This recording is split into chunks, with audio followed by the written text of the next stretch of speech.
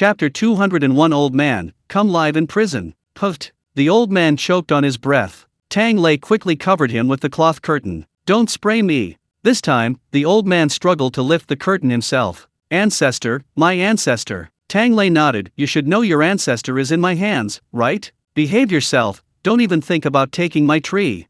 The old man then remembered to look at the tea tree. He immediately saw Yelena's large cloth bag full of tea buds. Puff cough cough. The divine tree. Tang Lei, even if it's divine, it's not yours.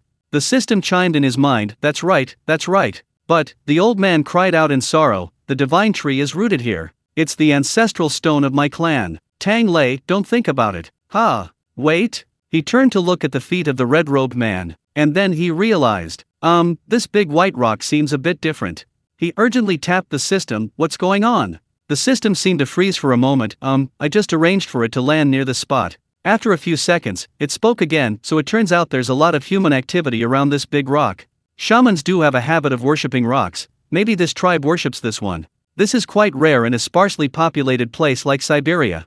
This tree is originally a tea variety closely related to humans, but, cough, it just stuck there. Its electronic voice carried a hint of embarrassment. Tang Lei was also speechless. No wonder. This old man was so certain that this tree wasn't transplanted. So this is their ancestral land. How could they not know it well? Tang Lei scratched his head awkwardly. Well, how about we make a deal? Look how destined my tree is for your stone. Why don't you give me this stone too? Hey, what the heck? The withered old man in front of him stared blankly, tears suddenly welling up in his aged eyes. Tang Lei was the type who responded better to gentle persuasion than force. He didn't care about arguing or cursing, but when an old man of this age suddenly started crying, Tang Lei could only mutter, you can be angry all you want, just don't cry. Fine, I don't want your stone, okay? The old man grinned and burst into tears. I thought Tengri was giving me instructions, that this land would finally be able to grow again. Wah! Tengri, heavens, have you abandoned my people after all? What's the point of living like this?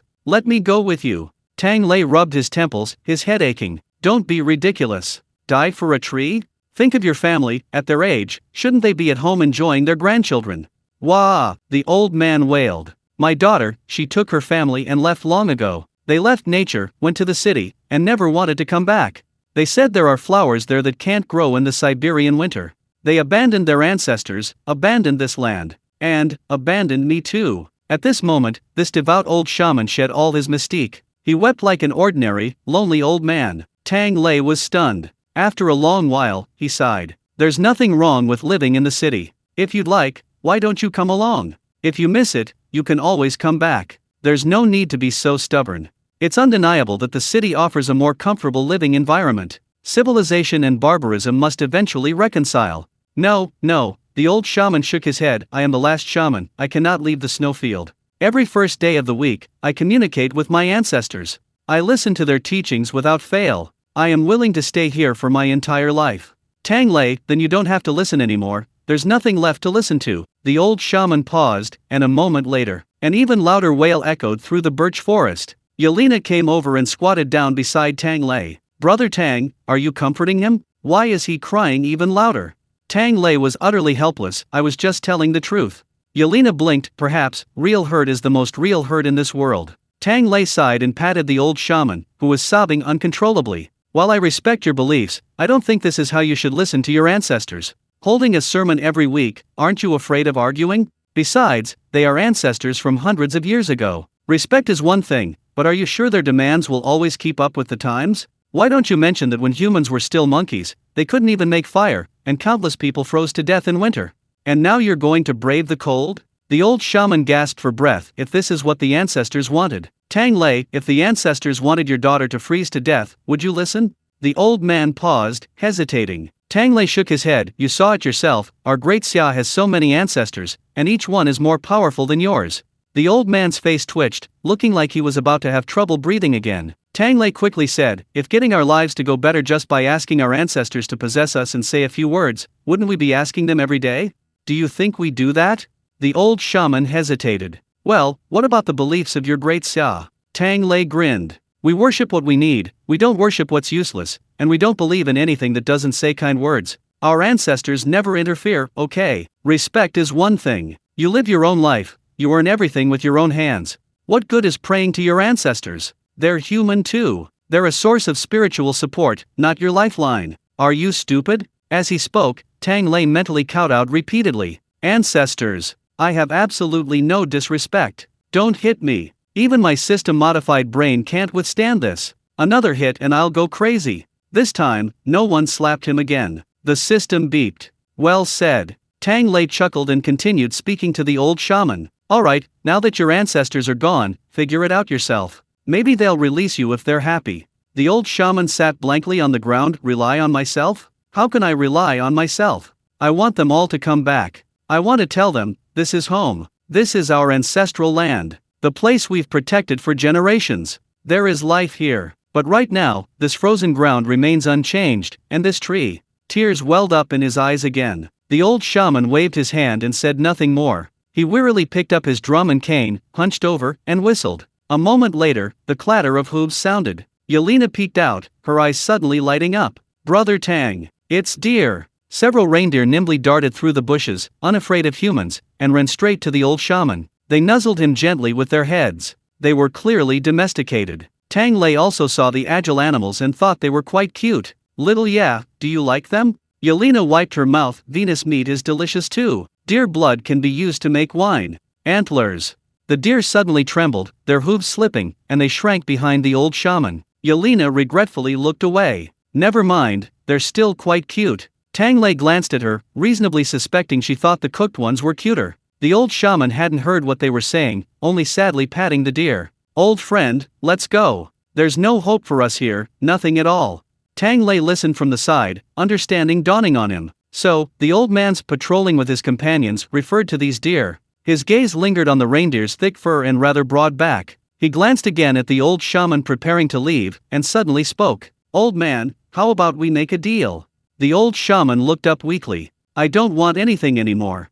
Tang Lei smiled. Don't rush to refuse. I think I understand. You don't want to leave. You want your people to know that they can live a good life in Siberia?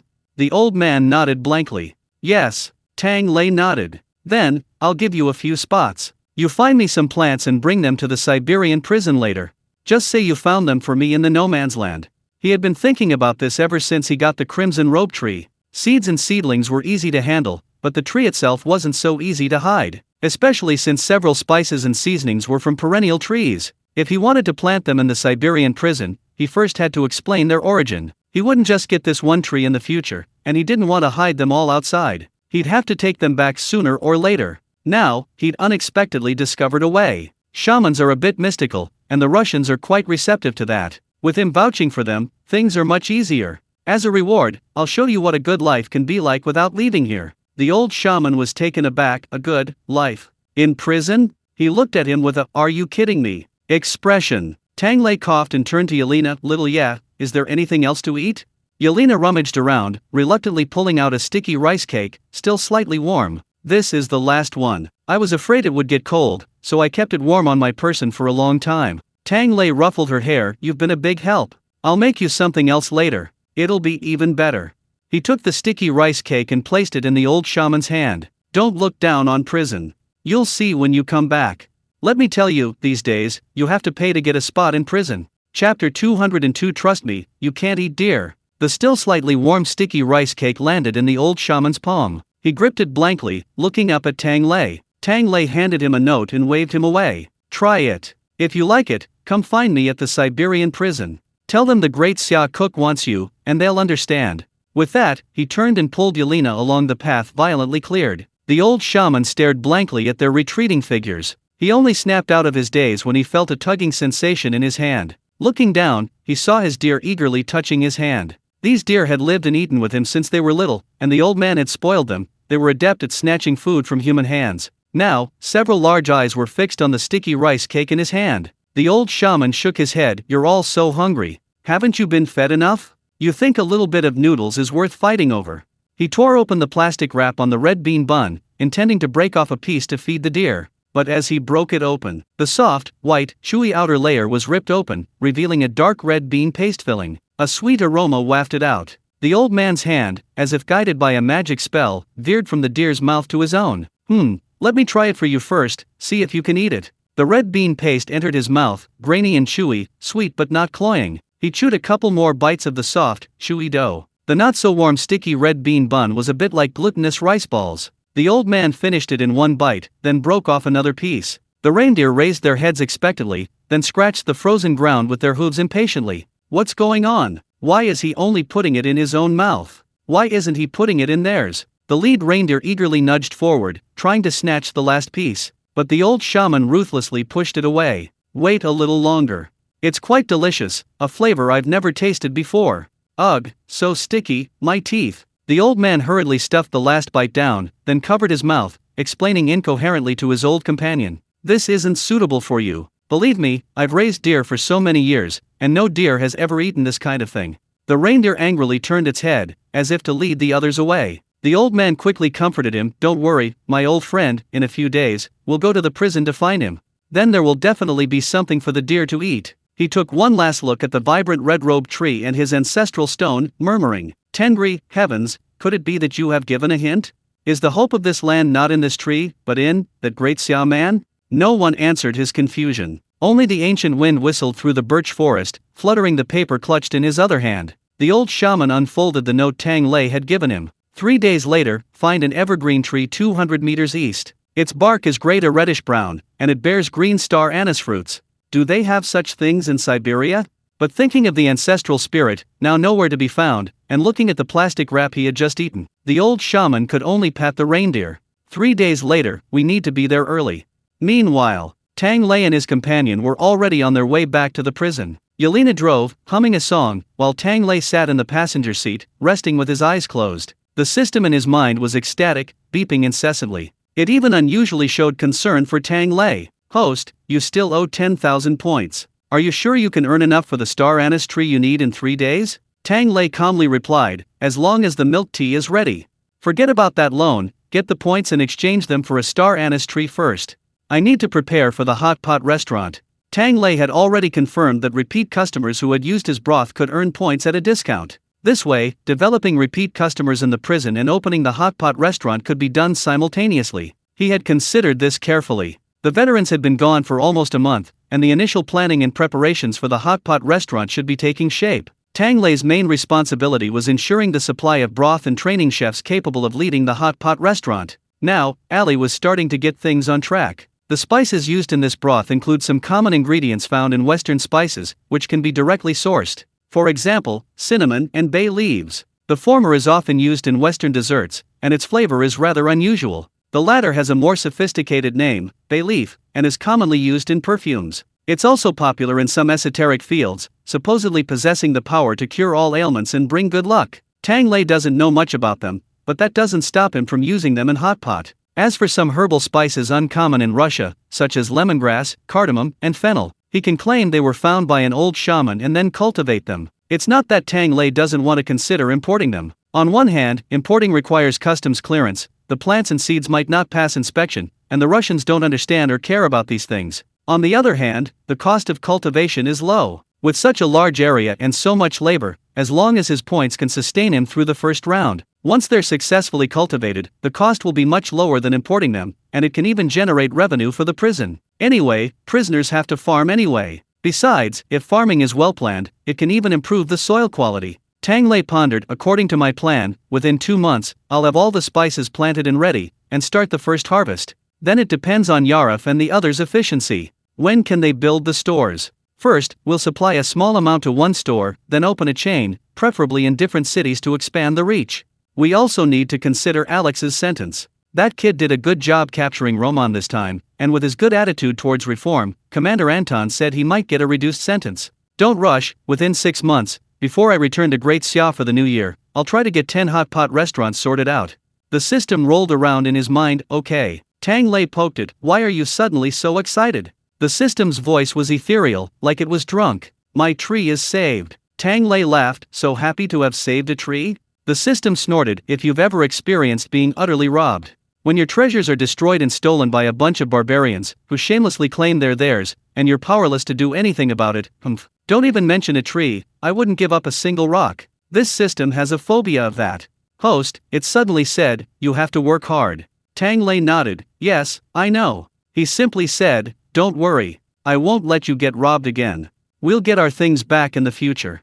The system rolled around happily again and then fell silent. It probably went to find the old man. Tang Lei dozed off for a moment in the car, and when he opened his eyes again, he was back at the gate of the Siberian prison. He dragged his tea bag off the train, checked the time, and saw he still had time. He went to the kitchen and found a large basket. He opened the tea-making manual and started with the first step, which almost all teas undergo: sun drying. Chapter 203. When it comes to the devil, it has to be you. Sun drying, as the name suggests, means sun drying, but it's not simply about placing them directly under the sun. It requires waiting until the light is soft, then spreading the leaf buds evenly and letting them dry for about half an hour before bringing them back. The purpose is to allow some moisture to drain from the leaf buds, making the leaves softer. In the sweltering summer, this is usually done around 4 or 5 in the afternoon, absolutely not in the direct sunlight. But in Siberia, Tang Lei looked at the sun.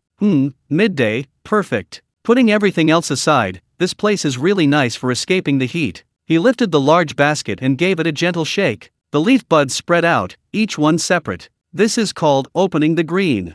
Then, Tang Lei called Yelena over. Come on, Yelena, you stay here and watch over them. Every half hour, take them back to the shade. This is another crucial aspect of sun drying. The moisture needs to drain, and it needs to drain evenly. So after sun drying for half an hour, it needs to be moved back to a shady place and left to stand for an hour. This allows the water in the leaves to dissipate evenly before sun drying again. This process is repeated 2 or 3 times before it's considered finished. Yelena nodded, looking forward to it. Can we drink it after it's dried? Tang Lei chuckled. How could we? Not a chance. Luckily, we only have a small quantity, so we can finish it. This stuff is quite troublesome. Yelena sat on a small stool, cupping her face in her hands. Brother Tang, why are so many things to eat and drink in Daxia so troublesome? How did they even come up with this?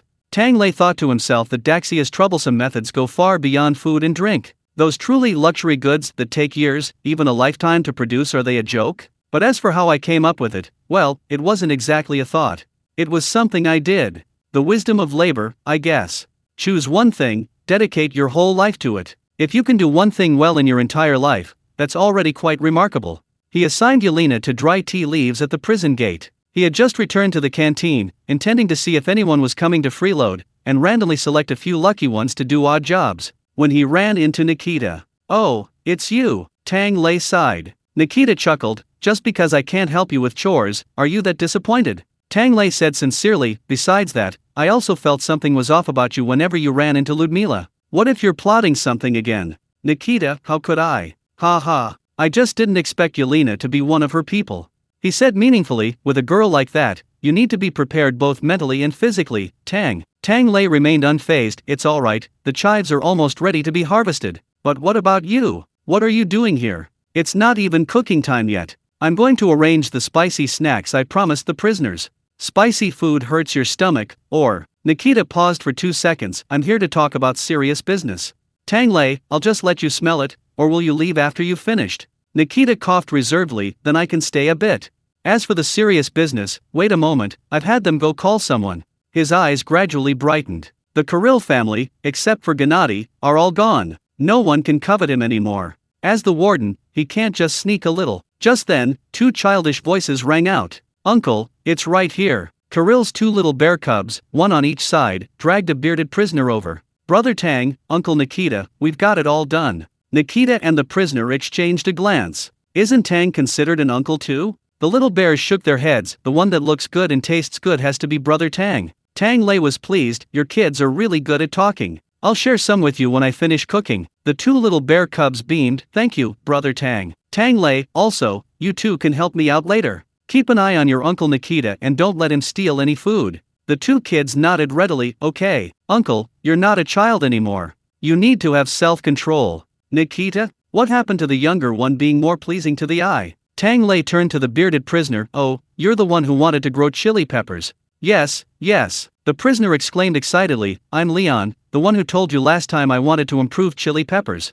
This is the plan I've been working on all night these past few days. He handed over a thick stack of papers. Tang Lei took it and flipped through it. Of course, the prison wouldn't give prisoners computers or cell phones. These papers were obtained through special requests. So Leon's stack was entirely handwritten. At a glance, besides the dense handwriting, there were also hand-drawn illustrations. The various forms of chili peppers, their daily changes, expectations for the future, and so on. Tang Lei, after reading it, couldn't help but sigh. This guy is truly talented. If it weren't for a momentary impulse, he would probably have already achieved something significant outside. Leon himself had some regrets. It's a pity I can't consult many resources. I can only rely on my memory and your chili pepper cultivation book for reference in my research.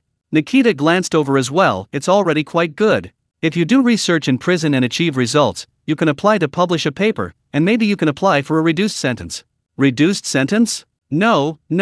Leon shook his head frantically. I'm not leaving. I need to do this research for a long time. Sir, you don't know how beautiful chili peppers grown in frozen soil are. Even my mentor might not be able to grow them. He went on and on. What's the point of getting a degree outside? You have to fight and compete for it. You have to worry about people stealing your work. You can't just bury them all. Sir, when I do research here, everyone hears I can grow better chili peppers, so they're all helping me. Anyone who dares to mess with me gets a beating first. No advisors to make things difficult. No fellow students causing trouble. I don't have to worry about money for food no matter what research I do. This is paradise. Everyone speaks so nicely. I love being in prison. After the chili peppers are improved, there will be chives too. Tang said there will be others.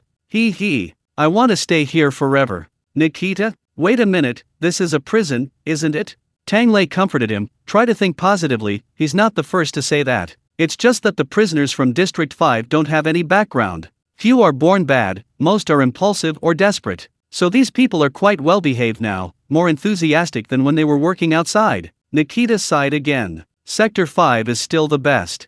Those scumbags in Sector 2 are such a pain. If it weren't for the difficulty of digging holes in the permafrost, I'd blow them all up. Tang Lei knew Nikita was just saying that. He'd heard Anton complain about the situation in District 2. There were quite a few gang leaders there. These people weren't quite at the level of KB members who would be shot on sight, and the outside forces were too powerful to completely eradicate them. Even if they were shot, there was a risk of outsiders causing trouble and harming people. Plus, there's Roman's character. This year has probably seen a constant stream of transactions, which has fueled the appetites of these unruly individuals. Nikita himself hasn't even recovered yet, and he still has to shoulder the burden of both districts. No wonder he's so annoyed. Tang Lei stroked his chin. It's quite troublesome, isn't it? We have to make them suffer and learn to be afraid, but we can't actually kill them. Forget it, you should figure out such a troublesome thing yourself. I'm just a cook. Good luck, Warden. While you're thinking, see if anyone's free to lend a hand. I need to make some snacks you can't eat. The words had barely left his mouth. Gurgle. Nikita pressed his hand to his empty stomach, took a deep breath, and suddenly said, I've got it. When it comes to devils, you're the real devil, Don. Chapter 204. I think the mentor should also go to jail. Tang Lei? Before he could speak, Leon interjected righteously. Sir, please don't say that. There's no one better than Chef Tang in the prison. Tang Lei chuckled. Exactly, Nikita, you can't slander me out of thin air. Nikita was speechless, hopeless. Is the bewitching soup that good? If it's good, give me a sip. I feel much better now. Tang Lei laughed heartily, coldly refusing. Wait a little longer, you need at least a month to recover.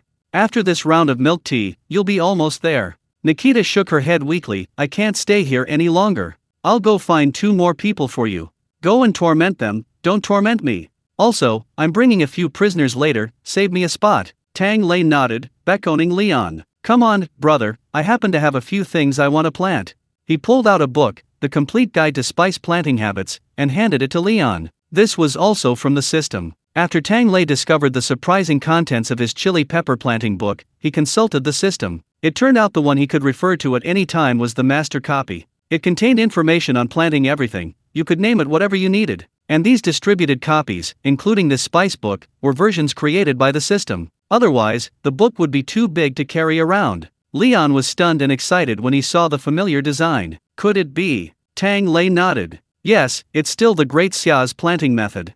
I found improved varieties of several spices and labeled them for you. Take a look at the book and plan it out for me. If we're growing them in the prison, how much land and manpower do we need? Then report it to Commander Anton and ask him to make a decision. Are you listening? Tang Lei rattled off a long string of words, then looked at Leon. He was exasperated. Wipe your drool, brother. Leon wiped his mouth. Did I? I didn't get the book dirty, did I? No, I need to wash my hands. Tang Lei, brother, calm down. I can't calm down. Leon was about to jump up. Wah! Tang! When I was in school, they all said farming had no future, just mess around. Tang Lei nodded. This was mainly due to the environment of few people and plenty of land. The Xiongnu increased grain production by expanding cultivated land. If that wasn't enough, they just reclaimed wasteland. There was plenty of wasteland. As for increasing the yield per acre of land, I basically don't even want to think about it. I'm too lazy to bother. I'd rather raise a couple more cattle or sheep. Besides, maybe my genes are a bit weak. Back then, planting corn would ruin me, and now it's just so-so. No wonder Leon said before that he wanted to go to Great Xia for further studies, but even Leon himself didn't expect it. I couldn't even get a chance to go to Great Xia while I was away, and now, after going to jail, I've actually received real guidance from Great Xia. Leon muttered to himself, Tang, if I can really publish a paper, can I get my advisor in too? Tang Lei almost spat out his saliva. Good lad, having a student like you is a blessing for your advisor. Show some respect for going to jail. Can't you go out and do research? Leon chuckled sheepishly, but the school cafeteria food isn't this good. Tang Lei, that's so true. Just then, the cafeteria door opened. Alex, Lao Lu, and Gennady slipped in, and Lao Bawan followed. Heard you're making snacks again? Ludmila followed closely behind. Is that basket of milk tea that Xiao Ye is looking at the door? When will it be ready? Tang Lei answered them one by one. I'll make it now. The tea will take 2 more days. He patted Leon on the shoulder. Give your mentor a break. I'm making spicy snacks as a reward for planting chili peppers. Your planning is good. You'll get some later. It's not long before lunchtime. Are you waiting here? Leon's eyes lit up. Great. Being able to come to the cafeteria early was a huge advantage. How could he leave? He simply found a place to sit down, opened the book Spice and Pepper, and began reading it as if it were a treasure. Ludmila glanced at him, then sat down and took out a stack of documents to look at. Meanwhile, those waiting for food went about their business outside. The cooks rushed into the kitchen, rubbing their hands together, eager to get started. What spicy food are you making again? Hot pot? Skewers? I didn't get to try the spicy food you guys made last time. I've only heard about it. Let me have a couple of bites first. Sure thing, let's see if you cry later. Tang Lei interrupted their commotion and spoke first. Go get me the dried bean curd sheets that came in from the logistics department last time. Wash them a few times, soak them for a while, then squeeze out the water and put them out to air dry. Today I'm taking you guys to eat a traditional Daxia snack, big spicy slices. Originally, when it came to spicy food, Tang Lei was planning to go straight for spicy strips. But just as he was about to start, he realized that while there are many different ways to make spicy strips, the kind you often eat, like X-Dragon, is made with beef tendon noodles. This stuff is machine pressed. People in northwest China love it, but it's hard to find in Russia. So Tang Lei remembered these spicy chips he used to eat before spicy strips became popular. Compared to the increasingly sweeter spicy strips of recent years, these spicy chips are much saltier and more fragrant. While washing the bean curd sheets, Tang Lei took out some red chilies. These chilies had been dried after being picked. Now they need to be stir-fried again to completely dry them. He heated the wok, poured in the dried chilies, and without even tearing them apart, he stir-fried them a few times, and the intense, charred aroma of the chilies filled the air. Achoo! The kitchen staff started sneezing violently again. But despite the sneezing, no one called for it to stop. Even Gennady, who had never tried it before, eagerly came over, only to be pushed away by Tang Lei. Watch your nose. These chilies, stir-fried in oil himself, are crispier and more fragrant than the air-dried ones. After stir-frying, pour the mixture into a blender and grind it into powder. Add cumin and minced garlic. Then heat the pan again and pour in half a pot of oil. A lot of hot oil is needed, along with the spiciness, to fully flavor the bean curd sheets. As for whether so much oil is healthy, we're already eating spicy food. Who cares about health now? We'll talk about that after we finish eating. Once the oil is boiling, Tang Lei grabs ginger slices, scallions, onions, etc. Also, some soaked spices, cinnamon, bay leaves, Sichuan peppercorns, cardamom, etc. He throws them into the oil. Sizzle. Chapter 205. Let's talk this out. Don't withhold food. The wok was hot, the oil sizzling, filling the kitchen with a wonderful aroma. Tang Lei turned the heat to medium-low, slowly frying the scallions and ginger until they were a thin, paper-thin golden brown before removing them. Then he turned the heat up to high and poured in sesame seeds, a must-have, in chili sauce and chili oil. This stuff is really fragrant. Tang Lei usually sprinkles some on when making noodles. Yelena even inexplicably likes to save the sesame-covered part for last. According to her, when she's daydreaming, she uses her tongue to pry the sesame seeds off the dough one by one, which is quite relaxing. It also effectively extends the cooking time. Now, this bag of raw sesame seeds floats to the top of the oil when it's fried, making the oil even more fragrant. Tang Lei muttered to himself as he flipped the sesame seeds. Really, how could I forget about this good stuff? I can make some more sesame paste and sesame salt later. Sesame salt-coated steamed buns and triangular buns with sesame sugar filling are also very fragrant. The sesame seeds are fried over here, let them cool slightly. Tang Lei brought over the large bowl of chili powder and cumin he had previously placed there, lifting the pot with one hand. Everyone, keep your distance. With that, he flicked his wrist. A pot of boiling, fragrant oil was immediately poured over the chili powder. Another sizzle. The oil, fragrant and spicy, sizzled together, with sesame seeds floating on top. Just looking at it made your nose sweat. While it was still hot, Tang Lei scooped up a spoonful of maltose syrup, salt, and sugar, mixed it in, and stirred it a couple of times, adding flavor and aroma to the pot of chili oil. Not bad, not bad. Tang Lei glanced at it. The chili oil fried like this actually had a slightly orange-red hue. To achieve the deep, almost blackish red color of chili oil found in Chinese restaurants, you usually need to add some chili pigment. But here, the requirements aren't so high. While Tang Lei was making the chili oil, the others had finished washing and preparing the bean curd sheets. He touched them. The washed and dried bean curd sheets were thin and chewy, perfect for chewing on. They were then spread into a large bowl, and the cooled chili oil was stirred vigorously, causing any unmixed chili powder at the bottom to float to the surface,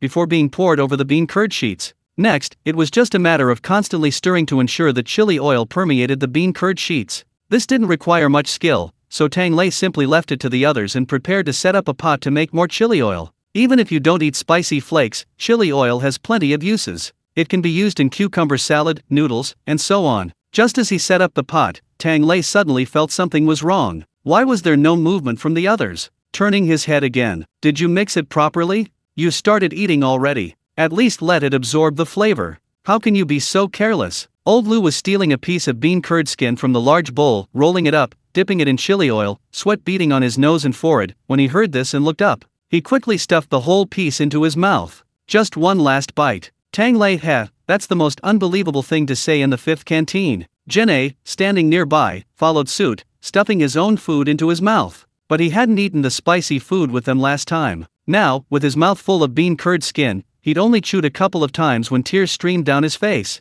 What does this taste like? Ouch. Whoosh. He fanned his mouth vigorously while continuing to chew. Numb. My tongue is numb. Old Lu and Old Bawan were all too familiar with this scene. They immediately burst into laughter. If you can't eat this, go eat it from the kids' bowl. Gennady quickly covered his swollen mouth. Impossible. Don't say it, this flavor is really stimulating. Even though my mouth hurts, I can't stop. Stop it. Tang Lei said helplessly, you don't dip it in anything. Mix it properly and let it soak for a while. The bean curd skin will only taste good when it's soaked in this chili oil. That's when it's salty, fragrant, spicy, and chewy. Under Tang Lei's strict dissuasion, Lao Lu licked his fingers and said regretfully, Okay, let's get down to business.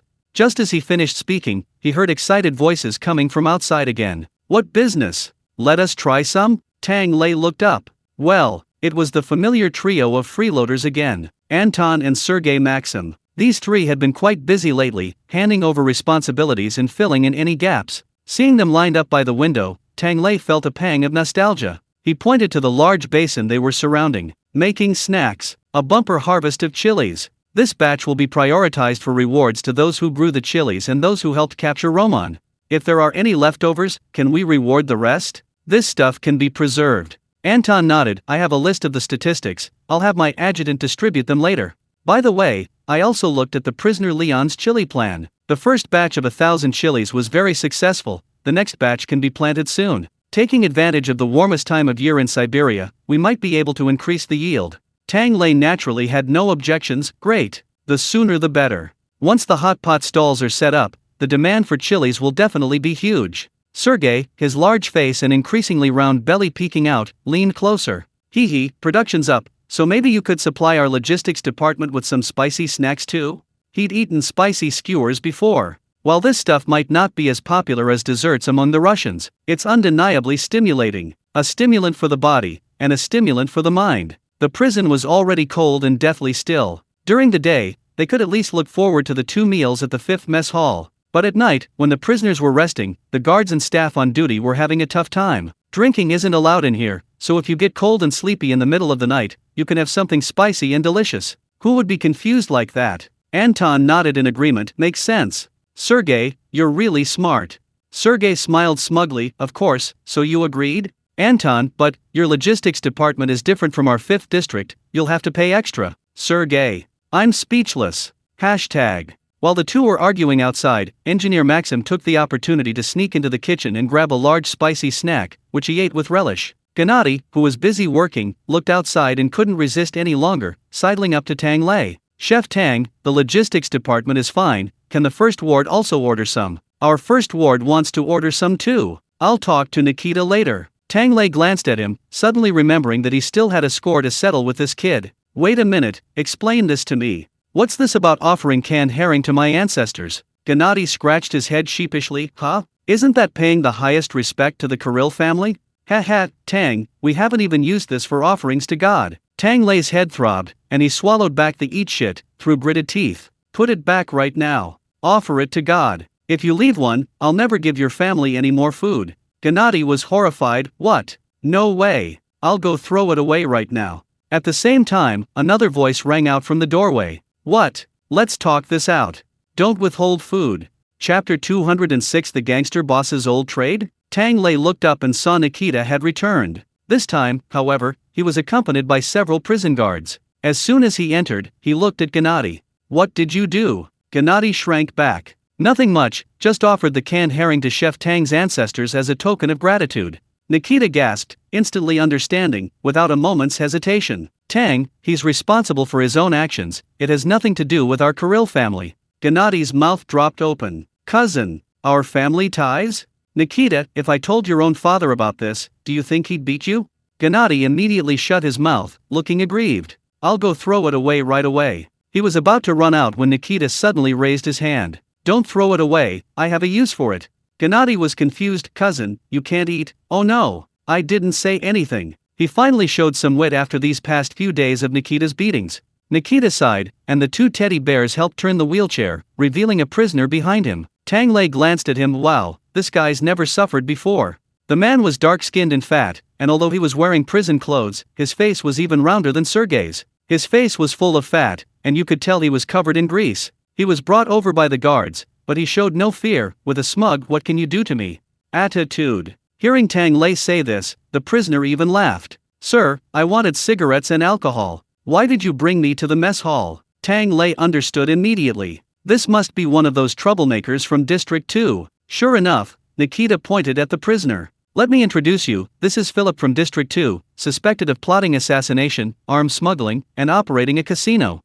Philip laughed heartily. No need for that, sir. I prefer you just call me the law thief. Tang Lei nodded silently. Oh, the title law thief, though containing one word, has absolutely nothing to do with law. A more easily understood term, gangster boss. And only Godfather-level gangsters can be called law thief. Speaking of the three most famous gangs in the world, they are the US, the UK, and a certain notorious ally of World War II. But when it comes to fighting power, it's hard to say who would win against this group from the fighting nation. For example, the incident of 200 Russian football hooligans beating up thousands of fans in England is something else entirely. These football hooligans were merely the outermost members of the gang. But the core group, Philip smiled calmly and confidently. Sir, we're all too familiar with jail. Why be so rigid? Making things easy for me, making things easy for you, that's our old business. Nikita remained expressionless. Unfortunately, this isn't the era of benevolent fathers. Why was Philip so confident? It all started with the origins of the Russian gangs.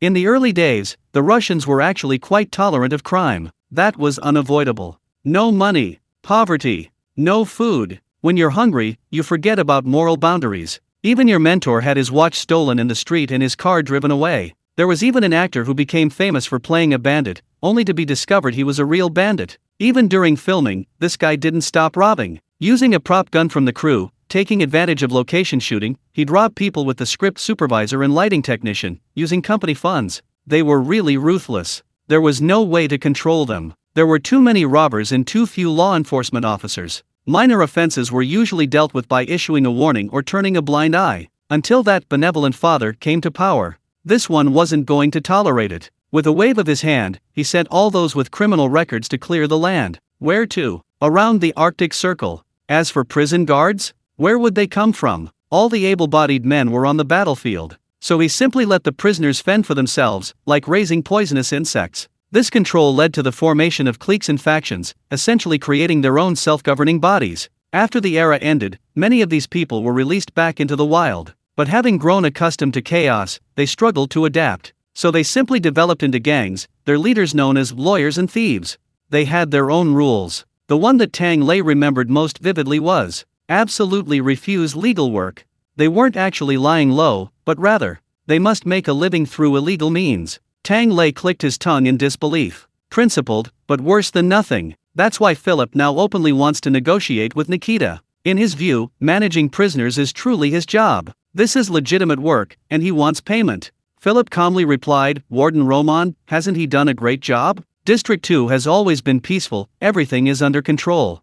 Nikita chuckled, you gave him a lot of money, didn't you? With your blood-stained businesses?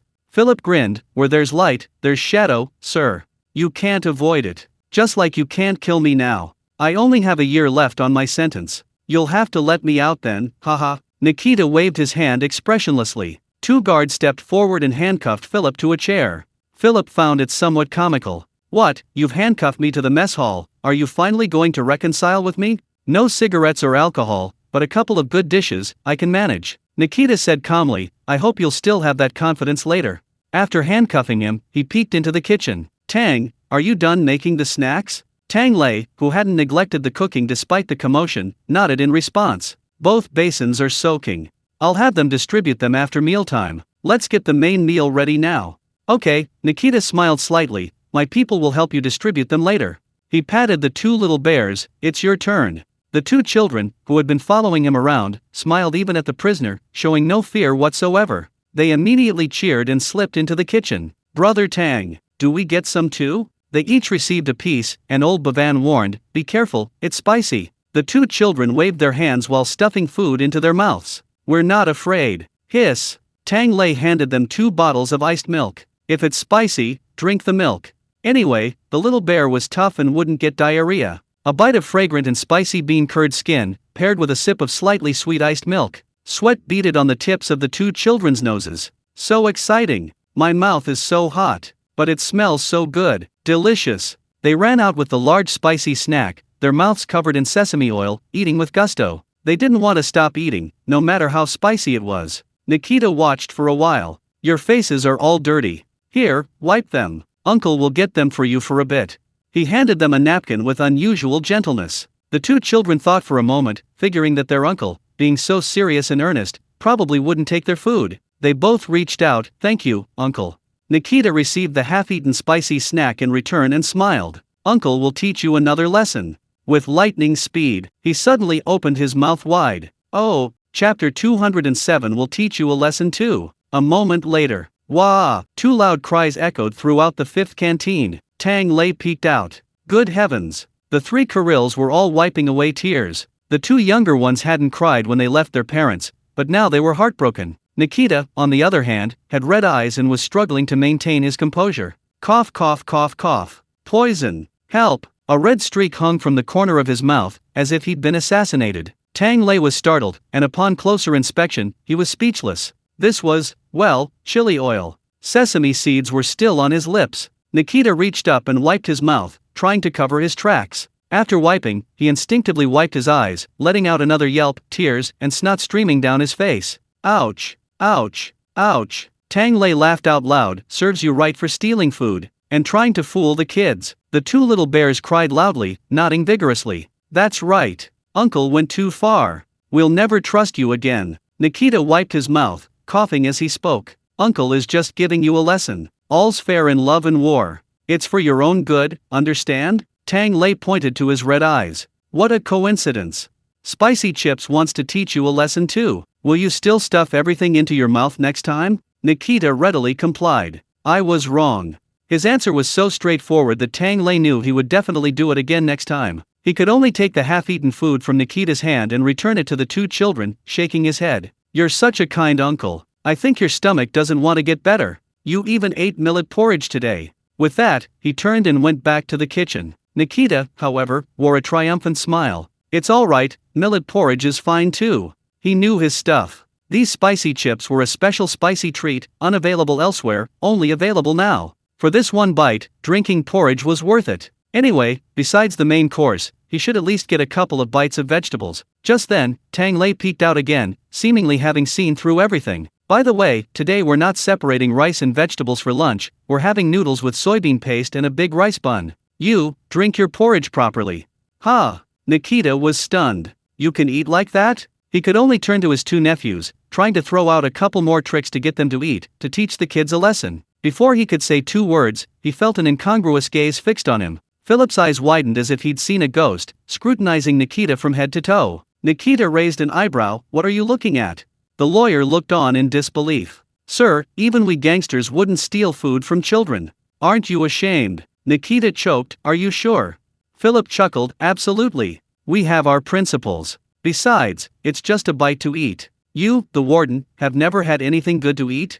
Tisk tisk, the Kirill family is nothing special. If I were you, I wouldn't even take a bite. Nikita chuckled and beckoned to his adjutant. Remember his current expression. Philip, he vaguely sensed something was wrong, but Nikita ignored him, focusing intently on coaxing the 2 children. Unfortunately, the 2 little bears were probably still heartbroken from crying earlier. Now, no matter what he said, they wouldn't let go. Nikita, unable to fool anyone, could only lick his lips again, savoring the taste. The spicy oil he just tasted still burned his mouth and throat. Now, taking a bite. Strange, Nikita muttered to himself, it wasn't even that amazing food, so how? Once you start eating, you can't stop. If Tang Lei could hear his confusion, he'd probably burst out laughing. Spicy strips and spicy chips are magical creations of spiciness. Whether you can handle spice or not, you can easily stuff a bag in. And the more you eat, the more delicious it becomes. Those who can finish eating without licking their fingers have incredible willpower. The few sneaking a bite in the kitchen had clearly mastered this trick themselves. After Tang Lei strictly forbade them from stealing anymore, lest they steal everything before it was even given to the prisoners, they had already savored every part of the food they could. Just as they were about to recklessly try the large loaf of bread dipped in chili oil, Tang Lei quickly stopped them. Cook first. Eat your snacks later. After shooing the group away, Tang Lei felt inexplicably exhausted, always feeling like he was doing the work of both father and mother while cooking. Then it dawned on him. I knew it. Yelena wasn't here today. Without Yelena watching over them from the kitchen, these people were much bolder in sneaking food. Only a true foodie knows how to control another foodie. He decisively sent Leon, who was reading, to switch shifts with Yelena. As soon as Yelena had a chance to enter the kitchen, she looked at her father. Dad, have you been eating something behind my back again? Instantly, the lingering thoughts of sneaking food vanished from their minds. Haha, how could that be? Busy. Tang, what were you making? Tang Lei nodded. This tastes right. It has to be xiao ya. He picked up the big pot. Let's have 2 dishes today, one with vegetables and one with rice. Zhejiangmian, noodles with soybean paste, and dafanbao, large rice rolls. These 2 dishes, one from the west and one from the east, have one thing in common, large portions that will fill you up. Let's start with the dafanbao. Tang Lei assigned everyone to peel potatoes, and soon potatoes, eggplant, and rice were all cooked in one pot. He then made an egg sauce. He beat the eggs into an egg mixture, added oil to the pot, and stirred it while heating, quickly turning it into a pot of tender yellow egg flowers. Next, he added soybean paste, chopped green onions, light soy sauce, and a little sugar and sesame oil. It was a pot of savory egg flowers. After stir-frying it for a while, he added green onions a second time, adding even more fragrance. For extra flavor, sprinkle some small chili peppers. A pot of bright red and green sauce is ladled out, its savory aroma filling the air. Once the rice and potatoes are steamed, mix in the egg sauce, then sprinkle some crushed peanuts. This rice and vegetable dish is delicious enough. But that's not all. After mashing the potatoes, if you want eggs, boil a few more and mash them too.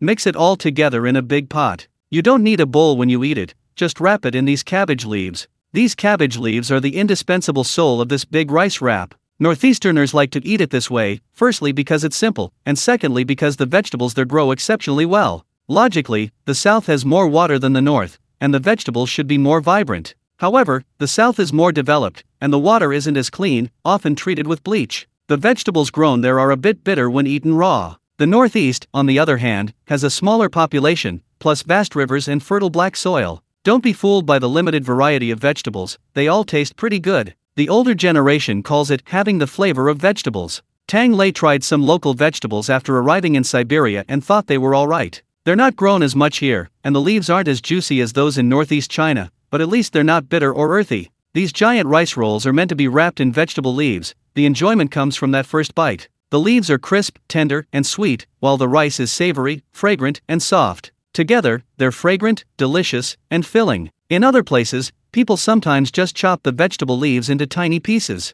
This is to prevent people from getting carried away and making a giant roll that they can't fit in their mouths. But here, Tang Lei, seeing how tall and strong this group of people is, wasn't worried. Let's eat like this.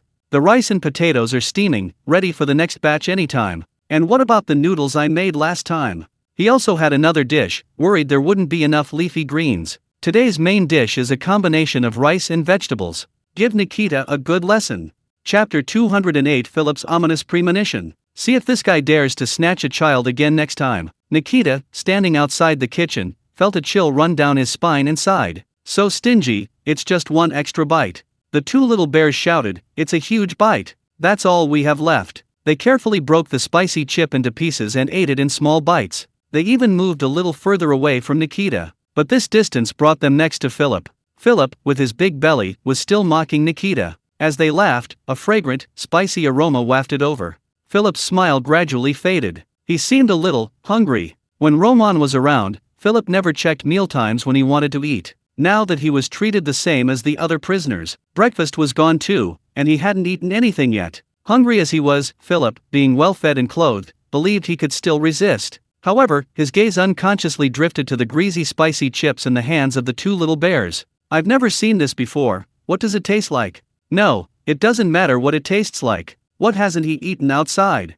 The two kids, you really can't find this outside. Yeah, Grandpa took us to the biggest snack shop in the capital last time, and they didn't have it.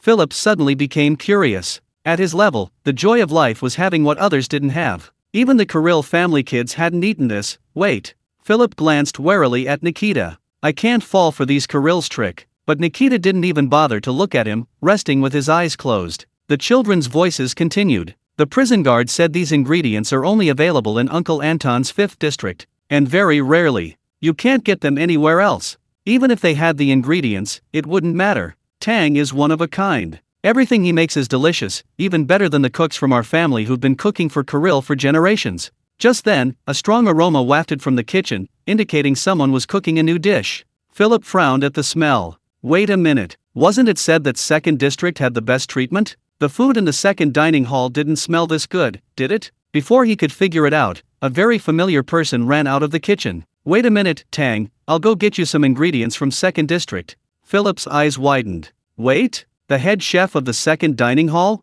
He couldn't be mistaken, could he? This highly skilled chef. What's he doing in the 5th dining hall? He's here to do odd jobs, Nikita said casually, without even opening her eyes. He's probably off to the 2nd canteen getting ingredients for Tang right now. It has to be said, the 6th brother is nothing like the family his surname represents. He's incredibly loyal to the 5th canteen. Philip, however, was stunned. His large head was suddenly filled with questions. The best head chef in the 2nd ward? Here, doing odd jobs? He'd never heard of him before. Wasn't he supposed to have the best treatment? Nikita finally glanced at him. Do you know FIA?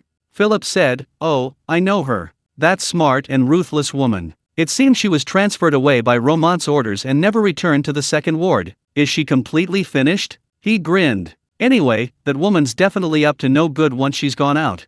Anton, who was reviewing the reward and punishment list, said calmly, don't be so cynical. Female prisoner FIA is now an active reformer in our district, with a high level of awareness. She never slacks off. She has made a great contribution to the harmony and stability of District 5, and to the unity between police and prisoners. Philip? What the hell? Is this the woman he knows? She's gone mad. Anton, under the influence of the 5th dining hall, she has deeply realized her shortcomings. Philip, are you sure you said the dining hall, not the church? This is too ridiculous. Don't try to fool me. I'm not that kind of woman. Anton shrugged, I warned you. They fell silent again. Philip looked at the group, then at the kitchen, in the direction the aroma was coming from. His mind went blank. Instinctively, he felt a little panicked. He had a feeling. What he was about to face was far more terrifying than any torture he could imagine. It's just a canteen. It can't be that bad. Philip was outside, his mind pounding. Tang Lei was already making jjajangmyeon, noodles with soybean paste. This dish had 2 key points. The first was frying. Frying the minced meat. Using pork belly with a good balance of fat and lean, cut into chunks, and fried with chopped scallions. The fat couldn't be removed. When the meat first hit the pan, there wasn't much oil. At this point, it was only stir-frying. Wait until the pork's own fat rendered out. The minced meat was fragrant and crispy, with a good balance of fat and lean, chewy, and not greasy. When there was more oil in the pan, clear and covering the meat, that's when it's truly fried. Once the minced meat was ready, it was time for the second key point: sauce. Different regions use different kinds of sauce for jjajangmyeon, noodles with soybean paste. For example, jjajangmyeon in Daxia, Kyoto, often uses sweet bean sauce. This sauce is simple to make. Flour, water, soy sauce, sugar, and salt. Just simmer it in a pot. Add spices like 5-spice powder to taste. The finished sauce is sweet. Old Kyoto roast duck lovers like to dip it in this sauce, and noodles also like it. But if you go to the northwest, jjajangmyeon is often salty or sweet and salty. For a more complex and varied flavor, you can't just use sweet bean sauce. You need at least 3 kinds of sauce: soybean paste, dried yellow soybean paste, and sweet bean sauce. The ingredients for these are easy to find: soybean flour and seasonings. Tang Lei had already made several large jars of it and shared some with friends who often dine with him. Just add a spoonful when cooking. It's versatile. If he really craved it, he could even make rye bread with sauce. He only realized this when he was making it. The little bit left in the 5th canteen had been completely devoured by Sergei and Maxim, who refused to leave sometime that night. He had to call Lao Lu to go to the 2nd canteen and get back what he'd been allotted to them. Lao Lu strongly suggested deducting their food allowance, but Tang Lei dissuaded him, saying, "Never mind, just add it from their dessert allowance." With all 3 sauces ready, Tang Lei scooped a spoonful of cold water and mixed the 3 sauces together to prevent them from clumping. Then he poured it into the pot. The minced meat immediately turned a deep red. He turned the heat to low and slowly fried it, frying away the excess moisture, and the aroma of the sauce immediately intensified. The meat absorbed the flavors and was slowly fried until cooked through. From this point on, the frying and sauce were perfectly combined. Just before it was done, a spoonful of chopped scallions was sprinkled on top and tossed in the sauce. The first addition of scallions masked the meat's gaminess and blended with the sauce's aroma. The second addition was entirely driven by the scallions' fragrance. While the meat sauce was ready, Tang Lei cooked a small pot of noodles. He boiled them in water, then arranged 2 leafy greens, cucumber strips, and carrot strips around the white noodles, creating a colorful arrangement. He then ladled a large spoonful of rich, fragrant meat sauce over the noodles. "Here, have a taste." Chapter 209. You might as well just shoot Main dead. Jjajangmyeon, noodles with soybean paste, must be eaten hot. Ideally, a bowl straight from the pot. No clear broth, just hot, springy noodles topped with a generous spoonful of meat sauce. A quick stir, and the white noodles are coated in sauce. One bite, and you're enveloped in the aroma of noodles and sauce, occasionally biting into a few bits of perfectly fried minced meat, the fat rendered and no longer greasy, leaving only a crispy, fragrant taste. If it gets too salty, add some side dishes. The side dishes in jjajangmyeon are also called noodle toppings. Seasonal side dishes, like shredded carrots and diced celery, simply blanched in water. For a more elaborate version, you might want 8 or 12 different toppings. Tang Lei didn't care about any of that. Whatever the kitchen had on hand, he'd throw it all into the noodles and mix it in. The meat sauce was savory and fragrant, the side dishes crisp and refreshing. The group put down what they were doing and got right to work. Eating noodles is definitely faster than eating rice. A few bowls were gone in no time. Just then, the prisoners on duty to wash the dishes arrived. Tang Lei casually called over Anton and the others, and Ludmila also came to get her food. Soon, the aroma of food wafted through the 5th canteen. The thief Philip couldn't help but crane his neck, looking around. He sensed something was off. Where was the 5th district supposed to be the toughest, with only potato planting in frozen soil? Why were these people eating so happily, more so than when they were outside? Philip overheard something. He discovered that these people were not only eating with relish, but also chatting about farming tips, dishwashing secrets. Crazy, Philip muttered to himself. You're already here, can't you talk about something more mature? Blood, violence, women. A few prisoners glanced at him, seemingly remembering something. Speaking of which, those female prisoners are ruthless. They get up before dawn to go to work. They said they used to put on makeup at this hour before work, now they have to work even harder for skincare products. By the way, bro, didn't you like one of the female prisoners? Why haven't you said anything these past few days? The prisoners said indignantly. Don't even mention it. When she first came, she told me she couldn't even open a bottle cap, she was so gentle. A few days ago, Tang released a beeswax lip balm, and I saw her digging up half an acre of land by herself. They're all liars. Wah! The others quickly comforted him, saying things like he'd soon have enough merit to exchange for the Oriental mystery package, he'd definitely regain his virility, and get his revenge, etc. Philip? He turned to Nikita. I'm not trying to cause trouble, but sir, Are you sure the fifth ward doesn't need to call a priest to exorcise some demons? Both male and female prisoners are out of their minds. Nikita glanced at him, her eyes filled with pity. He waved his hand, signaling his adjutant and the guards who had come with him to get their food as well. After they finished, seeing Nikita's disgruntled expression, they wisely avoided him, and ran to the table where Philip was handcuffed and began to eat. Smacking sounds, slurping sounds, gurgle. The last sound came from Philip. He looked at his stomach and suddenly felt restless. The smell alone was bearable, but to be hungry and watch others eat so heartily up close, what a devastating mental shock. Just then, the two little bears finished their noodles and came running back, each carrying a large lunch bag. Passing by him, Philip glanced at Nikita and saw that the man was still resting with his eyes closed. He quickly lowered his voice. "Hey, kids, you can't eat all this. Give some to Uncle, Uncle has money." "He has." "Ahem." Nikita, without even opening his eyes, summoned his adjutant. "Show him what he just said." "Yes, sir." The adjutant immediately took out his phone and placed it in front of Philip. Stealing food from a child. Aren't you ashamed? If I were you, I wouldn't even take a bite. Clear, stereo sound, playing on a loop. Philip nearly choked. You. Nikita shrugged, shameless. The looping sound was mixed with the aroma of food and the sounds of people eating. Meanwhile, more prisoners kept pouring in. The even stronger aroma of food tested Philip's stomach. He finally couldn't take it anymore. "You cunning Kirill. Don't let me go. You might as well send me to be tortured. I'm guilty of heinous crimes, I want solitary confinement." Nikita gave a fake laugh. "Solitary confinement? A dark cell is nowhere near as good as the canteen. I'm actually quite nice."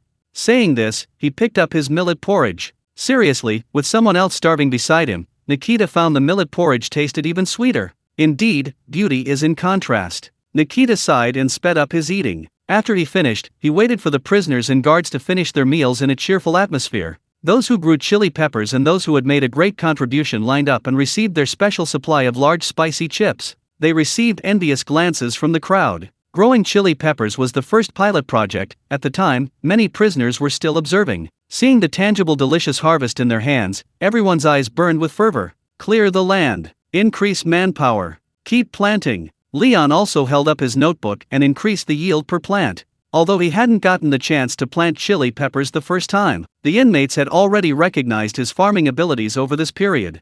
This time, he didn't need to fight for a chance. Everyone wanted to see their results. After finishing his daily tasks, he didn't rest but wandered around the fields, inspecting the crops. There wasn't so much infighting and backstabbing in the prison. All the land could be his testing ground. Plant. Work. Towards a better life.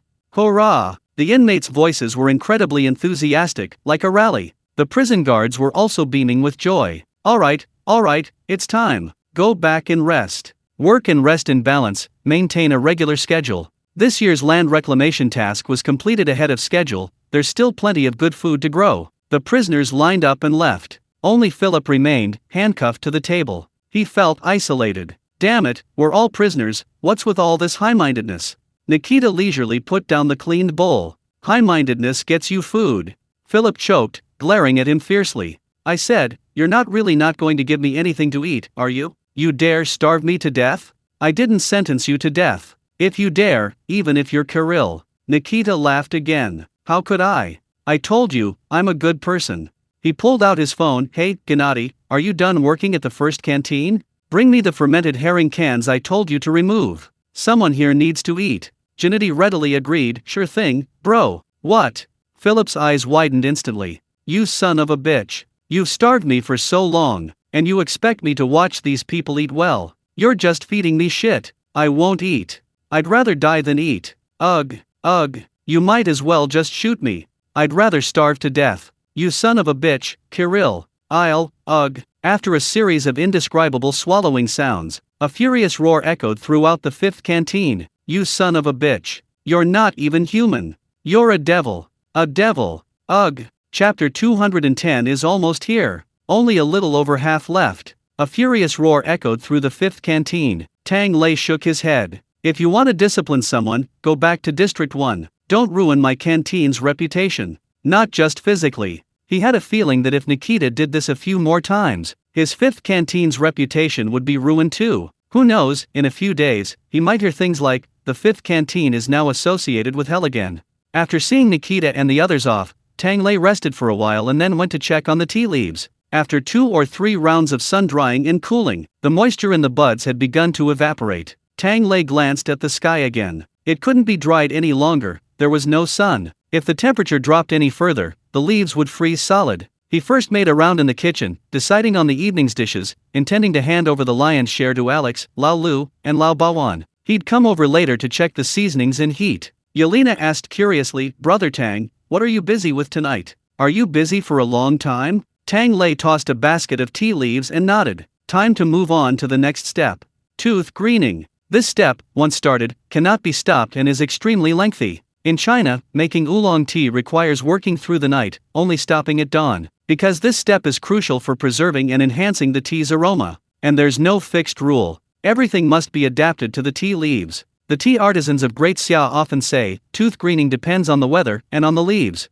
The techniques are complex, and the time required depends on the weather, the tea variety, the condition of the leaves, and experience. Even the speed must follow the master's instructions. If it's too slow, the tea might die, and the flavor won't be right. Therefore, tea can be incredibly cheap or ridiculously expensive. Every bit of quality is a culmination of wisdom and skill. After arranging the kitchen, Tang Lei went to the logistics department and asked for several more coal stoves and a small hut. Sergei, of course, had no objections. For one thing, Siberia certainly didn't lack coal or oil. He was just a little puzzled. "Are you still cold?" Tang Lei shook his head. "It's not me who's cold. The tea leaves are cold." The processing of Wei rock tea differs from other teas in that it must be done in a warm environment. Once the stove is heated to 28 degrees Celsius, just under 30, it's time to begin. The first steps in processing are shaking and water removal. As the name suggests, shaking involves rhythmically shaking the leaves, causing them to collide and rub against each other, gradually breaking the edges.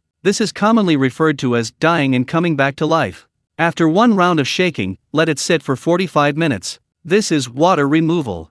Let the water from the leaf stems flow back to the leaves. After that, shake again. Using this slow, alternating method, the water in the leaves evaporates silently. Good Wei rock tea requires 7 rounds of shaking just for the initial processing. So, by the time all the shaking is finished, an entire night has passed. The first round is all done by hand. Tang Lei tosses the basket, rhythmically rotating his wrist. It feels alright, at least much lighter than using a wok. In the following rounds, machines are used for assistance. But Tang Lei, nothing more to say, just keep tossing the basket. The good thing is, they don't pick much. One large, flat basket is enough. While shaking to remove excess water, Xiao Ye watches over it. Yelena simply pulled up a stool and stared intently. After a few rounds of rocking, Tang Lei even went to the cafeteria to cook some dishes. When he returned, he found Yelena leaning against the basket rack, already asleep. She was still muttering in her sleep. "Smells good." He wondered if she was dreaming of the smell of tea. Tang Lei chuckled, thinking he shouldn't wake her. But as soon as he took a step closer, Yelena jumped up. "Brother Tang, you smell like food. Is it lunchtime?" Tang Lei chuckled. "Yes, go on. You should go back and rest later, it's still early for me." Yelena shook her head. "It's okay, I'll stay with you. It smells really nice here. There's a sweet fragrance, I'll sleep here tonight." She jumped out, while Tang Lei touched Yelena's leaves in confusion. Oolong tea is indeed primarily characterized by its fruity and woody sweetness, while rock tea has a subtle osmanthus fragrance. "But, you can smell it already?" He checked the time and continued shaking the leaves. After 2 rounds, he examined the tea leaves. The shaking amplitude and time had increased slightly. Shaking the leaves has varying degrees of intensity, starting lightly and briefly, then gradually increasing heavily and for longer. During this process, the fermentation time of the tea leaves gradually increases. As for the specific time, that's another matter of improvisation. Tang Lei wasn't a skilled worker, his technique was good, but his experience was lacking. Fortunately, the system occasionally chirped a few reminders. After 3 or 4 rounds, Tang Lei picked up a leaf and examined it. Generally, when processing tea, the key is green leaves with red edges, a natural color change during fermentation. With the red edges, the aroma filling the room was already present. Tang Lei's tea leaves, already edged with silver, now had a reddish tinge, making them quite beautiful. But beauty couldn't compare to taste. After 7 rounds of processing, Tang Lei coldly pulled out a large wok. "Alright, put them in the wok, fix the green." Fixing the green signifies the end of the processing. Because after 7 rounds, the tea's aroma has fermented to its most exquisite point. Fermenting any longer would make it stale, so the high temperature at this point kills the proteases in the leaves. This permanently preserves the freshness and vitality of the tea leaves. It also completely dissipates any slightly wild moisture, leaving only a fragrance more suited to human taste. The Great Xia dynasty is the ancestor of tea connoisseurs. Initially, they used steaming for fixing the green. This method spread during a certain prosperous era and is still used in Japan today. The Great Xia dynasty itself, however, long ago switched from steaming to stir-frying. Stir-frying should be drier and more fragrant, a method now widely used worldwide. And it's more suitable for Tang Lei. He's finally found his old trade amidst this unfamiliar technique. With the large iron wok in hand, he's back in his comfort zone. The finishing process requires old leaves cooked tenderly, tender leaves cooked older, a combination of tossing and simmering, more tossing and less simmering.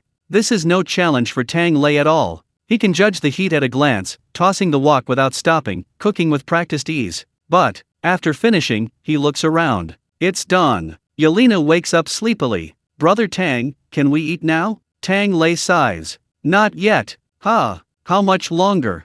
Tang Lei calculates with his fingers. "Not much, just a mere 9 more steps." Chapter 211 A Tour of the Fighting Nation. Is reasoning here? Ha! Yelena's eyes glazed over. "How many steps are there in total?" Tang Lei, "About 12. Yelena paused. "Actually, I think it's okay to eat it raw. Let it ferment in my stomach." Tang Lei was both amused and exasperated, quickly pressing her down. "Your stomach doesn't have a sense of taste, don't waste food. Come on, let's rest a bit before continuing. Let's make some breakfast first."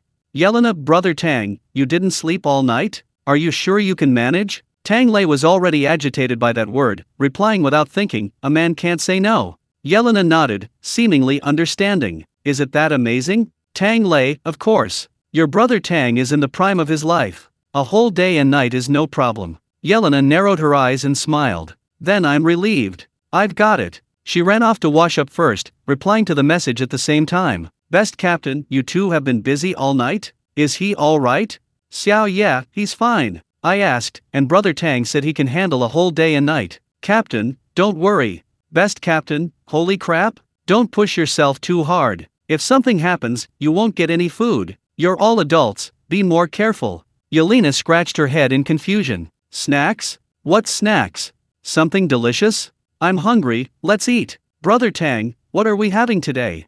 Meanwhile, Tang Lei boiled a pot of eggs and scooped out a large bag of leftover glutinous rice from last time. He washed it, steamed it, mashed it into a paste, and added sugar, red dates, raisins, and other ingredients. He steamed a soft, fragrant cake for breakfast. It was called a soft, fragrant cake, but it was actually just glutinous rice cake. It's just called glutinous rice cake, but in Daxia, there are countless ways to make it. Some are sticky and chewy, others are powdery. Tang Lei's steamed buns are slightly powdery on the outside, tasting a bit like a steamed bun with the outer layer removed, but softer and sweeter. The name wasn't from the system's recipe book, it came from a street stall Tang Lei ate it near his school when he was a child. Back then, there were many more street food vendors, and each had its own unique characteristics, which was quite interesting. For example, there was the vendor selling candied hawthorns, surnamed Zhu. When he called out, he'd shout, "Beef jerky with candied hawthorns, sweet and sour."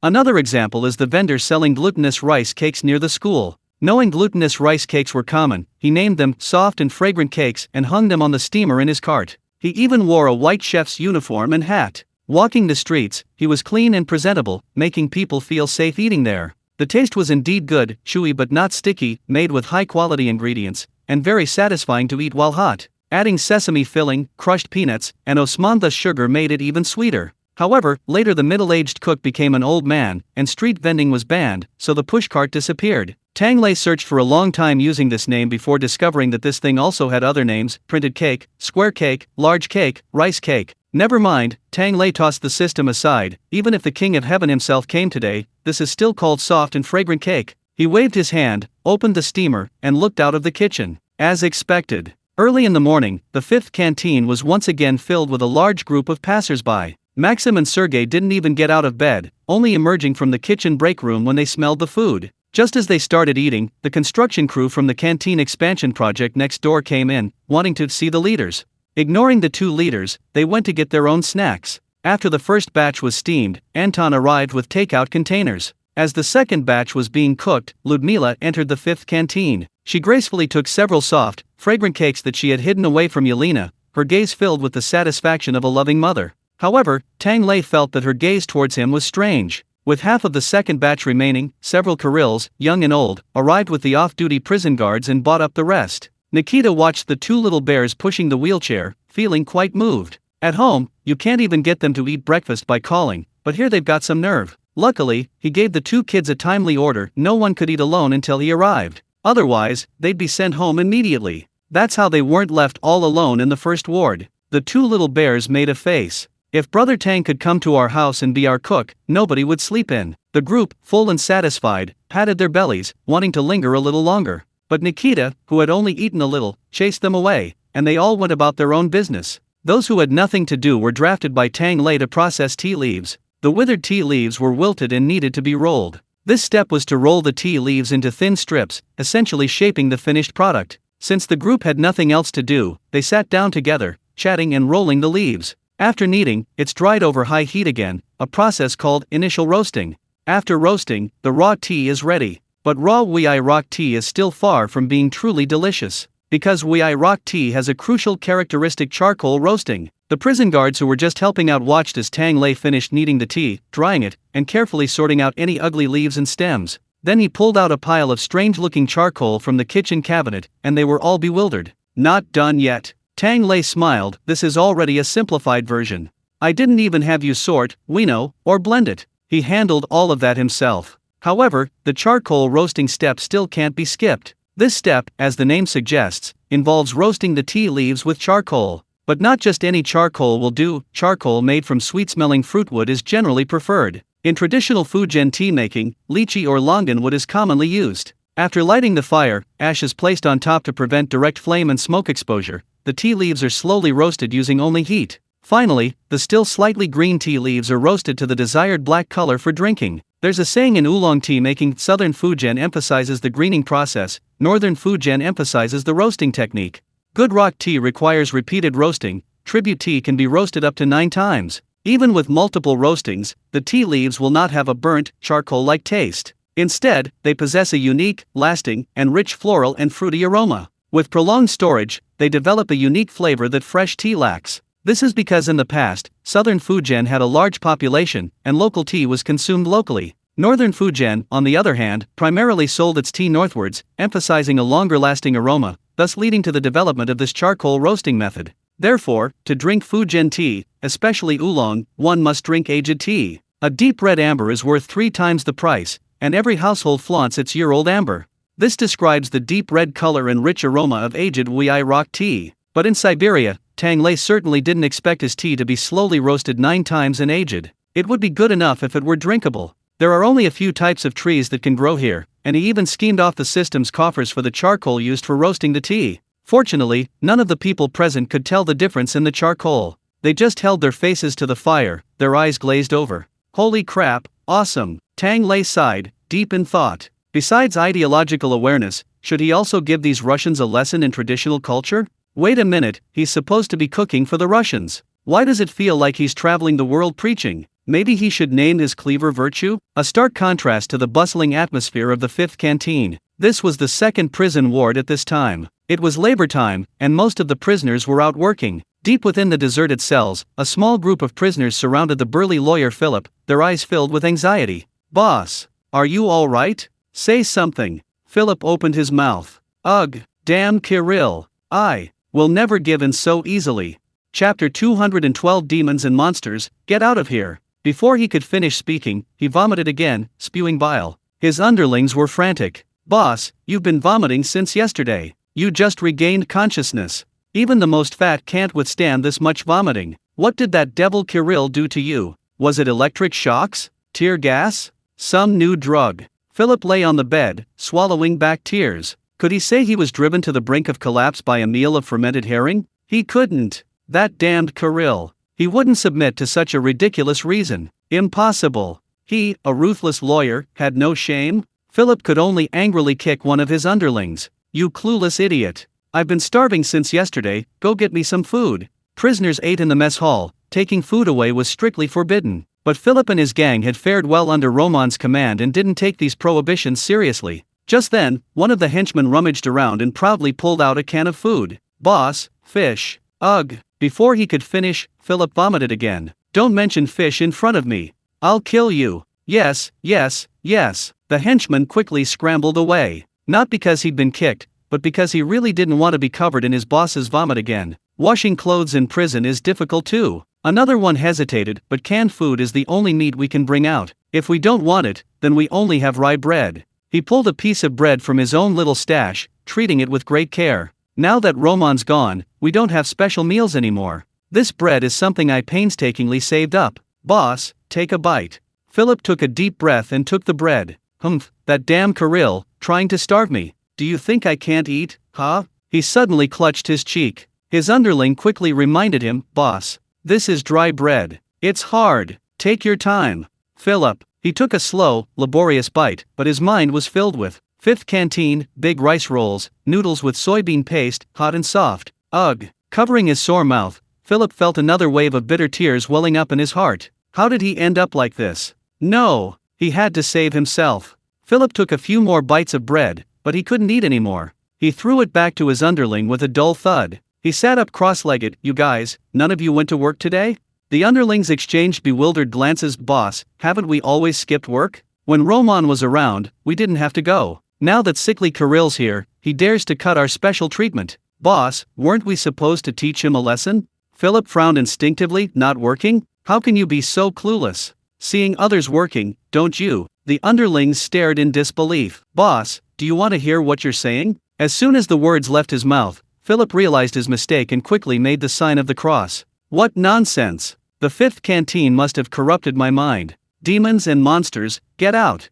After making the sign several times, he finally felt reassured and spoke. I want you all to go to work right now, to do manual labor. The henchman, Philip said sternly, I don't mean you'll actually do any work, but rather blend into the ranks of the prisoners and find out about a place. The henchman holding the canned food's eyes lit up. Is it going to be something big? A prison break? Find out about the guard rotation? A secret. The fifth canteen, Philip cut him off, his guesses growing increasingly absurd. Find out. The henchman slowly finished the last word, his mouth agape. What? A secret passage in the canteen. Find out yours, Philip said fiercely. Find out what's going on with the cook at the fifth canteen. And when do they serve lunch? Today at noon, all of you go to the fifth canteen. Bring back some food, by any means necessary. I have a very important use for it. The group of henchmen looked at each other, completely bewildered as to what important food could possibly be. But since their boss had spoken, they went. For the first time since their imprisonment, a group of burly gangsters obediently appeared at the worksite.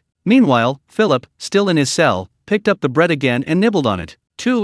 Disgusting. What garbage. Today at noon, I'm going to eat at the fifth canteen. Holding the hopeful prospect of a delicious meal soon, Philip took a short nap. When he opened his eyes again, it was already mealtime. He sat up straight, his face serious. The small cell somehow exuded the tense atmosphere of a gang gathering. I'll see what's so special about the fifth canteen. Nikita, you think you can beat me with this? No way. But he waited and waited. Where is everyone?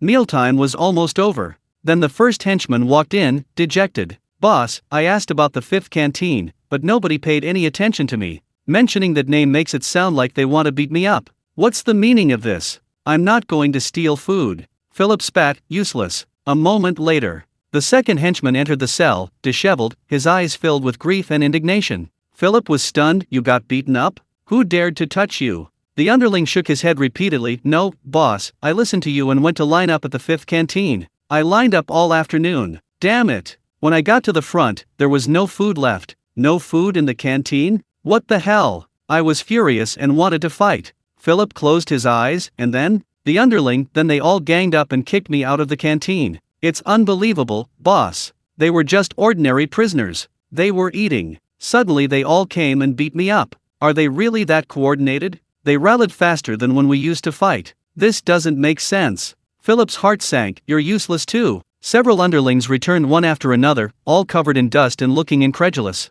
This shouldn't be happening. We're the gang. Why did the fifth canteen treat us like dirt? Philip's heart sank even further. He looked around. There's still one who hasn't returned? The underlings exchanged glances. Looks like there is. Oh right. I saw him in the fifth canteen. He was ahead of me in line. Philip's hope was rekindled. He should have gotten his food by now. At the same time, the last henchman arrived. Boss, I'm back. Chapter 213. I'm going to die if I can't eat at the fifth canteen again. Dozens of eyes were fixed on the last inmate, but the inmate at the very front of the line greeted them and then stammered. Boss, I didn't get any either. Burp. Philip pounded the bed in anger. Do you think I'm blind? This is ridiculous. His stomach is bulging. What the hell? I told you to bring me food, and you ate it all yourself. The other inmates couldn't take it anymore. Seriously? You didn't bring anything back?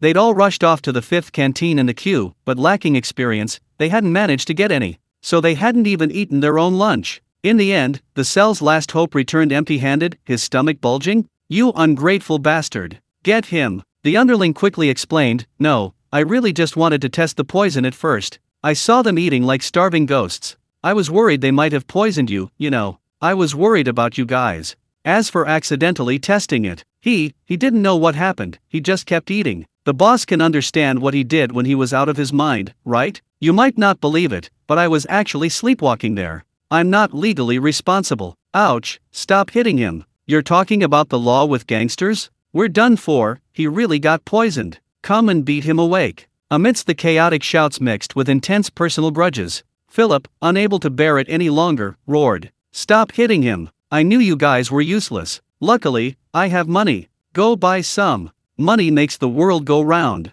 As long as the money's there, there's no fear of not being able to buy food from the fifth canteen. But, the underling hesitated. Boss, Nikita's cracking down now, it's not easy to get money in from the outside. Didn't you say this money was for bribing connections, in case of emergency? Now is the time for emergency. Philip said viciously. Go now. I'll die if I don't get my next meal at the fifth mess hall. Yes, sir, the underlings quickly agreed and hurried off. However, a few hours later, it was mealtime again. In Philip's cell, another group of dejected underlings appeared. Each of them had empty hands. Philip, chewing on a piece of bread, said weakly, Tell me, you good-for-nothings, what happened this time? The underlings spoke mournfully. Can't buy any. Absolutely none. There's no stock at all. The food in the fifth canteen is always in short supply. There's nothing we can take out. Not even leftovers. The bowls are licked clean. Those who manage to get food won't sell it, no matter how much you offer. They say, we're already here in jail, what do we need money for? A bite to eat is worth more than money. As they spoke, they pressed their hands to their stomachs. They were starving. They'd gone to 2 meal times already, and they were exhausted. Philip looked at them, with no doubt that even if these people managed to get food, they wouldn't have time to take it out of the canteen. Boss, why don't you go line up for food yourself? Philip roared, that canteen requires prisoners to do labor to get in. If I go, wouldn't that mean I'm bowing down to that Kirill? I'm a lifelong lawyer and thief. I never use honest means to make a living, damn it. The underling, trying to be considerate, advised. Boss, stop cursing. The more you curse, the hungrier you get. The hungrier you are, the more you want to give in. Before Philip could beat the underling to death, the one who had managed to grab some food that morning finally arrived. Boss, good news. Although I still couldn't bring any food. But I heard that tomorrow the fifth canteen will be supplying a new drink in large quantities, something called milk tea. The prisoners from other districts will get some too. Although we don't know how it will be distributed yet, this time, we're sure to get some. Philip was overjoyed. Go grab some tomorrow. And, don't worry about the budget. Use the money to buy the milk tea that those who manage to grab some get. The underling trembled. Okay, boss, how much do you want to buy? Philip waved his hand. Buy as much as you can. The underling was wondering if they were really going to buy so much, when he saw a strange smile appear on Philip's face. Speaking of which, when I was suffering from the fermented herring, that sickly Kurl seemed to be starving too. That chef from Great Xia seemed to forbid him from eating much. Just wait until I buy a ton of milk tea and drink it all in front of him. That kid's face will be contorted with rage. Just you wait. He's going to get his revenge for the fermented herring. Meanwhile, in the fifth canteen, Nikita stroked his chin. Looks like someone's plotting against me. Tang, is that you? Tang Lei poked his head out from the kitchen. Do you think I'm bored? And why are you still in the canteen? It's good it's not you, Nikita smiled calmly. I think the canteen has an office atmosphere. Besides, you said I could have some milk tea. He's going to stake out this place and make sure he gets some. Tang Lei, unable to shoo him away, sighed and went back to his work. Well, I've gotten used to the increasing number of people slacking off in the fifth canteen these days. The tea leaves were already roasted, turning a deep black. Tang Lei brewed a pot first. Brewing tea isn't suitable for delicate tea varieties, such as green tea or silver needle, but it's perfect for da hong pao. Considering the system said this tea had a special concentration, Tang Lei only used a tiny amount. He first steeped it in hot water to rinse it. Then he put it in a teapot, added cold water, and simmered it slowly over a low flame. This method takes about half an hour to brew one pot, and only allows for 2 infusions. But the slow-cooked tea soup is richer and smoother, releasing all the aroma and flavor. While it was simmering, Tang Lei also got some tapioca starch and brown sugar. Milk tea, how could it be without the classic topping, tapioca pearls? He boiled the brown sugar in water first. Then he turned off the heat and poured in the tapioca starch. This step needs to be quick, while it's still hot, to shape it into dough. If you're too slow, it's extremely easy for it to become a non-Newtonian liquid. Moreover, after failing at home, many people simply pour the non-Newtonian liquid down the drain, into the toilet, etc. Then they get a huge, incredibly hard lump that completely clogs everything, and they might get a beating from their mother. Therefore, those who aren't in this field usually just buy semi-finished products online. Some more ingenious people, however, find alternative solutions after failure. For example, they might directly boil it on high heat until it becomes pasta, and consider it a success once they've eaten it. Or they might put the failed product in the microwave until it becomes a hard, unbreakable lump, then chop it up and boil it. This became the new ingredient, bobo. Tang Lei had no immediate plans to come up with a brilliant idea. He skillfully controlled the heat and shaped a handful of sweet potato starch balls. He then coated them with another layer of sweet potato starch to prevent sticking. He boiled water over high heat, then cooked them for half an hour, resulting in round, translucent little balls. After rinsing them in cold water, they became even more chewy. Tang Lei cooked a batch and set it aside, waiting to add it to the milk tea when it was ready. He also stopped Yelena from secretly eating some. Save some room in your stomach, this stuff is hard to digest. I still have other snacks to make. Milk tea, you could call it tea, right? How could he forget about tea snacks? Chapter 214 Cute Nana is so delicious it's like a milk tea. In Daxia, there are two types of tea snacks. One type is paired with sweet or savory snacks to complement the tea, which is often too bitter. Different types of tea require different pairings. The snack shouldn't be too sour or spicy, as this would overpower the tea's delicate aroma. Fruit shouldn't be used either, as it's already high in water content. If you really want some, dried fruit or candied fruit are preferable. For a more refined experience, there are seasonal snacks. In spring, Qingming cakes are served, and in summer, lotus seed pastries. Ultimately, it depends on the drinker's preference. If you're hungry, a large pork knuckle to eat with it is also acceptable. It's perfect for cutting through the richness. The other type of tea snack is a culinary custom along the Daxia coast, morning tea. Although its origins also lie in the simple pleasure of a pot of tea and two snacks, today, tea is no longer the main focus. The focus was on a plethora of exquisite and delicious snacks. Delicate, translucent shrimp dumplings, tender, sweet and savory char siu buns, steamed sumai topped with diced shrimp, smooth, bouncy rice noodle rolls, and fluffy, molten custard buns. At this point, who cared what the tea tasted like? But let's get back to the point. Strictly speaking, neither of these types of snacks qualify for milk tea. But since the ancestors had already said so, Tang Lei didn't delve into it. He might as well make a little of everything, as long as it tastes good, that's all that matters. Several ingredients were laid out, and the first pot of Da Hong Pao tea was just brewed. Tang Lei didn't rush to make milk tea, instead, he tasted it first. Thank goodness, no charcoal smell. My temporary charcoal roasting didn't fail. Now he could confidently proceed with the rest. And the system's claim that one leaf is worth 100 is indeed true. Just one or two of these are enough for a pot of rich, fragrant tea. It seems this batch of tea he collected is enough to feed quite a few people. Maybe it can even clear out his points-based loan debt in one go. Just as he was pondering this, a soft tapping sound came from the windowsill. Knock knock. Tang Lei looked up. He saw that, somehow, the little mud spirit had poked its head out of the stainless steel flower pot again. However, this time he was enjoying his tea and hadn't paid it any attention. It must have been getting impatient, because finally, two lumps, hands,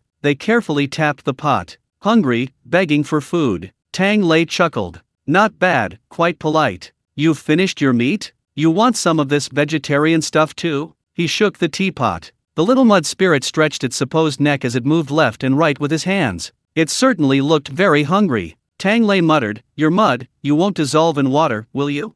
He carefully poured some tea. The breathing soil, its structure unknown, seemed to enthusiastically bask in the tea water, as if taking a shower. It drank most of the pot before collapsing back down. After a while, a small bubble of mud quietly rose on the surface. Pop. It seemed to have drunk too much. Tang Lei inexplicably felt like he had raised a pet. Pretty much, I guess. Although it's a bit ugly and strange, it's still a child of the Great Xia dynasty. He picked up the teapot again to check. There was still a third left, just enough for another brew. As he brewed the second pot, Tang Lei mentally searched through his dessert encyclopedia, finding a few recipes. Oolong tea, with its strong roasting process and rich aroma, is often paired with savory dried fruits and refreshing sweet bean rolls. Perfect timing. The Russians also have white kidney beans. And the Dragon Boat Festival just passed, so some rice cakes would be nice. But both ingredients take time to prepare. Tang Lei soaked the glutinous rice in kidney beans, then stretched. Before preparing these troublesome offerings, he'd better have a bucket of happy milk tea to comfort himself.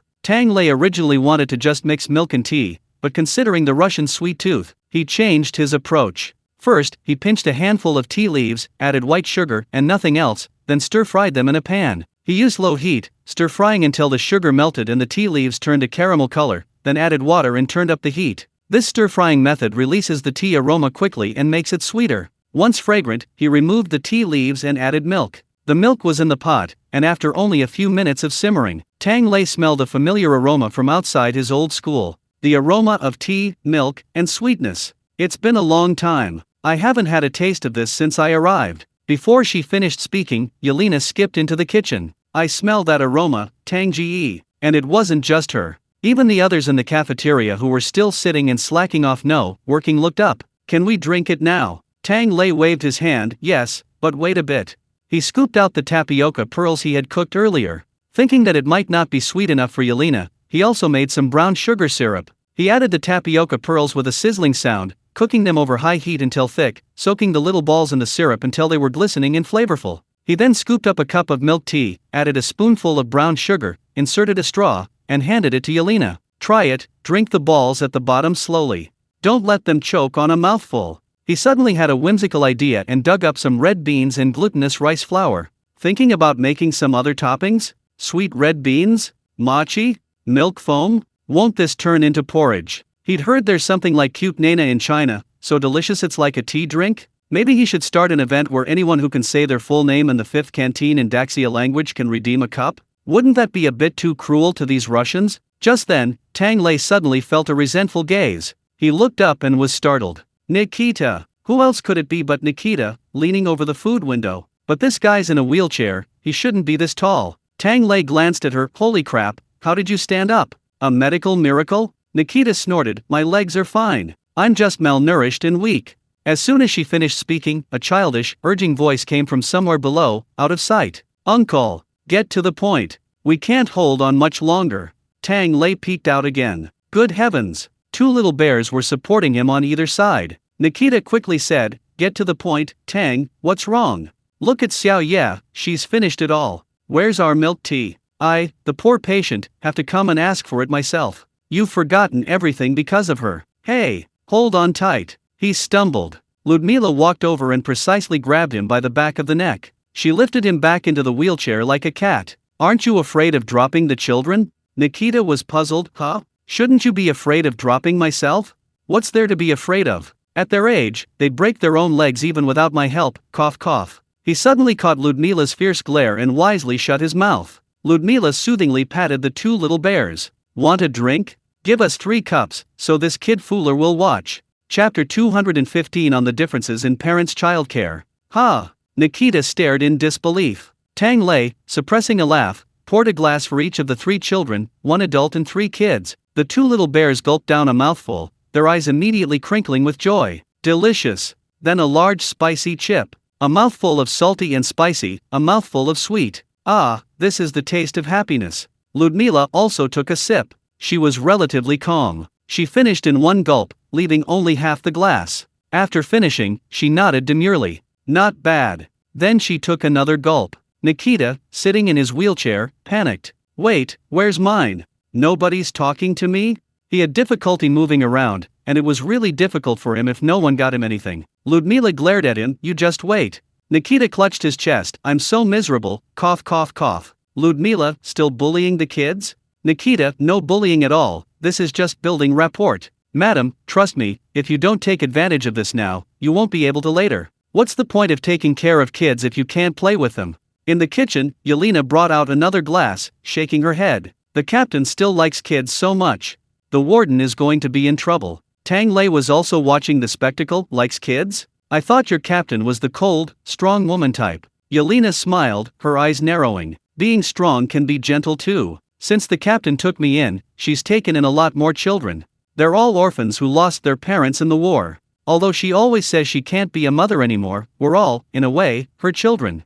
Tang Lei paused, then looked outside, suddenly realizing, no wonder this scene looked so familiar. It's the perfect difference between parents and children. Yelena was taken aback. Now that you mention it. No wonder the captain reacted so strongly, she's traumatized by having a father raise a child. Tang Lei, huh? Could it be her dad? No, Yelena quickly waved her hand. Didn't I just say the captain took in quite a few orphans? Of course, not all of these children stayed in the department, most were sent away. But me, my dad's still around, so the captain kept me and notified him to come and get me. My dad was terrified when he found out. He rushed over to find me, wanting to take me home, but Tang Lei hesitated for a moment. Take you home? To eat frozen fish? Yelena's face immediately fell. Pretty much. He tried his best, eating raw frozen fish slices himself, and even cooked some for me. But no matter how much he cooked it, it was still frozen fish. So, in less than a month, Yelena was clinging to her father. Dad, how about we go eat with the pretty captain? The mess hall there is delicious. Old Baban scratched his head, thinking for a long time. The next day, he took Yelena and went to Ludmila again. He took out all his savings from his military service, then turned and went back to the battlefield. I'm really bad at taking care of children, so all I can do is fight. When we win, whether I come back or not, my daughter will always be living in a peaceful country. Yelena cupped her face in her hands. Sigh, my dad still loves me. I don't blame him for leaving. The captain's got my back. Training and missions aren't hard, and the pay's good. It's a great job. I'm so lucky. But frozen fish, that's no good. Ever since he came to prison, every time I come back on leave, I have to eat frozen fish. Ugh, not running away and never coming back is my last act of loyalty. Tang Lei quickly soothed him. It's okay, I'll cook it from now on. You two won't have to eat frozen fish anymore. These dads, sigh. It's true, when there's a threat, dad is the safest bulwark. When there's no threat, dad is the biggest threat. After they finished their chatter, the argument outside was over. Nikita, dejected, wheeled himself back, really not planning on drinking anymore. But as soon as he turned his back to Ludmila, he frantically gave Tang Lei winks and gestures. Brother, wait until she's not around, then quietly. Tang Lei couldn't help but laugh. Seriously, such a smart guy, yet he couldn't outmaneuver Ludmila. Just as he was about to return the gesture, Ludmila asked suspiciously, "What are you laughing at?"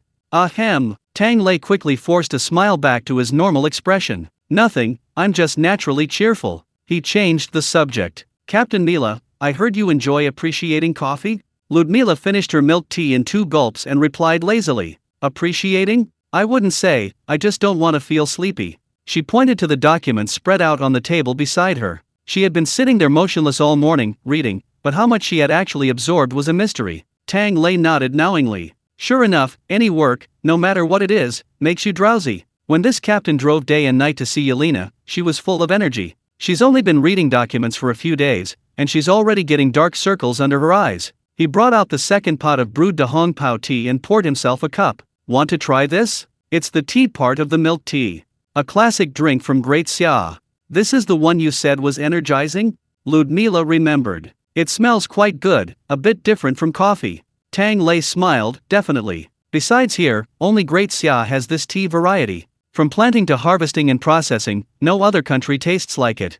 Ludmila took the cup. The clear, bright red tea simmered, and she was somewhat lost in thought. A faint floral fragrance, sweet but not overpowering, refreshing and lingering. It seemed better than the bitter aroma of coffee. She took a sip. Slightly bitter, but not as stimulating as coffee, rather mellow and gentle. One sip, and the fragrance lingered on her lips and teeth. Perhaps because it originated in Siberia, the sweet aroma also carried a hint of crispness. It was the scent of a snowstorm. It cleared Ludmila's mind. She picked up her teacup, returned to the pile of documents, and shook her head. She seemed a little more energetic. In the kitchen, Yelena also eagerly poured herself a small cup. She gulped it down. Ugh, so bitter. Tang Lei chuckled. That's not how you drink tea. Try it. Yelena hesitated. Won't it just get more bitter the more you drink it? Tang Lei shook his head. What's so bitter about oolong tea? There are plenty of much more bitter ones. If you don't like it, have milk tea. We'll make some tea snacks after lunch. Just then, it was time to cook the large pot of rice. Old Bawan, Old Six, Gennady, and the others arrived on time. Shortly after, Alex, the Dennis brothers, and others arrived with the prisoners. This time, however, a figure in a white coat followed behind them. She crept in, head down. Yelena spotted her immediately and waved. Lena, you're all healed? Tang Lei glanced at her as well. Lena was thinner than when she was with Roman, but her spirits were much better. Gone was her former seductive charm, she seemed much more normal. Seeing Yelena greet her, she smiled shyly. Yelena was pleased. You've come at the perfect time, it's mealtime, Lena said awkwardly. It's not that I just came during mealtime, it's just that I've been transferred to District 5, and the warden has assigned me a new medical post here, right next to the 5th canteen. I was just passing by. Yelena ran out with a cup of milk tea. New drink, just tell me if you want some or not. Yes. Lena immediately abandoned her reserve and hurriedly took the milk tea. Yelena blinked. I should have said so earlier, why are you always so awkward? Lena slurped it down rapidly while huffing. Do you think everyone is like you? This is about social interaction, manners, image. Yelena, want some tea and snacks later? I can get some from the kitchen for you. Lena, yes. As soon as the words left her mouth, she immediately wanted to cover her mouth, but didn't want to stop drinking the milk tea. She could only awkwardly look left and right. And then, she suddenly realized. Hey, you're not from District 5, what are you trying to do? Chapter 216. There are no slackers in District 5. It's not time for the prisoners to come in droves for food yet. Lena's shout immediately drew everyone's attention. Tang Lei, busy tossing the wok and seasoning, turned around upon hearing this and, sure enough, spotted someone who wasn't from District 5. Not because he was unfamiliar with the face, but this person was holding a spoon in one hand and a potato in the other, just standing there dumbfounded, completely out of place with the others. The prisoner, pulled out, argued, I'm from District 5, I just started working in the cafeteria today. You're talking nonsense. The other prisoners retorted firmly. We don't have such lazy bums like you in District 5. Even those who hadn't been assigned to the cafeteria had practiced washing dishes and peeling potatoes without any food countless times in private. Their level of effort surpasses even a college student's driving test. Lena quickly stepped forward, carefully examined him, and affirmed, he's from District 2. He looks like he's with that thief Philip. She used to work for Roman in District 2 and had seen quite a few people. She knew several notorious troublemakers and gang leaders. She also vaguely remembered their underlings and recognized them immediately. Tang Lei was taken aback. What's District 2 doing here at this hour? The cafeterias were indeed open to both sides, but those who came early to clean and help out were all from their own district, right? Nikita also heard the commotion and sauntered over, seemingly lost in thought. Oh, Philip. I see, he asked the inexplicably appearing prisoner, resting his chin on his hand. Did your boss send you to Cafeteria 5 to get food? The prisoner's face fell. He was indeed one of Philip's underlings. However, Philip only wanted them to prepare milk tea, but he didn't want to do manual labor, so he was just loitering outside. Because of the situation at the 5th canteen, he hadn't eaten properly for several meals and was starving. Plus, he wasn't exactly an honest prisoner to begin with. Thinking about when the milk tea would be available again, he suddenly had a bright idea. He'd just sneak into the 5th canteen to steal a bite. As luck would have it, he ran into the 5th ward's inmates coming to the canteen for their shift at the entrance. He quietly slipped in, thinking he'd be the first to get a bite. After eating, he'd buy milk tea for the leader. To his utter surprise, before he even started, he was caught peeling potatoes. Are the inmates in the 5th ward really this sneaky? He wouldn't say a word, and Nikita smiled faintly. It's fine if the other prisoners come to eat. But you, I remember you and your little group with Philip weren't going to work properly, were you? The underling stubbornly raised his head. It's a matter of dignity. Nikita waved his hand. Fine, then you can go hungry. You can experience what Philip went through that day. Don't go back this afternoon either, we'll have dinner together. Tang Lei heard this and said, then I can borrow some this afternoon. I have some snacks and need someone to help me. The prisoners in Section 5 immediately looked up, incredulous. Helping someone is such a good thing. Tang, why are you rewarding him? Tang Lei smiled. Well, you guys have tasks this afternoon, it's okay, he's different from you. He can only work, no food. The prisoners were finally satisfied. Only Philip's underling stared wide-eyed in horror. No way? He still remembered the horrible state of his boss when he returned that day, delirious and disoriented. He had to tell his brothers right away. Just as he thought this, a prisoner walked in. I came to help. Am I late? I have diarrhea. Lena glanced at him precisely. It's Philip's henchman again, no doubt about it. The first one detained felt dizzy. He frantically winked at the second. Why the hell didn't you buy milk tea? The second one replied, bewildered, stealing food? Aren't you hungry? The henchman sighed deeply. He's doomed. Once is enough, then two will follow, and two will follow. In no time, the 5 henchmen were staring at each other, all dragged aside. Tang Lei, however, was quite satisfied. Many hands make light work. These men were left standing there. They watched longingly as the kitchen steamed and smelled delicious. A while later, the meal army arrived, officially serving themselves the food and licking their plates clean. He couldn't help but close his eyes in pain. Hey, really not going to give us anything to eat? How are we supposed to work if we're not full? Old Bawan's eyes lit up. Hey, that's what I've been waiting for. Quick, the frozen fish is piling up, help me out. After stuffing the frozen fish into his hands, he turned and slapped the table, pointing at the men. These guys are slacking off, skipping work early, trying to sneak into the kitchen to eat. But the eyes of the masses are sharp. The consequence of not working is eating frozen fish. Everyone saw that, right? The prisoners suddenly understood, immediately casting disdainful glances. No wonder.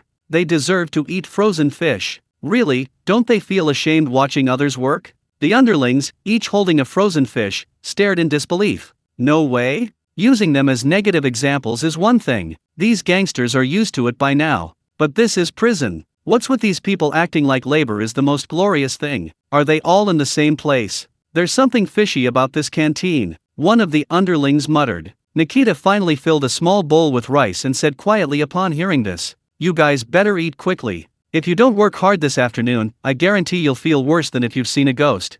This group of them was still waiting to eat. After everyone finished another meal, some packed up, some packed up. They left the canteen in an orderly fashion. Tang Lei stretched. Ugh, another round of bricklaying done. Come on, you guys, it's your turn to work. I'm taking a break.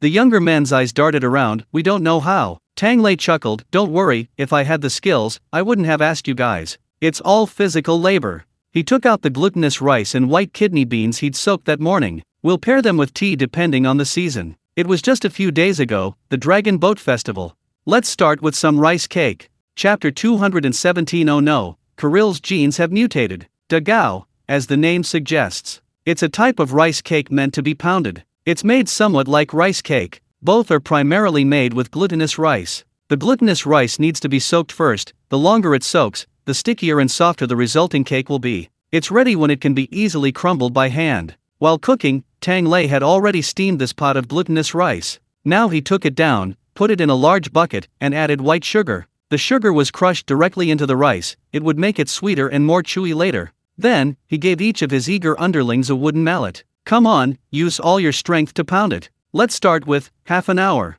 The harder you hit, the sooner we'll finish. With so many powerful figures around, Tang Lei believed that even with hammers, these underlings wouldn't be tempted to do anything rash. Besides, if he still had the energy to think about wicked things after finishing the pounding, he could pound another bucket. Anyway, he soaked a lot of glutinous rice this time. The henchmen exchanged glances, tentatively picking up the mallets. Thwack! The first few blows were delivered with real force. The pounding was resounding, full of emotion. But after a few more blows, ouch! You hit my foot. Don't hit my mallet. Why are you swinging it at my head? The bucket wasn't big, and the 5 men's mallets were repeatedly hitting their own men's bodies and hands, leaving Tang Lei speechless. Impressive. This is the first time I've ever heard glutinous rice squeal. And it squeaked pretty loudly. He divided the bucket into 2, saying helplessly, "Can't you hit in circles? When he hits, you lift your mallet, sigh, pay attention to the rhythm." After teaching for a long time, they finally stopped hitting their own men. The glutinous rice was sticky too. Ouch! The stick stuck. I can't pull it out.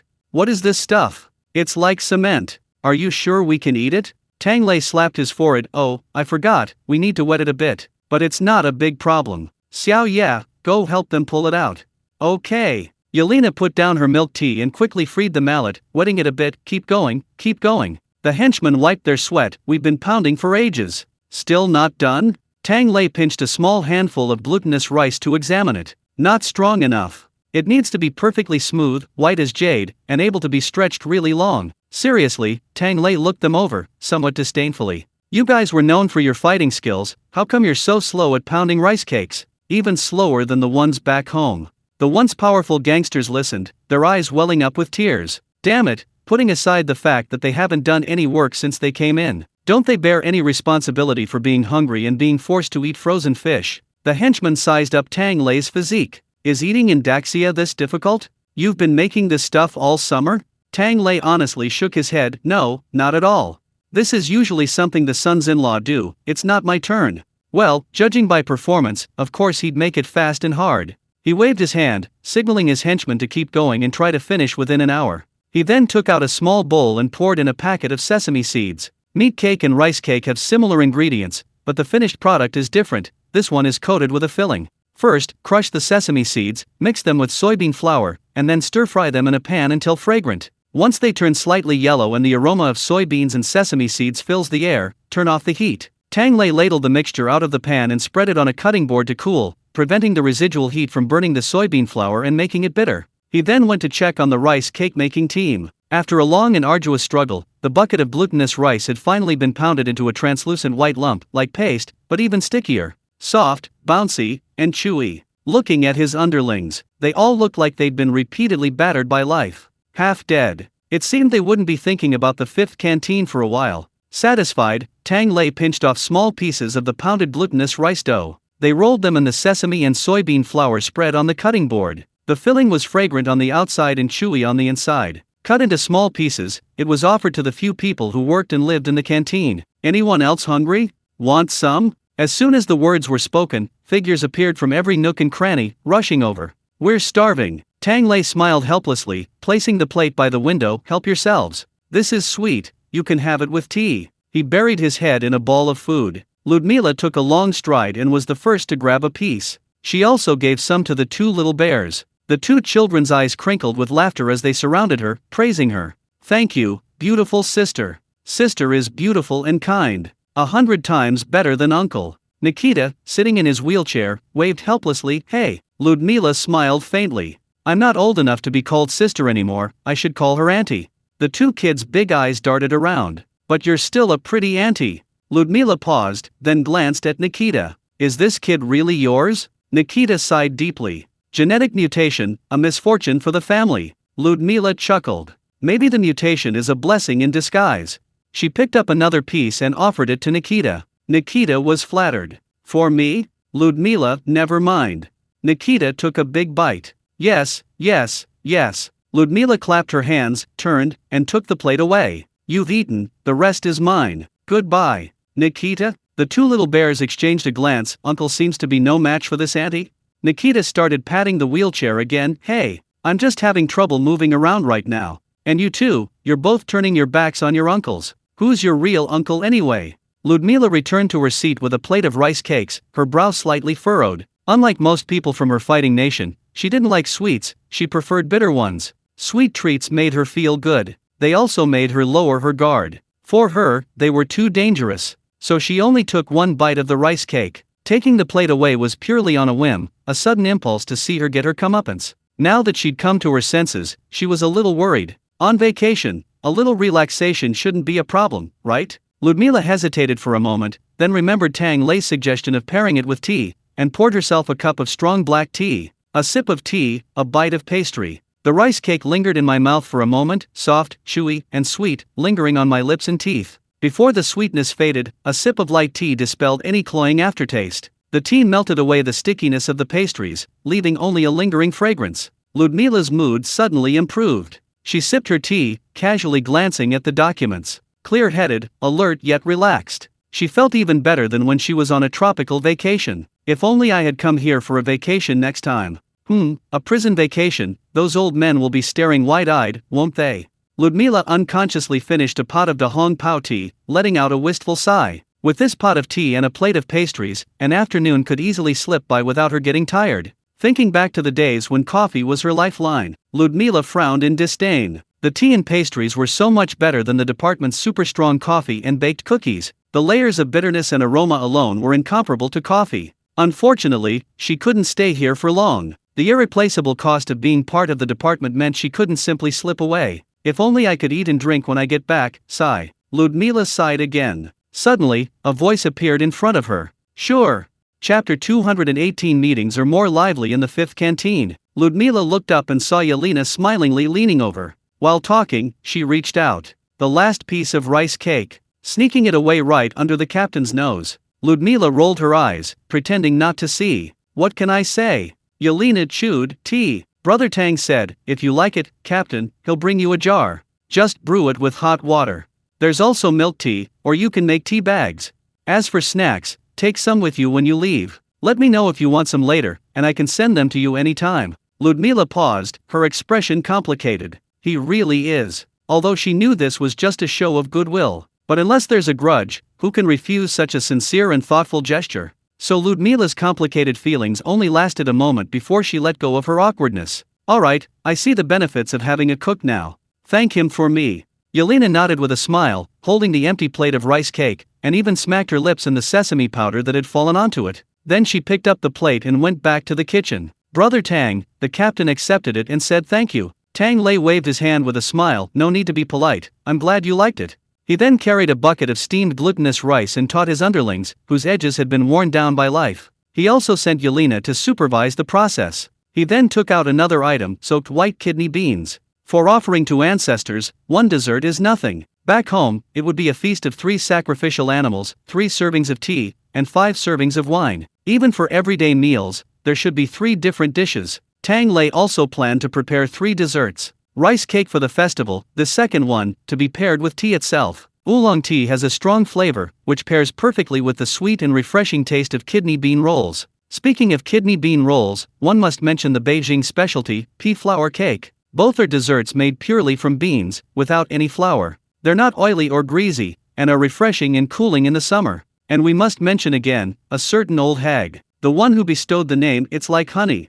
Well, she couldn't help it. Besides 2 main meals a day, she also ate 2 snacks. She couldn't repeat a single dish for a month. There were so many ways she could make them. So much so that famous Beijing snacks and dishes all liked to advertise with her. She was practically the face of Beijing's cuisine. Take these kidney bean rolls, for example. The story goes that one day she was strolling in the palace when she heard someone hawking them outside the palace walls. She bought some, tasted them, and was immediately delighted. From then on, she was kept in the palace to make desserts for her. But in reality, with the palace walls so high and deep, it would be a miracle if she could even hear the vendors hawking their wares. Tang Lei reasonably suspected that she simply didn't have the chance to eat them, it was just advertising. Besides, according to palace rules at the time, a dish could only be eaten in 3 bites. No matter how delicious it was, after the 3rd bite, it was taken away. Then it wouldn't be served again for months. Eating was never satisfying, and food was wasted recklessly. Thinking about it, Tang Lei shook his head. No wonder she's acting strangely and mentally unstable. This isn't the life a normal person should live.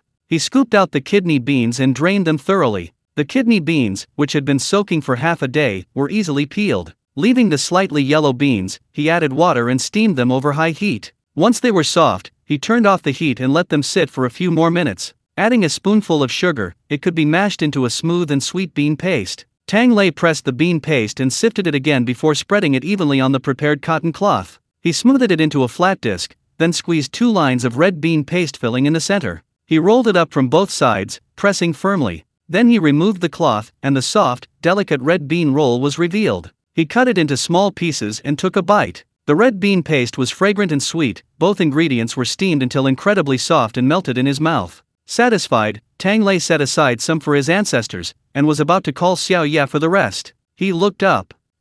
You guys are here again? It was Supervisor Anton, Logistics Minister Sergei, and their adjutants, etc. They had all come over sometime during the day and were drinking milk tea. Hearing Tang Lei speak, Sergei was the first to complain. Tang, you made something delicious and didn't call us? Tang Lei, are you guys off work? It's not mealtime. Anton coughed lightly. No problem, the director's here. We just happened to be having a meeting at the 5th canteen. Perfect timing. Nikita smiled and waved. Come on, Tang, come out and chat. No, have a meeting. We were just about to talk about the canteen. I've been cooking all day, let's take a break.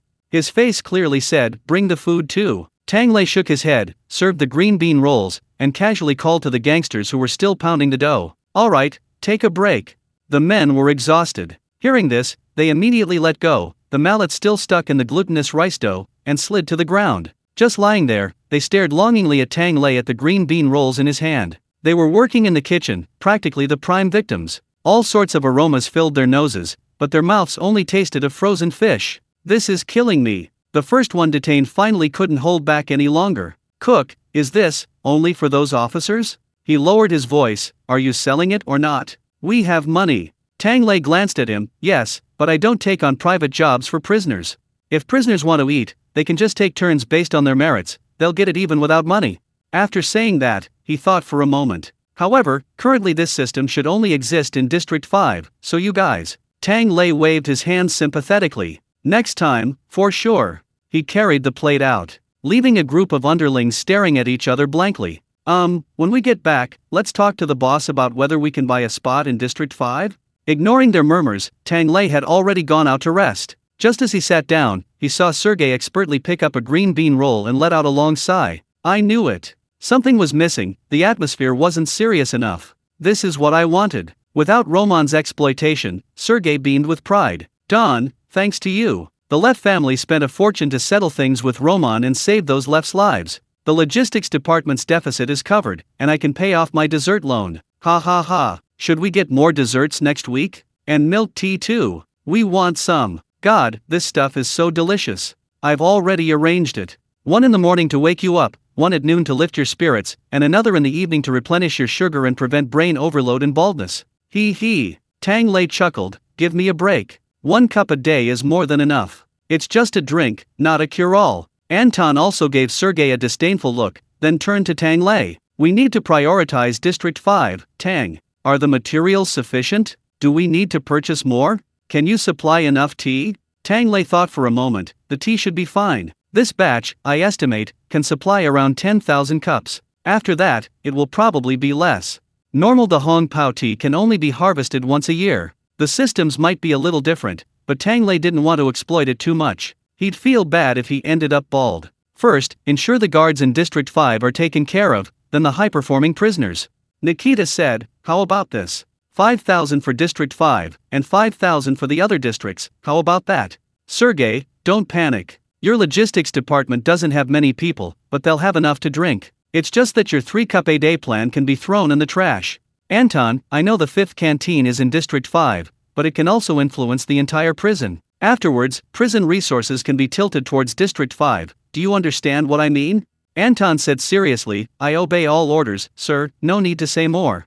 I am the warden of the district, and also a member of the entire prison. Nikita smiled with satisfaction, you are indeed the most sensible. Roman's gathering of resources from 5 districts for his own District 2 shows his limited vision. He's only capable of managing one district. To be the superintendent of the entire prison, one must understand this. The development of the collective must take precedence over personal interests. Tang Lei listened without objection. This suited him perfectly. To pay off the points loan as soon as possible, it's obviously faster to acquire new customers in zones 1 to 4. However, Anton changed the subject. Sir, when will the funding for the expansion of the 5th canteen the 5th prison area arrive? Otherwise, it'll be difficult to supply milk tea.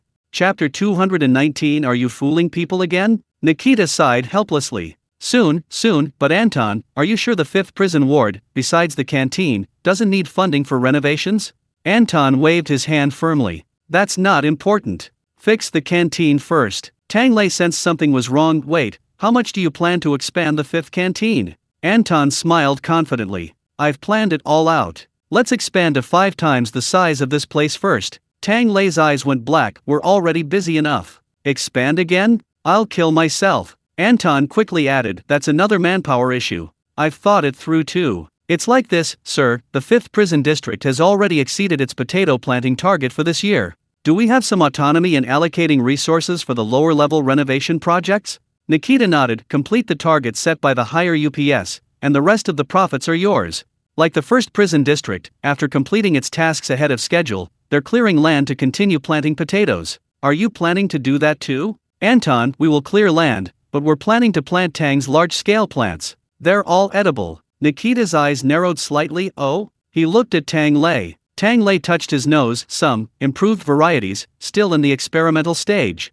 As the family heir, Nikita understood better than Anton what new plants on the permafrost meant. Tang Lei waited for him to ask a few more questions, and in the meantime, he prepared his excuses. But Nikita only gave him a deep look, lightly walked past the pit he was digging, and nodded in agreement. Sure thing. Remember to give our ward a share if the experiment succeeds. Tang Lei received his look and smiled helplessly. Smart people can be troublesome sometimes. Not easy to fool. Anton continued, as for manpower, don't worry. There are plenty of inmates willing to be kitchen helpers and cleaners, although they might not be able to do much. Anton still remembered the utter disorientation he felt when he looked at Tang Lei's recipes. Those appropriate amount and a little bit stuff. The inmates might as well do chores like peeling potatoes and washing vegetables. Tang Lei stroked his chin. I do have an idea. Cooking is hard to teach, but some simple techniques can be learned. Once the expansion is almost complete, we can prioritize those with good behavior who are about to be released. I'll teach them to make steamed buns, dumplings, noodles, and some simple pastries. These all have fixed methods, so it'll be a skill when they get out. Not to mention becoming rich. At least they won't starve. Anton was taken aback, immediately seizing the key point. Are you serious? You're going to teach more prisoners to make pastries? Tang Lei, is that not allowed? I remember many prisons offer skills training. This is also to prevent prisoners from becoming disconnected from society after release, and from committing crimes again to waste their lives in prison. They won't make anything too complicated, just what we usually eat. They can make those after they learn. That way, he can gradually be freed from the tragedy of making tens of thousands of desserts by himself. Tang Lei pointed to the green bean rolls. Look at these, they're simple and delicious, aren't they? That's true. Anton's eyes were still on the man, but his hand honestly picked up another green bean roll and stuffed it into his mouth. I used to think desserts were all pretty complicated. Tang Lei thought about the various fancy names of Western desserts: brownies, chiffon cakes, tiramisu. No problem, let's learn dessert pastries. If you want it complicated, you can make it as complicated as you like. If you don't want it complicated, simple is delicious too. This also applies to many dessert techniques, aiming to cater to everything from the common people to high-end luxury. Anton and Nikita exchanged a glance, a hint of excitement in their eyes. If you're willing to give them this way out, these prisoners will truly be transformed after they get out. Tang, God will bless you. Tang Lei, will God give us a raise?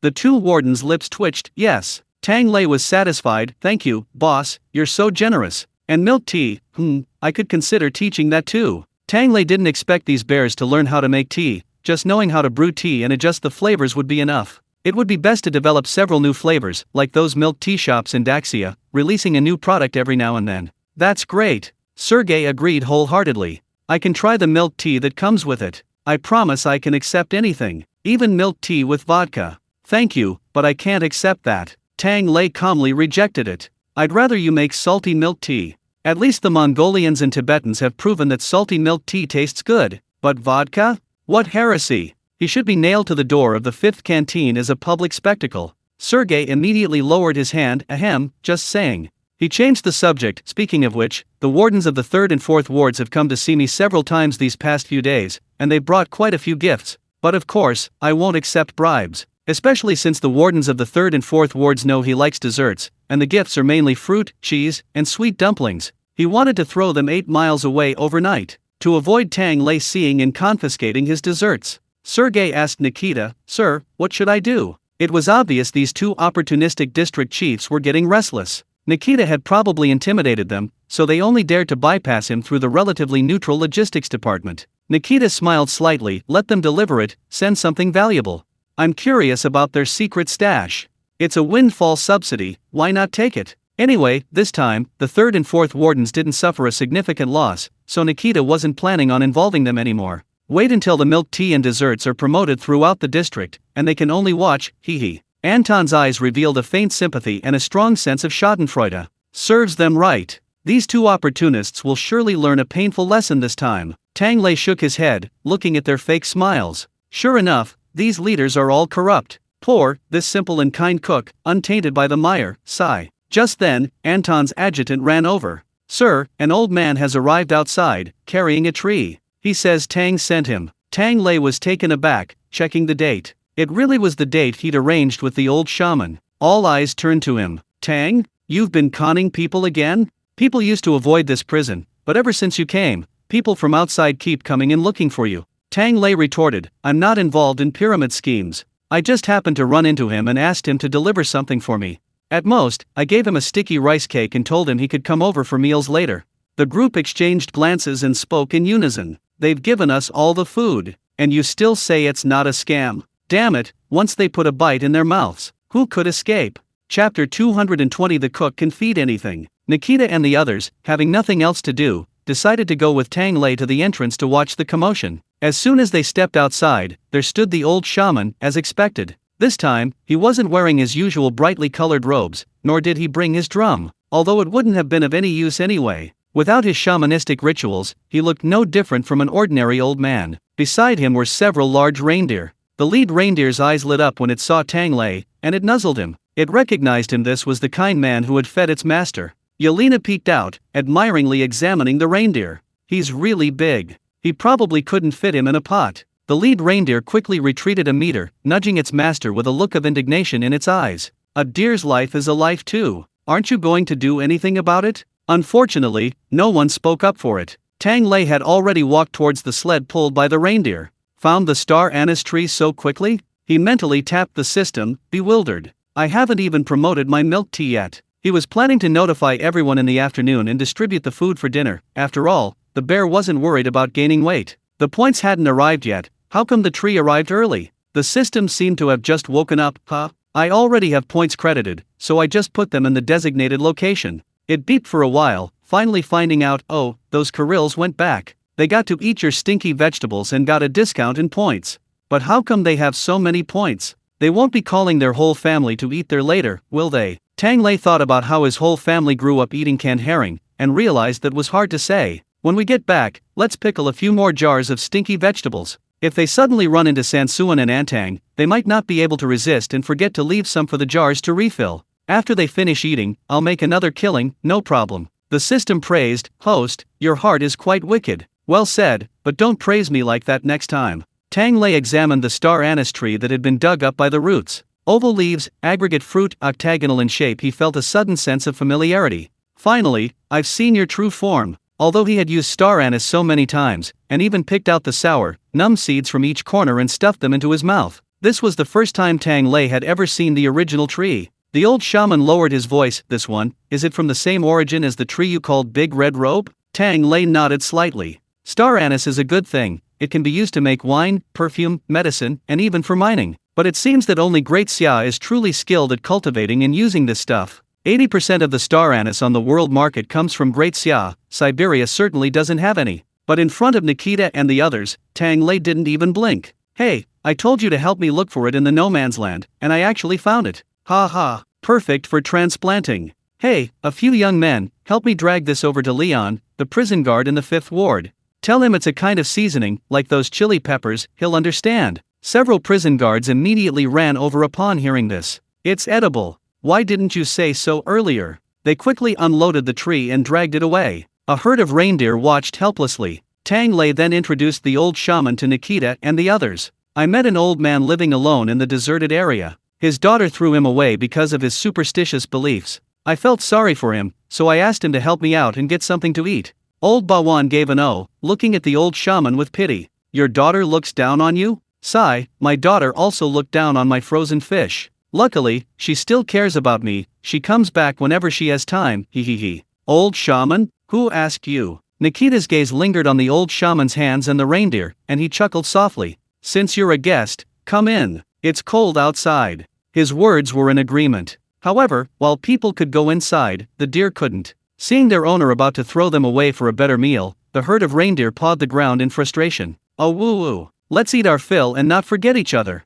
Damn, Tang Lei exclaimed, startled by their loud cry, having never heard them before. Such fine deer, why do they sound like pigs? Yelena shook her head. No, they sound even worse than ordinary pigs. Pigs only squeal like that when they're being slaughtered. You can't judge a deer by its appearance, Tang Lei sighed. Seeing the slaughtered deer about to howl again, he quickly reached into his pocket. He pulled out a paper packet containing several small, dark yellow biscuits. The reindeer immediately stopped calling and crowded around, seemingly drawn by the intriguing aroma. The old shaman glanced at them. What's this? Tang Lei broke the biscuits into pieces. Salty tea dreg biscuits.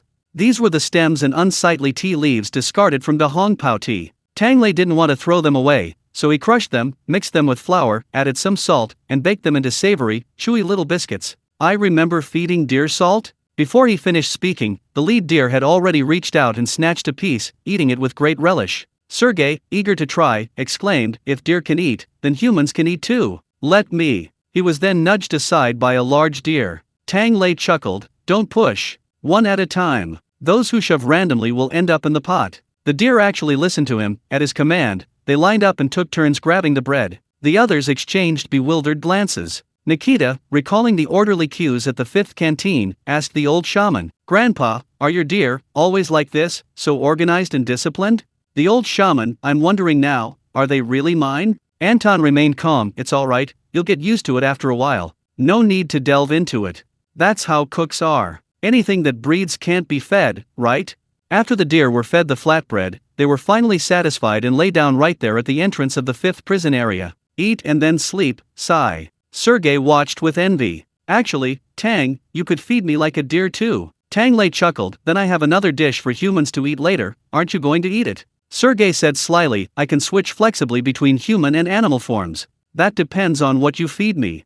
His skills at getting free meals were becoming increasingly adept, and Tang Lei had become numb to it, skillfully offering perfunctory replies. Alright, I'll bake you a flatbread later too. He called to the old shaman, you've come at the perfect time, come on, let's go eat and drink. He dragged him directly into the 5th dining hall, bringing out milk tea and 2 plates of pastries. Eat first, I'll make another dish. You'll all benefit from it today. He wouldn't go through all this trouble if it weren't for the ancestral offerings. Tang Lei went back to the kitchen and first scooped out a large spoonful of snow-white, delicate lard from his jar. Then he took out flour, powdered sugar, and egg yolks. The first 2 dishes were one sticky and one powdery, this last one will have a different texture. Let's make something crispy. Chapter 221. Let's just say Tang is a divinely ordained saint. Daxia boasts a wide variety of pastries, among which the simplest and most delicious is peach crisp. It's loved throughout China and almost every pastry shop sells it. But the name doesn't come from peaches or anything resembling peaches, it comes from the peach kernels. This pastry originated as a potter's work meal. He brought flour from home and baked it on the kiln while working. This is reminiscent of later generations bringing 3 power banks and a large water bottle to the office, and incidentally stealing toilet paper. And freebies always spread quickly. Thus, this method rapidly flourished, and because people like to add peach kernels to soothe coughs, it got its name peach crisp. The traditional method of making peach crisps, over 1,000 years old, hasn't become overly complicated. Lard is mixed with powdered sugar, then eggs are added, stirred until combined, a pinch of baking soda and baking powder are added, and then the main ingredient, flour, is added. Any flour will do, regardless of whether it's low gluten or high gluten. Theoretically, cooking oil and butter can also be used. But for making these kinds of fruit candies, traditional lard is the most fragrant. Mix everything together, knead into a dough, and then shape into small buns. Tang Lei added a spoonful of sesame seeds to each bun before putting them in the oven. As soon as the temperature rose, the buns puffed up automatically, flattened into pancakes, and irregular cracks appeared around the edges, leaving a ring of black sesame seeds in the center. Tang Lei checked the time and took them out to let them sit for a while. These pastries aren't good to eat while they're hot, they need to cool down to become crispy. He glanced outside, somewhat puzzled. These people aren't even waiting to eat? Oh well. He beckoned to Yelena. Come on, Yelena, let's sneak in a little. A cook doesn't steal, and the harvest doesn't come. Let's eat first. Half an hour ago, the old shaman sat in the canteen, his eyes vacant. Old Bawan beside him was still chattering on and on. Brother, why aren't you saying anything? My daughter used to work in the city too. We can catch up, maybe she'll learn how good things are back home. Nikita suppressed a laugh. Alright, old Bawan, he must be tired from the journey. Let him rest. He pushed a plate of rice cakes and bean rolls that Tang Lei had brought out towards the old shaman. He then took the opportunity to grab a piece himself. Thank goodness for you. At least I won't be deprived of my snack privileges again. Just as he finished speaking, 2 little bears appeared on either side of him. No way. Brother Tang and the pretty auntie both told us to keep an eye on you. Only 3 pieces. That's enough. Nikita calmly said, you're still young, you can't count properly. Your uncle remembers, it's only the 2nd piece. The old shaman, listening to the children's commotion, absent-mindedly picked up a piece of pastry and put it in his mouth. The rice cake was sticky and chewy, the red bean roll was sweet, and paired with a sip of milk tea. The old shaman silently finished the whole plate before letting out a long sigh. The wound inflicted by old Bawan found great comfort. He looked around. This place is very different from the prison I imagined. Although the furnishings and layout still reflected a cold and ruthless atmosphere. But everyone he encountered from the entrance to the canteen possessed a peculiar spirit. The old shaman knew that look all too well. Many years ago, after he had just inherited the shamanic path and successfully invoked the spirits, he often saw this look in the mirror and in his daughter's eyes. They were full of confidence in life. They firmly believed that, under the guidance of their ancestors, they could lead the family onward. But when did that look disappear? Was it when his grandson contracted an incurable illness, and his daughter finally sent the child to a hospital in the capital? Or was it when his daughter realized that the shamanic life would never have the convenience and prosperity of the city? Father, even if you guard this path for another 100 years, flowers will never bloom on the Siberian permafrost. This is something even our ancestors couldn't do. How could they possibly teach us? And so she left, taking the old shaman's confidence with her. He wandered this permafrost, accompanied by deer. The more he loved this place, the more he understood its hardships. But he never expected How come people are happier inside prison than outside? Nikita thought for a moment, maybe it's because they have fewer desires and more hope. He pointed to the empty plate. Was it good? The old shaman, delicious. This was an undeniable fact, even in sadness. Nikita, want some more? The old shaman nodded honestly again, and Nikita smiled. Isn't that all? If you want to eat, work hard. After you finish, there will be good food. That's just how life is. Don't think so much. If you think too much, you won't enjoy your food. Wouldn't that be a waste of ingredients and the cook? Anton nodded in agreement. My wife used to fuss over how much I earned, but now she only asks if I brought back any food from the 5th canteen. By the way, who says flowers don't bloom in Siberia? Our area was blooming chili peppers a few days ago. The old shaman looked bewildered. Chili peppers? Planted here? Nikita glanced at the kitchen. Tang won't be ready for a while, right? Shall we go take a look? I'm quite curious about how you're going to plant that big tree you brought. The group headed off to the labor camp area of the 5th prison district. The old shaman was stunned. The land before him was neatly turned over. A large potato patch bordered a field of chives and chili peppers, planted neatly in the best spots. Lush and vibrant, they didn't look like they should grow in frozen soil. Prisoners bustled about, some digging, some watering, and others singing love education around the plants. In short, no one was idle. Not far away, prisoner Leon was directing a group of men to plant the large star anise tree into the pit. Careful! Don't knock off the fruit. Do you need to tell me? It's edible. Come on, let's all work together, heave-ho. And no matter what they were doing, there was no anger or numbness on their faces. They were still excitedly discussing. You really finished the big spicy chip? Good bro, give me another bite. Really finished it. I heard Dennis still hid some under his pillow. He's got all the inside information, said the milk tea that's coming soon would be amazing with the spicy chip. He managed to resist. I definitely can't resist. Hee, the potatoes I planted this month were good. I've accumulated enough merit to exchange for a cup of milk tea. If I could have a sip, I would call you godfather. A prison guard arrived at the transaction site just in time. Even your own father won't do. If you want a drink, don't be lazy. Tang still has to run a snack training class among the prisoners, so behave well. The old shaman's ears twitched. Tang? Yes, Nikita said leisurely, the great Xia cook who sent you here. All the changes here are thanks to Tang, shaman. The old shaman was silent for a moment. You knew all along? Nikita smiled faintly. You have the marks of years of handling a drum. My surname is Kirill. I've heard a little about you. A recluse in Siberia, the purest shaman still existing in the world. Although our beliefs are different, the nation will always hold you in high esteem. I've heard that every appearance of a shaman is related to the future of this land. Is this time the same? The old shaman hesitated. How could he explain that he only came because his ancestors were in someone else's hands, and he had no choice but to come? Besides, well, the sticky rice cakes were indeed delicious.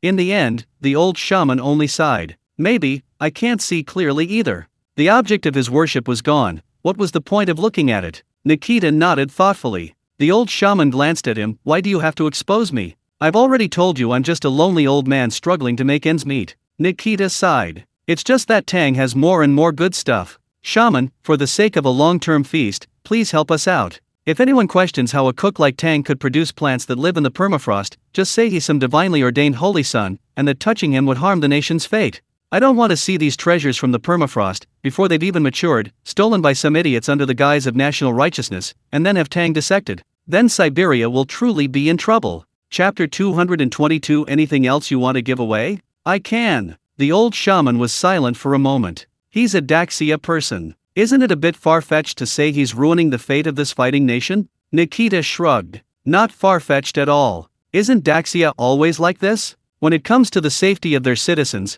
they turn on you in an instant. With this nation, if you make friends well, they'll be completely open with you. If something happens, they'll provide financial and human support, and you'll get a share of the good things.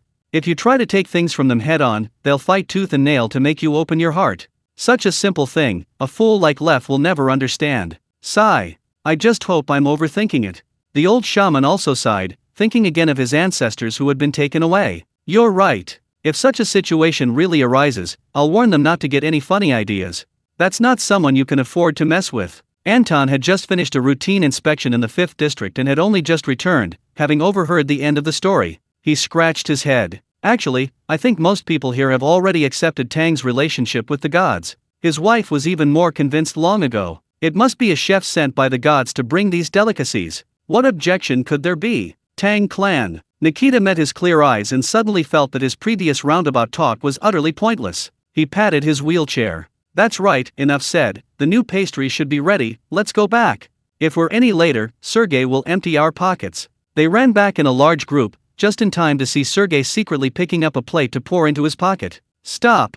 Anton rushed over and grabbed him, the two little bears on either side, trying to rummage through his pockets. Hey, don't push. It'll break. Sergey surrendered in pain. Ludmila sat alone on a plate, eating and watching leisurely. Sergey, for one, dared not touch the plate placed on her plate. Just then, a gust of wind blew past. The wheelchair sped past her, and Nikita, taking advantage of her distraction, reached out and grabbed a piece. Thank you, ma'am. Oh, Ludmila laughed in exasperation. How old are you? The two little bears were still standing there obediently waiting. Nikita snatched the food from her mouth, stuffing it into her mouth while calmly saying, "It might be a little childish for them, but it's just right for me." Ludmila slammed her hand on the table and strode forward to pull Nikita away. Nikita wheeled herself around the dining hall. Anton was shaking Sergey. The two little bears looked around, realizing no one was paying attention to them, and sighed. They grabbed the old shaman on either side and ran to the kitchen. Brother Tang, are the new pastries ready? Tang Lei, they've been taken out.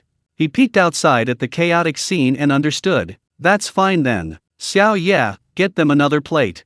Thank you, Sister Yelena. The two children each took a piece, glanced at the bewildered old shaman, and started working together. Snap! Two small hands, each holding a half-moon peach pastry, handed it to the old man. Grandpa, this is for you. Sigh, these useless adults. Respecting the elderly and caring for the young is something they should do themselves. The old shaman took it blankly and took a bite. Before he could even chew, the pastry melted in his mouth. Sweet, fragrant, and crispy, the aroma of sugar and oil was comforting. He was pulled to the wall by two teddy bears, sitting side by side watching the commotion in the canteen. Workers and guards occasionally passed by, drawn in by the aroma, making the scene increasingly chaotic. The old shaman ate his peach shortbread, thinking about the land and prisoners he had just seen, then watching the commotion before him. He was lost in thought. He didn't know what made him happy, but the corners of his mouth unconsciously turned up. Life here didn't seem so bad. He couldn't help but think. At least, the pastries were really delicious, and the milk tea was really good too. The old shaman's thoughts drifted further and further. If these snacks were this delicious, he wondered what the prisoners' regular meals were like. Could they be so delicious that they could reform prisoners and make them work hard for reform? Could it really be a divinely bestowed taste? But if the god is from the great Xia dynasty, I wonder if his Tengri heaven possesses this ability. Just then, the old shaman suddenly felt someone tugging at him. Looking down, he saw the two little bears clutching another peach shortbread, asking him, "Grandpa, your deer are so cute. We've never seen them before at home. Can we touch them later?" The old shaman was startled, and the image of his daughter as a child seemed to reappear before his eyes. A smile appeared on his aged face. Sure, they're very well behaved. You can even ride them. They are creatures of the wild, you can't touch them in the city." The two little bears cheered. "Grandpa, will you come again? Will you come often? Besides the snacks, the food here is delicious too. It's all made by Brother Tang." The old shaman nodded repeatedly. "I'll come often." He suddenly stood up. "Tang, is there anything else you want me to bring?" "Anything is fine. Any amount is acceptable." He wasn't a prisoner. If he wanted to come, he'd have to fight for it. Tang Lei was preparing 3 kinds of snacks to offer to his ancestors when he heard this and waved his hand. "I'll write it down for you later, no rush, I'll send it slowly. Oh, by the way, I've already applied to Commander Anton for your help. From now on, I'll give you a nominal position in the 5th District's Cooperative Procurement Department. You can come and eat anytime you want. Also, I see you're raising deer quite well. Would you be interested in raising some chickens, ducks, and geese for me?" The farms only produce factory-farmed chickens. He wanted to eat natural, pollution-free free-range chickens and ducks. The old shaman nodded hesitantly. Okay, I can try, but are you sure they can roam freely in this awful weather?" Tang Lei winked at him. "Maybe. It's almost dinner time, eat before you go." Okay. The old shaman agreed without hesitation. Until, without realizing it, he had licked the plates clean along with the other prisoners. Then, clutching his bulging belly, he walked out of the prison. A gust of cold wind blew, and the slaughtered deer began to squeal again. The old shaman shuddered. How did I suddenly become a prison procurement officer? After eating and drinking all night, his mind seemed a bit foggy. Oh well, procurement isn't so bad. I'd better hurry up and see what to deliver next. He laboriously pulled out his old-fashioned mobile phone. Before he could see the message from Tang Lei, the screen vibrated. It showed the caller ID. The caller ID had a short note. Daughter. Hey dad, how have you been lately? I bought a new house, why don't you move in with us? Chapter 223 Ancestors, come and eat and drink well. Siberia is no place for humans, Dad, you're not young anymore. His daughter rambled on the other end of the line. The old shaman listened absent-mindedly. In the past, the two of them would have started arguing within 3 sentences. But today, he just patted his full stomach, flipped through the list Tang Lei had written, and casually said to his daughter, "We'll see, I'm busy right now. Don't worry about me, just do your thing." A long silence fell on the other end of the phone. After a while, his daughter cautiously asked, "Dad, are you really him? What happened?" They'd only exchanged 3 sentences, and her father hadn't even asked her to come back. Was he in a trance? That didn't seem like it. Their ancestor wasn't exactly a kind elder. The old shaman was bewildered. "Of course, what strange talk are you giving me? You young people, I always said too much cell phone use makes you stupid." Daughter, no, Dad, it's not the phone's fault. Sigh, never mind, Dad, what are you busy with? Old shaman, oh, I just found a job, in prison. Daughter, oh, prison is good, wait, where is the job? The old shaman raised his voice, a Siberian prison. So don't worry, I'll be living in prison from now on, it's fine. Suddenly, a crisp knocking sound came from the other end of the phone. Bang! Ouch, that hurts. Honey, why did you hit me? The old shaman's daughter murmured, "It's not a dream, my dad's in prison, and he won't come out?" Her husband, clutching his head, froze. What? Dad finally got into trouble because of his temper and went in? Who else did he hit besides me? Ouch, he yelled again. The old shaman, unable to hear clearly, impatiently said, "Is there anything else? If not, I'm hanging up, I'm in a hurry." Wait a minute. His daughter quickly said, "Dad, you're looking for another job, does that mean you won't be doing those spirit possession rituals anymore? And, you won't have to invite the ancestors every week anymore?"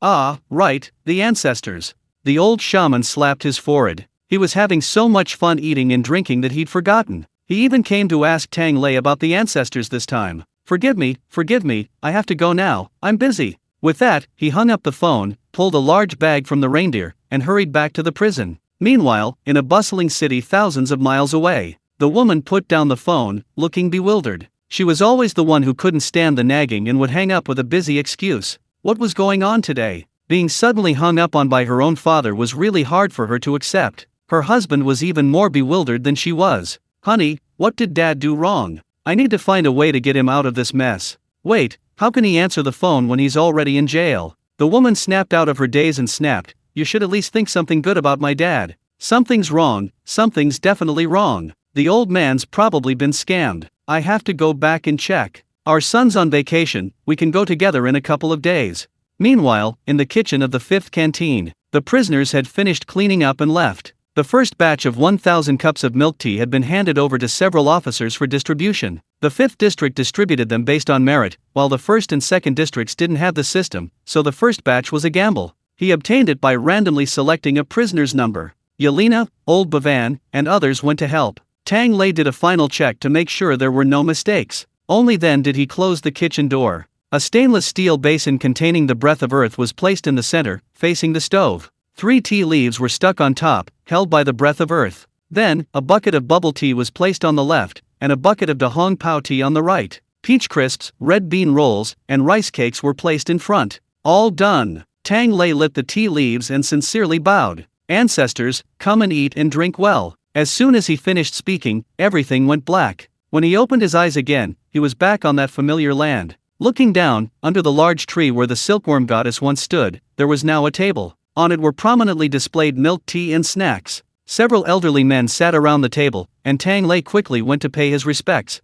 "Greetings, ancestor." The old man who had initially taken the bowl snorted, his face sour. "Get up. You've been honest today. How many insects did you eat?" Tang Lei shrank back, realizing this was probably the yellow emperor he'd tricked last time. Almost, haha, he felt bitter inside. Why was this ancestor so vengeful? An old man who looked like an ordinary farmer chuckled beside him. "Be patient with young people." He poured himself a cup of milk tea and tasted it. "Excellent. I never imagined tea had developed to this level. When I was tasting herbs, it never tasted this good. Indeed, our descendants never disappoint when it comes to food and drink." Tang Lei chuckled, "As long as you like it. Is there anything else you'd like to eat? Tell Xiao Tongzi, and I'll come and offer it to you any time." As he spoke, Tang Lei looked around among the old men. Emperor Yan, sipping his milk tea, smiled slightly, looking for someone? Tang Lei scratched his head. I heard there's a senior who just arrived, perhaps it's the person I'm thinking of. I've personally received his kindness, but haven't been able to repay him.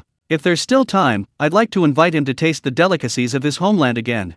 Oh, him. Emperor Yan sighed, he's busy. Young people are always so energetic. He always says he has dreams to realize, so after arriving, he's thrown himself into it. He pointed to the vast, boundless fields in the distance. If you follow Little Master's missions diligently, that's helping him. Tang Lei nodded solemnly, I will. He thought for a moment, then added, please also tell him not to overwork himself. We young people will take care of things in the future. The old man, who looked like a farmer, smiled. Yes, I advised him long ago to trust his descendants. Why don't you chat with us, have some snacks, and watch the excitement? Tang Lei hesitated for a moment. Seniors, what do you mean by watching the excitement? Watching his excitement. By the way, what exactly is the purpose of Little Master's existence? It can't be that our ancestors are just bored, can it? The old man looked away. Oh, hee. If you have nothing else to do, hurry back. Someone's knocking on your kitchen door. Tang Lei was helpless. What could he do about his own ancestors? He could only quickly say, one last thing. How is that shaman that the ancestors took away last time? He desperately wanted to ask if it was still alive, but then he thought the creature was already lifeless, and for a moment, he was speechless. Fortunately, his ancestors understood his meaning. This time, it was the Yellow Emperor who pointed to a small thatched hut in the distance. What are you thinking? We're so friendly, how could we let someone's soul be scattered so easily? It's just a little fellow a few hundred years old. We've placed him there to learn and reform him. Chapter 224. Even the spirits behind you need to keep up with the times. Learn to reform? Tang Lei almost thought he misheard, but his ancestor calmly nodded. Yes, learn how to be an ancestor who doesn't interfere in the lives of future generations. People learn until they die. We, the living, must keep up with the times. His ideas are too outdated, out of touch with the times. Why would he choose to endure hardship instead of enjoying good times? Isn't that harming future generations? Tang Lei, huh? That seems to make sense. The Yellow Emperor, so now he's learning how to combine theology and science to better guide future generations. Tang Lei listened, stunned, and couldn't help but ask, how about he learns some philosophy too? Philosophy is the science of sciences. It's an excellent guiding ideology. Like Marxism, the teachers thought. I believe that after learning it, he will definitely be positive and motivated, both physically and mentally. The old men stroked their beards. It's not a bad idea. You can talk to Xiao Tongzi about it later. All right. Tang Lei waved happily. Then I'm off, my ancestors. After taking 2 steps, he turned back. Remember to leave some food, don't eat it all. Nonsense. The emperor waved his hand and threw Tang Lei out. We're old, can we still eat alone? I must say, this tastes really good. Thump. Ouch! Tang Lei had just come to his senses when he sat down on the ground with a thud, wincing in pain. That was too rough. What if I'm stupid? He grumbled as he got up, rubbing his backside, and opened the kitchen door. The old shaman outside was about to knock when he saw Tang Lei and breathed a sigh of relief. Tang, I forgot to ask earlier, how is my ancestor? Tang Lei thought to himself, this is unfortunate, I just asked. He's doing well. My ancestor is guiding him towards a positive outlook. He probably needs to learn well before he can repay you. Don't rush him. No, I'm not in a rush, the old shaman said, immediately realizing he might be betraying his ancestor. He stammered for a while, then sighed. Alas, I also deeply respect our ancestors, but these past few days without spirit communication, I feel. Tang Lei, feeling, it's really nothing? The old shaman lowered his head somewhat awkwardly. He had listened to instructions his whole life and was used to it. Suddenly losing his ancestral spirit, he felt lost and bewildered about what to do, yet also somewhat, a faint sense of relief? Tang Lei laughed, that's more like it. People are independent, constant, high-pressure criticism is tiresome for both the ancestors and the people. Just stay with me for now, consider it a visit. We can meet again when you've all settled into your new lives, perhaps that will feel better then. Our new era beliefs should take the essence and discard the dross, right? I think your beliefs about protecting nature are quite good. You could help me raise my chickens, ducks, and geese. The old shaman nodded again, seemingly confused, and handed Tang Lei a large bag he'd taken from a reindeer.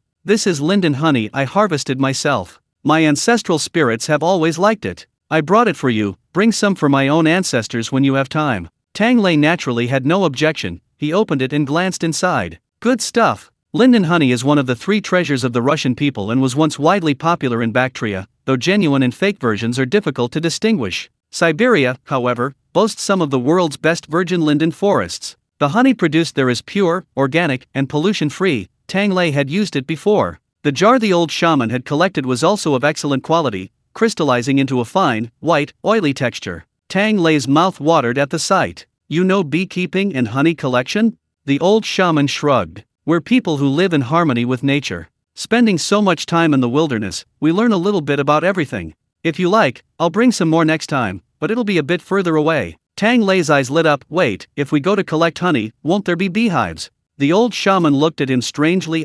What else? Tang Lei slapped his thigh. How could I forget that? Call me next time. 1/50th is secured. The old shaman looked at him suspiciously, sensing the young man was thinking something terrible again. He shook his head. All right, the stuff's delivered. I'm leaving. Come back with new plants next time. Tang Lei saw him to the door, then picked the two little bears that were sleeping while hugging the reindeer. Why are you playing here? Where's your uncle? The two little bears blinked. Uncle said he went to do something very important. Meanwhile, deep inside the second prison ward, in Philip's cell, a henchman squatted by the door, anxiously looking left and right, finally spotting a familiar figure after a long while. Quick, did you get it? The man covered his clothes, acting furtively. Got it. It wasn't easy. I asked almost 100 people. I went to everyone I met asking if they had tea. I almost got arrested for being a drug addict, just to get this one cup. It cost 100,000. He was a little worried. Would the boss think 100,000 for a drink was too much? Then he'd just drink it himself. His savings were enough. Anyway, in this world, money is useless if you can't spend it. He was willing to use his life savings to the fullest for good food and drink. But then he saw the lookout hesitate for a moment, then wave his hand. Fine, 100,000 it is. As long as you didn't lose it all. The one holding the milk tea, The lookout sighed and stepped aside. He saw in the cell. At the far end sat a listless Philip, staring at the door. Fifth canteen, milk tea. I can't take another day of this damn life. I'm going to die if I don't eat soon. On the other side, 5 underlings sat slumped on the ground in a row, jolted awake at the mention of the fifth canteen. I'm so stupid, really. I only knew I was hungry and wanted to steal food from the fifth canteen. I didn't know there were a bunch of devils there. The one who came back carrying milk tea was stunned at this? The lookout shook his head. He came back like this, ruined and insane. He kept saying things like confessing to God that labor is the most glorious. Listen to that, is that what we should be saying? He was still shaken. Thank goodness you weren't bewitched by the devilish canteen. The underling carrying the milk tea felt a pang of guilt. How could that be? How many cups did we get this time? The lookout sighed again, including you, only 3 cups. 3 cups? That cost a whopping 500,000. Damn it, why is getting a drink in prison harder than buying a bottle of wine?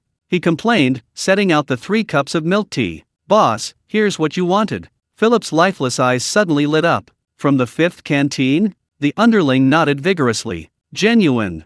Philip glanced at them again. How come there's so little? Didn't I say I'd sell at any price? The underling smirked. No choice, most people simply won't sell. Could he say that those people not only wouldn't sell but also mocked him? Saying that anyone who'd eaten at the fifth canteen was a fool to sell. Fine, Philip thought of the army of gluttons he'd seen at the fifth canteen that day, and stopped arguing. He carefully examined the 3 cups of milk tea again, as if they weren't cups but stunning beauties. His smile grew increasingly arrogant. Didn't expect that, Kirill. You told me not to eat, but I still managed to get some, even more than you. 3 cups. 3 cups. After you finish them, just leave the cups outside his office door, to piss him off. No need for that. A gentle, smiling voice suddenly appeared outside Philip's cell door, a devilish whisper. I'll help you right now. Chapter 225 I give up, okay. The familiar sound of a wheelchair filled the air. Philip looked up, his heart skipped a beat. Nikita slid in, a grin on his face. Philip, you and your men were involved in an illegal transaction. The evidence is overwhelming. Nothing more to say, right? He waved to his adjutant behind him. Confiscated. Give it to me. You. Philip's hands trembled, his heart pounded. A terrifying thought suddenly struck him. Could it be that these 3 cups I bought were for you? Nikita smiled slightly. Sigh, now that we're building 5 times the size of the canteen, money runs out fast. You can understand, right? On behalf of myself, I thank you for your contribution to the Siberian prison. With that, he opened a cup of milk tea and gulped it down. With just a little trickery, he still got to drink that milk tea, didn't he? And 3 cups at that. Ms. Ludmila, you're still a bit too young. Nikita squinted and shook his head happily. Good night, Philip. Whether Philip was comfortable or not, at least he could get a good night's sleep.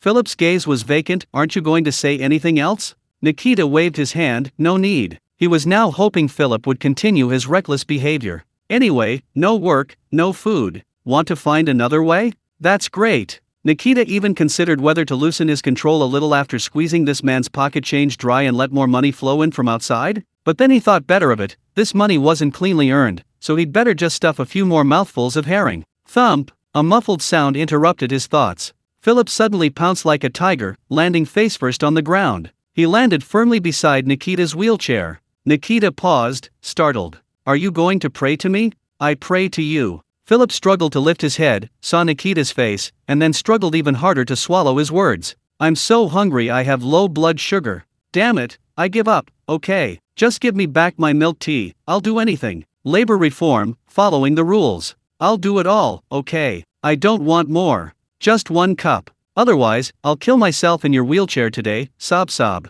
Nikita's expression was complicated. Putting everything else aside, you're quite flexible.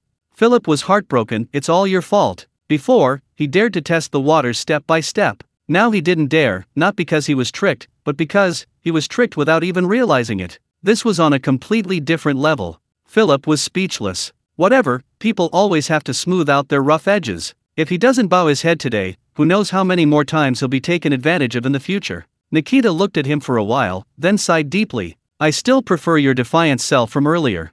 That way, he could drink 3 cups of milk tea with a bit more confidence. Now, he wants to take advantage of this guy, but he can't leave him with absolutely no hope. That would be playing him for a fool. After all he wants is an honest, law-abiding convict. Nikita shook his head, carefully measured the cups, and gave him the smallest one. You're smart enough to know what's good for you. Tomorrow, you know where you should be. He regretfully turned his wheelchair and slid out. He tried to console himself. Oh well, 2 cups aren't bad, more than Ludmila's.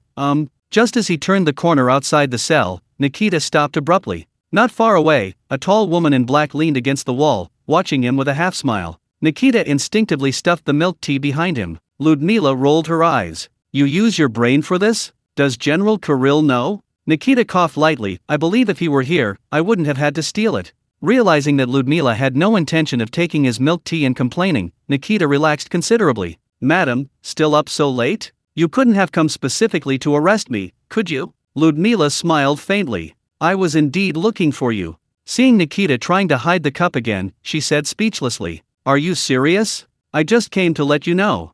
I'm leaving. Nikita was taken aback. Ludmila added, my vacation is ending. Oh, Nikita said dryly, so soon? Ludmila, not soon. I only had a few days off to begin with, and I spent some time at the equator. Anyway, after I leave, if you have time, could you please look after my teammate Yelena?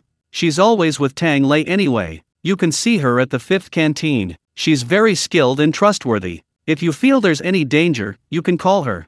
Ludmila rattled off a long string of words, but no one responded, causing her to frown. Are you listening? Oh, yes. Nikita said mechanically, no problem, I'll do. After saying this, the two stared at each other in silence for a moment. The atmosphere fell silent. Just as Nikita's adjutant behind him began looking around anxiously, fidgeting and digging his toes into the ground, Nikita finally broke the silence, extending his hand. Would you like some milk tea? He glanced at the 2 cups and handed her the larger one. Ludmila took it, both amused and exasperated. That's all? Fine, thank you.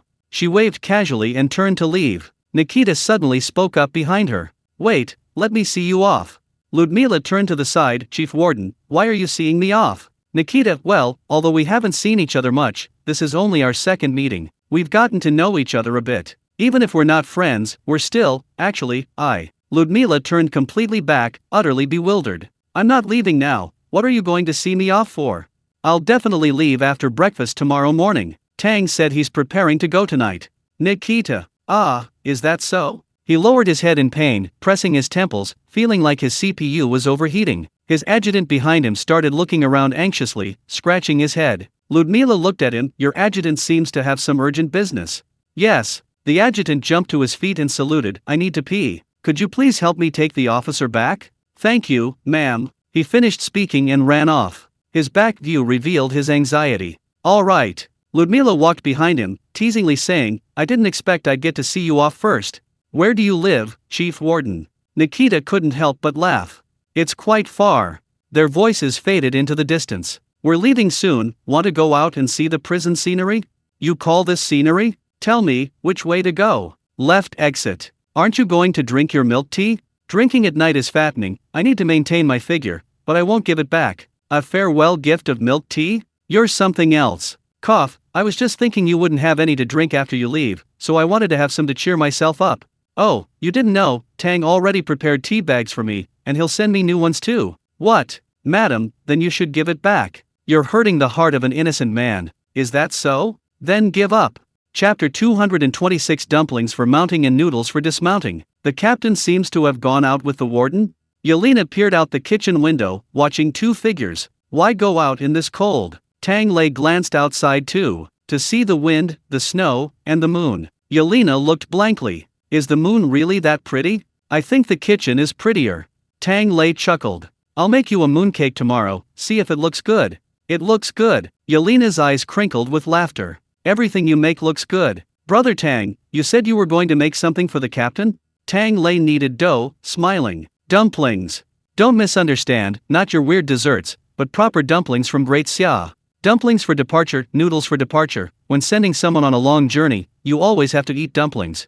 Yelena rested her chin on her hand. Then why? Tang Lei gestured for her. Those who travel far from home are all people with something in mind. Perhaps it's for education, perhaps for wealth. Dumplings are shaped like ingots, which in the Xia dynasty were the shape of money, a wish for their desires to be fulfilled. Noodles are like long, thin ropes. When family members return and dismount, the ropes pull the horse's legs, urging them not to go any further. Besides symbolism, it's also related to the two foods themselves. Dumplings are made from dry bread, firm and chewy, with plenty of meat and filling, enough to stave off hunger on the road. Noodles are watery and easy to digest, perfect for comforting weary travelers. While they were talking, Tang Lei had finished kneading the dough. Tonight, we'll make some for ourselves first, and save a few to demonstrate for the prisoners tomorrow. Come on, Xiao Ya, help me chop some meat. Yelena nodded. She's quite good at chopping and hacking now, and the amount of chopping on the cutting board has greatly decreased. Tang Lei looked around at the ingredients, preparing to make 3 kinds of fillings. Following the chili peppers, the first harvest of chives in the field is ready. The classic chive and egg dish is naturally indispensable. With this dish, chive and pork is out of the running, replaced by pork and scallions. Finally, another classic, 3 delicacy dumplings. These 3 delicacies come in vegetarian and meat versions. Vegetarian 3 delicacy dumplings often use chives, eggs, and dried shrimp, while meat-based 3 delicacy dumplings use shrimp, pork, and chives. Dumplings without chives are substituted with eggs. Besides these classic varieties, many seasonal dumplings in Daxia are also exceptional. For example, shepherd's purse and egg, water chestnut and pork, fennel and pork. These are only available for a few periods each year. In the past in Daxia, Tang's mother never missed out on these seasonal treats. Unfortunately, now there are none. Tang Lei thought regretfully that even if he accumulated more points and could buy more seeds and seedlings in the future, he probably still wouldn't be able to eat these dishes. There's just too much stuff in Daxia, flowers and herbs that are delicious but foreigners wouldn't eat. Planting them all would take forever. And water chestnuts grow in water, but where's the water here? We can't exactly raise them in Lake Baikal, that's going too far. He pulled himself out of his thoughts and started preparing the filling. Before chopping the vegetables, he prepared an oil and water mixture. For the oil, he used fennel seeds, star anise, cinnamon, bay leaves, Sichuan peppercorns, cardamom, etc., along with scallions and ginger. He added the oil to a cold pan and sautéed it over low heat. He had to be extra careful with the heat, because scallions and ginger are the easiest to burn. Burned scallions and ginger will taste bitter and ruin the flavor. He sautéed until the scallions and ginger were dry and golden brown, then removed them from the pan, poured them into a bowl, and covered it. Simmer briefly, letting the residual heat of the oil fully infuse the spices with the oil. Then prepare the spice water. This is simple. Wash similar ingredients to the oil, soak them in boiling water, and let them steep for a while, like steeping tea leaves. With this oil and water, preparing any filling, whether meat or vegetarian, becomes much easier. Tang Lei first prepared the vegetarian filling, chives and eggs. He quickly whisked the eggs and poured them into the pan while the oil was still smoking, scrambling them rapidly at the bottom. Before they solidified, he kept stirring, and in no time, the bottom of the pan was covered in golden, spiky egg flowers. The key to making good egg flowers for fillings is that they shouldn't be too soft or too hard. If they're too soft, they'll have a fishy smell. If they're cooked until golden brown like with tomatoes and then added to dumplings, they'll become too hard. So, once they looked about right, Tang Lei scooped them out and spread them out to cool. Then he chopped the chives. After chopping the chives, he added a handful of dried shrimp. Dried shrimp, on its own, looks like just a shell and can be a bit gritty. But when finely chopped and mixed with chives, it's a wonderful ingredient for enhancing aroma and flavor. Some upscale dumpling restaurants make large batches and even sauté the dried shrimp in sesame oil. Once the eggs and chives are ready, it's time to add the spiced oil. Many homemade vegetarian dumplings are fine when the filling is first prepared, but they start releasing a lot of water before they're even finished wrapping. After cooking, one bite reveals yellowed green leaves, a watery interior, and the filling and wrapper separating, affecting the texture. This is because vegetables release water when they come into contact with salt. Therefore, before adding salt, pour a layer of spiced oil over the chives and mix well. The oil seals in the vegetables, locking in the moisture and preserving their vibrant green color. Just like how women, whether they wear makeup or not, always apply moisturizer morning and night to lock in moisture. Some vegetables with higher water content, like diced celery, need to be blanched beforehand. Chinese cabbage, which is notorious for releasing water, needs to be blanched, squeezed dry, and then tossed with oil. Tang Lei mixed the chives, added the beaten eggs, and a spoonful of salt. The chive and egg filling was ready. Chives are fragrant, adding too many spices would ruin their natural flavor. But meat filling is different. After finishing the vegetarian filling, Tang Lei glanced at the side and quickly called for a stop. That's enough, Xiao Ya. If he continued chopping, the cutting board would be ruined. Yelena reluctantly put down her knife. Okay, it feels so good to be familiar with it. Tang Lei selectively ignored the latter part and collected the meat filling. This meat filling, whether for dumplings, buns, or pancakes, is all about 3 parts fat and 7 parts lean. A little oily, not greasy or dry. Tang Lei added salt, pepper, chopped scallions and ginger, a splash of vodka to remove the gamey smell, and a dash of soy sauce to enhance the flavor of the mincemeat. His lips twitched as he put down the bottle. How long ago was it that he had gotten used to using vodka to remove the gamey smell? It's unbearable. Life has indeed worn down his edges. After mixing these ingredients into the meat, he added the spice water that had been soaking for a while. Not too much water, just a little. Then he pressed the mincemeat down with his hands and stirred clockwise. Once the mincemeat developed a slightly sticky texture, the spice water would be fully absorbed into the meat. This kind of mincemeat is not only soft and chewy, but also makes for juicy and tender dumplings. Finally, he added a layer of spiced oil, making the mincemeat glossy and fragrant. Tang Lei was going to make pork with scallions, so he added scallions after mixing. Actually, as long as this minced meat is seasoned properly, it's almost universally flattering. It tastes good with chives or radishes, no matter what you add. 3 delicacy filling is even easier to make. Pork and chives are already mixed, just add some shrimp and you're done. With the 3 fillings ready, Tang Lei took out the kneaded dough and cut it into small pieces. Holding a rolling pin in one hand, he beckoned to the kitchen staff with the other. A few people who've been busy and want to eat, please. Let's make dumplings. Chapter 227. Put it down. No raw consumption allowed. There are 4 ways to write the character Wei in Wixiangdu. There are countless ways to wrap dumplings. Tang Lei found over 10 different ways just from the pastry skills provided by the system. The simplest, basic version is a round dough wrapper, filling in the center, then folded and pressed together. It's just a simple, unadorned semicircle. A more advanced version involves adding decorations at the folded edge. By gently pinching around the edge with your fingers, the dumpling develops a decorative border. Or, pull the 2 pointed ends of the half-moon dumpling downwards and pinch them together to form a round shape. It resembles a large, lace-trimmed hat that was popular in the West for a while. Pinching the center up first and then folding the sides inwards creates a plump dumpling. This type of dumpling is round and plump, more 3-dimensional and attractive than the basic half-moon version, and can sit on the cutting board, saving space. The plump dumpling spreads out slightly, then the 2 pointed ends fold in opposite directions, twisting into an S shape, like a dart. This is the method for filling a lot of filling. The quickest method, commonly used in shops, is to press down on one side with each thumb, squeezing it in the palm to create a round dumpling. There are also 3-sided and 4-sided dumplings suitable for steaming. The wheat ear dumpling, made using the same method as steamed buns, is shaped like a radish with a row of pleats along the back. Shrimp dumplings are made using a half-wrapping, half-dumpling method. Single-sided pleats, folded edge dumplings, and so on. Tang Lei first made a sample of each type, then laid them out uniformly and asked questions. Which kind do you want to wrap first? Anton, Sergei and the others exchanged glances for a moment. As long as it can be wrapped. Tang Lei smiled. It's okay if you can't wrap it properly. You can eat it yourselves later. Anyway, even in Great Xia, every year when dumplings are made, there are always a few people who want to drink chive noodle soup or mincemeat noodle soup. Tang Lei always believed that hands-on experience was better than education. After drinking the soup a few more times, you'll learn how to wrap them. Since they weren't in a restaurant, Tang Lei simply brought out the dough and fillings. Anton and the others, along with some prison guards who happened to be passing by, sat around a table, awkwardly picking up the rolled-out dough and stuffing the fillings inside. Just roll it up, stuff it in, right? Why can't it be sealed? Eat more, I want to eat more. Wow, it leaked. Tang Lei glanced at them. Don't waste it. You can eat the ones you couldn't wrap later. The burly men immediately became much more careful. Yelena watched intently for a while, then carefully picked up a piece of dough, placed the filling on it, and didn't move for a long time. Tang Lei felt that if she kept pressing the dough, it would melt. Little yeah, why aren't you doing anything? Yelena's hands, which had been chopping meat with lightning speed, trembled. I ruined them all when I made dumplings last time. I'm afraid to use too much force this time. As she spoke, she suddenly felt a warmth in her hands. Tang Lei moved behind her, bent down, and cupped her fingertips with both hands, squeezing them together. Isn't it pinched now? Just this much force.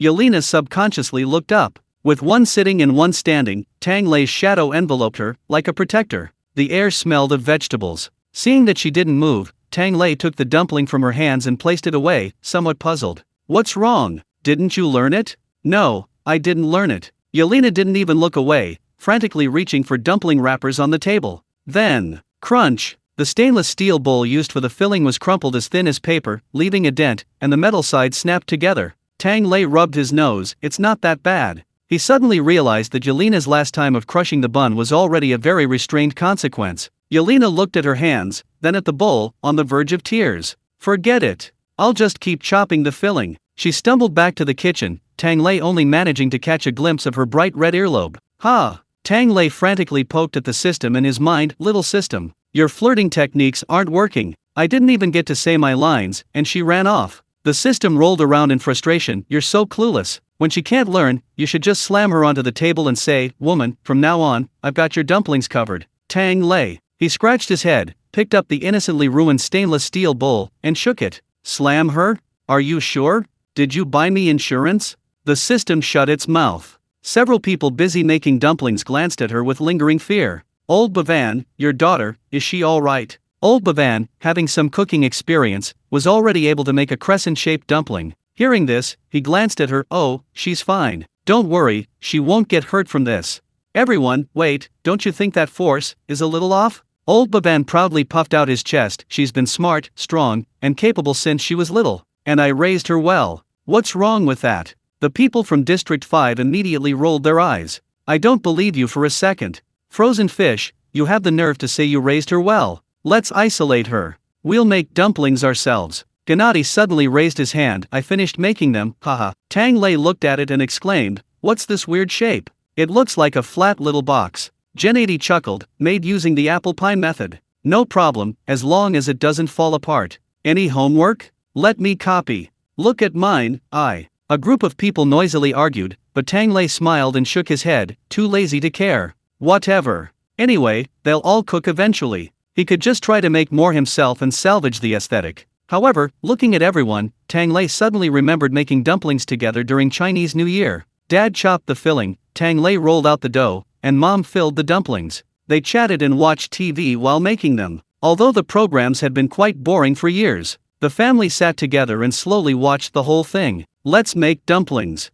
Perhaps, the whole family gathered together for this bowl of dumplings, which was also the meaning of saying goodbye. He smiled nostalgically, then slammed his hand on the table. Wait. No putting raw food in your mouth. Old Bawan was eager to try. Tang, you might not know, but here we eat more than just raw frozen fish. We also eat pickled raw fatty meat. Tang Lei? He waved his hands frantically. No way. Damn it, put it all down. I'll make it for you tomorrow morning. You bunch of Russians from a culinary desert. I'm really impressed. Chapter 228. Nothing tastes better than dumplings. He was terrified by old Bavan's words. Tang Lei had a nightmare all night about raw, fatty meat chasing after him and jumping into his mouth. Before dawn, he got up with a sour face. I can't take it anymore. I have to make some dumplings to save me. Fortunately, the rest of them had stayed in the kitchen break room today to get up early to take Ludmila to school. Tang Lei quickly washed up, rubbed his face, and was ready to get to work. He took out the frozen dumplings and started by boiling some in a clear broth.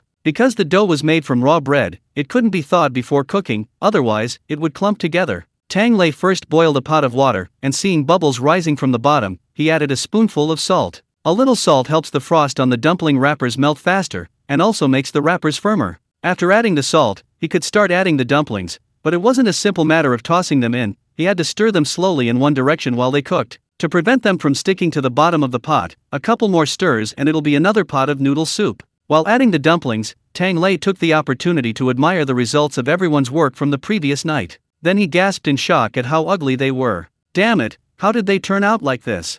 No way, you can't say I taught them. He'll have to be careful when teaching prisoners too. Making something like this, if he ever runs into a great Xia person, he absolutely mustn't betray them. Tang Lei closed his eyes sadly and tossed the oddly shaped dumplings into the pot. They were ugly, but at least they were all pinched tightly. Maybe they really didn't want to drink the soup. After bringing it to a boil over high heat, Tang Lei poured in a bowl of cold water to cool it down. Keeping the heat high, the dumpling wrappers absorbed too much water and were prone to bursting. Then cover the pot. When cooking dumplings, the proper method is to uncover the pot to cook the skin, cover it to cook the filling, cover it again to bring it to a boil, then add cold water. Repeat this process 2 or 3 times until the dumplings float to the surface, the skin becomes translucent, and you can see the filling inside they're cooked. This batch is scooped out and set aside, but the broth isn't discarded. Eating them dry is another way, dipped in vinegar or chili powder. Afterwards, have a bowl of broth to help digest the dumplings. Another way is to eat them soaked in the broth, similar to wontons or wonton soup.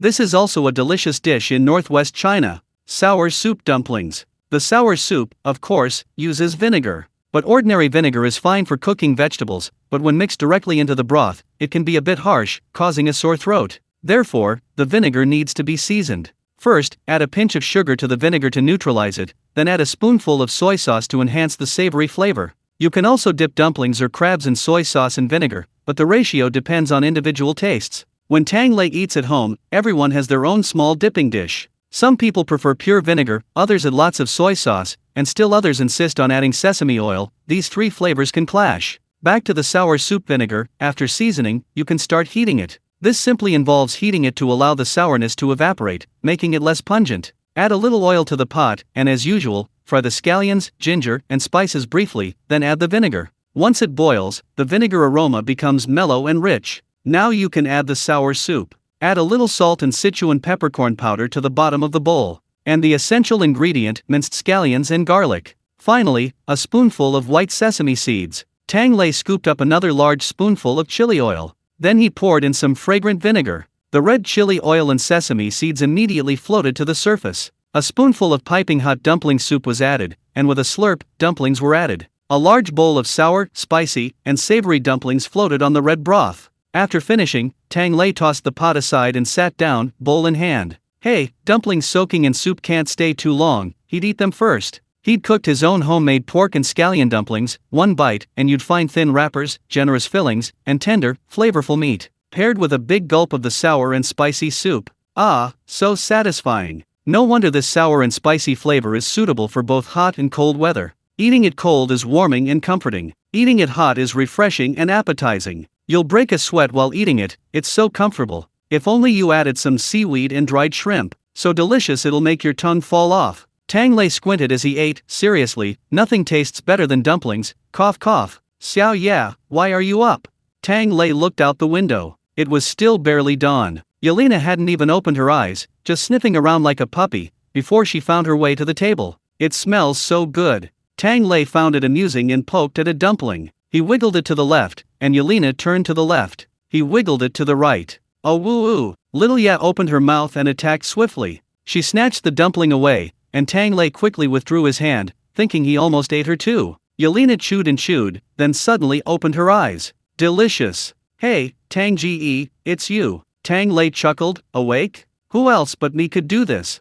Only you. You can even find the place while sleepwalking by smell. Yelena smiled shyly. It's not that amazing. I'm going to wash up. Tang Ge, give me a bowl too. Okay. He'd already prepared a whole bottle of vinegar. After the dumplings, a small cold dish for lunch would be nice. Another bowl was prepared. It was already dawn. Tang Lei glanced at the time. It was only a little past 5. But it didn't matter, the time wasn't always accurate. The Russians span 11 time zones. Although official broadcasts followed the capital, local schedules had to be adjusted locally. Otherwise, when people were working in the capital at 3 in the afternoon, it was still midnight in some places. Because of this, many places even celebrate the New Year twice. Back in the early days of the Soviet Union, the country's timekeeping system was a mess. First, there was the winter-summer transition, requiring clocks to be adjusted annually. Then they switched to permanent daylight saving time, and got lazy about adjusting it, so the time was generally moved forward. A few decades later, they felt they needed to adjust it again,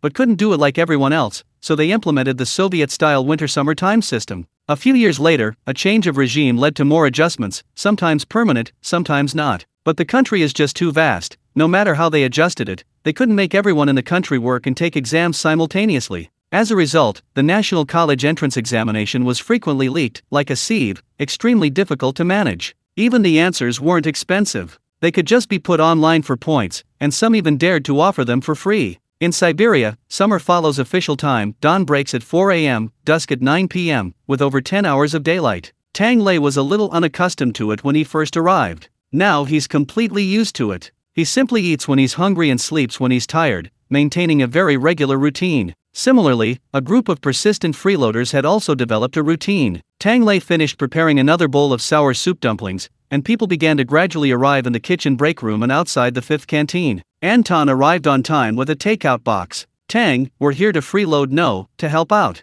Tang Lei pointed to the pot. "I'll make a pot of each of the 3 types of dumplings. Help yourselves to whatever you want. For the clear broth, it's fresh. For the dipping sauce, Zayadi can make her own. There's a condiment stand nearby, don't take it all away. You're just eating the sauce. For the sour and spicy flavor, the base is already mixed in the bowl, just pour it in." But all these freeloaders had arrived. Ludmila and Nikita hadn't arrived yet. They were clearly unfamiliar with the freeloading business. After finishing his own bowl, Tang Lei, thinking he had nothing better to do, went back to cook. This time, however, he pulled out a frying pan, something he hadn't done in a long time. Next, take out flour and water, more water than flour, and mix into a smooth batter. Then, pour a thin layer of oil on top. We've already tried 2 different ways of cooking it, let's try another way.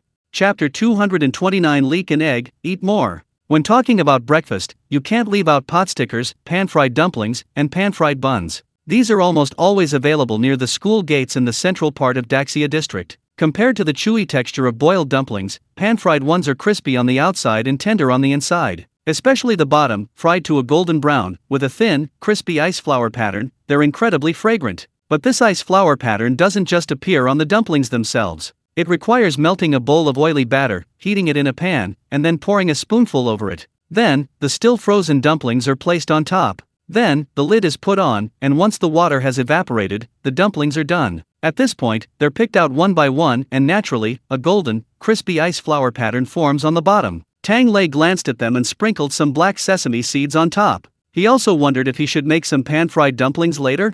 Although the names pan-fried and steamed dumplings differ by only 1 character, the actual products are quite different. He had just finished serving the dumplings when Ludmila pushed Nikita through the door. 2 little bears bounced along behind. Tang Lei glanced at Nikita, whose expression was complicated, his lips constantly shifting between ups and downs, and grinned. "Warden, your face is twitching." Nikita reached out and pressed his hand down, his face indifferent. "You're mistaken." Tang Lei shook his head and laid out the 3 types of dumplings in a row. "Help yourself to get some. There are dipping sauces too. Garlic paste, soy sauce, vinegar, chili oil, etc., were laid out in a row by the window." Ludmila nodded and went to get a bowl. Then she asked Tang Lei first, "Can he eat this?" "Tang Lei, it's made with unleavened dough, he can't eat too much, 5 per person." Nikita muttered, "What's with the difference between live and unleavened noodles?" "Ah, Ludmila, would you share some with me? You're truly the most beautiful lady I've ever seen." Ludmila smiled faintly, "I'm just too lazy to get another bowl." She picked up a dumpling and held it out to Nikita, who snatched it away in one bite. "Ugh, hot," he said, but couldn't bear to spit it out, so he just blew on it frantically. "Wow, delicious. So tender and juicy, so fresh." Tang Lei leaned closer. "Did the dumpling hit someone in your mouth?" Nikita pretended not to hear, raising his spoon. "Ludmila, can I share some soup with you? I just don't want to take up an extra bowl and cause trouble for others." His good younger brother, Gennady, heard this and considerately offered. "No trouble at all, bro. The 5th canteen never lacks dishwashers. I'll get you some." Nikita's face turned indifferent again. "Eat yours." Ludmila watched him leisurely, casually giving each of the 2 little bears a spoonful of dumplings. "It's hot, eat slowly." Seeing them start eating, Nikita eagerly asked, "My turn?" Tang Lei shook his head, then whispered to Yelena, "You said your captain let him have a bite first, Was it to test the waters for the two kids? Yelena, putting aside the usual 99-point routine, there's still a bit of sincerity. Nikita, being fed, wasn't shy at all. He even started showering them with praise. Anyone who didn't know better would think he was pledging allegiance to God. Ludmila fed all three Kirils, accepting all his praise with a smile. Tang Lei then looked at Yelena. Xiao Ya was intently making dumplings, stuffing a whole one into her mouth in one bite. Seeing Tang Lei looking over, she smiled, her eyes narrowing. Delicious. Tang Lei clutched his chest. Ah, so cute. When will he ever get it? Looking at Nikita and the other boy. Damn it, my back teeth are so itchy, I feel like ants are crawling all over me. The two little bears sighed as well. Uncle looks like a peacock. Auntie hasn't fed us in a while. Unreliable adults, sigh. They held hands and went to the kitchen to find something to eat. They ate their dumplings, dragging their feet. Even after savoring the meal, it was finally time to say goodbye. The rest of the group went back to their work after finishing. Ludmila called Yelena aside to talk. Tang Lei plopped down next to Nikita. Where's your adjutant? Usually, that young man was the one who pushed the wheelchair and got the food. Nikita smiled. He has diarrhea. I bought him a cup of milk tea. He promised to keep it going until Liu leaves. Tang Lei silently gave him a thumbs up. It's all thanks to you. He lowered his voice. Brother, how did things go yesterday? Teach me something? But his words only made things worse. Nikita slumped back into his wheelchair, utterly dejected. Tang, is there any way? Make me get better faster. Tang Lei glanced at him. It's already getting better, mainly because your stomach has shrunk from hunger, you can't digest much. Why are you in such a hurry? Nikita sighed. Last night, she almost, sigh. I don't expect to get back to my previous state, just being able to stand up would be good enough. Tang Lei paused, looked at him again, and handed him a plate of chive and egg dumplings. His eyes showed sympathy. Then, eat more of this, to replenish your energy. Nikita glanced at him sideways. Although I don't know what this dish is, my instincts tell me you're thinking something dirty. I just want to stand up and hug her. Tang Lei was shocked. You're a family heir, over 30 years old, right? So innocent? Nikita's lips twitched. You're not innocent? If you're not innocent, why did you come to me to learn? Tang Lei's face tightened, and he quickly raised his hand to signal a ceasefire. We're brothers in the same trench. Don't hurt each other. Nikita sighed. In our Kiril family, as long as we know how to fight and handle things, that's enough. We don't engage in or casually arrange marriages. I was thrown out into the world to gain experience as soon as I came of age. I don't have time to think about these things. Tang Lei nodded understandingly. After all, each generation has its own mindset. It's not easy. Nikita, so, is there a way? Tang Lei thought for a moment. There might be appetizers, medicinal cuisine, etc. How about this? Help me quickly distribute 10,000 cups of milk tea. I'll make you some food and drinks. It's best not to distribute them repeatedly, so more people can try them. That way, he can pay back the points he owes Xiao Tongzi, appease it, and then borrow again. Perfect. He also wanted to know what the special drop would be after healing Nikita. It was so mysterious. Nikita didn't ask any more questions, only saying, okay. After they finished speaking, they glanced at the innocent bowl of chives and eggs on the table and sighed wistfully. What's wrong with you two? Yelena and the other person came over after speaking. Tang Lei quickly shook his head. It's nothing. Are you leaving already? He handed Ludmila the prepared tea bags and tea leaves. Thank you. Ludmila nodded slightly. By the way, I just received some news. There might be some progress on the new second warden. Apparently, he volunteered to be transferred. Is it someone you know? Tang Lei shook his head. I don't know. I'm just a cook. Ludmila nodded, saying nothing more. The group saw Ludmila to the gate. Yelena's car was already parked there. She wanted to take Ludmila to the supply station where she had left her car before returning. The two women got into the car nimbly. The remaining two men, one standing and one sitting, watched their retreating figures from the prison gate. For no apparent reason, they both sighed deeply. Sigh. Chapter 230. Wow, the Golden Legend. After sighing, Tang Lei started to push his wheelchair back. Nikita called out to him, aren't you going to watch for a bit longer? Tang Lei was puzzled. Watch what? I'll be back in a minute. Nikita. Tang Lei coughed lightly and looked away. I'm going to make the mooncakes I promised Xiao Ye last night. After you're done, there'll be a big pot of rice. We'll teach you how to make dumplings afterward. Nikita hesitated, torn between the sadness of parting and her appetite. Finally, she spoke honestly. Can't we just make one serving of mooncakes? And what are we having for lunch? Tang Lei answered him one by one. That's simple. Also, arrange the desserts for District 5 and the logistics department this week. As for lunch, he stroked his chin. It's not hot, but according to the Great Summer Calendar, it's the start of the dog days of summer. Time to feast on the sheep. The kitchen seems to still have some mutton. I'll ask Chef Boris at the slaughterhouse what to send today. After considering this, he glanced at Nikita again. So you're really not going back? We won't be able to see anything here. Nikita, upon hearing this, became melancholic again. You go back first, I'll watch a little longer. Tang Lei shook his head, thinking that this might be the romance of the Russians. Then Nikita added from behind. Call me when the desserts are ready, thank you. Tang Lei. Romantic, but not much. Pretty good. So he tossed his wheelchair aside and went back. In the fifth canteen, several regular kitchen helpers were chatting about how to wrap dumplings. Come on, everyone, Tang Lei called out to a few, come help in a bit. He went back to the kitchen to prepare the ingredients. While he was at it, he picked up the last few dumplings from the bottom of the pot and fed them to the little creature, Xiarang, which was banging on the bowl again. Your appetite is increasing every day, Tang Lei said, observing the small piece of food that wasn't growing. But this habit of banging on the bowl isn't good, you need to change it. Banging a bowl with chopsticks would get you a beating in Xia. Xiarang wriggled sheepishly, and suddenly spit out a large, golden yellow object from the dark mud. Oh wow! The golden legend? Tang Lei picked it up and examined it. It really was a legend, an indispensable legend in the kitchen ginger. Those ginger rhizomes I planted for you before? No, where are the ginger sprouts and leaves? While it's true this thing grows roots underground and produces rhizomes, he didn't seem to see any leaves outside. The breath of earth wriggled, and Tang Lei managed to discern its pride from its muddy body. Is this also one of the breath of earth's abilities? Not bad, much faster at planting, just too small. The system was buzzing in his mind. It's good enough that it has anything. You're still being picky. It's been lounging around here all day, eating and waiting to die. This mud spirit has two faces. Ah, it's infuriating, system. Tang Lei was a little confused. Eat? Eat what? Did it used to eat anything, good or bad, like it does now? The system suddenly paused, its electronic voice carrying a slight hint of guilt. Ah, aren't mud creatures supposed to just drink the wind and dew? Tang Lei, never mind then, no wonder it came looking for me.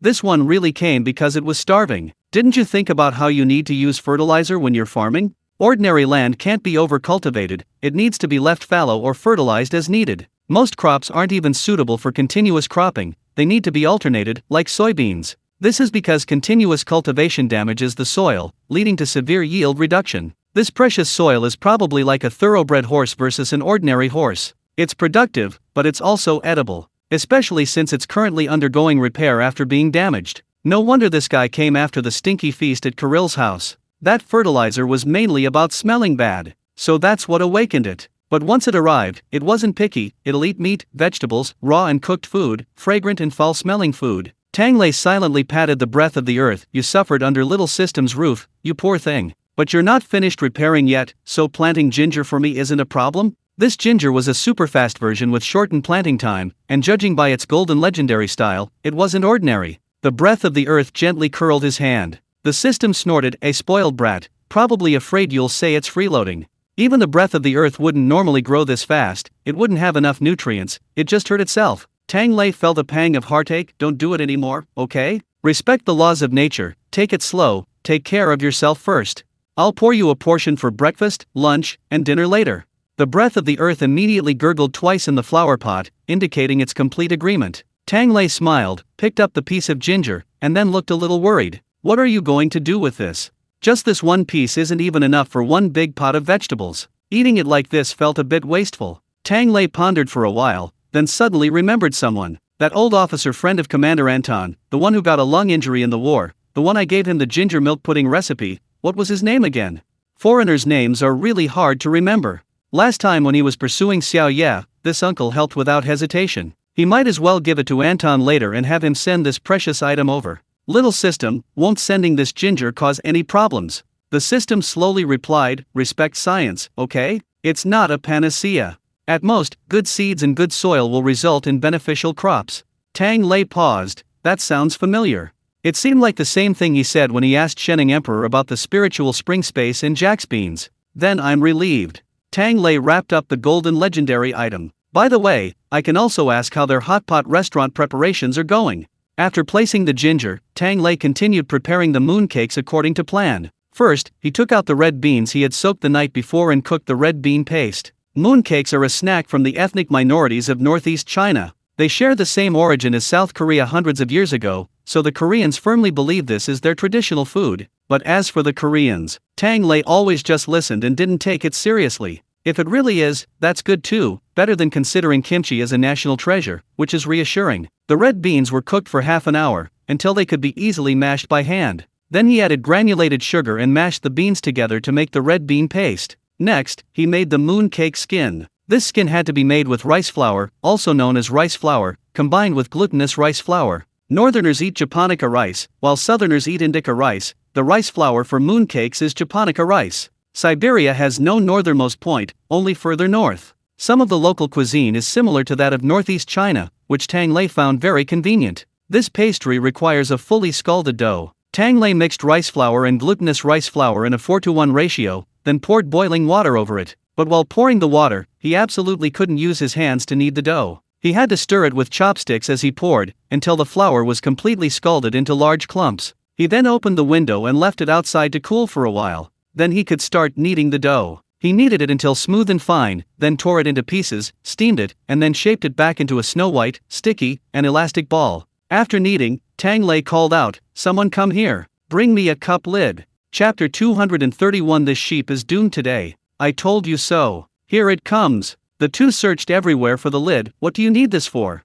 Tang Lei, to make a mold. You can give me half a plastic bottle, as long as it's cylindrical. Just then, Engineer Maxim, who happened to be passing by, heard this and slapped his forehead. He generously offered Sergei's thermos lid. Tang Lei didn't mind, took it, washed it, and placed it on the cutting board. He first greased the cutting board with cooked oil to prevent the dough from sticking. Then he pinched off a piece of dough and rolled it out into a thin, sticky strip. He placed a ball of red bean paste at one end, then folded the dough over like a blanket to press it down. He then clipped the thermos lid onto the pressed part. The round bottom covered the red bean paste, perfectly cutting out a semicircle. After kneading and shaping it, it became a beautiful crescent moon. Both the dough and filling were cooked, so it was ready to eat. You could use a bowl, but the bowls in the Russian canteen are quite large. Pressing it down with a bowl wouldn't make it a moon cake, it would be a moon bun. Press down a whole strip of dough, then knead the jagged edges back together and press again. This was really simple. Tang Lei did it a few times, and Lao Lu and Gennady got it. They were eager to do it, and sneak a few bites while they were at it. Just then, Sergei came looking for a cup lid, discovered his friend's actions, and flew into a rage, dismantling Maxim's cup as well. So Lao Lu and Gennady no longer needed to argue. Tang Lei gave each of them a board and a lid, and they each stole their own. Old Bawan was old and couldn't eat much, so he simply took the piece Tang Lei handed him first and happily watched the two young men work. Tang Lei also picked up a piece and popped it into his mouth. The cooled moon cake had a jade white, glossy, and chewy crust, soft and glutinous yet springy. It's chewy and sweet, not cloying at all. It tastes quite similar to snacks like rice cakes and donkey rolls, except it lacks the outer layer of bean flour. This snack actually comes in two flavors. In the north, it's sweet, while in the south, there's a savory version called radish cake. The outer layer uses the same rice flour and glutinous rice flour, but as mentioned before, northern rice is made with japonica rice, southern rice with indica rice. The southern radish cake uses indica rice flour, also called sticky rice flour, for the skin. During the Dragon Boat Festival, they also make mugwort cakes, mixing mugwort water into the flour, giving it a dark green color and a unique fragrance. The filling is then filled with shredded radish, dried bean curd, cured meat, shrimp, mushrooms, and so on. It's savory on its own, and when cooked in soup, the soft, chewy skin and flavorful broth make it a truly exceptional dish. However, since Tang Lei has already made mooncakes, he won't be making the other flavor for now. If you put two similar items together, the sweet versus savory debaters might start fighting. For the Russians, who haven't tried many delicious foods, it's better to tackle the age-old problem of zongzi, sticky rice dumplings, and tofu pudding first. Take it slow, one step at a time. After stuffing two mooncakes into his mouth, Tang Lei looked a little puzzled. Hasn't Xiao Ye returned yet? He wandered around, then dragged out lamb bones, mutton, and several large beef bones from the kitchen freezer. He put them in cold water to soak. We're having mutton for lunch. I have several large buckets soaking here, stir them whenever you pass by. He had already thought about it. More and more prisoners are coming to eat now. They can't just give out unlimited mutton, but they also need to eat well and be full, so they have to serve other large portions to go with it. Mutton isn't really suitable for cooking with vegetables. At most, I'd add some radishes and yams. That wouldn't suit the abundance of potatoes here. After much thought, the only suitable way to eat it is a combination of vegetables, rice, and soup. This requires soaking the meat and bones beforehand to remove the blood, changing the water several times. I need to try and get rid of the muttony smell as much as possible. Having prepared all this, Tang Lei went around again and called Boris at the slaughterhouse. Hey, sir, have you slaughtered any sheep today? Could you save some blood? We'll use it for lunch. The other person seemed to have just started work, replying immediately. Sure thing, all the sheep at the slaughterhouse are going to die today. I told you. Nobody wants the blood anyway, it's just going to go to waste, so I'll give it all to you, and I'll give you the labor cost price. I'll personally deliver it to your door in a bit. Tang Lei rubbed his nose. Thanks, perfect for lunch? Great, great, great. Boris readily agreed. Both were very satisfied. After finishing these tasks, Tang Lei checked on Lao Lu and his companion's progress and steamed the second batch of dough. While Sergei and Anton's adjutant happily came to collect the mooncakes, Tang Lei finally couldn't resist dialing Yelena's number. Little yeah, not back yet? The mooncakes are going to be stolen. A screeching sound of brakes came from the other end. Yelena, coming. At the prison gate. Wait, what's the warden doing here? Tang Lei was also taken aback. Nikita? He hasn't gone back yet? So sentimental? Then came Nikita's classic Russian accent. Yelena, you're back just in time. Help me push it back. Damn it, I forgot to charge it last night. The wheelchair ran out of battery and got buried in the snow. And my adjutant, I don't even know where he is. So cold, so cold. Tang Lei, where else could he be? Of course, diligently suffering from diarrhea because of milk tea. He silently hung up the phone. Forget it, I won't listen anymore. Love is brain burning, he can't get infected. On the other side, Yelena took the person inside, handed them over to the suddenly trembling adjutant Nikita, and then happily went to the fifth canteen for snacks. The adjutant cautiously observed Nikita's expression. Ahem, sir, the fifth canteen was just making snacks, I was busy grabbing some for you. I didn't notice my phone. He reluctantly offered a mooncake to save his life. Nikita snorted and took it without any hesitation. The fifth canteen's dessert reward is really good. When the warden of District 2 comes, he can help ease my burden. I'll also go ask Tang to order one for District 1. The adjutant couldn't help but grin, barely suppressing his laughter. Okay, where are you going next? Back to your office. Nikita ate the mooncake, feeling much better, but a sense of unease still lingered. So he stroked his chin, going to the labor camp in District 2, seeing if there are any fools who don't know any better. Meanwhile, on the labor camp land in District 2, a group of prisoners watched in horror as Philip and the others, huddled together, awkwardly but diligently clearing the land. Those guys actually came to work. No, they definitely won't work honestly. Are they planning to dig a tunnel to escape? Are you crazy? Digging a tunnel in frozen soil, how could you even think of that? There are so many of us here. At this moment, Philip overheard their discussion, immediately stood up straight, and shouted, "Stop slandering us. We're obeying the rules and actively reforming. Labor is glorious, don't you know that? Look at your lack of awareness." The prisoner who had just called someone crazy gasped, "Oh no, I must be crazy, actually hearing that lawbreaking thief talk about reforming properly." Philip was annoyed, rolled up his sleeves, revealing his muscular, fat frame. "I'm warning you, don't talk nonsense." He was now afraid of Nikita and was busy making an impression. What if these people spouted nonsense and Nikita heard it? "I'm watching." The familiar voice appeared once again. Nikita slid out quietly. "What are you doing? Trying to rebel?" Chapter 232. What is a technician? Philip jumped in fright. Asterisk. Are you some kind of ghost summoner? You appear at the slightest sound. And why do you look so resentful? Ugh. Boss, milk tea. Eat and drink. Head down. The henchman nudged him frantically from behind. Philip shut his mouth in frustration. The henchman forced a smile. "We've been behaving ourselves, warden. These guys are slandering us, saying we're trying to escape. We suggest a thorough investigation." The group of men who had been whispering immediately shrank back. Nikita glanced at them indifferently. With that much energy, a can of food probably won't be enough for lunch. Before the men understood, Philip couldn't help but feel a smug grin. Hey, this Kirill, he's still the same old devil. And he seems to be in a worse mood than usual. It's good that he knows what's good for him. Nikita glanced at him again. Honest? Reformed? This place looks like it's been chewed by a dog. What are you talking about?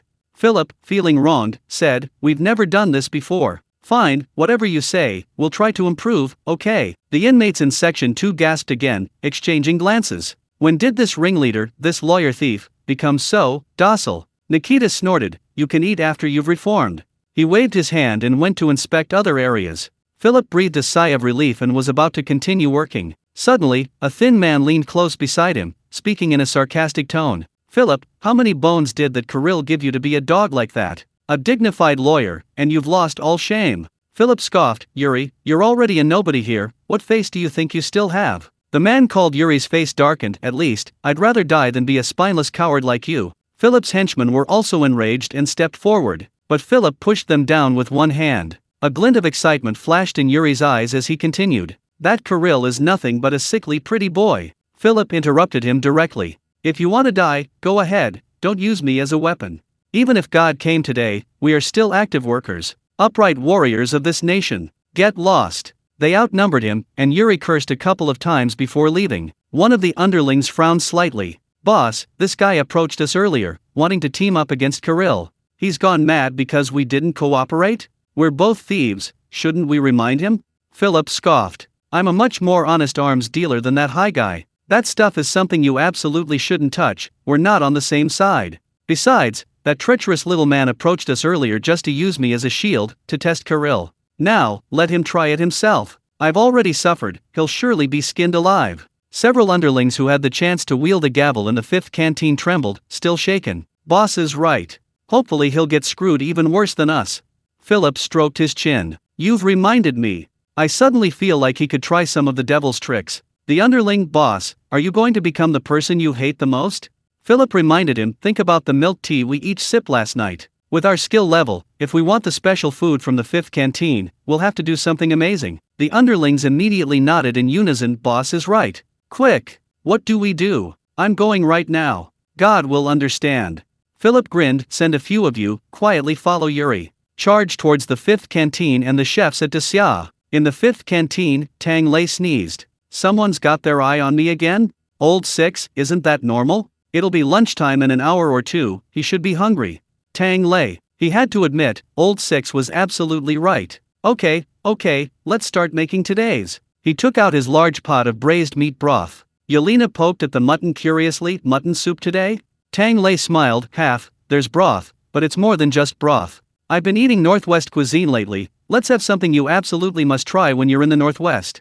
Mutton soup with bread. Great Xia has Shanghai, and it also has bread capital. This mutton soup with bread is a famous dish from bread capital. This dish, or rather, this staple food, when done well, is incredibly delicious and fragrant. But when done poorly, it becomes a monster, almost inedible. In recent years, with the rise of tourism, many trendy streets have sprung up, and the mutton soup is gamey and the bread is only soaked in after the soup has been cooked. That's a far cry from the true deliciousness of this dish. So this time, Tang Lei soaked the meat and bones for a long time beforehand. Making the broth right is the most crucial step. The mutton should be cut into large chunks. For mutton stew, the meat shouldn't be finely chopped, as larger pieces are easier to cut. The beef bones soaked with the mutton are for a richer, more flavorful broth. Boiling both types of bones in a large pot over high heat for a strong boil. Skip off any remaining scum, and then add the meat. The meat is a good mix of lean and fat. Cooking hundreds of kilograms at a time in a large vat naturally makes the broth rich and flavorful, eliminating the need for additional oil.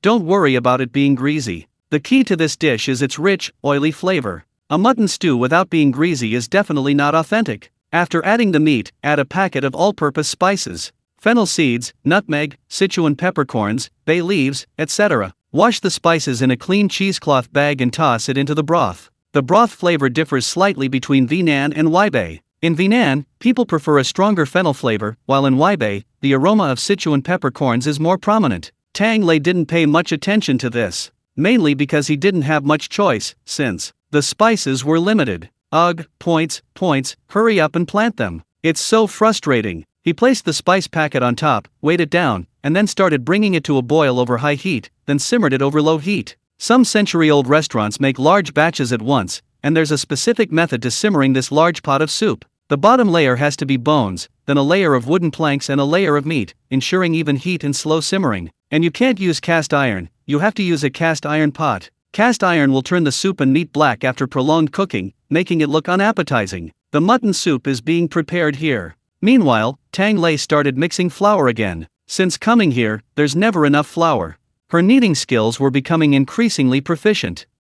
If I ever lose my job, I can become a technician. I'll definitely make my customers obedient. Yelena curiously peeked out. What's a technician? Can you eat that? Chapter 233. Brother Tang, let's go order a technician together. Tang Lei coughed lightly. Xiao yeah, don't put everything in your mouth. A technician is, a service industry. The kind that makes you feel good. Yelena thought blankly for a moment. Is it only in Daxia?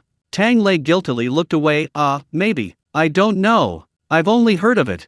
That's perfect. Yelena seemed very interested. When we go to Daxia, Tang Ge, let's go together. Tang Lei, Wait, he's going to take Xiao Ye to a foot massage parlor later? Will he still be able to keep his loyalty? Just as Tang Lei tried to change the subject, he saw Yelena take out a small notebook and carefully write it down. Must do things in Daxia 1, 2, 3. Find a technician. Brother Tang, you'll take me, right? Tang Lei's lips twitched. Go. He'd figured it out, broadened his horizons, and figured he'd just test the waters of the anti-prostitution campaign. If all else fails, he'll do it himself. Well, that's not impossible, Old Lu had just finished cutting the moon cake and poked his head over. Tang, is there anything else I can help with? Your smile is scaring me. Tang Lei's expression turned cold in an instant. What are you thinking? You have no right to be afraid. Come help me make the flatbread. The flatbread used for mutton soup is also called tuochuo flatbread. The old version uses pure unleavened dough, giving it a chewy texture. Some use slightly leavened dough, which absorbs the delicious mutton broth and is better for the stomach. And there's one more major advantage. Easy to break. It's important to understand that this mutton soup can't just be thrown in whole. Therefore, the method of breaking the bread, the size of the pieces, and the amount of broth, all these have their own nuances. Authentic mutton soup with bread has 4 ways to eat it. 1. Break the bread into large pieces, splitting them into 3 layers, so that when it's finished cooking, it floats on top with little broth, like white clouds covering the bowl. This is called cloud slices. 2. Break the bread into small pieces, cook them thoroughly to fully absorb the broth, and stir them repeatedly a dozen times before serving, finally reducing the broth until it's almost dry. The bread pieces are distinct. This is called dry soup. 3. Add more broth and cook the bread longer, almost until it becomes a paste. After eating the bread pieces, only a mouthful of thick soup remains at the bottom. This is called mouthful of soup. 4. The last and most laborious way. The steamed bun is torn into pieces the size of a fingernail, with the white filling in the center and the broth surrounding it. The bun is in the broth, the meat on top. This is called water surrounding the city. This is what happens when you've eaten it for a long time. You get creative with everything. Some discerning gourmets even bring their own buns to unfamiliar restaurants and break them themselves. Now, when tourists go out of town, shopkeepers usually suggest that visitors break the buns themselves. Actually, local young people have switched to using machines to cut them. However, some say that hand-torn buns have a more random tearing motion, resulting in a larger surface area in contact with the broth, making them more likely to absorb the flavors. After experimenting and figuring it out, Tang Lei felt, perhaps more importantly, breaking buns is stress relieving. A few old friends gather together, chatting while breaking buns. It's not just relaxing, but also gives you a feeling of constant effort. But in prison, Tang Lei didn't care about such things. I'll have all the helpers come and break the steamed buns for me, tear them apart and put them in the pot to cook, as long as he's full. He himself added a little yeast and salt to the flour and kneaded the dough. Even if it rises quickly, you absolutely mustn't add too much yeast. Fully leavened steamed buns will fall apart as soon as you boil them in soup, and you won't be able to eat them. They'll also ruin the whole pot of soup. After kneading the dough, roll it out and press it into small round cakes. Bake them on the stove until both sides are just slightly golden brown. The freshly baked cakes are fragrant with wheat and soft on the inside. Before long, several are stolen by passers-by. Tang Lei is speechless. Why do you guys eat everything? This is so bland. It's better than dry bread. The prison guard stuffed a mouthful in. It's fragrant and soft. I could eat it all day with smoked meat. Tang Lei shook his head and simply smeared some soybean paste on him. Watching the man happily dash out, Tang Lei stroked his chin. Should I add steamed buns to the menu next time? It's even easier than making dumplings or buns. There are many ways to eat it, half of which are contributed by the Mo-Du, a famous steamed bun-producing region in China. There are baked buns, boiled buns, fried buns, buns stuffed with meat, and so on. While his mind wandered, his hands never stopped. By the time the bell rang for mealtime, a small mountain of food had already piled up beside the cutting board. The prisoners who were helping gradually took their places. Tang Lei handed over the task of breaking the steamed buns to them and went to check on the mutton soup pot. The mutton was already thoroughly stewed. Tang Lei didn't stir it, he simply scooped out whole pieces and set them aside to cool. A gentle poke with a fork confirmed that it was indeed stewed until tender and incredibly juicy. Skipping off the fat floating on top of the mutton soup yielded a bowl of mutton fat. For those who enjoy the mutton's flavor, this bowl of mutton fat could be the perfect finishing touch for soups and dishes.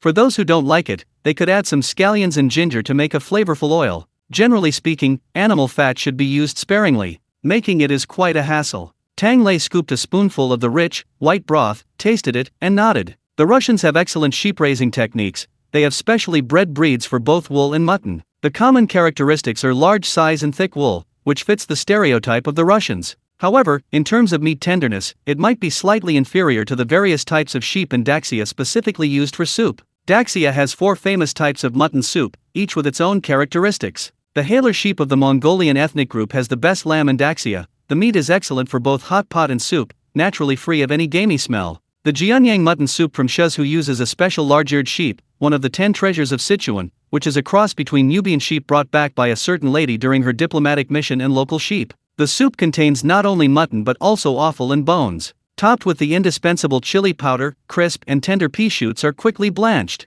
Fresh and delicious, with a numbing and spicy aroma. In Shanxian County, Luzhu, the art of eating mutton has been taken to its extreme. Mutton soup alone can be used to make various soups, such as smallpox soup, tongue soup, and milk curd soup. From start to finish, there are a total of 72 soups, each with a unique flavor. Paired with oven-baked sesame flatbread, it's enough to feed out-of-towners for 2 months. The only southern dish that can be considered is Zangshu mutton soup, which wins with its exquisite preparation. The ancient method of cooking mutton with cedar wood gives the broth a unique and delicate fragrance. It's delicious and also cuts through the greasiness, demonstrating the ingenuity of the chef. Unfortunately, these wonderful ways of eating mutton have nothing to do with Tang Lei now. He thought for a long time, but could only silently swallow his saliva. Bao mo. Ah, on such a cold day, a hot bowl of mutton bao mo is just right. This is better than just eating soup. It has to be better. He ladled the broth from the soup bucket and divided it into 2 pots. He added some water to dilute it, then topped it with a handful of soaked vermicelli and wood ear mushrooms. He grabbed a handful of bread pieces from the group, breaking them up and tossed them into the pots, then added a handful of chopped garlic sprouts. The clear, flavorful broth, the jade-white vermicelli, and this touch of green made it look much better. He then cooked it, broth and bread pieces alike, until the aroma filled the air. Tang Lei looked up and saw the familiar eyes of the row of people squatting outside the window. Tang, hungry, for food, help. Chapter 234. Add more water to the flour, add more flour to the water. Tang Lei, your slogans are getting shorter and shorter, but the meaning is getting more precise. Sergei chuckled. Anton, behind him, was still puzzled. How come you're more informed than me today? Sergei, hee, if a good friend takes apart your thermos, you'll be forced to be well informed too. Behind them was none other than Boris from the slaughterhouse. He had been granted a short stay at the prison for delivering goods, and his face was beaming. Chef Tang, Warden Anton, I've delivered the lamb blood and lamb you ordered. Tang Lei nodded. Thanks, brother. Let's have a meal together. I'll make some lamb blood for dinner. Those outside lined up, and Tang Lei directed those inside to chop and cook. He quickly stir-fried 2 side dishes of shredded potatoes, a balanced meal. Soon, the sound of slurping echoed through the 5th canteen. Everyone was slurping up rice noodles, sweating profusely, panting heavily. This little white thing bursts with juice in every bite. So chewy and flavorful, delicious. The soup is good too, God, it's all oily, much spicier and more flavorful than our creamy cheese soup. We're here and you still want creamy cheese soup? Away from the 5th canteen, we'd only ever have sausage soup. The kind you chop up and boil in water, ugh. Enough said, praise the 5th canteen. Praise Chef Tang. Wait, can the great 5th canteen omit the garlic sprouts? Those are heretics. I think you're the heretic. Hurry up and praise the garlic sprouts. Amidst the prisoners' laughter and banter, Tang Lei strolled over to Anton. Sir, there's something I wanted to give to your old friend, the one named Alexander. He finally remembered. Anton froze, dropping his fork, staring at him in shock. Tang Lei, puzzled, asked, "What's wrong? Can't we give it away?" Anton replied, "No, Tang, aren't I closer to you than they are?" Tang Lei chuckled as he unwrapped the package, revealing his golden legendary ginger. "It's just a piece of ginger, why are you making such a fuss?"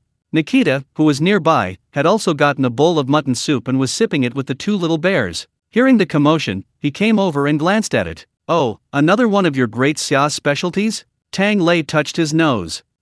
Yes, I tried cultivating it myself. I remember that older brother was injured and wasn't in good health. Last time I gave him a recipe for cooking with ginger, and it just so happens." "What?" Anton was even more shocked. "When did you give him the recipe?" Tang Lei, "At your house."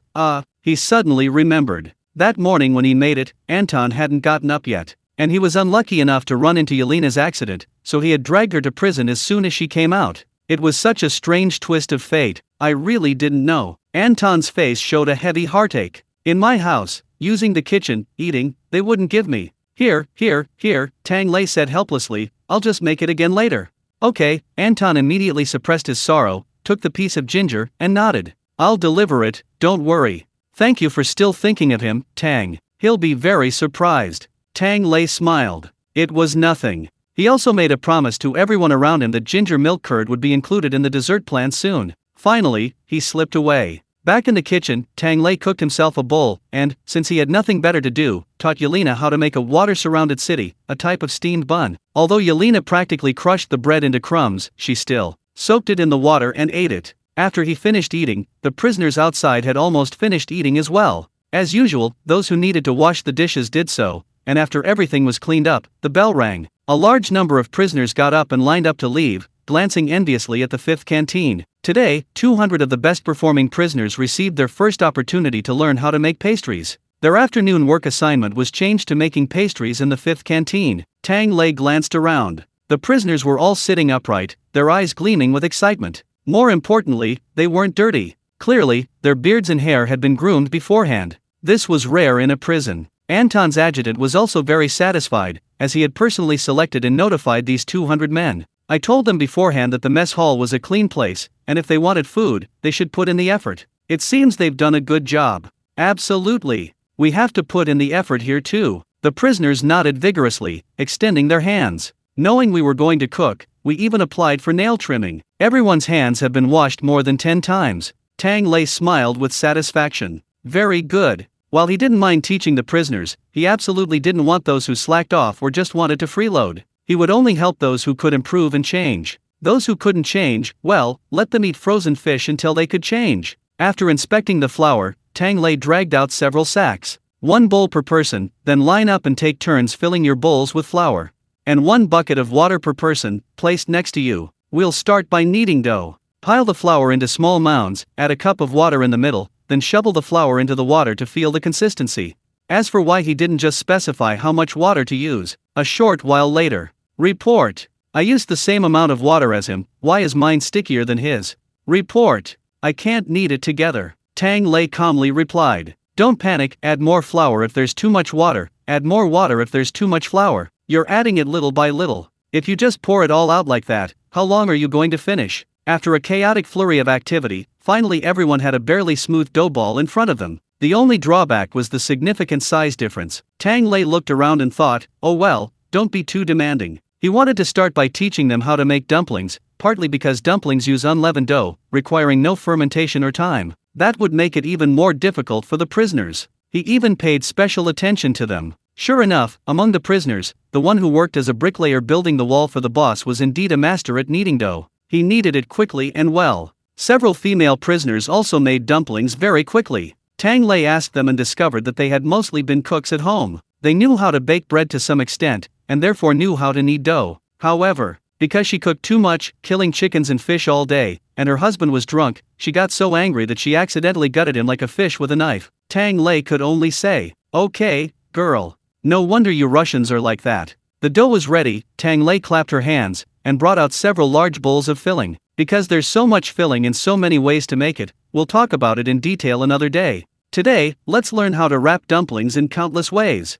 Watch carefully, learn well. I wonder who wants some dumpling and meatball soup. Chapter 235. How did this talented person end up in prison? The prisoners nodded in unison. We'll definitely study hard. After nodding, they muttered amongst themselves. But the meatball soup is good too. It's all the same as what's in the fifth canteen, as long as it gets into your stomach. Tang Lei, I underestimated you. If you can't learn, you'll eat frozen fish. This time, all 200 prisoners perked up. Tang Lei nodded with satisfaction. Yelena, standing to the side, cupped her face, completely empathetic. This is terrifying. Her father silently twisted his neck to the right, pretending he had absolutely nothing to do with frozen fish. Tang Lei first taught 2 simple wrapping methods, the half moon and the chubby ones. Then he arranged for the prisoners to practice individually, wrapping 20 of each method first. He himself, having nothing else to do, practiced all 10 or so wrapping methods. He arranged them on a plate and placed it at the front. Whoever learns the basics and can wrap these kinds of dumplings by themselves will get a cup of milk tea as a reward. The inmates' eyes lit up. Milk tea, that drink that makes you happy all day. Go! But in just 5 minutes, their fighting spirit had diminished considerably. This wrapper is so dry, I can't even pinch it. It falls apart as soon as I let go. I just saw that you need to wet your fingers. Ugh, help. My dough has melted on my hands. The inmates were sweating profusely in their anxiety. Every now and then, a few prison guards would pass by and join in the fun. Among them, those who had the good fortune to participate in the last dumpling making session couldn't help but stand to the side and point fingers. Your technique is wrong. It's ugly. Put in too much filling. Are you reluctant to let anyone eat it? The inmate being pointed at trembled, and a large chunk of filling poked a hole in the dumpling wrapper. He grew anxious. Are you sure this is how you wrap it? The prison guard scratched his head, guiltily averting his gaze. I guess. This is what I was thinking, but I didn't have time to test it last time. Seeing that this prisoner seemed determined to add a few more years to his sentence, Tang Lei quickly chased away the disruptive guards. Stop babbling. If you keep talking, your grandpa playing chess will definitely get criticized. The guards shrank back, seemingly not quite understanding, but sensing the deep malice. They all quickly ran away. Tang Lei continued to circle around, inspecting the prisoner's work. He sighed as he looked. These people actually had some ideas. He had already seen someone who hadn't managed to wrap it properly, and in a moment of panic, slapped it flat. It turned into a pancake, and the prisoner was still smugly pleased with himself. This isn't meatball soup, is it? Tang Lei shook his head, went over, and slapped him. Old Bawan, note this down, 1 VIP seat for frozen fish. Tang Lei glanced at a few more, then closed his eyes. No wonder everyone says being a teacher is tough. My blood pressure is skyrocketing. Even parents would get angry helping their kids with homework, let alone when he's not even their biological child. Tang Lei could only take a deep breath and try to comfort himself. Forget it, these grown men probably haven't even been to the kitchen much before coming in. They probably only know how to cut bread. We can't expect them to be kitchen helpers. Looks like we won't be able to serve the milk tea today. Just then, a rather inconspicuous prisoner sitting at the back suddenly raised his hand. Report. I request milk tea. Tang Lei raised an eyebrow in surprise and went over to look. Oh, on the prisoner's table, besides 2 basic versions, there were actually several neatly made and beautiful dumplings with lace trimmings. But, Tang Lei picked them up and examined them closely. Goodness, these don't look quite the same as mine? Dumplings, no matter how complicated, need to be made quickly, so it's just hand-pinching the edges like lotus leaves. But the dumplings this prisoner made had much more intricate lace trimmings than his. If you had to put it in perspective, they even resembled the wave patterns of Roman architecture. The prisoner's eyes flickered, and he lowered his head dejectedly. It's no good? Never mind then. Fine, Tang Lei looked them over. If they look nice, that's fine, but how did you make them? The prisoner said embarrassedly, well, I used my hands. The fine lines were carved with my fingernails. He gestured with his hand, and with a flick of his sleeve, a dough ball suddenly fell out. The prisoner's face instantly turned pale, and he reached out to cover it. Tang Lei picked it up first. Looking at the little thing in his hand, Tang Lei froze. It was a dough bear. Its head was a bit flattened after falling, and it didn't have eyes or a mouth. But you could still make out its round, chubby ears and tail, making it look adorable. Most outrageous of all, the bear even had fine fur carved into its body. It had a rather fluffy feel to it. The prisoner quickly explained, I didn't want to steal it. I just wanted to play with it for a while. You made this? Tang Lei didn't blame him, but he was just very curious. He looked around again. A group of prisoners peeked over to copy the homework, glanced at it, and then quickly turned back. Their eyes were full of humility, thinking, how dare we mediocre students copy the homework of geniuses? You've mutated, kid. The prisoner was quite shy. I used to do this.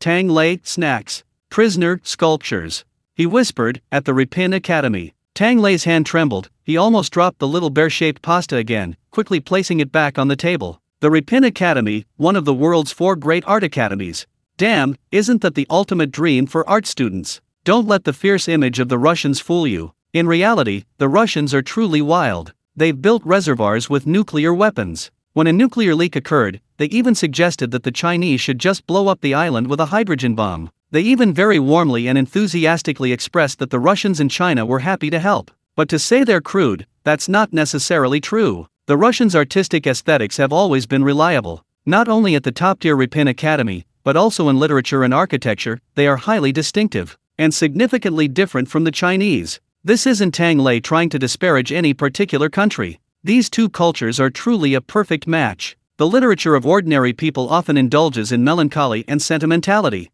A solitary journey, sharing drinks with geishas along the way. Finally, a sigh that death is beautiful and life is painful. Perhaps it's because their world is small, their experience is limited, leading to more mental strain. But the Russians, a people who survive in far harsher environments, are surprisingly less sentimental. Take Katyusha, for example, the song Sent Off to War. It conveys a sense of tragic grandeur and fierce courage. The more difficult the survival on the frozen ground, the more vibrant their lives become living towards death. In comparison, Tang Lei still felt that a culture the opposite of his comfortable life was more normal and desirable. However, he couldn't understand it. How did someone as talented as him end up here, even though he could get into the Ripon Academy? The prisoner next to him snorted, "Don't look down on me, Tang. Education only filters out the academically challenged, not the scum." The prisoner's face actually turned red, displaying the social anxiety typical of art students. He said shyly, "It's all right, I just stabbed my professor. Not that bad, right?" Chapter 236 No thanks to ancestors allowed. An awkward silence fell. Tang Lei's expression was complicated, deceiving one's teacher and ancestors, that's utterly rebellious. The surrounding prisoners also had varying expressions. Suddenly, it was Alex who remembered. "Wait a minute, that Ripon guy from 2 years ago, was that you?" Tang Lei looked at him and saw Alex sigh. "You mean that professor who kept plagiarizing students' work, putting it under his own name to win awards in competitions, right?" Tang Lei was taken aback. Alex shook his head. "You too, why didn't you kill him sooner? You were almost graduating and you couldn't even bring yourself to do it, wasn't that just asking for trouble?" The shy prisoner sighed. "I didn't know before. He said my work wasn't good. It was just that for the last few pieces, I really ran out of money for materials, so I wanted to sell them to raise some cash. He wouldn't let me sell them, that's when I found out. He said he'd already put his name on them, and nobody in the art world would believe me or him. If I dared to tell anyone, he'd sue me for plagiarism and defamation, ruining my career. In my desperation, I thought if I smashed them, he wouldn't be able to steal them. When he tried to stop me, I smashed them all together." A long silence followed. After a long while, the prisoner who had called me a scumbag coughed lightly. "See, I told you, education can't filter out scum. On the contrary, scumbags with education as cover can evolve into even bigger scumbags, it's really disgusting." Tang Lei also coughed lightly. "You're right. Smashing them, sigh, maybe we should think of another way next time?" The prisoner sighed deeply. "I really can't think of anything. I have no money, no fame, and I'm only spared because he actually plagiarized my work. Luckily, I'm not one of those art students who just carry buckets of paint all day. I'm different. I carry stones all the time. Otherwise, I might not have been able to beat him. I got this job in the agricultural reform project entirely because of my strength." He. Tang Lei's expression was complicated. "You're quite proud of yourself. How to put it? Artists are truly fascinating." He comforted him. "It's okay, just practice hard. With your skills, you can go back to your old profession and be a hero again." But then the art student suddenly sighed dejectedly. "I don't want to go out. I can't do art outside. The materials are just too expensive. I even relied on scholarships to go to school. How could I afford to create my own works? It's fine here. Look, my dumplings are so well made, I could even apply for milk tea." Tang Lei's eyes went black. He thought, another one trying to stay. No way, no way. Someone as talented as you has to leave. He had a sudden thought. "You do sculpture? Perfect, I have cheap materials for you. What's your name?" "Ivan." The mysterious artist blinked. "Art is expensive, where can you find cheap materials? Prison isn't suitable either." Tang Lei pointed to the noodles. "Isn't this it? You've already made bears, never thought dough could be made beautifully too. Have you heard of big flour steamed buns? And clay, ever heard of clay figure John? Sugar can be used too, sugar sculpting, fondant, there are people in Daxia who are absolutely amazing at it. And there are artisans who blow sugar and sculpt sugar." Tang Lei listed a whole string of materials. "Aren't these all cheap?" Ivan listened, completely bewildered. "We've used mud before, but that was just for the base. Clay figurines? Flower-shaped steamed buns?" Tang Lei simply took out his phone and showed him some pictures. Dragon and phoenix flower-shaped steamed buns, pretty, right? Large longevity peaches, inside are individual little peaches. Using the characteristic of dough expanding after steaming, they're made to look incredibly realistic, one ring after another. And there are also strange and wonderful dough snacks and lanterns. Tang Lei showed him pictures one by one. December lanterns, the Kanglong and Qianlong that are steamed every year. Small water chickens made by sugar blowing, the sugar shell is edible and can be blown. And this fondant, a few years ago, Daxia's fondant cakes won first place internationally. "You say these aren't pretty?" Ivan was completely stunned. He stared, mesmerized, at the photographs, some adorable, others breathtaking. He murmured, "Beautiful, this is possible. Tang Lei shrugged. Then that's it. Beautiful, it's art. Aren't these materials expensive? Ivan's eyes widened, almost speechless. How come I've never learned this before? Why didn't Ripin teach this stuff? Tang Lei chuckled. Hey, this isn't something you learn in textbooks. They're all in the streets, on dining tables, in children's pockets.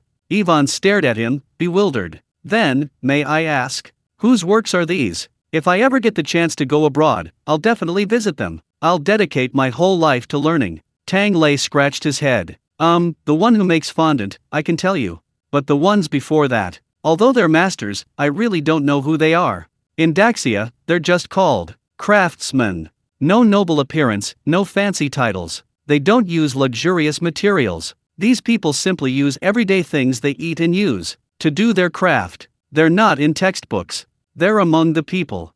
That's Daxia, a vast land with abundant resources, producing outstanding people. That's why it can support 360 trades, and every trade can produce an expert. That's why it produces these unassuming yet equally remarkable craftsmen. Ivan remained silent for a long time. Tang Lei tapped the table. How about it? Want to learn? If you want to learn, I can give you special permission to come to the 5th canteen and start by making flower-shaped steamed buns. It's a good opportunity to work for him and get some free work. Such talent, we shouldn't waste it. We always need classic noodles for holidays and festivals, just a few will do. I'll do it. I want to. I'm willing to learn. I can endure hardship. Ivan instantly abandoned his shyness and said repeatedly, I'm happy to do anything, no matter how tiring. Tang Lei waved his hand with satisfaction. That's good then, I'll discuss it with Commander Anton. He turned to leave, when Ivan's voice suddenly came from behind him. He shouted loudly. Thank you, Chef Tang. I thank you. Stop. Tang Lei reflexively remembered Alex's nonsense from last time.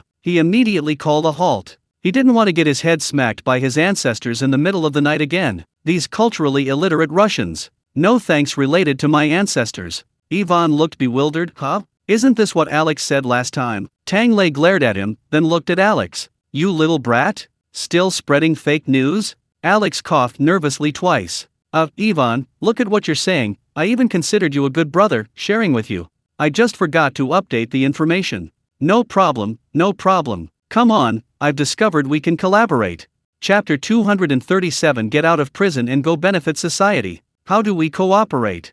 Ivan looked bewildered. Alex patted him on the shoulder. Look, I want to be a chef someday. I want to open a restaurant. You can start a business with me. These flower-shaped steamed buns, cakes, sugar figurines, those country bumpkins outside have never even seen them before. Why worry about not finding customers? Tang Lei couldn't help but type a question mark. Hey, what? Outsiders are considered country bumpkins now. Did you two go to prison to broaden your horizons? Alex chuckled. Anyway, we're both from prison, so let's not look down on each other. I'll ask you to partner with me from now on. How about it? Don't even think about your broken rock. You can't eat that. Ivan stared blankly at the little teddy bear. What you said makes a lot of sense.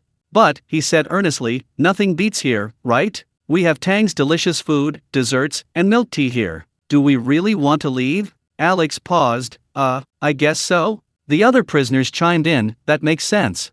Luckily, I only got 10 years. Tang Lei was speechless. Don't you want to breathe the air of freedom anymore? The prisoners chorused. We want to breathe the aroma of the food from the 5th canteen more now. Tang Lei's vision blurred. No way. You all need to reform yourselves properly. Go out and benefit society. Open your minds, damn it, keep wrapping them up. I need to explain things to you. Our instructor said we should be noble people, pure people, moral people, people who have transcended base desires, people who are beneficial to the people. The prison guards, squatting at the door peeking out, exchanged bewildered glances. Before, when prisoners were released, we had to be careful not to let them harm society again. Now they're supposed to be benefiting society? One guard scratched his head. Well, if they could learn Tang's pastry making skills, that would really be a blessing. If I made it for you, would you eat it or not?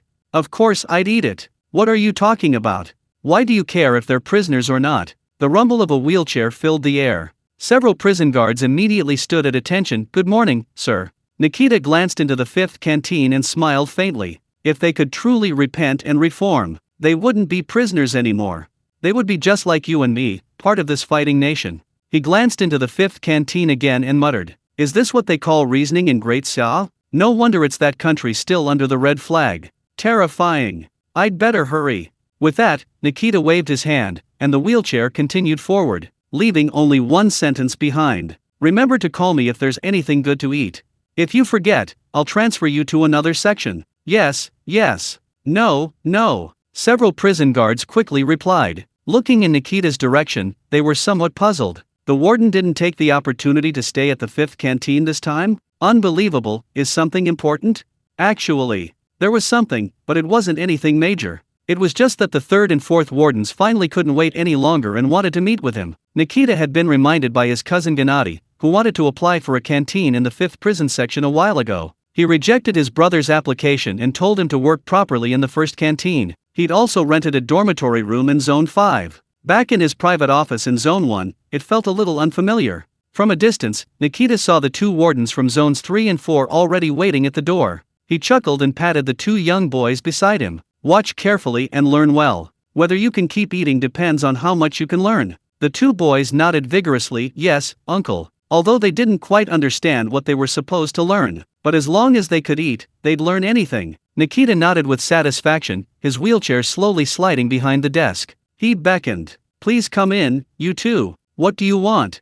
The wardens exchanged a glance, their faces blank and pained. From the moment they saw Nikita return, they knew they were probably going to be punished. So they actively sent gifts to the logistics department and Anton, hoping to gauge his attitude. It was also a way of showing goodwill. Being a fence sitter, you definitely need to choose the right side to survive. The result, the gifts kept coming. Sergei from the logistics department accepted them all. But the work, damn it, just wouldn't be done. Thinking about it, even the 3 or 4 wardens were heartbroken. Knowing this guy had a sweet tooth, they even gritted their teeth and sent dumplings. Not only did it not improve Sergei's attitude, but they also got ripped off by 30% more funding. After a while, they got tired of it, while Sergei became incredibly smug. The 2 were dumbfounded and did some research. Should they not send any more gifts? People always have a bit of wishful thinking. Nikita has been here for so long, and he hasn't come to settle accounts with them yet. So, the 3rd and 4th wardens gradually began to think that perhaps their past acts of opportunism weren't so bad after all. After all, they weren't the main culprits.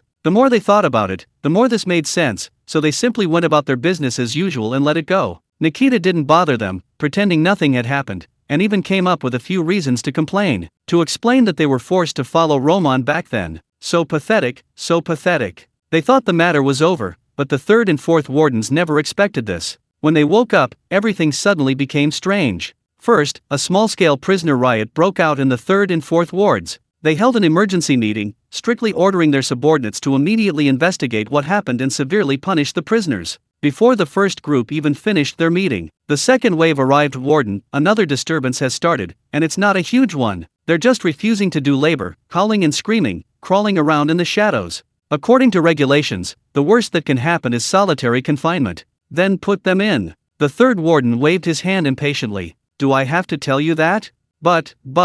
The prison guard, clearly someone with years of experience, had never seen anything so outrageous. He hesitated for a long time, then closed his eyes. There are too many people. The solitary confinement cells are all full. In principle, 1 person per small dark cell is called solitary confinement. But if there's simply not enough room, 17 or 18 people crammed into 1 cell, with so many more waiting in line outside, then what's the point of solitary confinement? It's more comfortable than being in your own cell, perfect for chatting freely. However, thanks to these prisoners' open chatter, the prison guards finally understood the situation behind these recurring disturbances. Sir, they said, Canteen 5 gave out milk tea yesterday. Wardens 3 and 4 frowned upon hearing Canteen 5.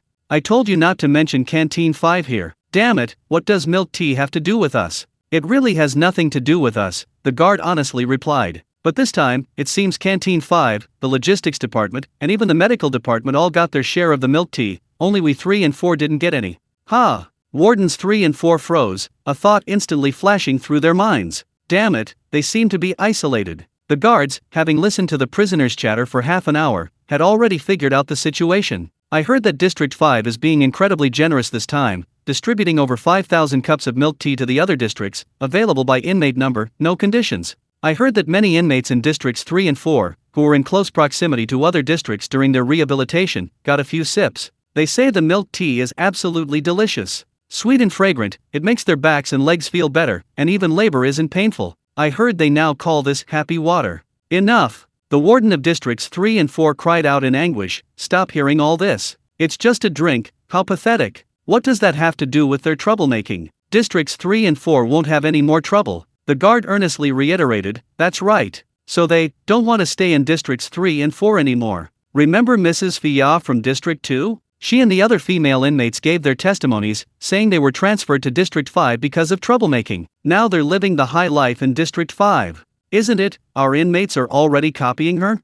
Chapter 238. Did you ask for this yourself? The well-informed guard in Ward 3 continued his spiel. They said it's not necessarily a transfer to Ward 5, as long as it's not Ward 3 or 4. All right. Stop it. The warden of Ward 3 couldn't take it anymore. But the guard had already uttered the last sentence. Now they're saying outside that Wards 3 and 4 are places abandoned by God. They're going to be punished by God. What do we do, sir? The warden of Ward 3 and 4 was completely bewildered. What do we do? How should I know what to do? Damn it, we're all here to be incarcerated. What, a hierarchy of contempt within the wards? The warden muttered, this is bullying. Ward 5 bullies us. Minor squabbles don't bother them. But what do prisoners mean? They mean their rights. The more prisoners you manage, the more power you have, the more funding, land, etc. you can apply for. That's why they say Ward 5 is the poorest little area. But now, the prisoners want to escape? That won't do. But, the fourth warden was nearly frantic. If we don't transfer them, are we just going to let them keep causing trouble? A few, 10, dozens, that's manageable. But hundreds, thousands causing trouble together, how are we supposed to manage that? And what kind of shady, clandestine operations are they engaging in? It's not worth shooting them. If we did, wouldn't that give Nikita leverage? But if they keep causing trouble, it'll be considered negligence on their part, and they'll be finished. The third warden paced around a few times, still trying to appease them, just for some food and drink. You, go and calm them down. Just say that the third and fourth canteens have new dishes, delicious sausages, rye bread. He couldn't even finish his sentence, and could only wave his hand. Just tell them what you want to eat. Suppress it for now, I'll figure something out. The prison guard hesitated, as if he wanted to speak but couldn't. The third ward said irritably, what are you trying to say now? The guard, I want to eat at the 5th dining hall. Shut up. Go and carry out my orders. The third ward roared in fury. He himself didn't even know how many times he'd told himself to shut up that night. But then his overly honest subordinate shakily produced a stack of documents. There's one last thing, sir. I also want to apply for a transfer to the 5th ward. The third ward stared at him in disbelief, nearly choking on his own breath. The 4th ward quickly pulled him back, trying to bring him back to his senses. What nonsense are you spouting? This whole stack? The honest guard, yes, it's a joint application from me and a few others. Well, wasn't it said that District 5 is poor and small? We're willing to go and support its development. The more impoverished the area, the more it needs us. What he didn't say was, these past 2 days, the milk tea distribution wasn't just for the prisoners. The prison guards also got some. The guards from the different districts communicated more easily than the prisoners. He was lucky enough to grab a sip of milk tea. So that evening, the guards discussed it. They'd rather smell the food outside the canteen of the poor 5th prison ward. They can't bear to drool over the rich 3rd and 4th wards. Or maybe they should just go and support the construction of the 5th ward? In reality, such transfers are quite normal in prison. Except for the officer's own trusted adjutants, everyone else can apply. But who could have imagined? They had already written the applications overnight at top speed,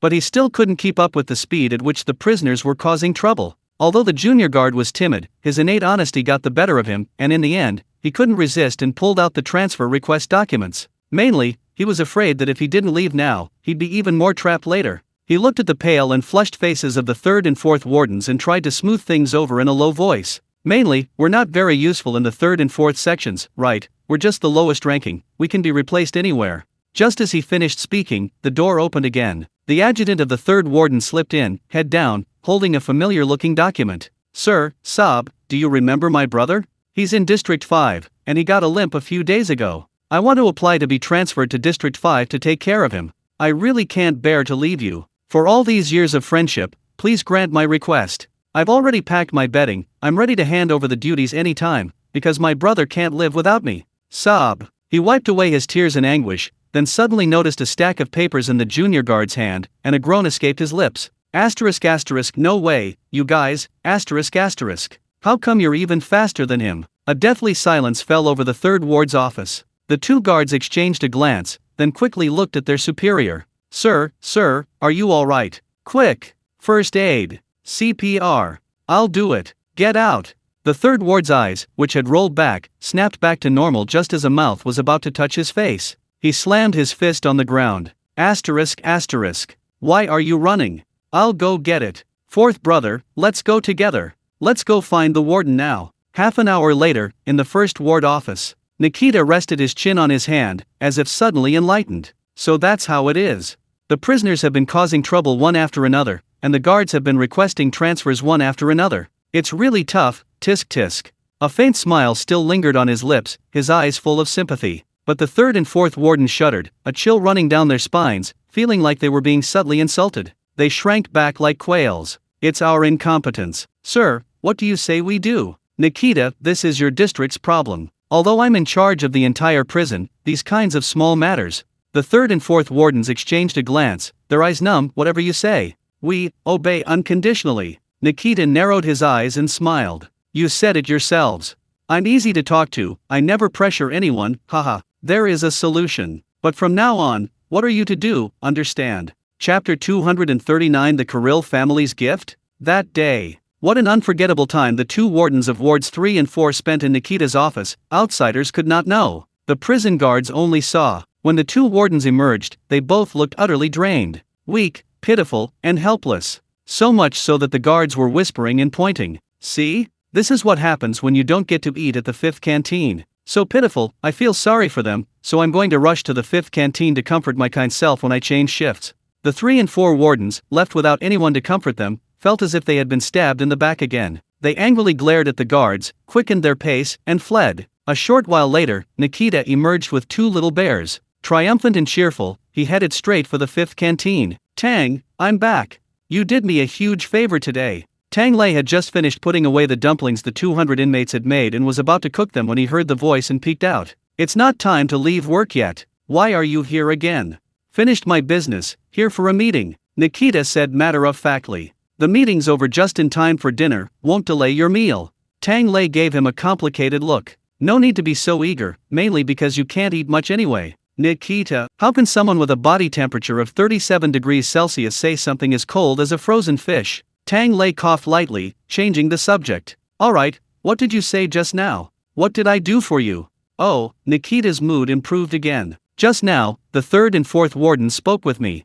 They deeply regretted their mistakes. And they voluntarily stated that from today onwards, all affairs will be subject to the arrangements of District 1. Tang Lei said, oh, understanding. So they went to remove the fence-sitters. Nikita smiled slightly. Since they themselves said they were forced by Roman and powerless to exercise autonomy, I'll kindly lend them a hand. If you can't manage them, then don't manage them. Personnel transfers, appointments and dismissals, funding, reform plans, all decision-making power will be returned to the chief warden. As long as they're useless enough, even if 10 more Romans come, they won't be able to coerce them anymore. Everyone's happy. Tang Lei thought about it and agreed. These fence-sitters, it's actually hard to expect them to suddenly broaden their horizons and become fearless. But as long as these weeds are useless enough, it doesn't matter which side they're on. It doesn't have much impact. However, Tang Lei examined his conscience and sighed. That's ruthless. Compared to a dark-skinned Nikita, Tang Lei was a refreshingly refined young man. But why are you thanking me for their problems?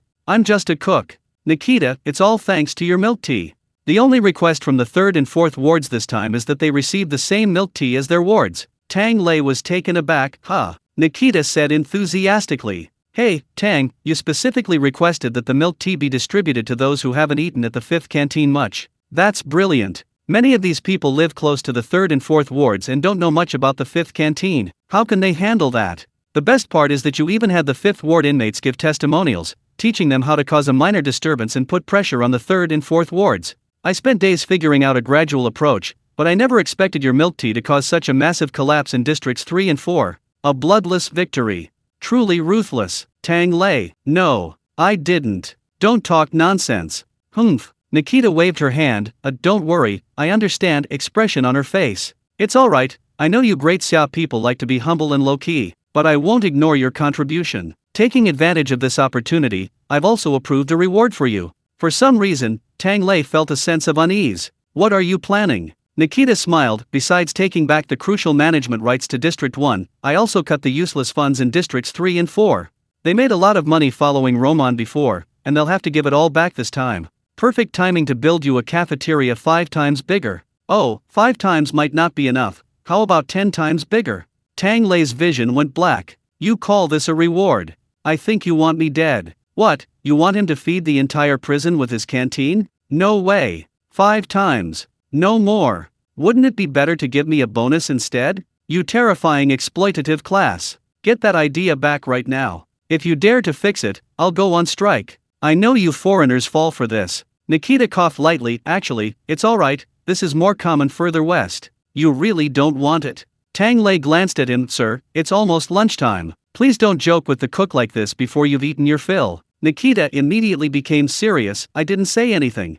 Oh, right, I have another gift for you. Tang Lei was wondering if this guy was really not hungry today when he saw Nikita pull a box out from under his multifunctional wheelchair. The box seemed very heavy. Nikita's weak limbs couldn't lift it, so the two little teddy bears helped carry it. To be precise, this is a gift from the Kirill family. In commemoration of our enduring friendship.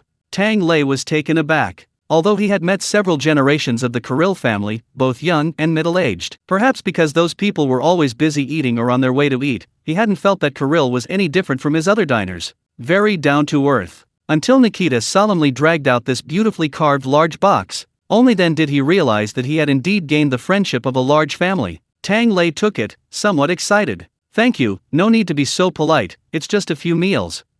Wait, it's so heavy. Nikita nodded. Because our family is quite practical. Want to open it and take a look? Tang Lei was also quite tempted. A military and political family. This practicality sounds impressive. Like the old man's fishing rod he won while fishing. Military-grade modifications. Old Bawan tried it a few times and said it was incredibly effective. While it might not catch any fish, stunning a few would be a piece of cake. The one the Kirill family sent wouldn't be bad either. Thinking this, Tang Lei casually found a table and unfastened the leather clasp. With a sharp clang, the lid popped open a crack. Intricate and beautiful steel patterns appeared boldly. A cold glint illuminated Tang Lei's eyes. Sharp and menacing. Tang Lei was speechless for a moment. Nikita followed and explained. Last time we gave you a gun for self-defense, but you said you weren't used to it, so we specially commissioned this gift for you. Are you using it well now? Tang Lei's hands trembled. No, buddy. Are you sure you're not mistaken? You guys gave me a whole box of Damascus steel. A kitchen knife. Chapter 240. The Kirill family is something to behold. What is Damascus steel? While men may not necessarily use it, many know about it. This technique was once considered the perfect method for forging cold weapons. After successful forging, it possesses intricate natural textures, complex and diverse patterns, a beauty sculpted from nature by human hands. The ancient Persians described the black blade as beautiful as the stars in the night sky. Besides its beauty, it also conceals invisible serrated edges, unstoppable in tearing flesh. Tang Lei remembers that this technique, besides requiring skillful handling, also demands extremely high-quality iron ore. The Great Xia dynasty also possessed it. The ancestors of the Great Xia and the country known for its bread-making prodigies were the only two places where Damascus steel originated. However, the traditional techniques were later lost. The West reforged it using modern techniques and scientific research, making it more famous in the West. Our fighting nation also has its own knife factories. Nikita opened the lid, pointing to the Pegasus pattern branded on the inside of the box for Tang Lei. National weaponry. While we don't have as many knife factories as the US, or as fancy ones, but we prioritize practicality and high quality. After all, these knives undergo a test at -60°C before leaving the factory. Tang Lei, I've heard that too. But it's only because I've heard it that it's so outrageous. Such good materials, such a famous brand. They ordered a whole box for him. Kitchen knives. Nikita smiled proudly. Don't worry, although they don't make kitchen knives often, our Kirill family has always been a major customer. They will do their best to fulfill our requests. We even specially ordered kitchen knives in the style of Great Xia. Is that what you're confident about? Tang Lei was both amused and exasperated. Suddenly, the system started beeping wildly in his mind. Hey, this stuff is pretty good. Excellent. Excellent. I like this company. The gifts match my values. Tang Lei thought to himself, what values could this guy possibly have? Then, he remembered, the eye modification was for judging the heat. Very good, indeed, very down to earth. Tang Lei was speechless. He carefully reached into the box and examined each item. Being a chef, it didn't take more than 3 seconds. Tears of excitement streamed down his face. There are roughly 3 types of kitchen knives in the world. Western kitchen utensils are the most numerous. There are chef's knives, bread knives, peelers, meat cutters, fish cutters, sausage cutters. Tang Lei had the good fortune to see a German guy's dazzling array of kitchen utensils, including various knives and his sophisticated electronic scale. He even had several methods for cutting and squeezing lemons. And finally, his finished salad with lettuce leaves. My only thought is, damn, he has so many useless stationary items. A single kitchen knife would have sufficed. Like comparing knives and forks to chopsticks, it's hard to judge. The counterpart to Western kitchen knives is the Dacia kitchen knife. But among the Dacia kitchen knives, there's a small one that's been kicked out, because Xiao Rizai wants to flaunt its unique soul. Xiao Rizai's knives are collectively called baoding. It's not exactly the same as the ancient Dacia term for a cook, baoding. You could say he's quite eager to learn, but while he learned the name, he didn't learn much about how to use them. They only managed to produce a bunch of sashimi dice slices, eel dice slices, bluefin tuna dice slices, different knives for different types of fish, to prove they really knew a lot. When a plate of sashimi was served, it was all about added value. The truly authentic Great Xia chef's knives, no more, no less. Their names weren't diced slices. Tang Lei rummaged through the box and knew the Kirill family had indeed put a lot of thought into it. The first one, the lightest and narrowest, was a mullet knife. It could cut meat and vegetables, and it was rectangular. The second one, with a slightly wider blade but still thin, was a slicing knife, capable of slicing translucent meat. These were usually only found in restaurants. The most commonly used kitchen knife in households had a nice name, the civil and military knife. It could do everything, whether it was cutting vegetables, cutting meat, chopping small bones, or even chopping people. No problem. A versatile knife. Next came the large bone-chopping knife, Zhujiang Bei. With a large head and thick back, compared to the general knife, it could cut through large pork and beef bones, and chop up more people. It was a common item in restaurants. As for the duck slicing knives that have appeared in recent years for roast duck, that goes without saying. Tang Lei, intrigued, simply went back to the kitchen and grabbed a piece of meat. With a swift stroke, the knife sliced the meat like mud. A fine knife. Perfect for finely slicing minced meat. With another turn of the blade, 2 quick slices. Tang Lei was quite impressed, I must say, the pattern. It'd be excellent for smashing cucumbers and garlic too. The only inconvenience might be that it needs to be washed after use. Otherwise, the pattern would collect dust. But this minor inconvenience was insignificant compared to the beauty of the Damascus steel. Tang Lei touched it with great delight. Good bro. Although using a finely crafted custom-made knife as a kitchen knife feels a bit odd, but it's undeniably useful. The more you look at it, the better it seems. Your family is really very practical. Okay, this family is easy to get along with. Nikita chuckled. Of course. I'm glad you like it. By the way, my grandpa asked me to ask you for a favor. Tang Lei hugged the box, feeling it over, very generously. Help. Go back and thank my grandpa for me. Nikita's smile became even more sincere. One is, could you sell 2 more jars of our pickled stinky vegetables? Although you said last time that we could add more as needed, they can't resist. It seems they're almost finished. Emergency lifeline. Tang Lei waved his hand, no problem. Anyway, his 10,000 cups of milk tea had already been arranged. These past few days, he'd been watching the number of new customers in the system increase dramatically. Because many meals were shared among multiple people, the quantity had already exceeded 10,000. Next, as long as these 10,000 new diners ate something at the 5th canteen, his points loan would be paid off. As for some people not coming, was that even possible? With points in hand, Tang Lei could continue pickling stinky vegetables, so he agreed without hesitation. There's one more. Nikita chuckled. My grandfather said, could you perhaps arrange another table for us during the holidays? You don't need to go out, he'll bring people. Tang Lei was taken aback. Nikita's grandfather wasn't that the current head of the Kirill family, one of the 4 great generals of the warrior nation? Are you sure? A powerful old man, coming to prison, to invite friends for a meal? Nikita nodded. Ingredients, tools, kitchen help, we've got it all covered. Just bring us a table when you have time. Oh, and it has to be stinky. My grandfather used to host family dinners, but no friends came. He was so sad. This time, he definitely.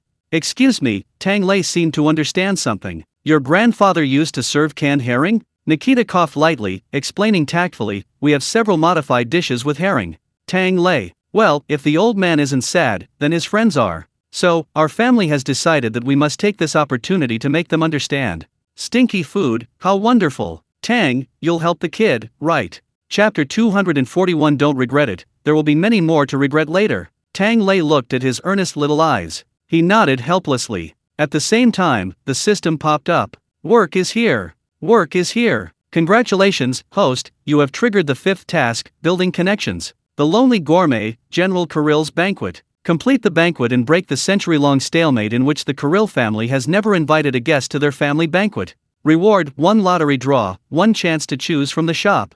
Tang Lei nodded, noticing the highlight. His family really hasn't invited a single guest in a century? System, yes, their family banquets are meant to invite friends, without any ulterior motives. But, unfortunately, to this day, not a single one of Kirill's friends has been able to walk into his restaurant without any ulterior motives. Tang Lei shook his head. Even after all this, he still hasn't changed his taste. He really is a damn lonely gourmet, he said to Nikita. Okay, just let me know in advance once you've confirmed the time. Nikita nodded repeatedly, but wasn't in a hurry to report home immediately. Instead, he kept peeking into the kitchen, his eyes darting around anxiously. Is it almost dinner time? He thought, although Tang Lei's promise was important. But, he should eat first and then tell his family in detail. Anyway, they wouldn't be able to eat anytime soon. Tang Lei wanted to sigh as soon as he heard it was dinner time. There's still plenty of mutton soup left, I'll make some mutton blood soup tonight. As for the rest, let's have dumplings. The fruits of 200 prisoners' afternoon's labor were thousands upon thousands of ugly dumplings. After all, it's a craft, it's rare to find one that's perfectly wrapped right away. The crooked ones were alright, at least not many leaked. Those that were simply flattened into mixed meat and vegetable pancakes were truly unbearable. But even if they're ugly, they have to eat them. So Tang Lei waved his hand and decided to cook all the dumplings that night. Ugly ones and handsome ones are mixed together. Whether the prisoners eat dumplings or drink soup is up to their own fate. As for whether those who drink soup will be given some challenging training to encourage them to study harder, he didn't know. Tang Lei went back to the kitchen and started simmering the mutton soup from lunch again. Actually, he had also considered whether to make a gourd head soup for dinner since he hadn't had enough of the bamo, pita bread soaked in mutton soup, at lunch. Both bamo dishes originated from the same place, but the ingredients were different. The gourd head soup wasn't made with vegetarian gourd, but with pork intestines and pork stomach. There are 2 explanations for the name. One is that the ingredients shrink and resemble a gourd head. The other is a legend related to the Medicine King. This particular dish is actually quite rare among local delicacies, far less common than the Old Witch and the other Qing dynasty emperor who stamped the seal. But Qin Prefecture, where these 2 cooking methods originated, has produced just too many famous figures. Even just endorsing a snack wouldn't earn an ordinary celebrity a mention. The inclusion of the Medicine King is related to the dish's preparation method. In the past, poor people couldn't afford meat, so they ate offal, but the offal had a foul, fishy smell that was hard to swallow. Legend has it that the Medicine King, passing by, smelled the odor, grabbed a handful from his medicine gourd, and gave it to his master to make soup. After being cooked with spices, the stench was masked, resulting in an incredibly fragrant and delicious soup, hence the name. The way it's eaten is very similar to mutton soup with bread. However, Tang Lei looked at the pig intestines and remembered how troublesome it was to clean. He decided to give up. In such a short time, he had to prepare enough food for so many prisoners. Even if he washed his hands raw, he still wouldn't finish. He'd better just stick to the sheep's blood soup. The mutton soup was already prepared, but it needed some extra processing, the sheep's blood and the spices. The sheep's blood was ordered that morning when the slaughterhouse workers were busy butchering the sheep. The fresh blood was collected in a basin, and an equal amount of salt water was poured in. It was gently stirred until it coagulated. When eating, it was simply cut as needed. The spices were divided into 3 portions. One portion was essential, dried chili peppers. They were roasted briefly in a pan to dry out the moisture, then crushed, sprinkled with sesame seeds, and then poured over with boiling oil. Compared to chili oil, this time there wasn't much oil. It was numbingly spicy and had a fragrant, dry aroma. The second portion was Sichuan peppercorns. Similarly, after being roasted, they weren't oiled but ground into powder. Because these spices aren't removed from the vegetables, they go directly into the soup. Whole peppercorns are like playing minesweeper. After roasting and crushing them, only the numbing and aromatic flavor remains. The last ingredient is a mixed spice packet containing cinnamon, star anise, fennel seeds, etc. These are roasted to remove their medicinal properties and release their aroma, then ground into powder. This yields a refined version of 13 spices. Add the spice powder to the mutton soup, then place vermicelli, tofu, and mutton blood at the bottom of a bowl. Don't cook them in the pot, instead, pour boiling mutton soup over them. If they're not cooked through the first time, swirl the soup around them and pour it back into the pot, repeating this process several times. Tofu and mutton blood are delicate ingredients. This gentle blanching ensures they're tender but not overcooked. Once cooked, add a spoonful of salt, sprinkle with garlic sprouts, and toss in the freshly crushed peppercorns and chili powder. Then pour in the final spoonful of boiling broth. Spicy and savory, the soup was served in a bowl. Tang Lei demonstrated how to make one bowl and then immediately called upon all the able-bodied men around him. Old Lu, Ali, was in charge of scalding the meat. Gennady and the other prisoners who came to help were busy chopping and preparing the ingredients. Old Bawan was given the most important task, watching the dumplings being cooked. However, as he cooked, he watched the pot full of floating vegetable leaves and oil droplets, shaking his head and sighing. "Tang, are they going to keep making these dumplings? When will we ever finish this soup?" Tang Lei smiled wryly. "It's not a big problem, they should learn quickly. If they really can't learn, we'll find someone else." Old Bawan was relieved. Tang Lei made the arrangements in the kitchen and prepared extra spices. The men, taking a break from their work, first made themselves a bowl. The sheep's blood was already delicate, and being freshly collected, it melted in their mouths after being cooked. It had a slightly gamey smell, but not unpleasant. Paired with a rich, spicy broth, it was absolutely delicious. The Russians, due to their religious beliefs, don't usually eat blood. However, after Tang Lei arrived, many of their less important beliefs were completely forgotten. At this moment, the group was simply gulping down the soup, happily slurping up noodles, and occasionally exclaiming in surprise, "So blood is quite delicious after all." Master Boris, the great hero who brought the sheep's blood, was slapping his thigh with delight. "Oh dear, if I had known this could be eaten like this, the factory wouldn't have dumped it down the drain. What a waste." "It's alright," Tang Lei waved his hand, "don't regret it. Come and eat here a few more times, and you'll find there are many more things worth regretting. Just the way they eat sheep, the way they eat it in Kinzhou, the capital of the Great Xia, could probably beat the entire Russian nation." "Chef Boris, thank you, don't say that again." Tang Lei smiled and slurped down the bowl. He smacked his lips, then felt a little greasy. Drinking soup twice a day wasn't quite right. He pondered for a moment, then suddenly noticed a sack of garlic on the kitchen floor. "Good heavens, how could I have forgotten this treasure after eating so much lamb? You guys, want some garlic?" Chapter 242 Vodka with garlic, awesome. Garlic? Let's eat it. Several people said, "You mean raw garlic?" Indeed, many Russians do this. Raw garlic with vodka, that's incredibly potent. Years ago, a member of parliament, for reasons unknown, even proposed legally banning garlic consumption in public. Garlic couldn't be sold in areas smaller than 25 square meters, and definitely not to pregnant women or minors. Of course, this proposal remains a joke years later. Everyone continues to eat it. Tang Lei, after listening, was somewhat speechless. "Honestly, every time I try to dispel some of my stereotypes about you, these stereotypes only get stronger." He sighed. "Let's eat something good."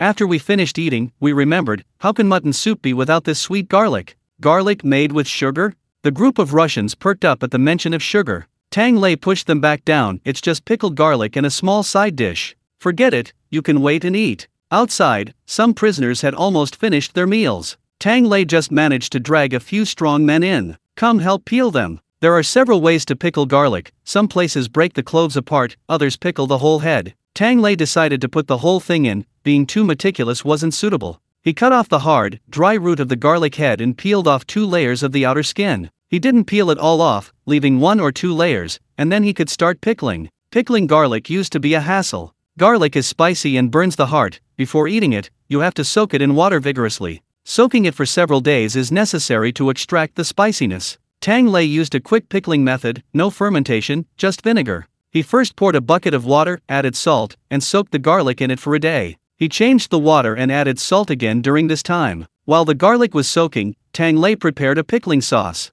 There are several ways to pickle garlic. Some are sweet and sour, some are salty, and some are purely spicy and sour. Lava garlic. Tang Lei mainly pickled 2 kinds this time. One was pickled with brown sugar sauce. Brown sugar, rice vinegar, and a spoonful of salt. Once it boiled, water was added, and it was ready to use. Some more refined places would also add dried rose petals. The resulting pickled garlic had a subtle aroma and a dark brown color. The other was pickled with white vinegar sauce. White vinegar, rock sugar, and a spoonful of salt, as usual, were boiled and then diluted with water. White vinegar is more pungent and has a stronger sour taste than rice vinegar. The taste difference in the finished products isn't actually that significant. The main difference lies in the color. Garlic pickled in white vinegar tends to turn green. The only difference from lava garlic is the amount of sugar added. It's perfect for those unsure about proportions. Once pickled for the right time, it turns a translucent, deep green. That's why it's also called jadeite garlic. After preparing both sauces, Tang Lei moved the pickled garlic aside separately,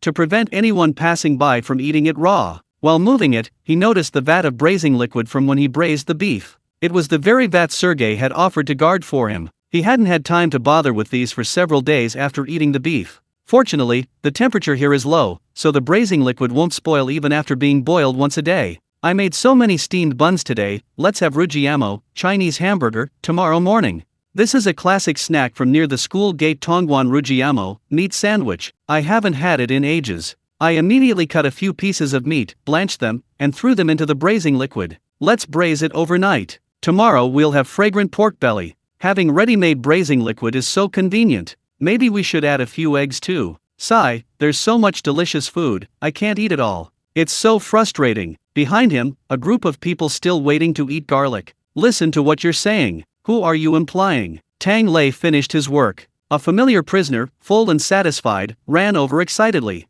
Chef Tang, I inspected the vegetable garden today, and I have an idea. It was Leonardo, the prisoner in charge of farming. Tang Lei asked him, what's up? The chili peppers are ready to be harvested and planted. And the chives too. Shouldn't we consider increasing production? Leon said. Tang Lei calculated the time. It was almost time to finish the first round of harvesting and planting. Sure, the second round of production will be just right, enough for our own consumption and some to sell. Chili peppers are grown through seedling cultivation, so the yield can naturally increase several times over. Chives are even faster, just divide the rootstock into several sections and plant them, and they'll continue to sprout and grow. 3 times the yield is no problem. Leon was still a little hesitant, but I've never done chive division before. Tang Lei wasn't worried, just follow the instructions and try it out. Anyway, with the vitality of the system's products, as long as Leon doesn't mess around, survival shouldn't be a problem. By the way, did you report to Chief Supervisor Anton? Leon exclaimed excitedly. The chief has already agreed, but he asked me to come and ask for your opinion. Good. I'll go right now. He turned to run, but Tang Lei happened to glance at the potted plants on the windowsill and suddenly remembered something. By the way, why don't I see you using fertilizer for your crops? Leon paused, then smiled wryly. Because we don't have the money. Behind him, Anton, who had also finished eating and strolled to the kitchen, answered for him. The frozen soil area here is too large, we didn't expect to be able to transform anything anyway. The approved budget didn't include any expenditure on fertilizer. Anton was also somewhat helpless. In fact, the Russians themselves don't have a low fertilizer production rate. They can produce all the commonly used nitrogen, phosphorus, and potassium fertilizers, and their production accounts for almost 1/5 of the world's total. This is thanks to the Russians' excellent chemical capabilities and their resource reserves, which allow them to survive for 200 years simply by selling resources. What frustrated Tang Lei was that fertilizer production was so high, yet the situation of farming in their own country hadn't improved at all. According to Anton, fertilizer is an industry, an energy-related industry, something the Russians are proud and confident about. Since the alliance decades ago, the Russians have made a fortune investing in fertilizers. However, how to use fertilizer falls under the category of agriculture, a complete blind spot in their knowledge. Therefore, most of their fertilizer is exported, they rarely use it themselves, and prisons certainly wouldn't approve it. As for what the Russians use for farming, the answer is, they just cultivate a new plot of land after a while. They have plenty of land anyway. Tang Lei was practically grinding his teeth in frustration. After holding it in for a long time, he finally couldn't help but ask, "You guys, haven't you thought about cleaning up the farmyard manure?"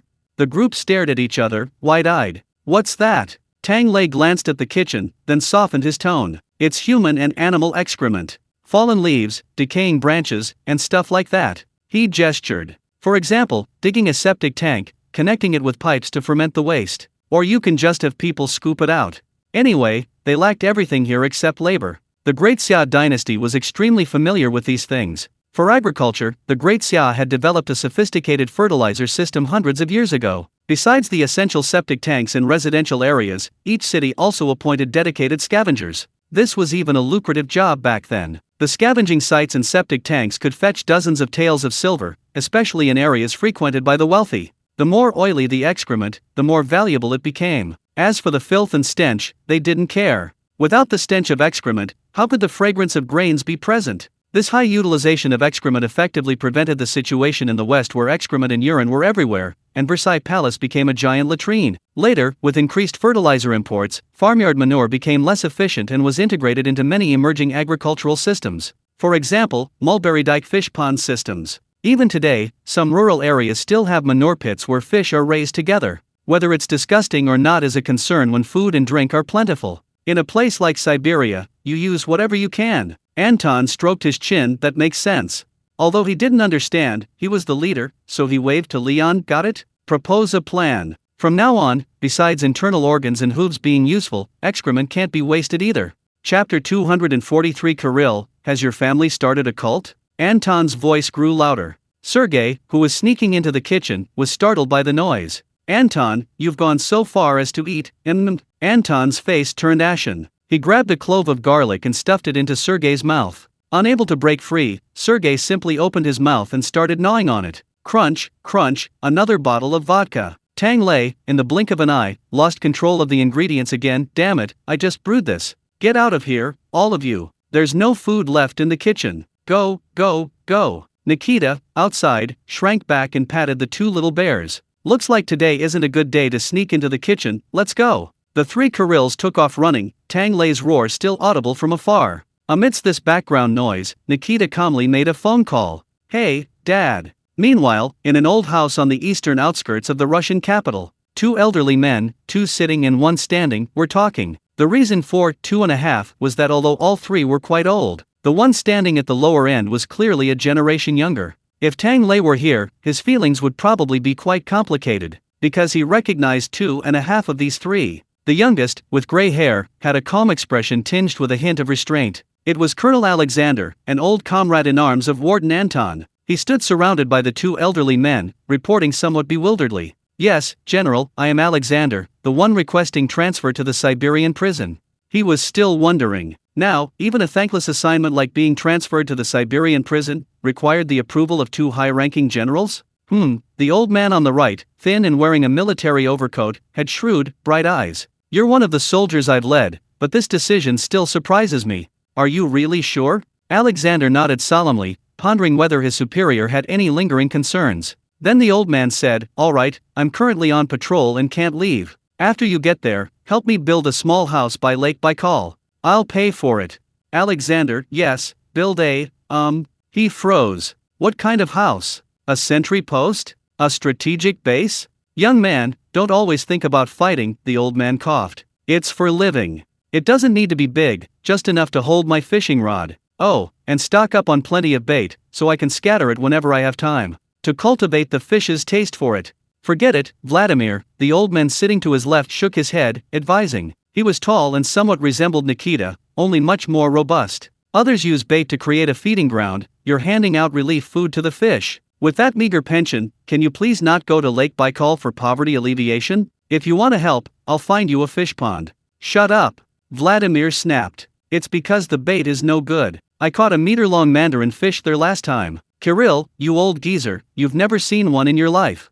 General Kirill, oh, where's the fish? Eaten, Vladimir snorted. You ignorant bumpkin. We're different. Kirill's beard twitched, but he didn't argue. He turned to the increasingly bewildered Alexander and said kindly, I'm not your superior, so I shouldn't be bothering you. However, we've just formulated a strategic plan related to Siberia. Alexander's expression turned serious, becoming grave again. Please speak. General Kirill coughed lightly. No need to be so tense. We're preparing to open a new communication point along the route from the station to the prison. This time, the Leff family's control over the outward transmission of information was far too dangerous.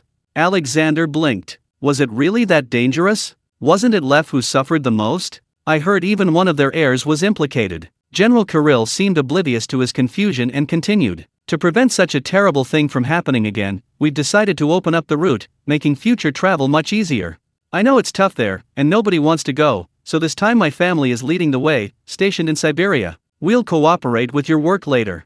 You can all set off together, don't delay, as soon as possible. This is strategically important. This time, it was Vladimir's turn to be speechless. What strategic significance does that have? Do you think savages will crawl up from the Arctic and invade Siberia? Then what use is your fishing grounds in Lake Baikal? You expect to feed 1 billion fish next year, turning a 3 billion catch into 4 billion. You old geezer. The two old men started arguing, and Alexander, still standing, suddenly felt an unprecedented pressure. He had spent half his life on the battlefield and had never faced such a test. If he laughed now, would his two enraged superiors throw him into Lake Baikal? Fortunately, after Alexander finished recalling his painful memories, the two generals finally finished arguing. They both snorted and said to Alexander in unison, Your application has been approved. That's all. Did you understand what we said? Alexander quickly nodded. Yes, General, please rest assured. My luggage and family are ready, and we will depart soon. This departure would last at least 5 years. He had already discussed it with his wife, preparing to leave their son, who was still striving for a future in the capital, and move the whole family to Siberia. You've worked hard. The two generals nodded approvingly. General Kirill glanced at the time and said kindly, it's lunchtime anyway. Since you're here, let's have a simple meal together. An invitation from a general would have been readily accepted by Alexander without hesitation by anyone else. But facing the renowned Kirill, he stammered, looking pleadingly at Vladimir. The gaunt old man averted his gaze. Old friend, to be honest, my old subordinate and I have urgent business. Work is important. General Kirill was utterly helpless. It's just normal food. The jars of stinky vegetables they had bought at great expense were almost empty, and they wouldn't eat them until they received a fresh supply. They wouldn't dare eat them until the holidays. As for canned herring, how could they possibly crave that stuff after eating that amazing stinky vegetable? It had all been disposed of long ago. Hearing him say this, the two men with normal palates breathed a sigh of relief. Then let's eat. It's rare to see you all change your ways. Just then, there was a knock on the door. Having finished discussing business, Kirill called him in. His eldest son rushed excitedly into the room. Father, incredible news.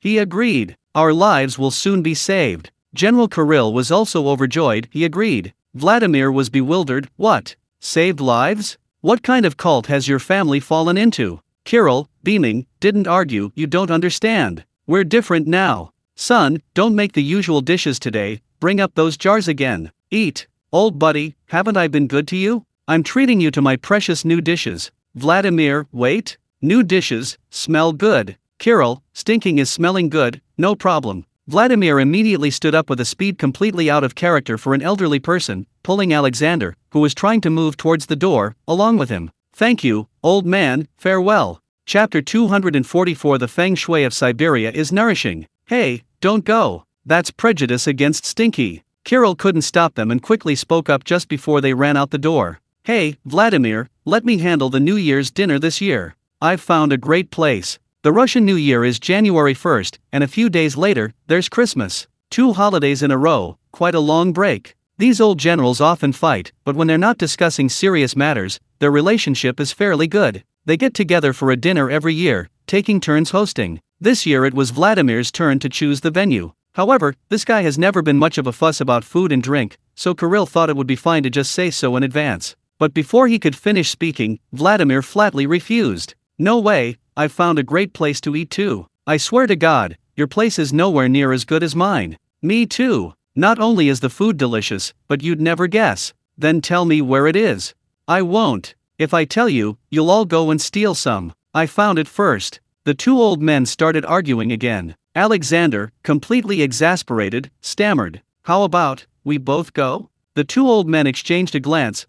That's a good idea. Let's see who finds the best place. Vladimir said this, then angrily led Alexander out the door, muttering to himself. At their age, they're still as disgusting as when they used to stuff herring into the army rations. Alexander smiled wryly. These high-ranking elders, it seemed, could only remain so young in the presence of close friends of similar status. It was just a pity for him, the unlucky fellow. He dared not utter a word when the big shots started arguing. Vladimir, having finished scolding Kirill, regained his amiable demeanor. Speaking of which, I remember you weren't in good health and couldn't go to very cold places, so why did you decide to go to Siberia?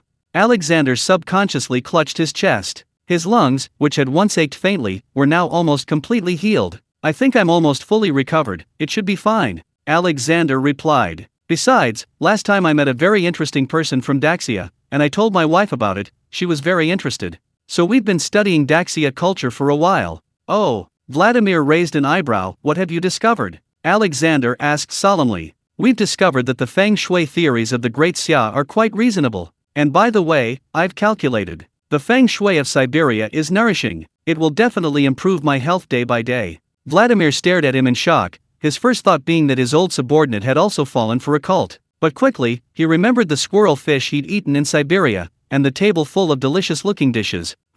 That makes some sense. The old man smacked his lips. Your feng shui calculations are quite amazing. Where did you learn them? Alexander thought for a moment. My wife strongly recommended it to me. It seems to be called something like True Rings? The themes are political intrigue, war, overthrowing the empire, dragon slaying, and stuff like that. Oh, Vladimir nodded repeatedly. Sounds good, I'll go check it out sometime. The two seemed to have found kindred spirits, chatting enthusiastically as they walked away. Meanwhile, Tang Lei, the true resident of Great Xia, was completely unaware of their interpretation of a certain TV series. He was seriously pondering how to save his braised meat. Braising broth, by its very nature, becomes more fragrant the more meat it's cooked in. That's why there's the saying, a single braising broth can be passed down for centuries. But too much fragrance has its downsides. For example, the prison guards who, even after work, kept going in and out of the fifth canteen, trying to pass by, and those two logistics department employees with their gleaming eyes. Sergei patted his chest. I said I'd watch it, and I'll watch it. Maxim, don't worry, that's why we moved to the canteen. Tang Lei looked at them suspiciously, sensing a hidden meaning in their words. He thought for a moment. Okay, I trust you. Then Xiao Ye and I will head back first. As she walked out the door, Yelena looked back reluctantly. Brother Tang, should I set up a couple of traps in the kitchen too? Even if a bear comes, it won't be able to steal them. Tang Lei quickly waved his hand. No, spare their lives. I have a better way. He made a call to Nikita. Hey, old Nikita, I left a bucket of meat in the fifth canteen. If you can keep an eye on it and not a single piece is missing, you can have a rujiamo, Chinese hamburger, tomorrow. If you don't keep an eye on it, you'll have to keep drinking millet porridge. Nikita said immediately on the other end of the line. Okay, got it. Tang Lei nodded and said to Yelena. See? You have to use magic to defeat magic. Only a freeloader can defeat a freeloader. Yelena thought seriously for a moment, then patted her stomach. Brother Tang, that rujiamo, Chinese hamburger, sounds delicious. I'm hungry. Tang Lei. He patted his pockets. Damn it, I didn't bring anything from the cafeteria. The past few days, they were all staying in the cafeteria while making tea, cooking whenever they wanted.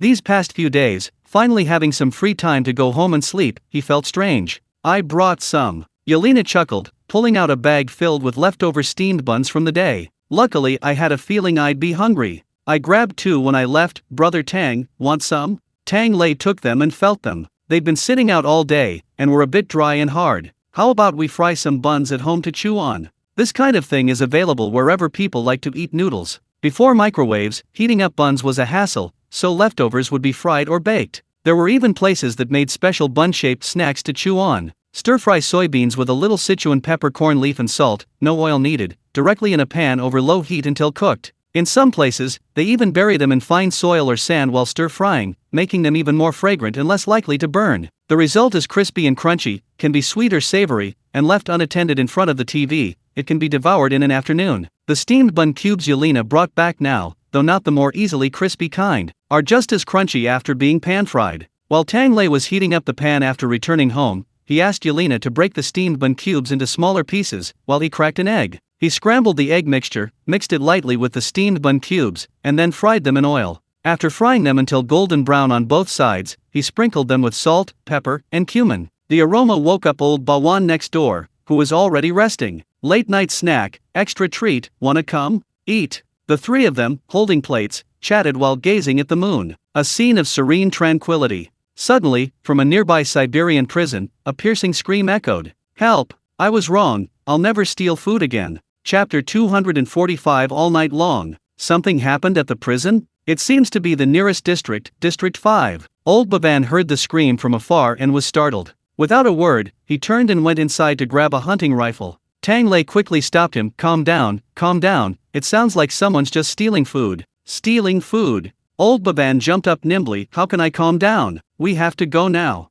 Yelena nodded solemnly, touching her wrist. I'm going too. Tang Lei coughed lightly. I think they probably didn't succeed in stealing it. He glanced towards the kitchen, silently mourned for some people for 3 seconds, then turned to persuade old Bavan. Don't worry, the meat is safe. Get some rest, we'll go get some rujiamo when you wake up. Old Bavan was coaxed back, still somewhat doubtful. Yelena, however, listened to the long scream coming from the direction of the prison and couldn't help but say, actually, my traps don't make people scream like that. Brother Tang, I'm still very gentle, right? Tang Lei nodded. Yes, we're both good people. Nikita is really ruthless. They went back to their rooms and lay down. Before going to sleep, Tang Lei still had some doubts. If they're caught, they should just be beaten. Why are they screaming so much? Did they really break their legs? Fortunately, the next morning, when the three of them arrived at the canteen, Sergei and the others were all intact, showing no signs of being beaten, all lively and energetic. That's right, wait. Besides the two brilliant strategists from the logistics department, there were also several prison guards,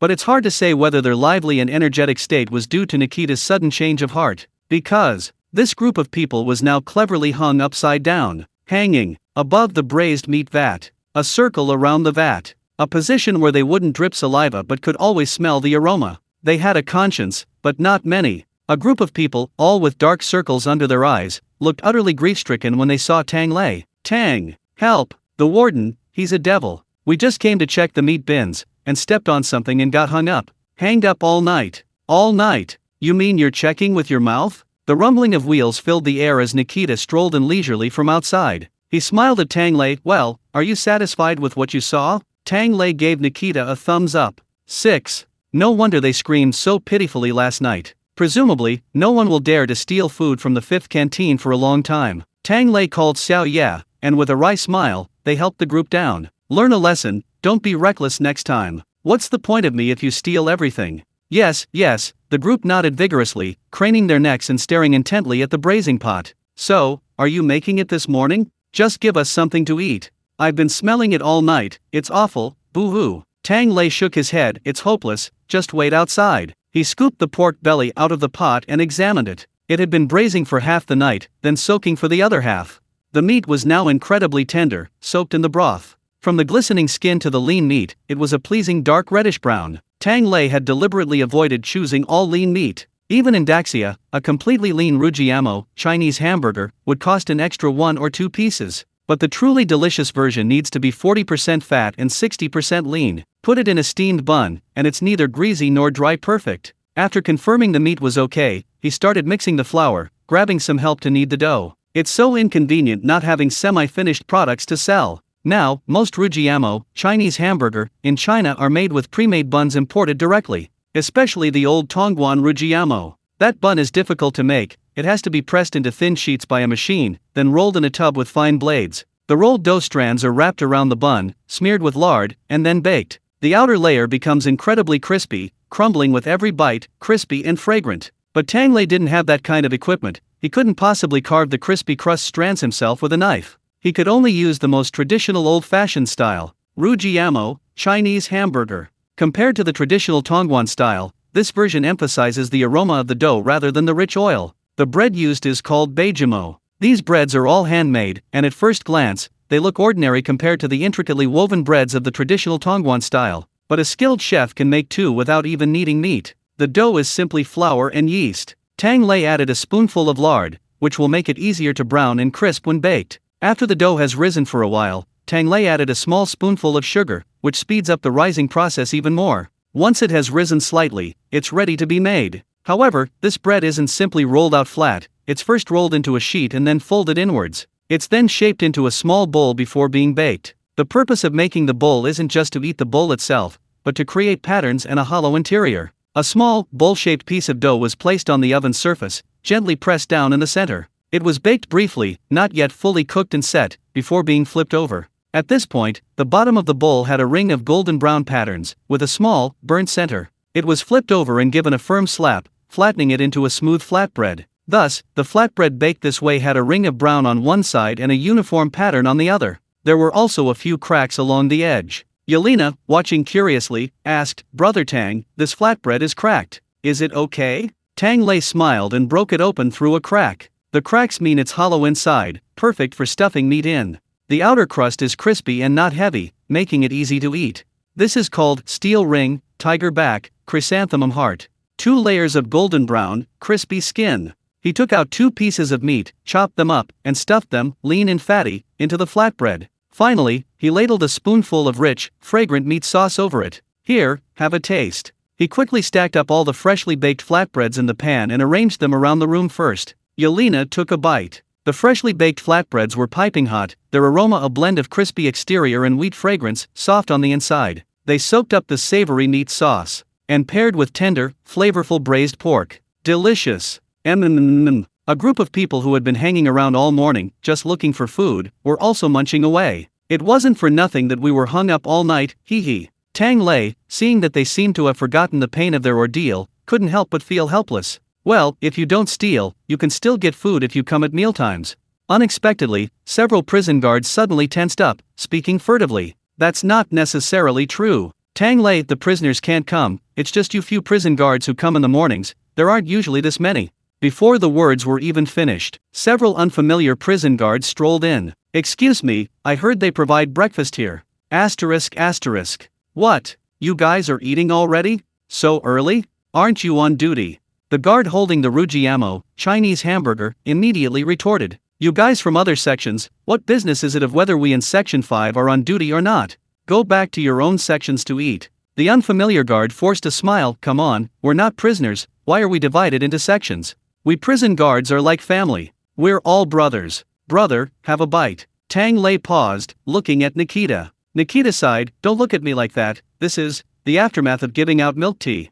Chapter 246. Beautiful leader, let's fleece some money. Nikita shrugged. It's not like if you just distribute 5,000 cups of milk tea, even more people will know about the 5th canteen. The guards definitely have more freedom than the inmates. While inmates in sections 1 and 2 are busy lining up at the 5th canteen, and inmates in sections 3 and 4 are busy crawling in the shadows to give their wardens a hard time, the guards in all sections have cleverly obtained more information. For example, the 5th canteen sometimes opens for breakfast at irregular intervals. At these times, whoever is passing by gets to eat. And this sometimes is gradually developing into every day. So, the off-duty guards from other sections also started staking out the 5th canteen for breakfast. Rain or shine, focused and dedicated, they finally managed to get a spot. But they didn't expect that even with all their hard work, there were actually people working even harder than them. The few who had been hanging there all night chuckled, self-righteously. Yeah, we got here even earlier. They arrived the night before. Tang Lei silently rolled his eyes and handed out a bunch of steamed buns to the newcomers. That's all the steamed buns for this morning, those who missed out. He rummaged through the freezer, then exclaimed with delight. There are also ugly, no, big dumplings. Come on, come on. Taking advantage of the situation, Tang Lei seized the opportunity to sell out a bunch of ugly dumplings. Even more surprisingly, this garnered praise from a group of new prison guards. The veterans of freeloading in District 5 listened with complicated expressions. Their eyes held an unspeakable sense of superiority. Ah, look at these country bumpkins, they've never had good food before. They, the worldly ones, dare to complain about ugly dumplings. Nikita didn't participate in the debate over the dumplings' beauty or ugliness. He savored the rujiamo, Chinese hamburger, he'd earned through his own hard work, then slid over to Tang Lei and reminded him, all 10,000 cups of milk tea have been given out. My rapid rehabilitation program? Tang Lei gave him an okay. I'll go find the ingredients for you right away, and try to make some for you tomorrow. He had already flipped through the book on basic medicinal cuisine again, deciding what to make. After Nikita finished eating and left, Tang Lei tapped the system. Handsome, how's my points loan going? The system was pleased by the handsome address and popped up with a beeping sound. Let me check. Since the milk tea was distributed, we've gained nearly 5,000 repeat customers. Congratulations, host, at this rate, you'll be able to pay off your points loan soon. This wasn't unexpected for Tang Lei, he calculated for a moment. We've got enough new customers, but not enough to grab another one. I'll make some easy-to-distribute snacks this afternoon. This wave should be enough. Hee Liang Tong, since you're almost done paying off your debts.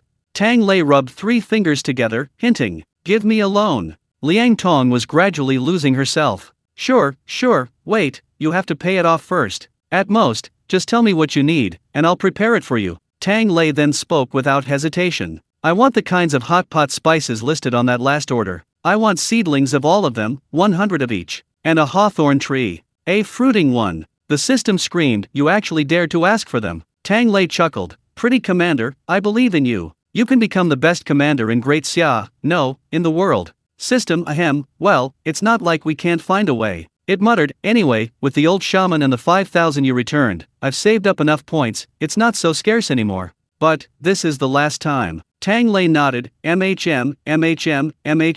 As for whether there will be a next time, as long as it doesn't harm the ancestors, plucking a bit of the commander's hair is fine. It helps the commander improve. He typed a whole bunch of stuff and sent it to the old shaman. Soon after, a single word came from the old shaman's side. Okay. He used an old-fashioned phone, and typing was difficult for him, but Tang Lei was already used to his concise reply style. He also remembered how his grandfather would send inspirational messages in the family group chat every day. Next time I have the chance, I might ask him if he uses voice input.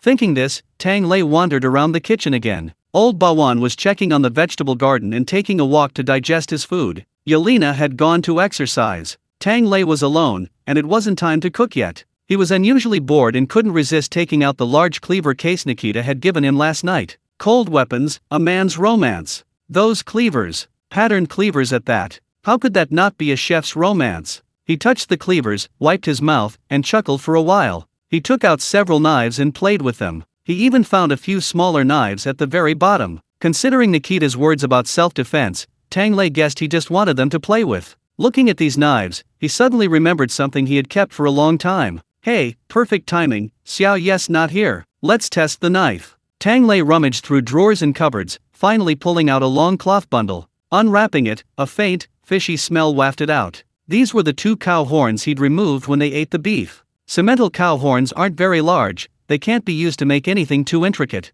He, a cook, wasn't exactly skilled at making works of art. But there was one thing he could make for Xiao Ya. Tang Lei lit the stove, washed and boiled the 2 horns, then picked up a knife. By the fire, he used both the large and small knives, chopping and slicing, getting to work. A few hours later. Tang, we're back.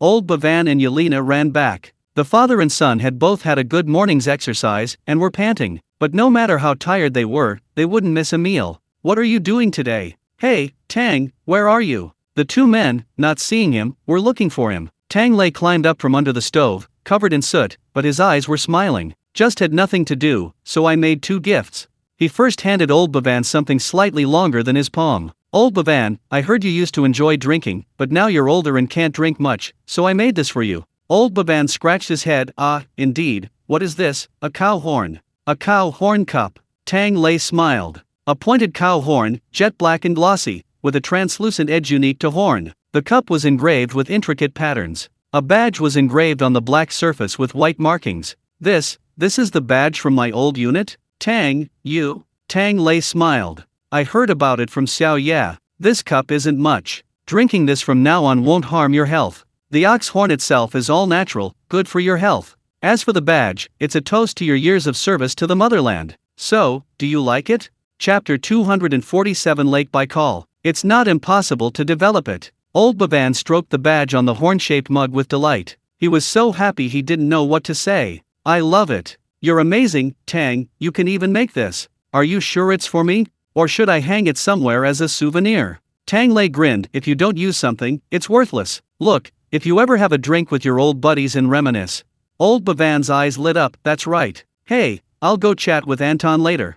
He stroked his beard happily and went to find a place to put his new mug. Behind him, Yelena's mouth gaped slightly. Brother Tang? You can do this too. Tang Lei smiled and said modestly, your brother Tang is really good at this, no doubt about it. Luckily, he had a knack for carving radish flowers. After saying that, he took out another cloth bag and handed it to Yelena. This is for you. I have one too. Yelena was both surprised and delighted, opening it to take a look. It was different from old Bavan's piece. In her hand was a single-sided piece of ox horn, also polished to a glossy black. One side had teeth, the other a rounded handle. 2 flowers carved together were engraved on it. It's a comb? Tang Lei touched his nose, cough. It's not very well made, probably won't work well, but it'll do. Before he finished speaking, Yelena had already curled up a strand of her golden hair and combed it. It's wonderful. Her blue eyes sparkled. But brother Tang, what are these flowers? Tang Lei touched his nose again. It's a kind of lotus. Beside the wooden bridge, the water murmured, and twin lotus blossoms adorned the mandarin ducks' heads. The moon was full tonight. But now, Tang Lei glanced at the blazing Siberian sun, reservedly shut his mouth, and smiled slightly. Yelena clasped her hands together, examining the comb for a long time. So long that Tang Lei began to wonder if she was thinking about something. Finally, Yelena slowly spoke. It seems. I've never seen this flower before. Tang Lei thought for a moment. It does seem so. Lotus flowers. I heard someone tried to introduce them here before, but failed. Perhaps it's because the purpose of introducing them here is relatively niche. Lotus flowers are related to religion, and a small portion of the Russians follow this sect, consistently working to introduce them as a form of spiritual sustenance. However, the climate here is cold, while lotus flowers prefer warmth. Plus, regardless of religious affiliation, the Russians' farming techniques are questionable. So, it's basically impossible to find them in Siberia. If you knew how to eat them, perhaps more people would be willing to research how to cultivate them. There are so many ways to eat lotus roots. It can be served cold, steamed, or stir-fried. It can be crisp, chewy, or ground into powder. The lotus flower is both beautiful and edible. Lotus leaves are used in classic dishes like lotus leaf chicken, lotus seeds. Tang Lei rattled off the list on his fingers as if they were his own treasures. Before he finished, he stopped talking and raised his hand. Little yeah, drooling. Yelena grabbed Tang Lei's hand and wiped her mouth with his sleeve.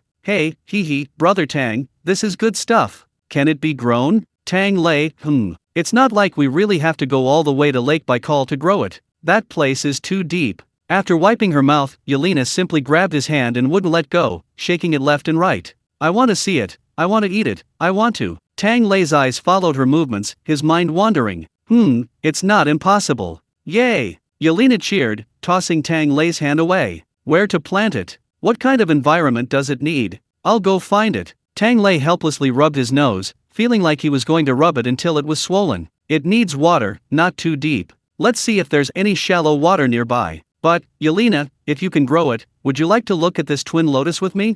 Yelena blinked, so it's called a twin lotus. She smiled, her eyes narrowing. Sure, let's see if two flowers are more edible. Tang Lei was both amused and exasperated. Yelena waved her hand first. I'll go collect the comb too. I'll come back later to help with cooking. Tang Lei nodded. Genadi and Lao Lu also staggered in from outside. While Tang Lei was getting them to do their work, Yelena ran out of the prison, found a quiet corner, and made a phone call. Hey, Captain. Ludmila, speak? Yelena, hee. Brother Tang gave me a comb. He made it himself. It's so beautiful. So. A thud came from the other end. Ludmila said helplessly, I know, your kindest brother Tang made you a little gift. Hey, third brother, get up. How can you report a mission while sitting on the ground? Yelena was stunned. Third brother is here too. Third brother, let me show you. A muffled bear howl came from the other end. Ha, Yelena? When did you get a brother? Who's that kid? Where's my knife? Another muffled thud. It sounded like Ludmila kicked the guy out and closed the door behind her.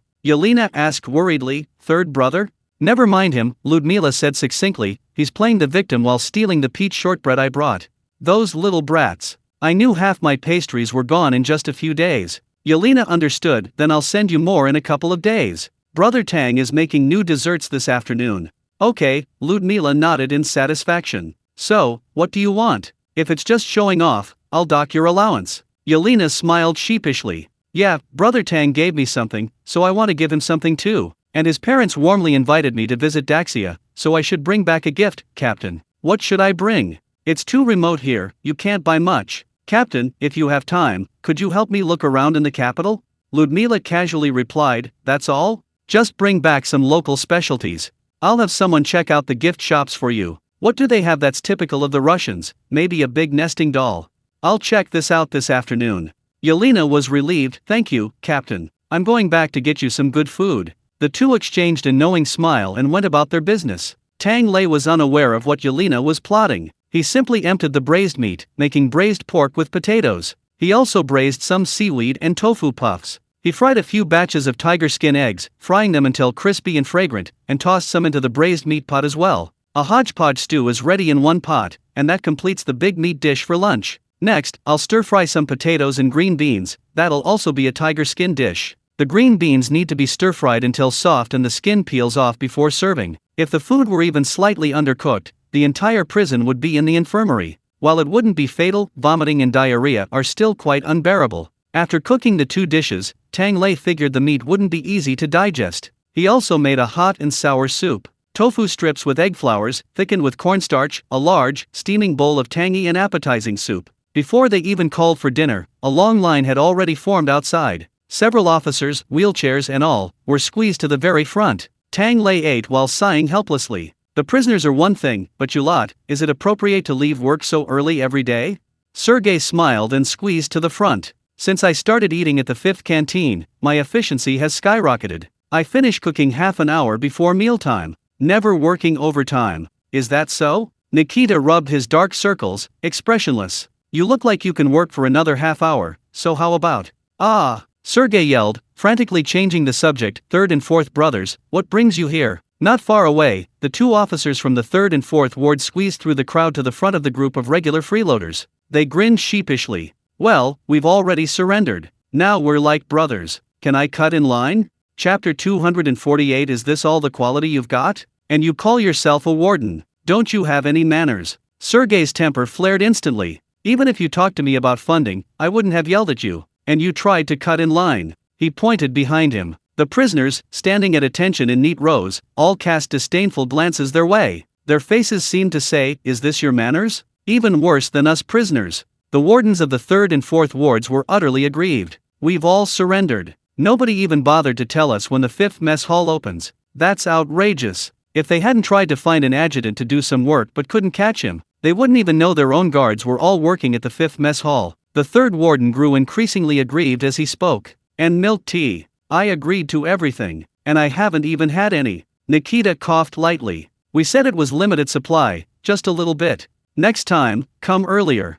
Sergey looked sympathetic. "That's so sad, ha ha ha. But Tang might be making desserts soon, you can place an order this time." As he spoke, he winked at Tang Lei. "Brother, remember to rip him off." Tang Lei smiled and nodded. "I'll make it this afternoon, today's sweet." In fact, what he was making today was arguably the sweetest of all the desserts in Great Xia, cloud cake. He made this for 2 reasons. First, because it's sweet and keeps well. Secondly, because now there was tea. He used to get tired of eating things plain, but now he could finally enjoy them. After finishing cleaning up the communal lunch and the prisoners gradually leaving, Tang Lei started setting up the table and grabbed a few more prisoners to help. These are 10 of the more skillful prisoners from the group that made dumplings last time, including the art student who's re-entering the workforce. Because the kitchen is so small, and pastries requiring utensils can't be made with just one tool per person, they have to take turns learning and experimenting. This way, with each group learning separately, they can exchange and discuss their findings back home. Although Tang Lei enjoys making Great Xia products, he's not entirely inflexible.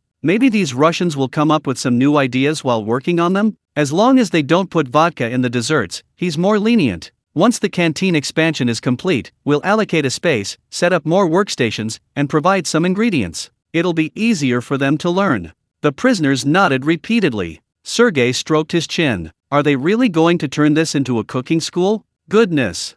If these people can go out and learn this skill, will they have to say they graduated from the Siberian prison cooking school? Anton thought for a moment, maybe they could say they came from the prison farm? Nikita, or maybe the Siberian Ideological and Political Education School. Their conversation drifted further and further off topic, while Tang Lei had already started working. Cloud cake, the ingredients are very simple: glutinous rice and sugar. For those who prefer a more complex flavor, sesame seeds, peanuts, candied fruit, etc., can be added. However, the overall aesthetic is still that it's snow white like a cloud. The cutting method isn't difficult either. If there's anything complicated, it's in handling the glutinous rice. For ordinary sticky desserts, the glutinous rice needs to be soaked, and the longer it soaks, the stickier it becomes. Cloud cake, on the other hand, is better made with flour. Therefore, the glutinous rice needs to be stir-fried directly in the pan. The rice flour is cooked when it's slightly golden brown. Previously, grinding it was a hassle, but now it's simply ground into powder using a high-speed blender. After blending, it's sifted, and the residue is blended again. It's blended finely 2 or 3 times before adding syrup. The syrup can be made with maltose, granulated sugar, etc. Granulated sugar is sweeter, while maltose has a unique aroma and is stickier. Tang Lei naturally uses whatever he has. A large bag of white sugar is poured in, along with a spoonful of lard and water, and it's quickly mixed. This allows the sugar powder and cooked glutinous rice flour to fully combine. Then it's handed over to the prisoners. Crush it, break it up, make sure there aren't any large lumps. Any leftover dough is rolled out with a rolling pin. Actually, the flour with oil and sugar is already a little moist and sticky, but the texture of cloud cake needs to find a delicate balance between powdery and soft. Therefore, crushing the dough is essential. After crushing, it's sifted to become a fine powder, which can then be pressed into a box and steamed. Tang Lei couldn't resist and sprinkled in a handful of roasted black sesame seeds. Before covering the steamer, a piece of paper is placed on top of the cake. There needs to be some moisture, but no water droplets. Steam over low heat, absorbing even the last bit of water. This prevents the cloud-shaped cake from becoming watery and powdery. Many hands make light work. While Tang Lei was stirring, 2 others took turns grinding and sifting. Finally, the art student carefully filled the cake into a mold and smoothed it out. Tang Lei glanced at the student and realized that this person was indeed similar to the bricklayer in skill. One applies putty, the other smooths mud. Both are quite useful for making cakes. After smoothing it out, Ivan watched for a while, eager to try it himself. This rectangle is so unappealing. Should I carve a flower on it? Or make a mold for other shapes? Okay. Tang Lei waved his hand. Make me a batch first, I'll eat it, you can do whatever you want. Okay. Ivan immediately put the flattened boxes of rice cakes into the mold. In less than 20 minutes, a batch was ready. Because the ingredients were all pre-cooked, they didn't need to be steamed for too long. Tang Lei poured them all out and placed them outside the window. He sighed again. Letting them cool and set here is so convenient. They can be brought in just a few minutes. He picked up a knife and sliced the cooled rice cakes into thin slices. He didn't need to cut the bottom completely, just made dense slits on the top. Here, tear it apart and eat, he said, tearing off a slice for himself first. The freshly baked rice cake still had bits of oil inside that hadn't completely dried. It was at its softest, slightly damp state. A piece tore off was still a little chewy, but the moment it entered her mouth, it melted into a sweet, delicate powdery sugar. The top and bottom were pure white, with a row of sesame seeds in the middle. It was finely chopped, and with a single bite, the aroma intensified. A group of people who had started working outside rushed in with warm voices. Coming, let's eat. Yelena ate while asking, Brother Tang, did you make a lot today? Tang Lei understood immediately. You want to send some to your captain? Sure, I'll pack 2 packs for you later. He. Yelena nodded repeatedly. Just as she was about to speak, her phone suddenly vibrated. Wait, I need to answer this call. Hey, Captain, you found it for me so quickly? Chapter 249. Isn't this more reassuring than what we make ourselves? A video call popped up on the other end of the phone. Ludmila was standing in a gift shop. I had some free time this afternoon, and a few people in the team recommended this place, saying it's a popular tourist spot. Let's take a look. The two of them, connected via camera, started browsing the gift shop. Captain, are you talking about that giant Matryoshka doll? Yelena spotted a doll almost half a meter tall. This one looks pretty good. Ludmila walked over for a closer look. Yeah, it's pretty good. She picked it up and glanced at it, then suddenly stopped. After a moment, she turned away coldly. Let's get another one. Yelena was puzzled when her captain filmed the close-up of the doll's back. A line of text was clearly printed. Made in Great Xia. Yelena, never mind then. Ludmila then moved on to a set of ethnic clothing. Before examining it closely, she hesitated for a moment, then pulled out the tag. Those familiar words appeared again. Made in Great Xia. Ah, this. The two looked at each other, and a sales clerk ran over. Hello, how can I help you? Ludmila pointed to a pile of items. When did these become made in Great Xia? The sales clerk smiled awkwardly. Well, we authorized Great Xia to produce them. Don't worry, products from Great Xia are guaranteed quality. Ludmila was incredulous. None of them are local, how can I trust them? The sales clerk whispered, since you're a local, I won't hide it from you. Aren't clothes and toys from Great Xia more reliable than our own? We used to display our own Matryoshka dolls, but apart from those master-made pieces, the others are grouped with those ordered from Great Xia. Both in quantity and quality, it's a bit hard to sell. To be honest, he said enthusiastically, we also have innovative panda-themed Matryoshka dolls from Great Xia. We have many different bears, the locals love them. Why not take one home for your child? Ludmila glanced at Yelena instinctively. You want one? Yes. Yelena's eyes lit up. Ludmila, somewhat dazed, grabbed a recommended panda doll, then couldn't resist taking it apart and playing with it for a while. Just as a smile was creeping onto her face, she suddenly snapped back to reality. No, I want something unique. Do you have anything that only we have here? Something that Great Xia doesn't have. The salesperson thought for a moment. Yes, we do, and it's absolutely one of a kind in the world. He led Ludmila to a dusty shelf and introduced it to her with great fanfare. This is our Russian mascot for international sporting events. Absolutely exclusive copyright. Not publicly available. Ludmila stared silently at the cat hat with its dead fish eyes for a long time, then took out her phone to check the original image. Speechless. The sales clerk smiled awkwardly. Isn't it unique enough? Ludmila, do you think it looks good? Yelena looked at the blurry, pixelated dead fish eyes through the screen and murmured, maybe we should just open the copyright to Great Xia. The sales clerk shrugged helplessly. I'd like to too. Honestly, ma'am, you don't need to worry about it being from Great Xia. After all, 80% of our clothing now comes from Europe and Great Xia. Great Xia's cell phones, TVs, and cars are pretty good too. I'm saving up to buy one. How about we look at pandas? Amid the saleswoman's incessant chatter, Ludmila rubbed her temples and left the gift shop. Yelena hadn't forgotten to remind her. Pandas. Take them, Ludmila said speechlessly. Quickly, think about what other specialties our fighting nation has. The two looked at each other for a moment. If you don't like it, take 2 acts back with you. We're absolutely confident in making this. Yelena, but Captain, I'm not confident I can get through customs without getting arrested. Ludmila rubbed her temples painfully. Then think about it yourself. I have to go back to the meeting. Oh, right, snacks. Don't forget. With a click, the phone slammed down. Yelena was left squatting on the spot, face in her hands, lost in thought. What gift could she possibly bring? She couldn't possibly bring some rye bread, could she? That's not as good as Tang Ge's. Until her legs went numb, she swayed back to the fifth canteen. Yelena still hadn't figured out what to bring.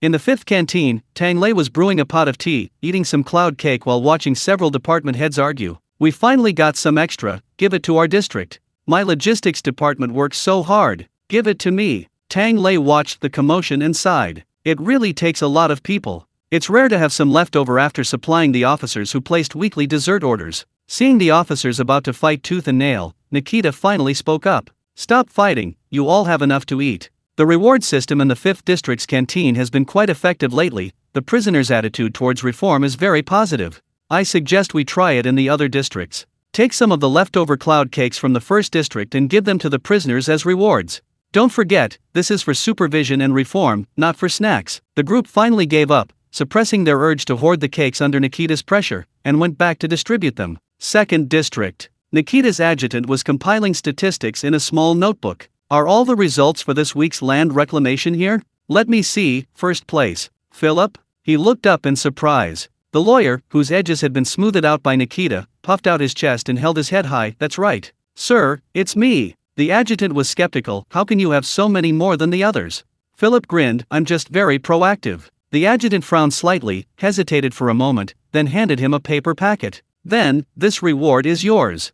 A special treat from the 5th canteen. Great. Thank you, sir. Philip grabbed it, his eyes gleaming with greed. As soon as the crowd dispersed, his underlings rushed over. They were all drooling. It's all thanks to your cleverness, boss. You made sure all the land we cleared counted as one. Otherwise, it really wouldn't have been our turn. If I didn't have this brain, I wouldn't be a boss. Philip squinted, carefully breaking off pieces of the cloud cake, giving each person a bite. Big Head took his own. The henchmen didn't object and were stuffing their mouths with it. So touching. I haven't tasted this in ages. So delicious. They diligently licked the sugar powder from their lips, not wanting to miss a single drop of the sweetness. We've never tasted this before. It's a new flavor. Philip licked it preciously, a smug smile returning to his face. Ha ha ha, with this, what am I afraid of Nikita? Fearless. They all burst into laughter. Around the corner behind them, a gaunt man with his henchmen frowned. Did you see that clearly? What is that thing? Chapter 250. Did he misunderstand something? The gaunt man was none other than Philip's old colleague. Another thief who, like Philip, had once lived a life of luxury in District 2 thanks to Roman. Yuri. But now, his eyes held an unnatural madness. What did Philip say? What could possibly be immune to Nikita? Damn Nikita. The checks are so strict, we can't even get our goods in. I can't take it anymore. Prison is a breeding ground for crime, and it's unbearable. Some people can't resist temptation. For the past year, with Roman protecting him, Yuri, even in prison, still had business to do. Now that his protector has been torn off, his business is gone, and it's worse than death. Yuri cursed angrily, slapping his 2 henchmen again. Useless trash, did you see it? The 2 henchmen struggled to find the right angle. Looks like they're eating something, white, and there's powder on their beards. Asterisk asterisk, could it be? Asterisk asterisk. Yuri was stunned. Is it the same kind as our goods? No way, they're eating it raw. Another henchman said. Wait, I think I just heard Philip say that this is a new flavor? Could it be? Yuri suddenly realized. I get it. Haha, I finally understand. No wonder Nikita is suppressing us. He's trying to steal our business. He muttered to himself for a while, increasingly convinced he'd grasped the truth. I never thought the warden and the canteen would dare do something like this. You guys, go to that canteen number 5 and see what new product he's come up with. If I find out he's dead, and that blind canteen number 5 that dared to oppose me, haha. He laughed maniacally and ran off with his 2 henchmen. They didn't even see that Philip and his group, who had been talking loudly, had stopped in their tracks not far away. Philip's underling scratched his head. Boss, did he misunderstand something?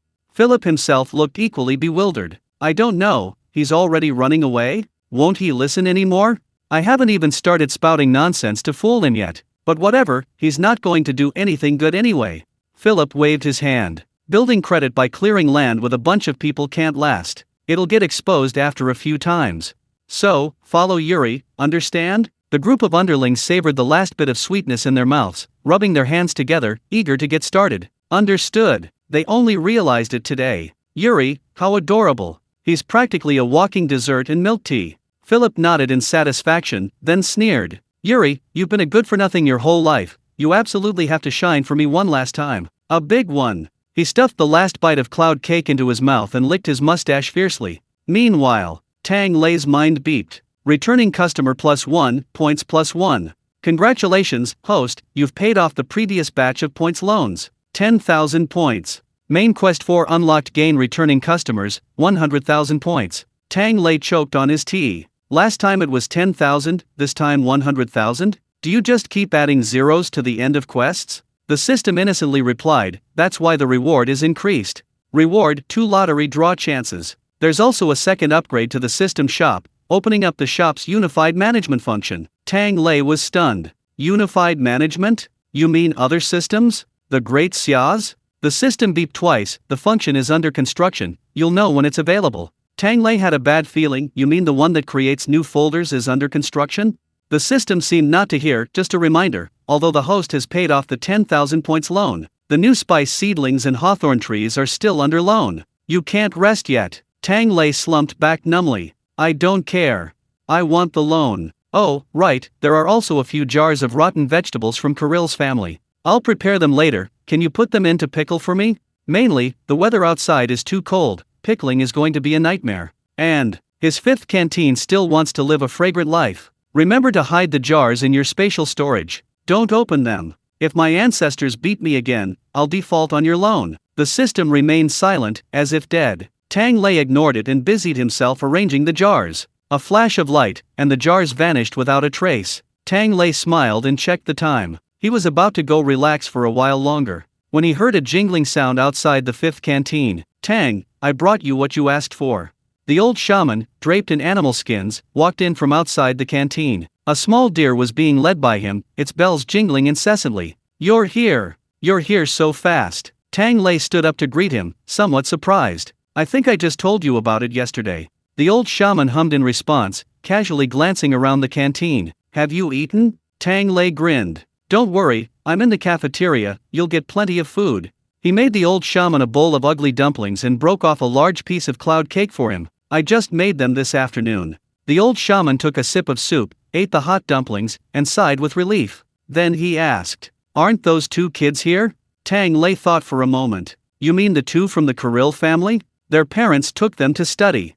No wonder the Kirill family is a prominent one. They value the education of their offspring quite a bit. According to Kirill, the smart kids in his family start studying early. The less smart ones aren't idle either. They're taught firearms handling and combat skills at home, and when they reach the right age, they're sent to the army. The main point is that no one is wasted, whether they're smart or not. But these 2 little bears are in a bad situation, because Nikita wasn't sure if they even had brains. So he decided, they should both learn. These 2 kids are either in the 5th canteen or diligently studying and practicing, but they'll definitely come over around mealtimes. Are you going to look for them? The old shaman gave an uneasy It's not that I necessarily need to look for them. Last time they said they wanted to play with the deer. Perfect, the deer herd has a baby fawn, so I brought it along. Kids should love it. Tang Lei smiled, knowing this old man probably liked children too. Then have some food and drink, and leave after dinner. The old shaman hummed again, finished a large bowl of dumplings, and then, unable to sit still, paced around. By the way, didn't you want honey last time? There are still a few hours until lunchtime, should we go? Tang Lei's eyes lit up, is there enough time? Sure, let's go. Xiao yeah, are you coming? His 150th. Here he comes.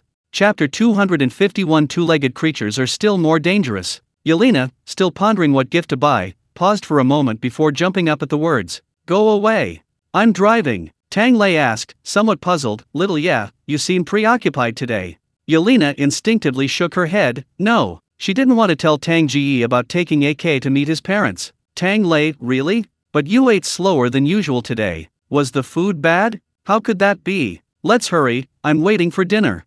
Yelena was running too fast and didn't notice. Behind them, several pairs of shifty eyes appeared. After leaving the prison, Tang Lei first saw the old shaman's herd of deer. Several large deer pulled a sled-like cart made of bark. This was the old shaman's previous mode of transportation. But now, the cart was piled high with various plants, including a large hawthorn tree. Several prison guards were busily helping with the unloading, remarking on how unusual the tree was. Tang Lei asked the old shaman, "Why don't we just ride in Xiao Ye's cart? That way, we won't trouble your deer."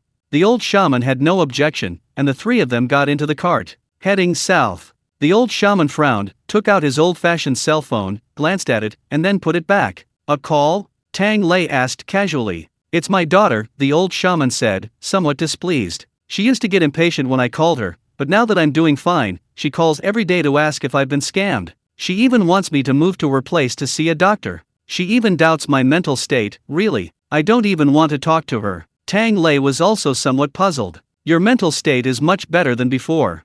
Thinking of the shamanic ancestor spirit diligently studying advanced values in some corner, Tang Lei said sincerely, "Don't worry, your mental state will definitely become more and more positive." The old shaman wholeheartedly agreed, "I think so too." A little to the right, turn into this fork in the road. After speeding for less than an hour, Yelena arrived at their destination, in front of a linden forest. The old shaman led the group into this rare patch of green. "Our clan has always relied on nature for survival. Every few months, I come here to check my beehives. The yield has been quite good." He walked to a tree and pointed to a wooden box hidden in a tree hollow. "I'll go collect the honey first, you guys take over."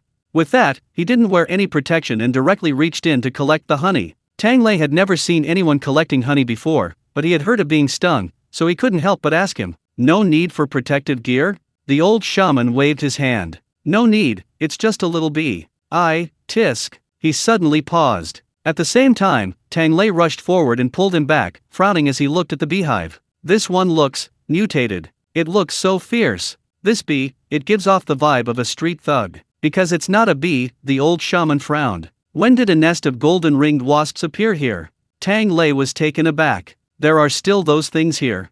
Although they're both called bees, wasps are the natural enemies of bees. Bees collect nectar, and wasps steal it. Very annoying. The most unbearable thing is the stinger at the back of this thing, unlike the bee's stinger which snaps off after one use. It's reusable. A real killer that can sting people to death. These bees are probably scouting. This is bad. I need to get my beehives out of here right away." Bees have absolutely no resistance to these things. A dozen or so hornets are enough to wipe out a whole nest, the old shaman said nervously. Tang Lei was a little puzzled. Why not just kill the whole nest of hornets? That way, we can eliminate the problem completely. You can't come here every day to watch over things. What if you move and they find you again? Is it some kind of respect for nature, survival of the fittest, or not wanting to harm anything? The old shaman tugged at his animal hide, somewhat helplessly. "It's mainly dangerous, and I didn't bring any tools today. Before, when our tribe was larger, several of us would come together, and we'd wipe out countless nests.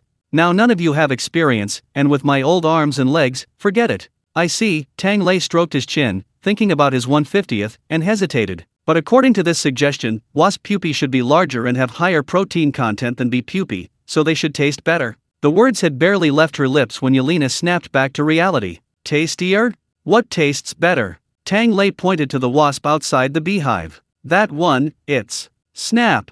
Before he could finish, a flash of black light appeared. Yelena reached out and caught something, hesitating. "Brother Tang, it's in 2 pieces, can we still eat it?" The old shaman's eyes widened. "Tang Lei, it's fine, we eat its larvae." "That's good," Yelena patted her chest reassuredly, tossing the 2 halves of the wasp away. The old shaman scratched his beard, staring at the giant hornet that had nearly stung him. He was speechless for a long time. Meanwhile, Yelena was already discussing with Tang Lei how to raid the hornet's nest. Tang Lei was painting a rosy picture for her. Fried bee pupae omelets, bee pupae on jade trees, bee pupae stir-fried with pine nuts, crispy fried, tender steamed. Forget the psychological pressure, it tastes really good. Yelena's eyes lit up, and she pulled out her black steel rope again. "Enough talk, let's get to it. Let's go find the nest." The 2 of them excitedly headed into the woods, leaving the old shaman looking completely bewildered behind. "Hey, you guys really want to go? This would be a police call in the city. Dangerous." He suddenly saw the 2 halves of a giant hornet at his feet. "Never mind, you guys are in more danger. Wait for me. I want to try those hornet pupae too." With the old shaman joining them, the 3 quickly found the hornet's nest. It wasn't too far away, made of mud, and not very large. The old shaman breathed a sigh of relief. "This is all right, even if something happens, no one will die." Tang Lei and the other side. "No way, it's so small, people will starve to death." The old shaman glanced at them, then took a step back with a troubled expression. What's wrong with him? He's the one who understands nature best, the one who's most familiar with these terrifying insects. How come these two young people are more frightening to him than the insects themselves? And the two of them haven't even realized the psychological trauma they've inflicted on this old man. Yelena raised her hand to gauge the distance, then pulled out her steel cable. Brother Tang, you two find somewhere to hide. Tang Lei also gauged the distance, picked up a rock. I'm fine, Grandpa, you go hide. Then together? 3, 2. The old shaman, wait, what are you two planning? Bang! Before the old shaman could understand, two sounds rang out simultaneously. One person snapped a branch, the other smashed it against the bark. Less than a second later, the mud hornet's nest crashed down with a bang. A loud buzzing sound filled the air. The old shaman's face changed. How can there be so many? Run! In front of him, Tang Lei and Yelena exchanged a glance, beaming with joy. What a bumper harvest! Chapter 252. Brother Tang, does your family like fur? Brother Tang, this is huge. Take them all, take them all. Clean it all out, leave not a single larva. It won't produce honey anyway. Let them use up their remaining heat in the pot. They'll smell delicious. Yelena and Tang Lei followed excitedly. The old shaman squatted on the ground, questioning his existence. Tengri, heavens, have I become out of touch with humanity? Look at how decisively these two destroyed the hornet's nest. Did humanity secretly evolve, leaving him behind? But the ancestral spirit hadn't returned yet, and no one paid him any attention. The old shaman was bewildered for a moment, then snapped back to reality when Tang Lei asked if he wanted some. Eat. Who cares what kind of insect it is, or even a demon? Tang Lei's product, just eat it. Just eat it. Tang Lei cheerfully packed a large bag of plump white bee pupae. Don't overthink it, just think of it as some meaty peanuts. We'll stir-fry a plate after dinner tonight, and it'll be delicious with a little wine. Let's go, no need to move the beehives, let's go back to collecting honey. Tang Lei was quite happy too. This hornet colony was a real unexpected surprise. He casually tapped the system in his mind. Are hornets and bees considered two different things? 1/25 of mine. Ouch! A bang sounded in his mind. Tang Lei rubbed his head in frustration. Fine, if it doesn't count, it doesn't count. This ancestor really doesn't give you any loopholes. He'll have to ask the system later when he's the naive, innocent, simple-minded system. When is he the grumpy old ancestor watching? Alright, this time we won't harm the little bees. Tang Lei watched the old shaman take several large bottles of honey out of the beehive, and then lick some himself. I must say, the linden honey from this Russian country is really good. It's not cloyingly sweet, but rather has a slightly tart sweetness. It's not cloying even when eaten plain, sweet and smooth. Perhaps it's because the flower itself is mild in flavor. After collecting a few jars of honey, the three were preparing to return. Yelena suddenly exclaimed, "Huh," and crouched down to examine it closely. What's wrong? Tang Lei asked her. Yelena frowned slightly, brushing aside the leaves. There seems to be some mark here. A paw print? Under a shallow layer of leaves, there was a wild animal paw print larger than a human hand. Slightly long, with a paw pad and several claws. Yelena stroked her chin. A bear. Tang Lei also frowned. Are you sure? Yelena looked up at the beehive. That should be right. The footprints show they've been standing here for quite a while, probably looking for honey. Tang Lei wasn't surprised to see a bear here. After all, bears are everywhere in Russia, you can even see them on the street. But if a bear really is here, they'll have to think twice. These bears are far more dangerous than those wasps that can be dealt with remotely. One wrong move and it could be a real hand-to-hand fight. Besides, Tang Lei knew that the idea that bears don't eat dead people or can't climb trees was all a lie. Bears can swim and climb trees if they want to. Those big bears in Daxia that often get stuck in trees are examples. And these guys even have barbs on their tongues. Forget about eating them, even a curious lick would be irresistible. It seems like whatever they're told comes true. Just as Yelena finished speaking, a fierce howl suddenly echoed from the nearby woods. Oh woo-woo. The old shaman's face darkened. There really is one, and it's not far away. It's very hostile towards us. Run! It's too late to run now. He took 2 steps, then turned back. Why aren't you moving? Are you trying to kill us? Yelena blinked, as if she suddenly remembered something. Brother Tang, do you want to see a bear? How about we go take a look? By the way, do you like natural fur? Like bear skin or something? That would be interesting, and her skills are pretty good, she should be able to make it perfect. The old shaman stared at her blankly, almost choking. You want to go bear hunting? Alone? Tang Lei patted Yelena's head, trying to dispel her terrible idea. Bringing biological products wouldn't be allowed, wouldn't it? Don't do that. But Great Xia does have a famous dish, braised bear paw. The wild beast in the deep forest howled fiercely again, eager to devour someone. Tang Lei stroked his chin. Bear bones, tiger bones, things like that, seem pretty good. Could we make some wine? Yelena was somewhat disappointed that she couldn't bring back bear skin, but she was still happy to have something to eat. Then let's go. Let's go see. She didn't have any particular idea about not eating wild animals, because this was Siberia, a place with few people and many wild animals. Every year, to prevent wild animals from overrunning and eating people, and bears from roaming the streets, they have to be hunted regularly. For this wild land, whoever has the ability, eats. It's perfectly normal. But in the past, they would just lose the wild animals they hunted. Now that Tang Lei had something to do, how could he let it go? Tang Lei was helplessly pulled along by her, thinking to himself, isn't this knowingly heading towards the bear forest? The old shaman could only helplessly follow behind the two. He also wanted to ask his Tengri heaven, is this the terrifying upright ape? Deep in the forest, the howls continued, one after another. But Tang Lei found it increasingly strange. Why is this guy all barking but not coming?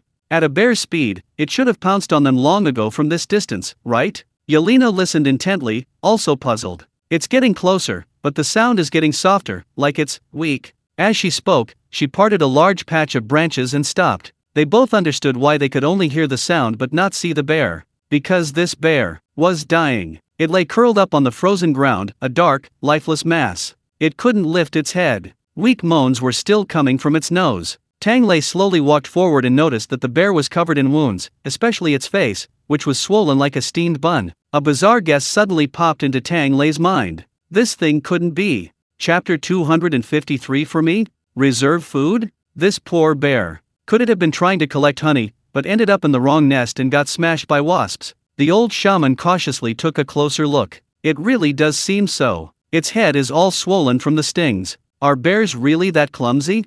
Oh woo-woo. The large black bear lying down roared again with all its might. The old shaman silently shut his mouth and took a step back. Tang Lei sighed helplessly. No wonder that wasp nest was so big, and the hive looked so small. This thing probably just swung its paw at the face and took a huge hit. Are wild animals this reckless? But brother Tang, this one looks like. Yelena tilted her head and looked for a moment, then suddenly walked up to the bear's head. The old shaman jumped in fright. Don't get too close. It could bite your hand off. It's okay. Yelena waved her hand and reached out to touch the bear's neck. Tang Lei frowned slightly but didn't stop her, only gripping his knife tightly in his pocket. If this bear didn't know what was good for it, he could easily stab it. The black bear howled and struggled again, but Yelena casually slapped it. Don't yell, let me see. The next moment, the black bear stopped struggling and lay down obediently. Woof. The old shaman. Yelena touched it for a while. Sure enough. She withdrew her hand, revealing a small silver plaque in her palm. This bear must have been domesticated before. The old shaman suddenly realized, oh, no wonder it was so. Oh woo-woo. He was roared at again by the big black bear. Tang Lei chuckled, you know, bears have quite a strong sense of honor. See, even when Yelena and I didn't say anything to it, it stopped. Before he finished speaking, it howled again. The black bear bared its teeth at Tang Lei hostilely. This time it was the old shaman's turn to laugh heartily. Wait a minute, Tang Lei scratched his head, you're a bear, and you're biased towards girls? You're obviously not a proper bear, you should be dragged to the pot. Yelena slapped it too, don't yell at brother Tang. The black bear immediately became obedient. Old shaman? Wait, isn't anyone speaking up for him? Tang Lei approached, looking at the bear with a question mark in his eyes, when he suddenly heard a noise coming from the bear's belly. Then, a dark, furry head poked out, let out a ferocious roar. A woo-eek. With cubs? Tang Lei was taken aback, instinctively looking at the bear. Sorry, I shouldn't have said that you were being lewd. Yelena frowned slightly, flipping the bear's eyelids. With cubs, that's troublesome. Is there any hope for it? The old shaman was finally able to get closer, looked at it carefully, and silently shook his head. Hopeless, too stupid. Maybe it's because of the cubs. Lactating mothers are always irritable, they'll do anything for their cubs. Tang Lei understood. This bear's natural survival skills in the wild were probably not very good. It could manage to eat its fill by itself, but after having cubs, it had to hunt twice as hard to protect them, so it lost its mind. The old shaman frowned. How about I feed the cub, and throw it out when it gets bigger? Without the mother, the cub won't survive. But as soon as he made a move, he was roared at again. The bear stretched out its paw, and Tang Lei immediately perked up. But the dying mother bear merely gently nudged her cub. The still whimpering cub stumbled and tumbled into Yelena's arms. For me? Yelena was somewhat surprised. I don't hoard food. The bear gave her a resentful look, rubbing its swollen, embarrassed head against her hands. The old shaman finally couldn't hold back any longer. He grabbed Tang Lei from behind. Tang boy, this is too much of a differential treatment. Why? I've raised countless animals too. Even those animal experts in Siberia can't compare to a single finger of mine. The chosen shaman was the representative of Tengri on the land, and the person closest to nature. But he had rescued and raised so many animals, and he had never seen one so affectionate towards a human upon first meeting. Tang Lei was also stroking his chin. He suddenly asked the old shaman, when your ancestor possessed you, did you have any memory? The old shaman shook his head, mostly no. Why? Tang Lei didn't answer. He remembered that during the last fight over the tea tree, the old shaman's ancestral spirit seemed to have said something to Yelena. Just speak. What would happen if she spoke? Would the tree fly away? At the time, Tang Lei hadn't thought about it in detail. But now, seeing the bear delivering its cubs, he felt this wasn't simply a matter of a beautiful woman. Hey, system, can you tell if Yelena has anything special about her? Could she also have some kind of system, like that princess in some anime, able to communicate with small animals? The system beeped for a while, also finding it quite strange. No, she definitely isn't. Besides, does she look like a princess? Tang Lei, what kind of aesthetic sense do you have? How is Yelena worse than a princess? Just then, Yelena picked up the bear cub and ran over. Brother Tang, we agreed, the cub will be taken home to raise, and the big one, what did you say we'd eat it? Tang Lei was taken aback, then looked behind her. The large, dark bear had already closed its eyes, and its comical face held a strange peace. The old shaman sighed softly. It has returned to the embrace of Tengri heaven. He walked to the mother bear, gently pressing his withered palm on its head, chanting obscure scriptures. Tang Lei looked at Yelena, scratching his head, still eating it? Are you sure? He saw Yelena chatting quite well with the bear and wasn't even planning to eat it. Besides, she'd already taken the cub. Yelena blinked her bright blue eyes, puzzled. Why aren't you eating? She asked. We don't kill animals with cubs because killing them would mean more cubs would starve. Now that I'm raising them for her, of course she should let me eat. Seeing Tang Lei's surprised expression, Yelena said earnestly, Brother Tang, this is Siberia. Life is equal in the wilderness. Our hunting and eating are for survival, not for pleasure. I eat the meat of animals with gratitude. Decades later, I will return to the earth to nourish other life.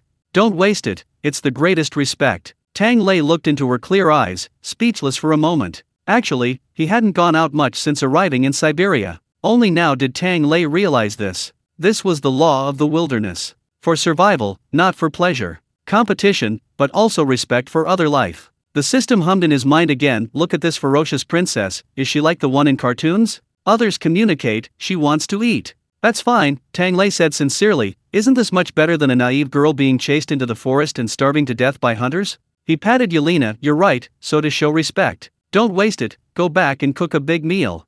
Fishing had been banned in Great Xia for many years, even a full Manchu Han imperial feast couldn't be prepared, now was the perfect opportunity. Behind them, the devout old shaman finished his chanting and wiped his mouth. Alright, I've sent its soul away too, tell me how to eat its body. Chapter 254 Grandpa, look outside. Tang Lei's lips twitched. He finally understood. The Russians are probably all that this bunny is so cute, add extra spice. Type. They're meticulous when they need to be, and they eat well when they need to. That's fine too, being authentic is what helps you survive here. Just take the bear paws, that's the essence.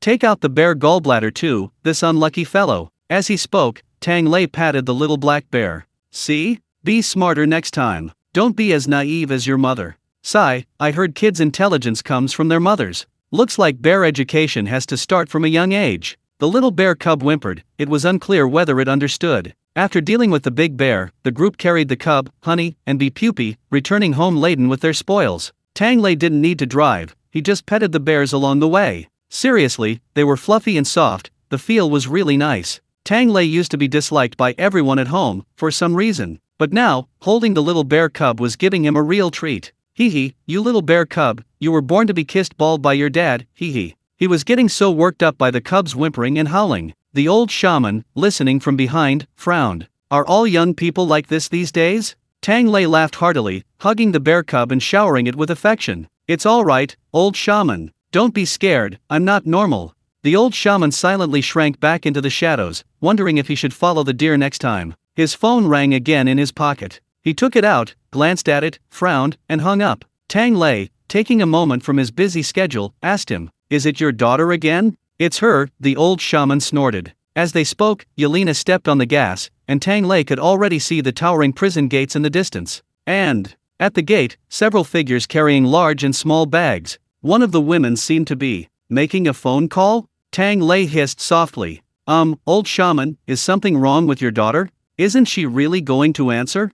The old shaman waved his hand dismissively. What could she possibly have to do? She used to be too busy to answer my calls, and now I'm busy too. She should know what it's like to not answer the phone. Tang Lei, that's not a good idea. Aren't you afraid your daughter will be angry and blame you? The old shaman laughed heartily.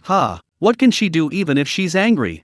She's the last person who wants to come back here. I begged her, told her to yell at her, and she still ran off with that brat. She moved away. Let her be angry now. She's not coming back anyway. As he spoke, a loud screech echoed. The SUV executed a powerful drift. Yelena slammed on the brakes, stopping at the entrance of the Siberian prison. Tang Lei and his companion jumped out of the car first. Looking at the 3 people, 2 adults and 1 child at the entrance, he touched his nose, feeling somewhat embarrassed. The 3 were clearly a family of 3. The woman was probably in her 30s, quite tall, and not unattractive. But her expression now, it could only be described as downright violent. She was practically radiating murderous intent. Tang Lei inexplicably felt that her demeanor was strikingly similar to the old shaman's when he was drumming and performing his rituals. Except one was solemnly invoking ancestral spirits, while the other seemed to be solemnly contemplating. How do you beat up the ancestral spirit? The man beside her was trying to persuade her with a wry smile, his face full of helplessness.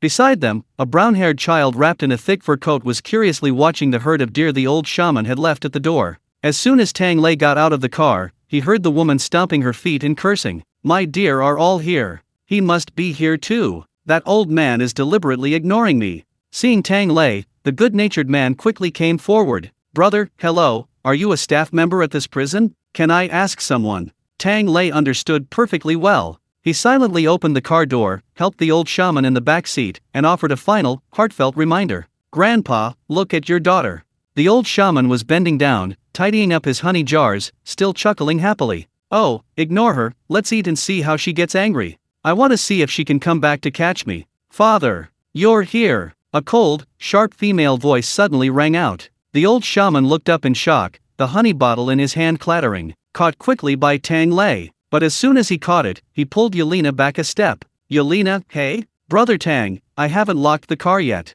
No rush, Tang Lei said softly, stay away, or the innocent will be caught in the crossfire. The good-natured man also quietly slipped over, looking at him with a look of sympathy. Brother, you really know your stuff. Tang Lei's lips twitched. This was probably the brat the old shaman had mentioned, the one who had kidnapped his daughter. No wonder he was such a coward. Near the car, the old shaman's daughter was furious. Dad, you're so old, why didn't you answer the phone? You scared me to death. This is such a vast wilderness, what if you got lost? The old shaman shrank back, scoffing, I still have deer, I don't need your help. The woman shouted, our deer may be smart, but they're still animals.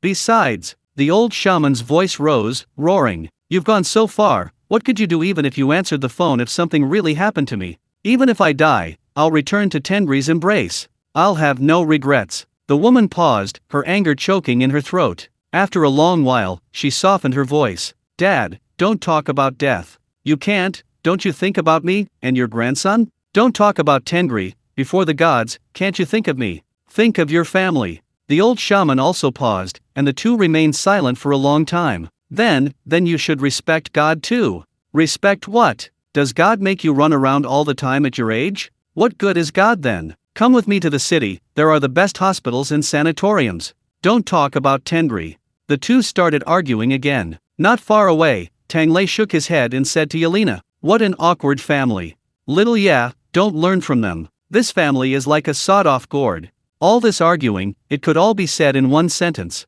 The good-natured man's eyes lit up, and he leaned closer. Brother, teach me. What sentence?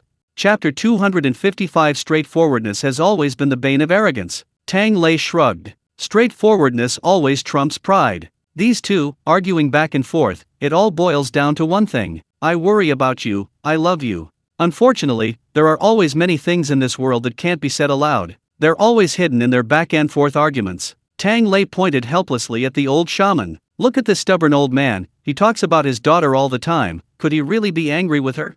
His claim of unwavering devotion to Tengri is a lie. He really doesn't want to cause trouble for others, and his daughter is even more so. The old man is full of energy, scolding her, and if she doesn't come back, she rushes over the moment he hears nothing. These two are truly a family, no doubt about it. The old shaman's son-in-law hesitated, scratching his head. I'll try. He saw his wife seemed to be catching her breath after arguing, and with a swift movement, he stepped in, separating the two. Dad, you don't know, Anna was worried about you the whole way. She missed you so much, and she was constantly thinking about you at home. What are you saying? The old shaman's daughter jumped up, her face instantly turning red. She was about to kick her husband when she saw her father's face stiffen as well. He said awkwardly, "Oh, is that so? Humph, you should have said so earlier." The woman named Anna was about to burst out laughing again. The old shaman, however, didn't notice. He seemed to just remember something, and bent down to rummage through his animal hide for a while. He pulled out a paper package containing the piece of cloud cake that Tang Lei had cut for him when he arrived that afternoon. He handed it to her casually.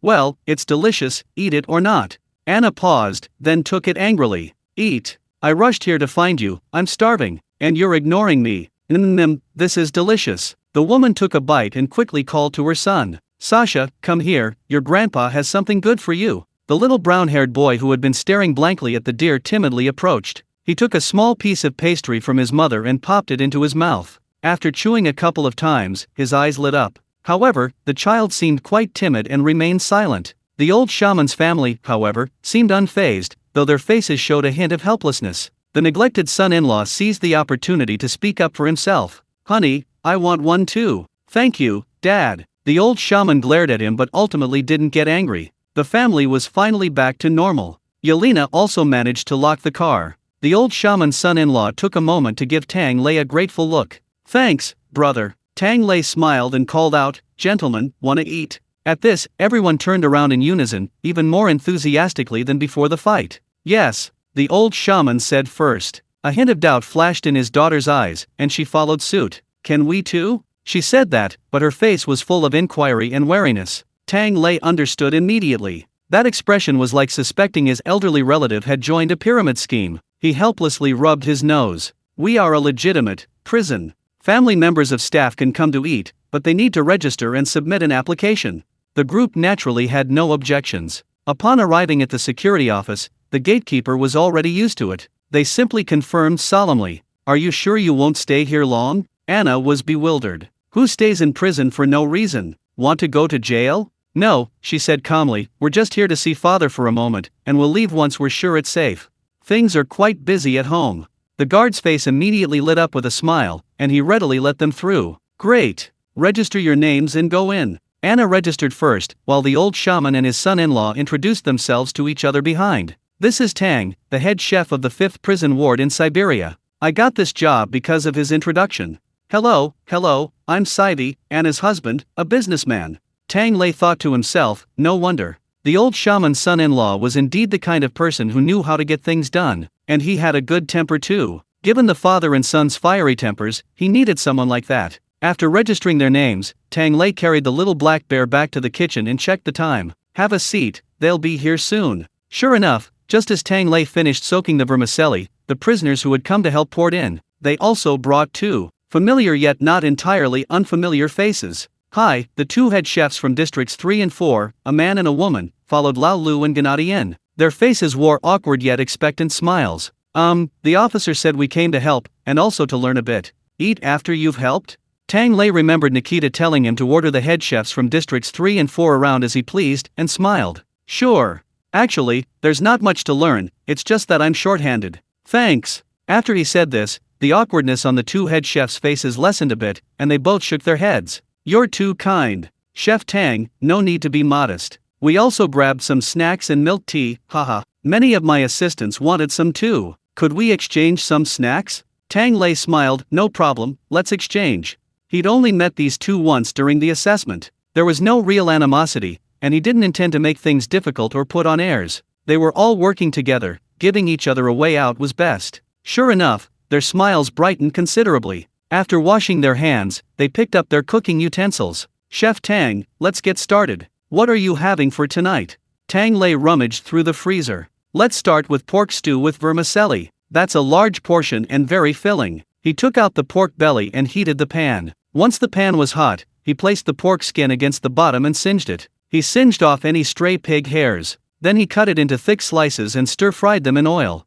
Turn the heat up a little higher, and sauté the pork belly until the skin shrinks, turns slightly yellow, and has a caramelized aroma. Then add scallions, ginger, Sichuan peppercorns, star anise, and dried chili peppers. Drizzle a spoonful of soy sauce over it, giving the meat a deep reddish-brown color. This eliminates the need to caramelize sugar. To stew glass noodles, you naturally need broth. This broth is made by adding a spoonful of water and seasoning with salt after sautéing the pork belly. Tang Lei, finding it too tough to cook for long, scooped a spoonful from the fragrant braising broth and added it in. Then, instead of using high heat, he pressure-cooked it directly. The pork belly was pressure-cooked until the skin was glistening with fat, tender enough to melt in your mouth, then scooped out. The broth was now infused with the flavor of the meat, a deep reddish-brown and savory. Then toss in the soaked glass noodles. Bring it to a boil over high heat. The glass noodles stewed until translucent, soaking up the meat broth, becoming smooth, tender, and fragrant. That's basically it for this pot. However, this kind of dish is very versatile. It goes well with radishes, cabbage, potatoes, and other vegetables.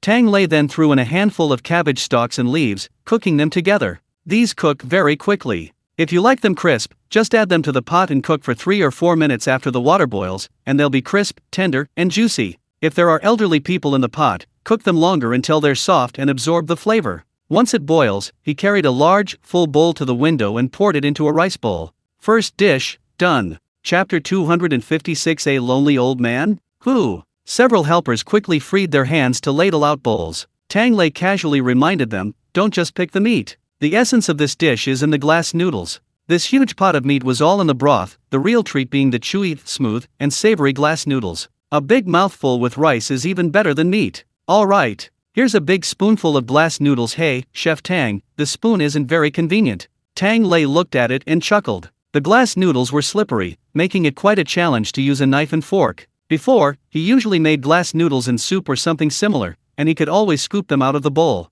This time, with such a large pot, a huge clump fell out without even shaking it. The prisoners couldn't scoop it up. Just eat it, it's your own fault for not knowing how to use chopsticks. Don't use your hands, be civilized. The inmates cried out in frustration, it's slipping again. Chef Tang, what kind of chopsticks are you talking about? Are they good? Tang Lei waved his hand, I'll introduce them to you sometime. He'd already made himself a pair and was having a blast using them. Hearing the inmates talk about it, Tang Lei was thinking, maybe later, when he had some free time, he could organize a chopstick skills competition in the prison? A competition to pick up beans or vermicelli, to enrich their lives. It would probably be quite fun. But for now, these people would have to fight the vermicelli themselves. Tang Lei took the opportunity to stuff the garlic he'd been soaking for a day into a jar of sweet and sour sauce. In about a week, we'll have pickled vegetables day and night. When his mouth was dry, a big steamed bun was perfect, sweet, sour, and crunchy, so delicious. While flipping over the garlic, Tang Lei unearthed the pickled cabbage he had made earlier.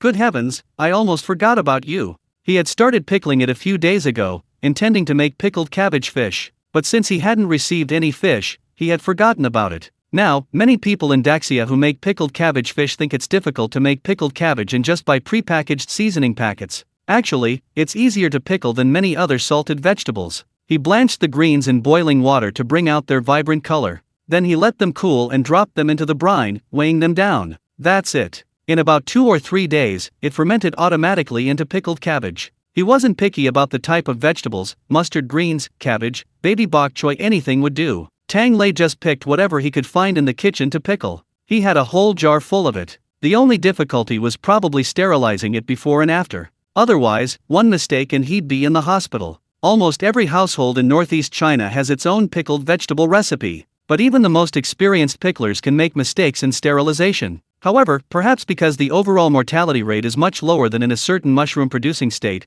people generally don't take it too seriously. On another note, delicious mushrooms, even if they send your whole family to the hospital, are just not poisonous, just undercooked. Delicious pickled vegetables. If you get diarrhea from eating them, you shouldn't blame the vegetables. Besides, Tang Lei's pickled vegetables had undergone rigorous inspection by the logistics department. There were absolutely no bad bacteria. At most, the bacteria decreased during inspection, to the point that Tang Lei hid them and forgot about them. Now that he'd found them but had no fish, Tang Lei thought for a moment. Why not use up some potatoes? Let's make some pickled cabbage and shredded potatoes. After eating so much salty and spicy food, something sour would be nice. Refreshing and appetizing. Especially his pickled cabbage, so crisp and crunchy, bursting with tangy juice with every bite. Chopped and paired with crunchy yet tender potato shreds. Every bite was bursting with flavor. 2 large bowls of stir-fried meat and vegetables were ready, along with a soup, and then he invited Xiao Ye, Lao Ba1, and the others to start eating. After they finished eating, it was time to welcome the army of dry rice.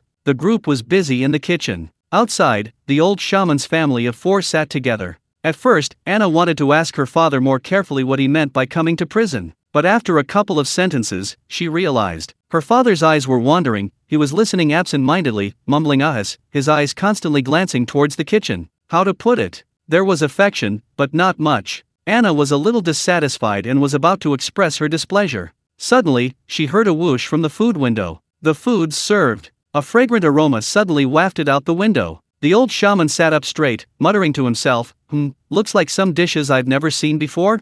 Anna suddenly became absent-minded. She glanced at her husband, then touched her stomach. Her husband, Saif, was also looking at her. The couple exchanged a glance and reached a consensus, never mind, we'll eat first. They imitated the prisoners and went to get a meal. They didn't forget to get one for the old shaman and their youngest son, Sasha. Old Baban carried the plate out from the kitchen and sat down next to one of the family members. Because they both had daughters, he and the old shaman had become quite familiar with each other these past few days. As soon as he sat down, he warmly greeted them. Don't eat too much. Tang just gave me a heads up there's something good after dinner. Save some room. The old shaman nodded. It's probably the bear paws we caught today. By the way, do you eat insects? Old Bavan hesitated for a moment. I've never eaten them. Excitement flashed in the old shaman's eyes. That's perfect. I'd love to. But, old Bavan quickly interrupted him. I can eat anything Tang makes. He was a little puzzled. Why didn't you call me when you went out to find some good food this afternoon? His daughter and Tang actually went out with this old man. Old Bavan felt uneasy. The old shaman gave a proud snort. They went to the beehives I set up. Dad, you can set up beehives? That's amazing. His son-in-law, Saif, was half surprised and half flattering. The old shaman was extremely pleased with the flattery. He then introduced the beehives to old Bavan. I forgot to mention, this is my daughter and son-in-law. They heard I was looking for a job and came all this way to see me. A faint smile appeared on his serious old face, his eyes brimming with barely concealed pride. Hey, who's being called a neglected son by his daughter? He's not a lonely old man. The potato old Bawan was putting into his mouth suddenly tasted incredibly sour. He covered his teeth, secretly pursing his lips. Oh, young people are busy working away from home, it's not easy for them to come back. Sigh, my daughter doesn't have that much ambition. Ever since my bones started to get worse, she hasn't really wanted to do her good job anymore, she just wants to come here and stay. Tell me, what kind of behavior is this? And I can't get rid of her no matter what I do. Maybe I'm getting old, there's a generation gap. Maybe I should ask your daughter to talk to my daughter? She can't keep clinging to me like this. The old shaman froze, the meat in his mouth suddenly losing its flavor. His back molars began to ache. He took a deep breath. Beside him, Anna and her husband's hands trembled, their forks falling onto the plate. The more perceptive son-in-law whispered, Darling, I have a feeling. Something's going to happen. Chapter 257 The Serger. So delicious. The 2 old men exchanged a glance. The old shaman, my daughter just said she missed me terribly. Anna choked on her food. Old Bawan wasn't to be outdone, my daughter tells me she loves me every day. The old shaman, my daughter is incredibly capable, she's a university professor in the capital. Countless students respect her. Anna blinked, before speaking. Old Bawan, my daughter is also very capable, back in the capital, well, she even beat up her colleagues. Anna, and her husband? Never mind, Saif gently advised his wife, let's just eat and pretend we didn't hear that. The more they said, the more mistakes they made. But then old Bawan proudly declared, my daughter not only beats people, she even dares to beat up a bear. The old shaman, my daughter also. Dad, I wouldn't dare. Anna blurted out. In an awkward silence, old Bawan grinned. Across from him, the old shaman, his neck constricted, suddenly spoke. I don't care. You can't do it, but I have a grandson. At worst, I'll teach Sasha how to fight bears. Old Bavan paused, his smile vanishing. Wait, he really didn't have one. He could only say sheepishly, the child is still so young, whether he learns or not.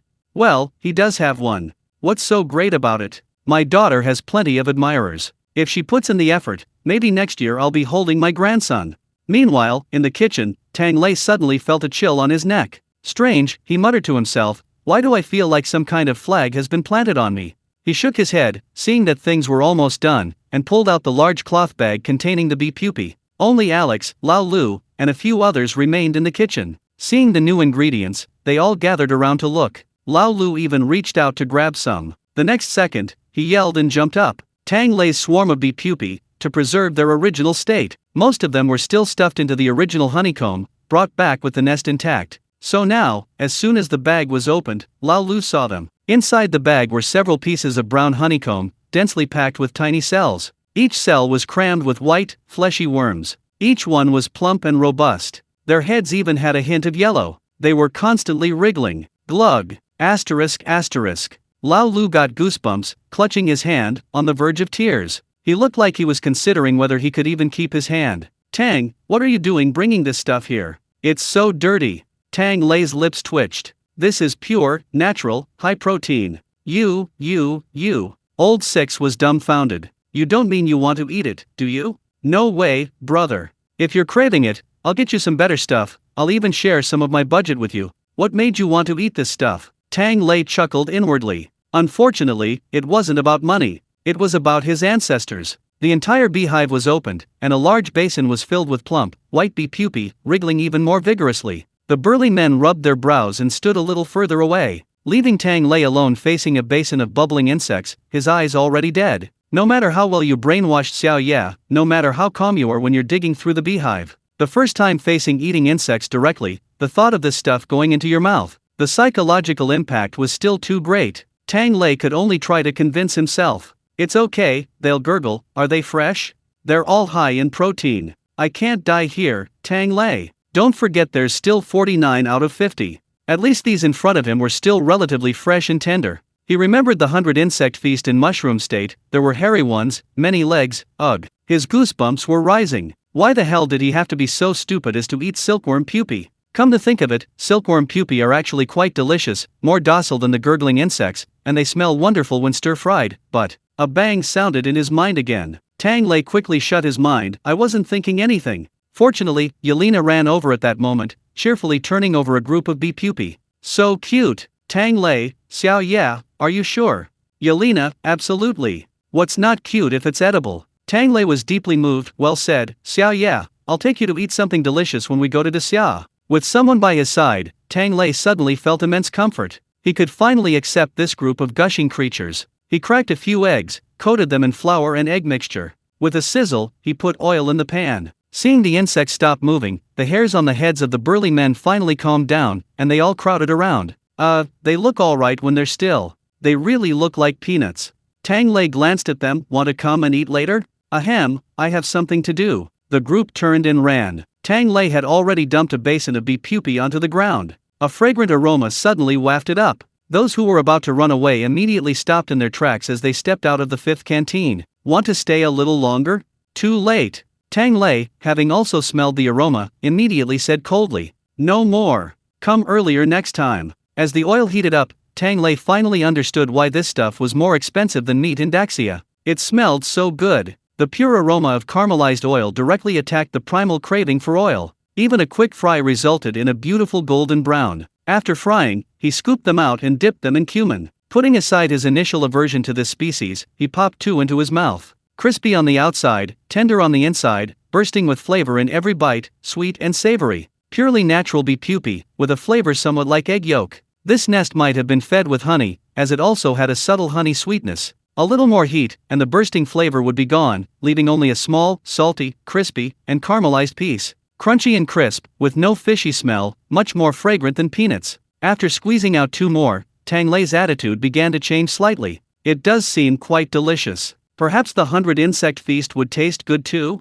Yelena was also stuffing her mouth full, eating with great enthusiasm. Delicious. She pulled out her notebook and wrote it down on the back. Second ingredient to watch out for, wasp pupae. Grab them whenever you pass by. Tang Lei glanced at it and clearly saw that above the wasp pupae, he also wrote hunting rabbits, the real edible rabbits. He couldn't help but sigh. It was only because Ludmila had come over recently that Yelena hadn't had time to go into the woods. Otherwise, this area would probably have been devastated long ago. Seeing that she seemed to remember something and was about to write down bare paws below, Tang Lei quickly stopped her. Forget it. Let's eat them one at a time, no rush. If we eat too much and it doesn't pass censorship, we'll just send it away. Back in the day, Great Xia had 8 major cuisines, and Northeast China had many famous dishes, but it never became a 9th cuisine, and that's why. Too many things have been eaten too much, it's not suitable to keep creating more. Tang Lei picked up the fried beef pupae and handed them to Yelena. These beef pupae can last us several more meals. For example, steamed eggs with beef pupae, they're said to be especially tender. Frying them and then stir-frying them with eggs seems good too. As for eating them raw, forget it. He'd better stick to cooked food. Come on, I just saw your dad go chatting with the old shaman's family, right? The prisoners have finished eating and left. Let's go out and see if they like this kind of food, and relax a bit. As he spoke, Tang Lei glanced out the window, looking a little puzzled. These two old men seem to have inexplicably become close. What are they chatting about outside? Why are they so red-faced and visibly upset? Chapter 258 has begun. Tang Lei and Yelena had just arrived nearby when they overheard old Bhavan and old shaman arguing about how to educate their child. Yelena asked curiously, "Dad, when did you become interested in education?" He hadn't interfered with her before. Wasn't he supposed to be a proponent of frozen fish education? What's going on? She'd been eating in the company cafeteria all her life, and suddenly her dad had a knack for nutritionally balanced baby food? Old Bhavan immediately coughed loudly. Cough, cough. I've always been interested. He quickly changed the subject. Honey, what are you bringing? It smells so good. Beef pupae. Yelena smiled and put down the plate. Just caught them today, absolutely fresh, so delicious. The beef pupae were no longer bubbling. Although the others looked at them with some grimace, the aroma was undeniable. Since Tang Lei and his companion had already started eating, the two elderly people weren't to be outdone and quickly picked up a few and popped them into their mouths. The first bite was crunchy and fragrant. Tang Lei even thoughtfully brought out dipping sauces. Cumin, chili powder, and whatever else they liked, they could mix and match. Wrapping them in a couple of lettuce leaves was also quite good. The more they ate, the more they enjoyed it, quickly forgetting their initial discomfort, and they grew increasingly fond of the beef pupae. You know, these little things are quite unique in appearance. They look really delicious. Old Bawan, enjoying his meal, looked at Tang Lei again and couldn't help but say, "See? I knew from the first moment I met Tang that he was a capable man. This is so delicious. You can't find these ideas in the capital." The Anna couple nodded in agreement. They had never tasted anything like it outside. Old Bawan gave the old shaman a smug look. The old shaman suddenly became inexplicably displeased. Tang Lei, oblivious to their exchanged glances, simply said regretfully, "This stuff is best with alcohol, but unfortunately, it's forbidden in prison. I only have a few bottles of vodka to use as cooking wine, how about some?" Old Bawan, in a good mood, didn't care. "Sure, you're so thoughtful, Tang, haha." The old shaman's son-in-law, Saif, blinked and suddenly said, "What a coincidence. Brother Tang, you don't need to take any. We brought a few bottles of good wine with us when we came to visit Dad." He opened the suitcase beside him, took out 2 bottles, and smiled. "I don't know if they'll suit Dad's taste, but they'll have to do." Tang Lei glanced at them. Simple bottles with a cursive label. Stolik Naya. Goodness, even Tang Lei, who didn't know much about vodka, raised an eyebrow. This brand also had another name. Stolik Naya. One of the most famous vodkas in Russia, and even the world. This is Russia's first exported vodka. They traded a bunch of Coca-Cola with the US in the last century. It's also the world's first vodka to go into space. That explains why Russia always seems to include vodka in its product list. Of course, it can't go into space now. However, this doesn't affect Stolichnaya status in Russia. To put it simply, it's similar to CCTV's X channel in China, but with much higher demand and production volume. It's quite prestigious whether used for entertaining or as a gift. Although the old shaman rarely went out, old Bhavan's expression was enough to make him happy. His stern old face softened, and he looked at Saif more pleasingly. You young people, you come all this way, why bring wine? I don't need it. But since Tang said these larvae goo are good with wine, let's open them and drink them." He also gave old Bhavan a smug glance. Tang Lei stroked his chin and asked Yelena, "Is there something wrong between them?" Yelena shook her head blankly and looked at Anna. Anna sighed and patted her. "Never mind, Dad, he's like that. You'll get used to it. Tell your man that if they start arguing again later, don't take it to heart." Yelena's face flushed red. "A man? Ah," Anna exclaimed in surprise, "isn't that your man?" These two old men are clearly competing. "We daughters already had our round, now it's their turn, tisk tisk."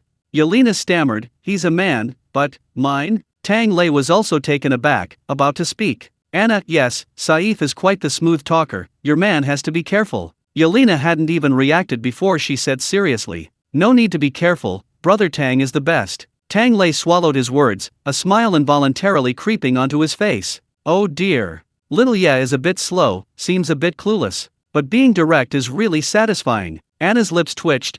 He prepared drinks too? Tang Lei stroked his chin, a hint of pity in his eyes. No, but. Beside him, Saif had already eagerly opened a bottle of wine. Gentlemen, have a drink first. The group noticed. Old Bawan, after a brief moment of surprise, suddenly burst into laughter. All right, come on, but my daughter and Tang are worried about me, saying I shouldn't drink too much at my age. So they specially made me a wine glass. Wait a minute. He tried hard to suppress his laughter and ran to the kitchen to retrieve a carefully wrapped horn cup. Ah, what a coincidence. My first drink is right here. Look, it's made of horn, all natural, handmade. My daughter even stipulated that I could only drink this one cup, and Tang made it using his Daxia craftsmanship. Not bad, right? He casually twirled the cup repeatedly. The old shaman, his head throbbing from the dazzling black light, couldn't help but say, "Don't move. Let me take a closer look. What's that thing on the inside of your cup?" "It's all white." Old Bawan had been waiting for this question. He immediately shoved the cup in front of the old shaman. Look carefully. Oh, it's a badge. Do you know where it came from? I used to be a veteran. Back in the day, the army used this badge. It's rare that my daughter still remembers her dad's past, hee. Tang's really something. She only heard about it once, and she specially had it engraved for me. I told you. Young man, you don't need to go to all that trouble. Chapter 259. Brother, stop talking, I'm scared. I told you long ago, young man, there's no need for all this trouble. The old shaman's face twitched. Your mouth is practically stretched to your ears. Annoying. Anna and her husband both turned to look at Tang Lei. Their faces screamed, "Dude, something's wrong with you." Tang Lei rubbed his nose. "Ahem, I didn't bring any wine, but I happen to have a little cooking skill, it's really nothing." Old Bawan grinned widely. Haha, it's the thought that counts. He wasn't young anymore. Long past the age of youthful passion on the battlefield. Those glorious years were no longer mentioned.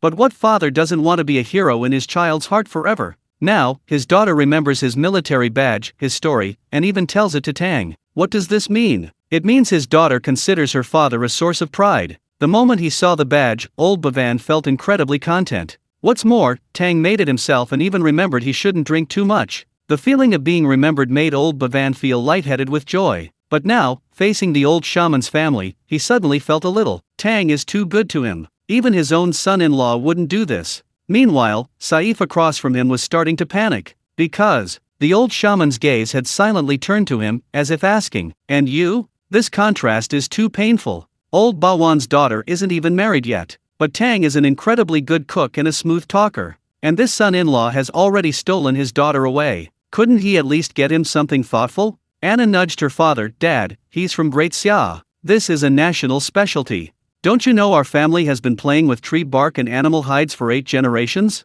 We don't have this skill. It's good enough that we have alcohol, drink up. Vodka is always our specialty." Yelena nodded, taking her small comb from her pocket. "Yes, look at this carving style, we don't have that here. Although the Russians are geographically close to Great Xia, their artistic styles are completely different, like those of the East and West. Did Tang make this too?" Anna took it and stared at it for a while, then suddenly turned to her husband. "Saif, you haven't given me any handmade items yet. Couldn't this husband push me a little harder?" Saif's vision blurred, feeling an immense weight on his shoulders. "Darling, you can't generalize about people's physical constitutions. His entire family. We were all rare examples of physical weakness in this fighting nation, our talents all in business acumen. Even if you cut him up, you couldn't carve anything like this. Everyone has their strengths, like me, my talent is mainly in business." Before he could finish, the old shaman snorted. "Comed to Siberia to trade wild goods, got lost in a blizzard, and was rescued by Anna. If I'd known you'd kidnapped my daughter, I wouldn't have let her care for her." Of course, his daughter was already married and watching him closely. So the old shaman's last sentence was muttered quietly. Tang Lei and the other two heard it and thought to themselves, no wonder. He kindly saved someone, a man considered weak and frail by their own people, and yet he ended up losing his daughter. No wonder the old shaman disliked his son-in-law so much. Anna sighed. "Dad, didn't we already say this? It's not Saif's fault. I moved out mainly because of Sasha's situation, he couldn't afford to delay any longer. Besides, I wanted to see the world myself, and I should thank Saif for accepting me." She spoke, her voice rising slightly. Her quiet youngest son looked up blankly. Anna quickly shut her mouth. Tang Lei, noticing she seemed reluctant to discuss this further with her son, quickly smoothed things over. Brother Saif, are you doing business in Siberia?" Saif quickly replied. Yes, my family and I are all in Beijing, but you know, we Russians have a lot of land and a small population, making trade very inconvenient. Besides heavy industry and energy, there aren't many other businesses. These past few years, I've mainly been shuttling between Siberia and Beijing, trying to develop other things. Selling non-renewable resources isn't a sustainable business. Tang Lei was taken aback, thinking that this man was probably no ordinary businessman. Commerce largely relies on light industry and services. Because heavy industry is a national strategic asset, not something private individuals can easily operate. But the Russians, due to various historical legacies and national habits, have a severely unbalanced economy. As a result, the entire national economy revolves around selling resources. Moreover, they face severe sanctions internationally, making exports very difficult. Under these circumstances, Saif's foresight demonstrates his considerable vision. Tang Lei was also intrigued. So what are you planning to sell now? Saif sighed again. I was thinking of trying to make a profit from plants and animals, but it's too difficult. This is a wild land, full of wild animals and forests. Unfortunately, the land is unusable, and the wild animals are only good for meat, and hunting them is difficult. At most, we can only keep their hides. The meat isn't as tasty as domesticated pork. Oh, by the way, Brother Tang, do you know how to cook delicious animal meat? Tang Lei looked at him speechlessly. Well, shouldn't meat be the least valuable part? Saif, huh? Besides eating, what else can you do with it? Fur. Tang Lei was exasperated. Fur is farmed in the Great Xia, and you're still going to use wild fur? Don't waste it. For medicine. For making medicinal wine. For longevity. These are all pure mountain delicacies. How come these brutes are using a gold mine like bricks? We won't harm protected animals, just deal with these few that are rampant. Snakes, bears, giant ants, giant wasps. Can't we soak them anywhere? By the way, brother, could you get me some snakes, bear gallbladders, deer antlers, tiger bones, or something like that? Saif, sure, what do you want to do with them? Tang Lei stroked his chin. Old Bavan has joint problems, right? I'll soak some medicinal wine for him to try, to maintain his health. He figured that if Saif had connections, he should have professional hunters. Then Xiao Ye wouldn't have to go through all that trouble. She could just get whatever she wanted to eat. Oh, and some to prevent frostbite and ulcers. Get some snake oil ointment for Xiao Ye to apply to her hands and feet in this cold weather. Moisturizes and prevents chapping, all natural, it works better than any cosmetic. And, stop. Saif suddenly interrupted him. Brother, I have an idea. Let's talk in private. Tang Lei was pulled out the door, still a little puzzled. What's wrong? Why are you being so secretive? Is this some kind of trade secret? But then he saw Saif clasp his hands together in a gesture of respect. Brother, we can discuss anything you want, I'll let you in. But, I finally managed to come and curtsy to my father-in-law. We're all men, you know what I mean, give me a break. Don't try to win this battle. This is too much to handle. Chapter 260. Tang, you are truly my mentor in life. Tang Lei's lips twitched. Sorry. He really hadn't intended to get involved, but the guy's distress was genuine, and Tang Lei felt a little guilty. Saif smiled wryly. Sigh, there's nothing I can do. Our situations are a bit special. Actually, Anna didn't want to leave her dad behind. After she came to the capital with me, she was still studying religion and mysticism. Even though she didn't like it, she seriously considered taking over the shaman's position. I didn't want to see her unhappy, so I told her about things outside. Then Sasha's incident happened, and we had to leave. So I didn't know how to tell Dad. In his mind, I'm probably a bad guy who tempted Anna with the outside world. Tang Lei patted him sympathetically. I understand, that's the generation gap. Not to mention the ancestral spirit of the old shaman's family, who used to come and point fingers every week. I wonder if they've even invited any other ancestors, referring to the old man's ancestors. He's just incredibly old-fashioned. Yeah, Saif complained bitterly. This habit is really unavoidable. We don't even dare to use our phones in front of the old man. If we look at them for too long, he'll say we're out of our minds playing on our phones. Tell me, who in this day and age can live without their phone? Tang Lei, what a coincidence, isn't this it? In prison. Speaking of which, he's been incredibly busy since he came here. He hasn't even played Candy Crush in ages. Saif choked up, on the verge of tears. Then later, please don't mention this, I'm afraid the old man will like you even more and hate me. Tang Lei chuckled. To put it bluntly, the old man is just bored by himself, and you guys are always on your phones instead of keeping him company. It's normal for him to feel bad. At worst, you can play with him. Tang Lei remembered his dad used to hate cell phones. Ever since his mom learned to use Douyin, TikTok, and take selfies and post videos with her friends, his parents are now better at using Douyin beauty filters than he is. This perfectly illustrates that interest is the best teacher. Saif hesitated, but Dad might not know how to use it, right? Tang Lei waved his hand. What's there to not know? Just buy him the latest smartphone. He'll use voice to type and video call. If he's not interested, just cater to his interests. If you don't know what he likes, I can recommend a few. Like peeling cow hooves, ear cleaning, dig holes for outdoor infrastructure, wash carpets. Well, how to put it, although I don't know the exact principle behind it. But once you see it, it's hard to refuse. If he doesn't like this, why don't you just find him videos of shamans jumping around the world? In this day and age, what isn't posted online? Spiritual battles, clashes of various faiths. Even within shamanism, each lineage has its own unique methods and interpretations. Let him watch slowly.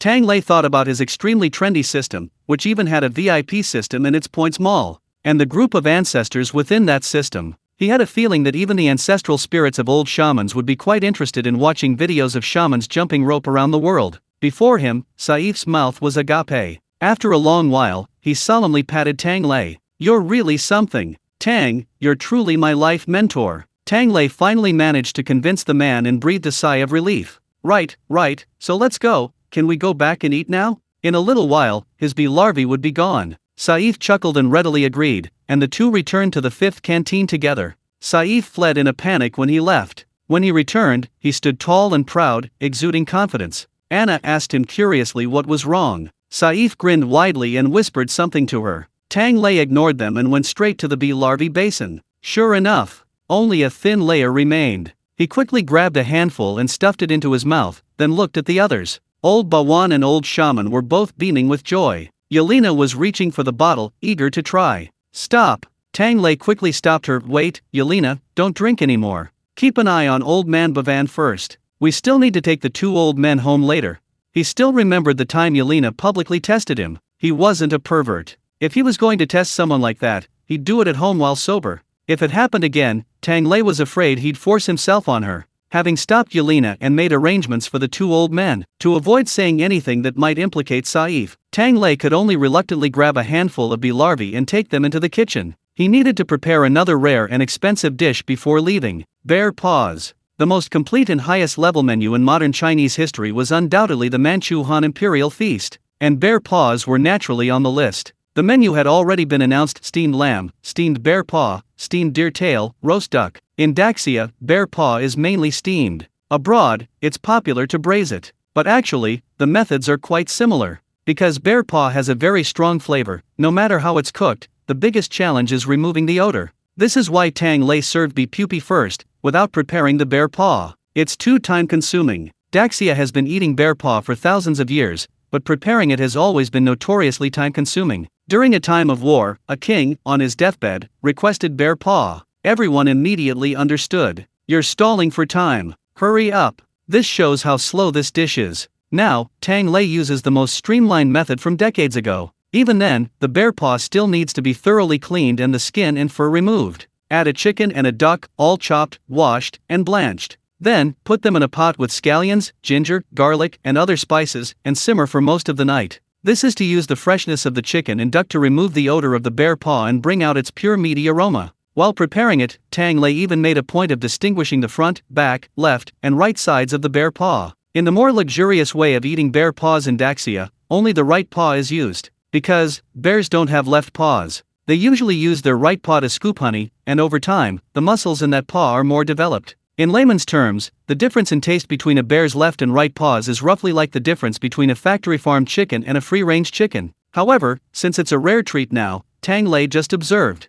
He thought he'd carefully taste it after it was cooked to see if the difference was really that significant. After finishing the pot of broth and letting it simmer, Tang Lei wandered around the kitchen. He started thinking again. 4 bear paws are far too few. There won't be enough for all those freeloaders tomorrow. Or maybe we should make another one. Something similar, but that would pass censorship? Chapter 261: Cultivating a New Era of Bear Druids. Bear paws have been banned from consumption in the Great Xia dynasty for decades. However, during these decades, the discerning gourmets of Great Xia have certainly not given up this delicacy. Thus, another famous dish emerged: matching bear paws. To put it simply, bear paws were prized in the past mainly because of their high collagen content. With so many delicious modern foods available, it's become increasingly difficult to say whether they still possess such miraculous properties. Just like pangolins, which have been poached for a long time. However, research has found that their scales are actually quite similar in composition and efficacy to human fingernails. Truly miraculous substances, capable of saving a life with a single bite, like Angong Nyo Huan Wan, a traditional Chinese medicine, require not just a single animal, but also precise details such as the animal's habitat and age.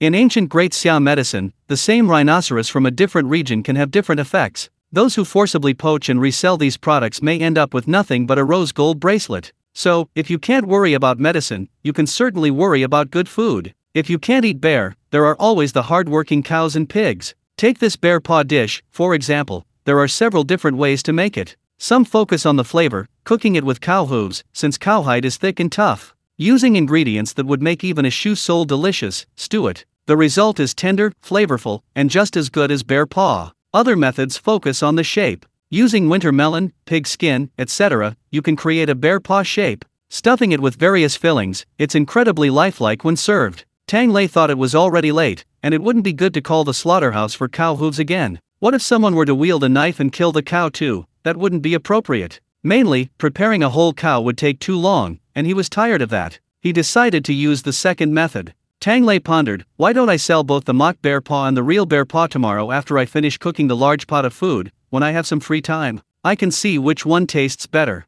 Having made his plan, he covered the large pot of soup. Today, no one should dare to steal it, right? Tang Lei muttered to himself, then went to scoop the bear cub out of the water. This bear cub had been in the kitchen ever since it was brought back. It was quite docile, the passing cooks weren't afraid of it, but the bear itself seemed more frightened. It huddled in a corner like a doormat, munching on a head of cabbage. Tang Lei scooped the bear cub out and carefully laid it flat on the cutting board. The bear cub, limbs outstretched, stared at the cleaver beside it, its eyes filled with terror. Wah! Yelena peeked in and was startled. Brother Tang, the reserved food hasn't grown yet. He. Tang Lei suddenly buried his face in the bear cub's furry belly. You little bear cub, what can you do? Can you escape your father's grasp? He. Yelena subconsciously took a step back, slowly uttering the last word, big. Tang Lei, face pressed against the furry belly, excitedly turned his head. Big? What's big? Even the system couldn't help but beep in his mind. Host, you seem like a pervert.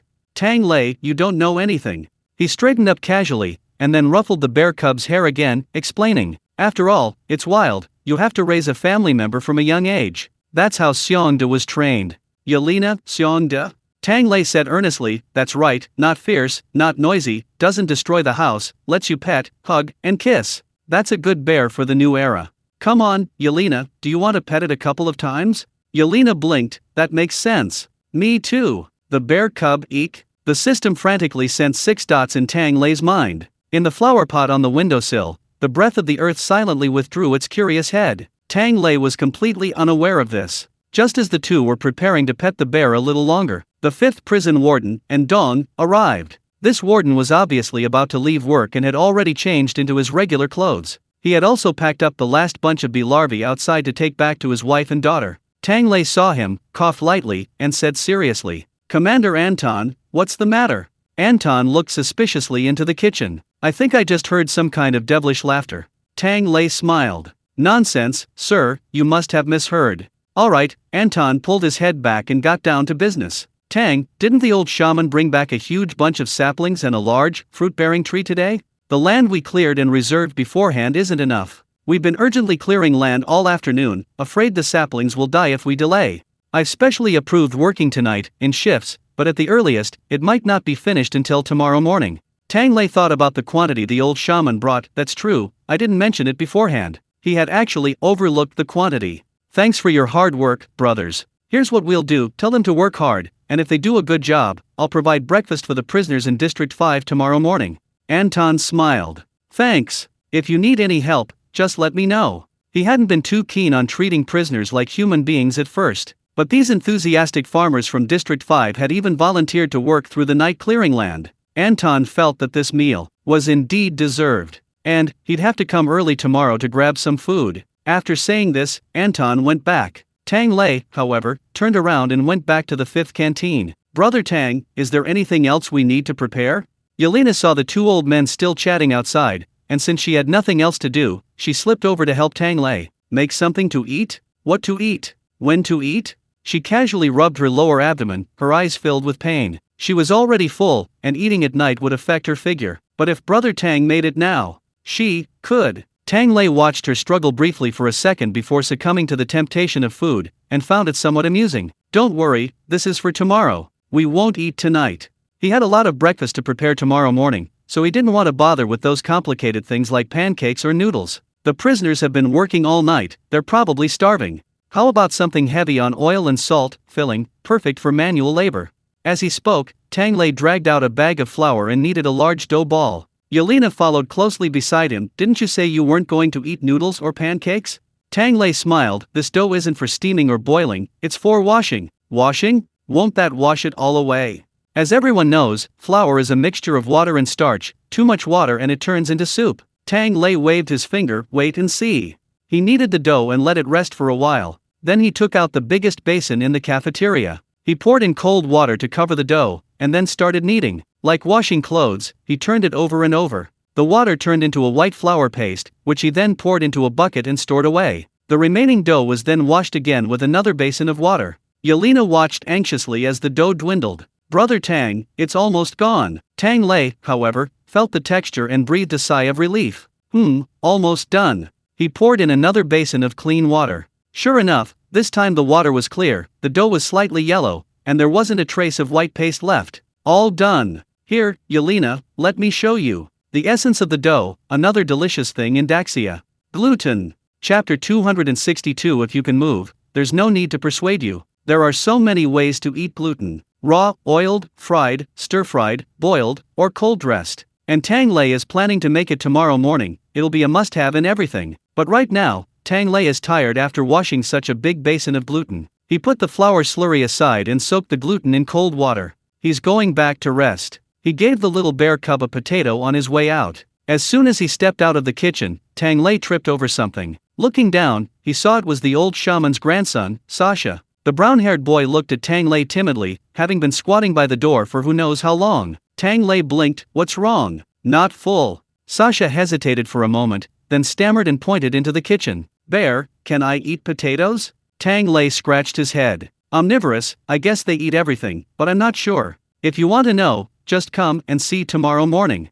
A strange longing suddenly ignited in the child's eyes. Can I go in? Tang Lei felt something was off about the child, but he didn't mind. Sure, just be careful not to touch the fire or the pot. If you want to play tomorrow, you might have 2 more playmates. The 2 little bears from the Kirill family were now seizing every mealtime to sneak into the kitchen. They didn't care at all about leaving their uncle outside. However, they were sensible, and seemed to be developing 2 brains, so Tang Lei didn't mind. The bears weren't such brats, they were quite cute. Sasha shrank back, then nodded timidly and ran back to his mother. Anna, helplessly supporting the 2 old men, said, "Stop drinking. Let's go. Go back to sleep."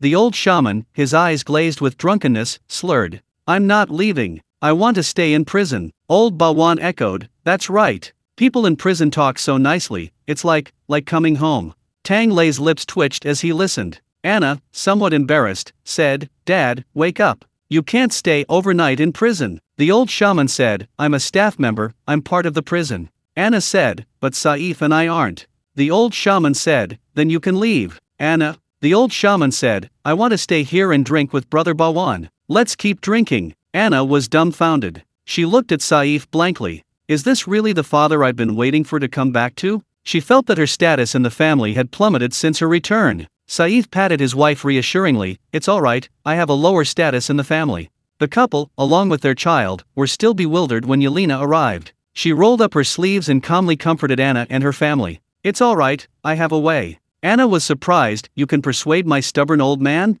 Yelena shook her head. "Just move him, no need to persuade." She took a deep breath and suddenly exerted her strength. Ugh! She grabbed old Bavan with her left hand, tossed and turned. She pulled old shaman with her right hand. Instantly, the 2 were hoisted up on either side of her. Yelena stood upright like she was carrying a bear, and asked Anna and her husband, "Where are you staying tonight? If it's far, why don't you stay at my place first?" Saif stared at her increasingly petite figure next to her 2 elderly fathers, and swallowed hard. Okay, wherever you want to go." He secretly gave Tang Lei a thumbs up. "Dude, a girl like that calling you brother? You really are something else." Tang Lei smiled nonchalantly. Hee. As for the bitterness in his heart, that doesn't matter. The group left the fifth canteen in a large entourage and went back. Half an hour later, at a corner outside the fifth canteen, two men peered out furtively. Are you sure? Everyone's gone? Yes. I saw them leave with my own eyes. The prisoners are all resting, the guards just finished their patrol, a great opportunity. Let's go, let's see what new stuff the fifth canteen has. The two men sneaked into the kitchen and immediately spotted several large buckets and basins. What's this? Soup. It smells so good, let's see. As he spoke, one of them reached out to lift the lid of a bucket, but the moment he touched it, he suddenly shuddered. A ghost! A ghost! The other man jumped in fright. What are you yelling about? The screaming man stammered, I think I just saw something dark staring at me from the basin by the window. You must be mistaken. What could be in the kitchen? The other man said impatiently. Hurry up and find that white powder. If we don't find it before dawn, the boss won't let us off the hook. You forgot how miserable we'll be without that stuff. The screaming underling, hearing this, calmed down. Right, there must be something good in this pot, let me see. Suddenly, he kicked something furry, and then felt a chill on his ankle. A brief 2 or 3 seconds later, a scream pierced the night. A bear! There's a bear! What the hell is this cafeteria? Help! Soon, a large throng of footsteps came from outside. Several prison guards, leading a group of inmates who had worked through the night without rest, stormed into the fifth canteen. Someone stealing food? What? Drag them out and beat them to death. Ah! At that moment, Tang Lei, who had already returned to old Bawan's house, looked out in bewilderment. No way? Someone dares to steal here? Why does he sound even worse than last time? Oh well, at most he'll just hang up, he won't break their legs.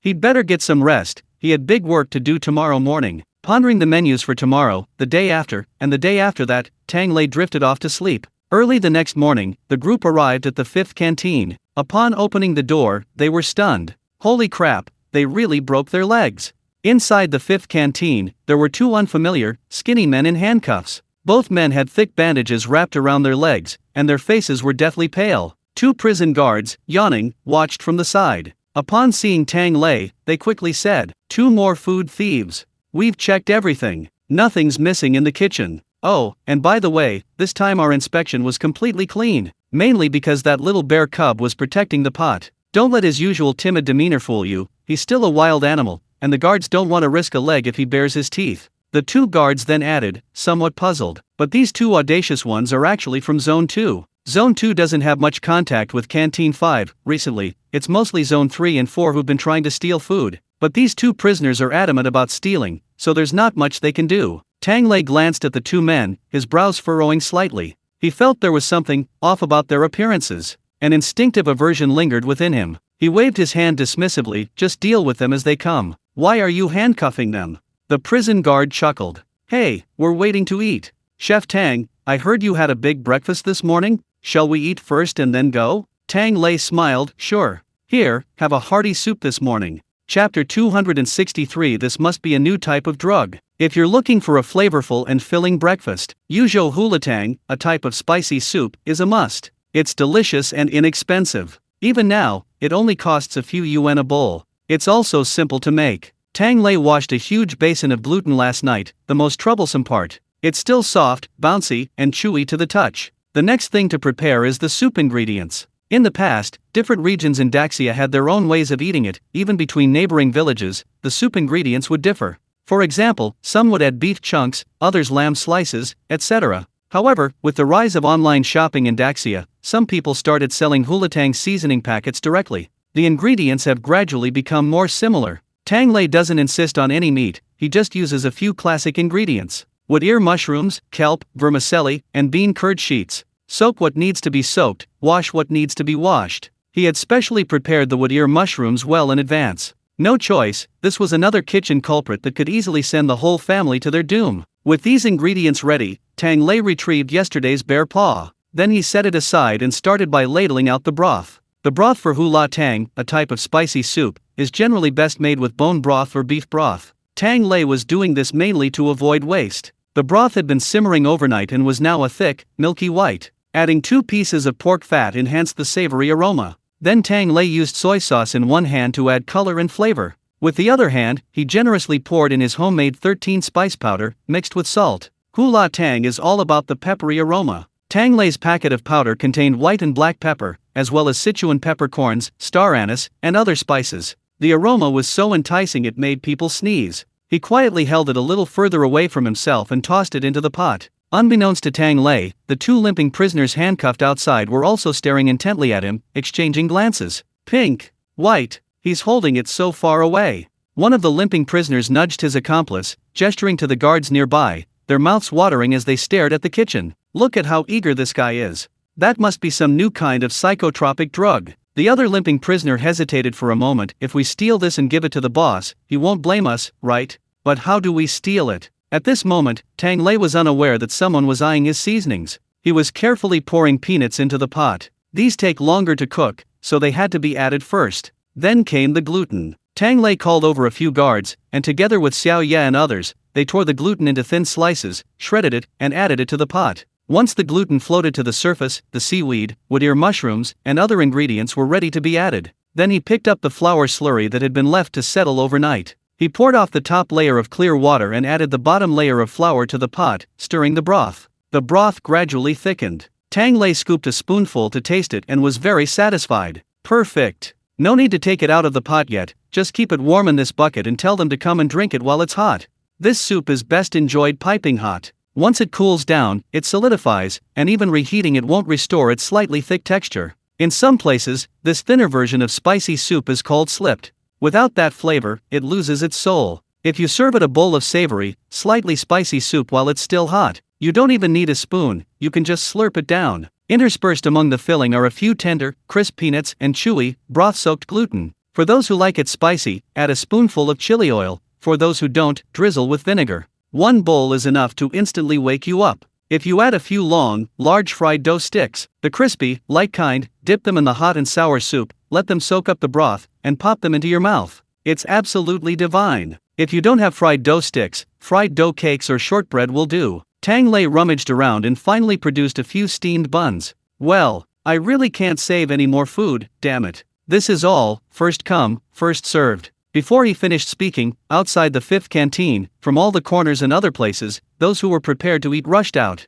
Leading the way were none other than the two children from the Kirill family. Tang Lei's lips twitched as he looked at Nikita, who was left behind and frantically pounding on her wheelchair, a look of sympathy on his face. But sympathy aside, Tang Lei still impartially distributed the steamed buns in order. Nikita, after a brief moment of impotent rage, furiously scribbled something furiously to the side, perhaps adding another item to the two children's training plan. The group lined up, each taking a bowl of soup. Anton packed 2 portions, not even bothering to drink himself, and went to bring over the prisoners who had worked through the night in District 5. A large group surged in, and Tang Lei was dumbfounded in no time. This, a huge bucket, and it looked like it wouldn't be enough? He quickly asked Anton. Sir, how many prisoners were kept yesterday? Anton coughed awkwardly. I originally only ordered 100. But they've gotten smarter now. They know that if they work for you, they'll get food, so, they're all scrambling to do it. I just found out too. They not only planted all yours last night, but they also cleared a lot of wasteland and dug several large tree pits, saying they'll plant trees next time you come. Honestly, Anton had been secretly cursing the prisoners' work this morning. He felt like this place was becoming less and less like a prison. It was even better than the farms outside. Tang, how about we prepare something else? Let's make a meal. Tang Lei wandered around the kitchen helplessly. We still have gluten and flour paste, but no soup base. Then let's make some oil tea. Daxia's oil tea comes in 2 varieties, one sweet and one savory. The one using gluten is the savory kind, a sibling to spicy soup. Because this dish evolved after it spread from Yuzhou to northern Anhui. Just like the peculiar accents of different villages in northern Anhui, the names of the soups also vary from place to place. There's careless soup, and spicy soup. Pour it into tofu pudding, and it transforms into something new. As long as you don't have a sweet tooth, it's just as delicious. As for the differences between it and hulatang, a type of spicy soup. First, the base broth is a clear vegetable broth, not a meat broth. When cooking, some rapeseed oil is added, hence the name oil tea. Second, the gluten is different. The gluten in oil tea isn't torn into pieces, instead, it's held in place by 2 long wooden sticks and placed in a pot of boiling water. While being cooked, it's stirred with a specific hand gesture, like washing clothes. Once cooked, it's stirred into the broth, forming strands. Compared to hulatang, it's much smoother. The flavor was relatively mild, not too spicy, mainly emphasizing a salty and savory taste. He added some tofu skin, fried tofu puffs, and the like. Feeling the flavor was too simple, Tang Lei also chopped some of his own pickled vegetables and put them aside for anyone who wanted them. After another pot was cooked, Tang Lei called people over to eat, sighing with a touch of melancholy. It's a pity they don't use big copper kettles here. In Daxia, there used to be no shops selling old-fashioned oil tea, just a cart carrying a large copper kettle. Whoever wanted some, they'd give $1 or $2, and he'd pour a bowl from the kettle. That's the origin of the tea in oil tea. Later, besides oil tea, lotus root starch became popular. In northern Anhui, they'd carry a large dragon-patterned kettle filled with boiling water and sell it from street to street. Now, even in Siberia, it's nothing special, everyone uses simple, unadorned large soup pots, but Tang Lei always felt it wasn't quite right. Anton, who was eating by the window, heard this and said, "Tang, if you need any cooking utensils, you can talk to the logistics department." He glanced at Sergei, the logistics minister, who was happily eating. "Anyway, this fat guy is rich now, might as well take advantage of him. Do you think he won't give you what you want?" Tang Lei smiled. "It's not like I have to, after all, he's not a dementor. But there is one thing I really could try making. I'll draw a diagram and show it to him later." They ate and chatted happily. The two cripples, lost in the crowd, were dumbfounded. They all ate. "What about us? Are you crazy? This stuff is definitely poisonous." But aren't you hungry?" Chapter 264. A big bowl of noodles, so flavorful. Gurgle. Two rumbling sounds of hunger emanated from their bellies. The two lame men exchanged a desperate glance. Hunger. What could be worse than being hungry yourself? It's everyone around you eating, and the food smelled delicious. They couldn't escape even if they covered their noses. It's so uncomfortable. This is even worse than before. We have to steal some from them later. Let's see when they finish eating. Their eyes were filled with hunger. But everyone present was busy eating and drinking, and no one noticed anything amiss with the two men. Tang Lei was dragged away as soon as he finished eating. Leon, who was farming, couldn't wait to report his harvest from the night before. "Look, Tang, all the aromatic plants are planted. They've been separated according to their water requirements, water or drought, their sun-loving nature, sunlight or shade. Although conditions in Siberia are limited, Leon has done his utmost." Tang Lei nodded. "Very good. Have you prepared fertilizer?" Anton's adjutant chimed in. "We had the logistics department build a large septic tank, planning to have prisoners use it later." His expression was utterly unbearable to look at. "Tang, I personally went to shovel manure for you. Don't lie to me about growing more delicious food." The Russians themselves mostly use chemical fertilizers, which have almost no smell. The thought of being so close to a cesspool was a huge psychological shock for him. Tang Lei hadn't expected his adjutant to take the lead in this task and couldn't help but laugh. "Okay, don't worry, the yield will double, you'll definitely get a share. And there's more." Leon waved his little notebook. "Tang, on this spice list you gave me, why are 2 extra ones marked in red? Hautunia cordata and cilantro, be careful. What does that mean?" Tang Lei's lips twitched. "Well, it means plant a small amount first, to be cautious about propagation. Planting too much might cause a fight, but if he doesn't plant them, it feels like a waste not to fight." So, after considering it, Tang Lei decided to plant a small amount. He'd heard that likes and dislikes for these two vegetables are genetically determined. What if there are a few Hautunia cordata enthusiasts among the bears? After dealing with these, Tang Lei asked about the most valuable and important item in this batch. "Have you planted my hawthorn trees yet?" Leon felt a pang of heartache at the mention of this. "I've planted them, but I don't know if they're not adapting well or what, but a lot of fruit fell to the ground this morning." Tang Lei wasn't surprised. That's normal. One reason is that he'd planted them to eat immediately, so the system probably controlled the ripeness. Another thing is, transplanting trees inevitably causes them to lose leaves and fruit. Tang Lei wondered if he should break off a small piece of the growing soil and try it under the tree roots later. If it helped the tree grow better, he could consider transplanting the Dahongpao tree back. "It's okay, did you collect the fruit? I need some." He needed to quickly arrange a digestive-boosting meal for Nikita, so that the guy wouldn't keep wandering around his 5th canteen with that resentful look. He'd make a whole hawthorn feast and name it, "The Love of the Hawthorn Tree"? That's quite fitting. All collected, come on, I'll get it for you." They were busy preparing hawthorns. By this time, most of the people in the 5th canteen had already left. Having finished their meals, everyone packed up their belongings and went about their business. The guard in charge of the two lame men led them out the door and escorted them to the entrance of Section 2. The guards from Section 2 received the two men. The guard from Section 5 solemnly said, "These two dared to steal food. A heinous crime. I recommend severe punishment. Preferably, the kind of punishment where they're hung from a vat of braised meat for a whole day." "Oh, okay," the guard from Section 2 replied casually. After they left, he curled his lip. Stealing food is no big deal. These old fogies in Section 5 always make a mountain out of a molehill, causing trouble for Section 2. He muttered curses under his breath, then glared at the two lame men. And what's wrong with you two? If I hadn't come to pick you up today, Yuri would have given you a piece of his mind.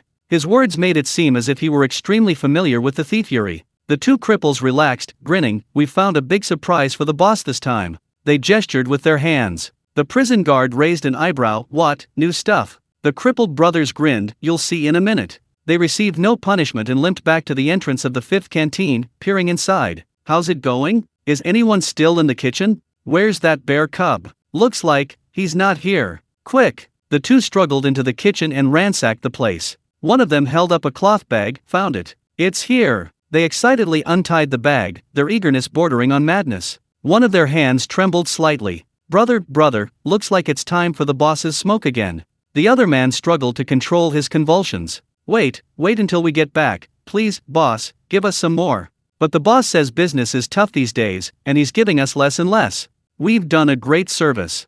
Before he could finish, the other man's legs gave way, and he collapsed to his knees. No, I can't take it. I'm in so much pain. His body was writhing on the ground, a grotesque sight, almost inhuman, more like an animal. The other man hesitated for a moment, then handed him the bag. Why don't you try it? The writhing prisoner immediately brought his nose close, taking a deep, ecstatic inhale of the fragrant noodles. So delicious. Ah, achoo. The other man quickly kicked him away. Don't get your precious stuff dirty. Let me, ah. He desperately tried to hold back a huge snot bubble, but his eyes reddened. Tears streamed down his face. This force is really strong. The prisoner who had been kicked to the ground sat up blankly. He stopped twisting and turning, stopped twitching. His mind was clear. Wait, did we make a mistake? The one still standing wiped his tears and yelled. There's definitely nothing wrong. This is so stimulating. What else could this be but a psychotropic drug? That's true, said the lying prisoner. Before I smelled it, I felt nauseous and wanted smoke. The standing one asked him, don't you want it now? The lying one murmured, no. Want to die. That one slap, and his vision went black. He almost fainted. Suddenly, all his cravings vanished. His mind was clearer than ever before. The standing prisoner was puzzled. Could it be because we didn't do it right? The two exchanged a suspicious glance, tentatively putting a finger in their mouths. The next moment, ugh, brother, was that strong? The prisoner wiped his face, tears and snot streaming down his face. Amazing, incredibly amazing. Quick, let's go back and report to the boss. The two scrambled to their feet, wiping away their tears and snot, then hesitated. Wait, if we can stop having an attack, do we really still need to beg the boss?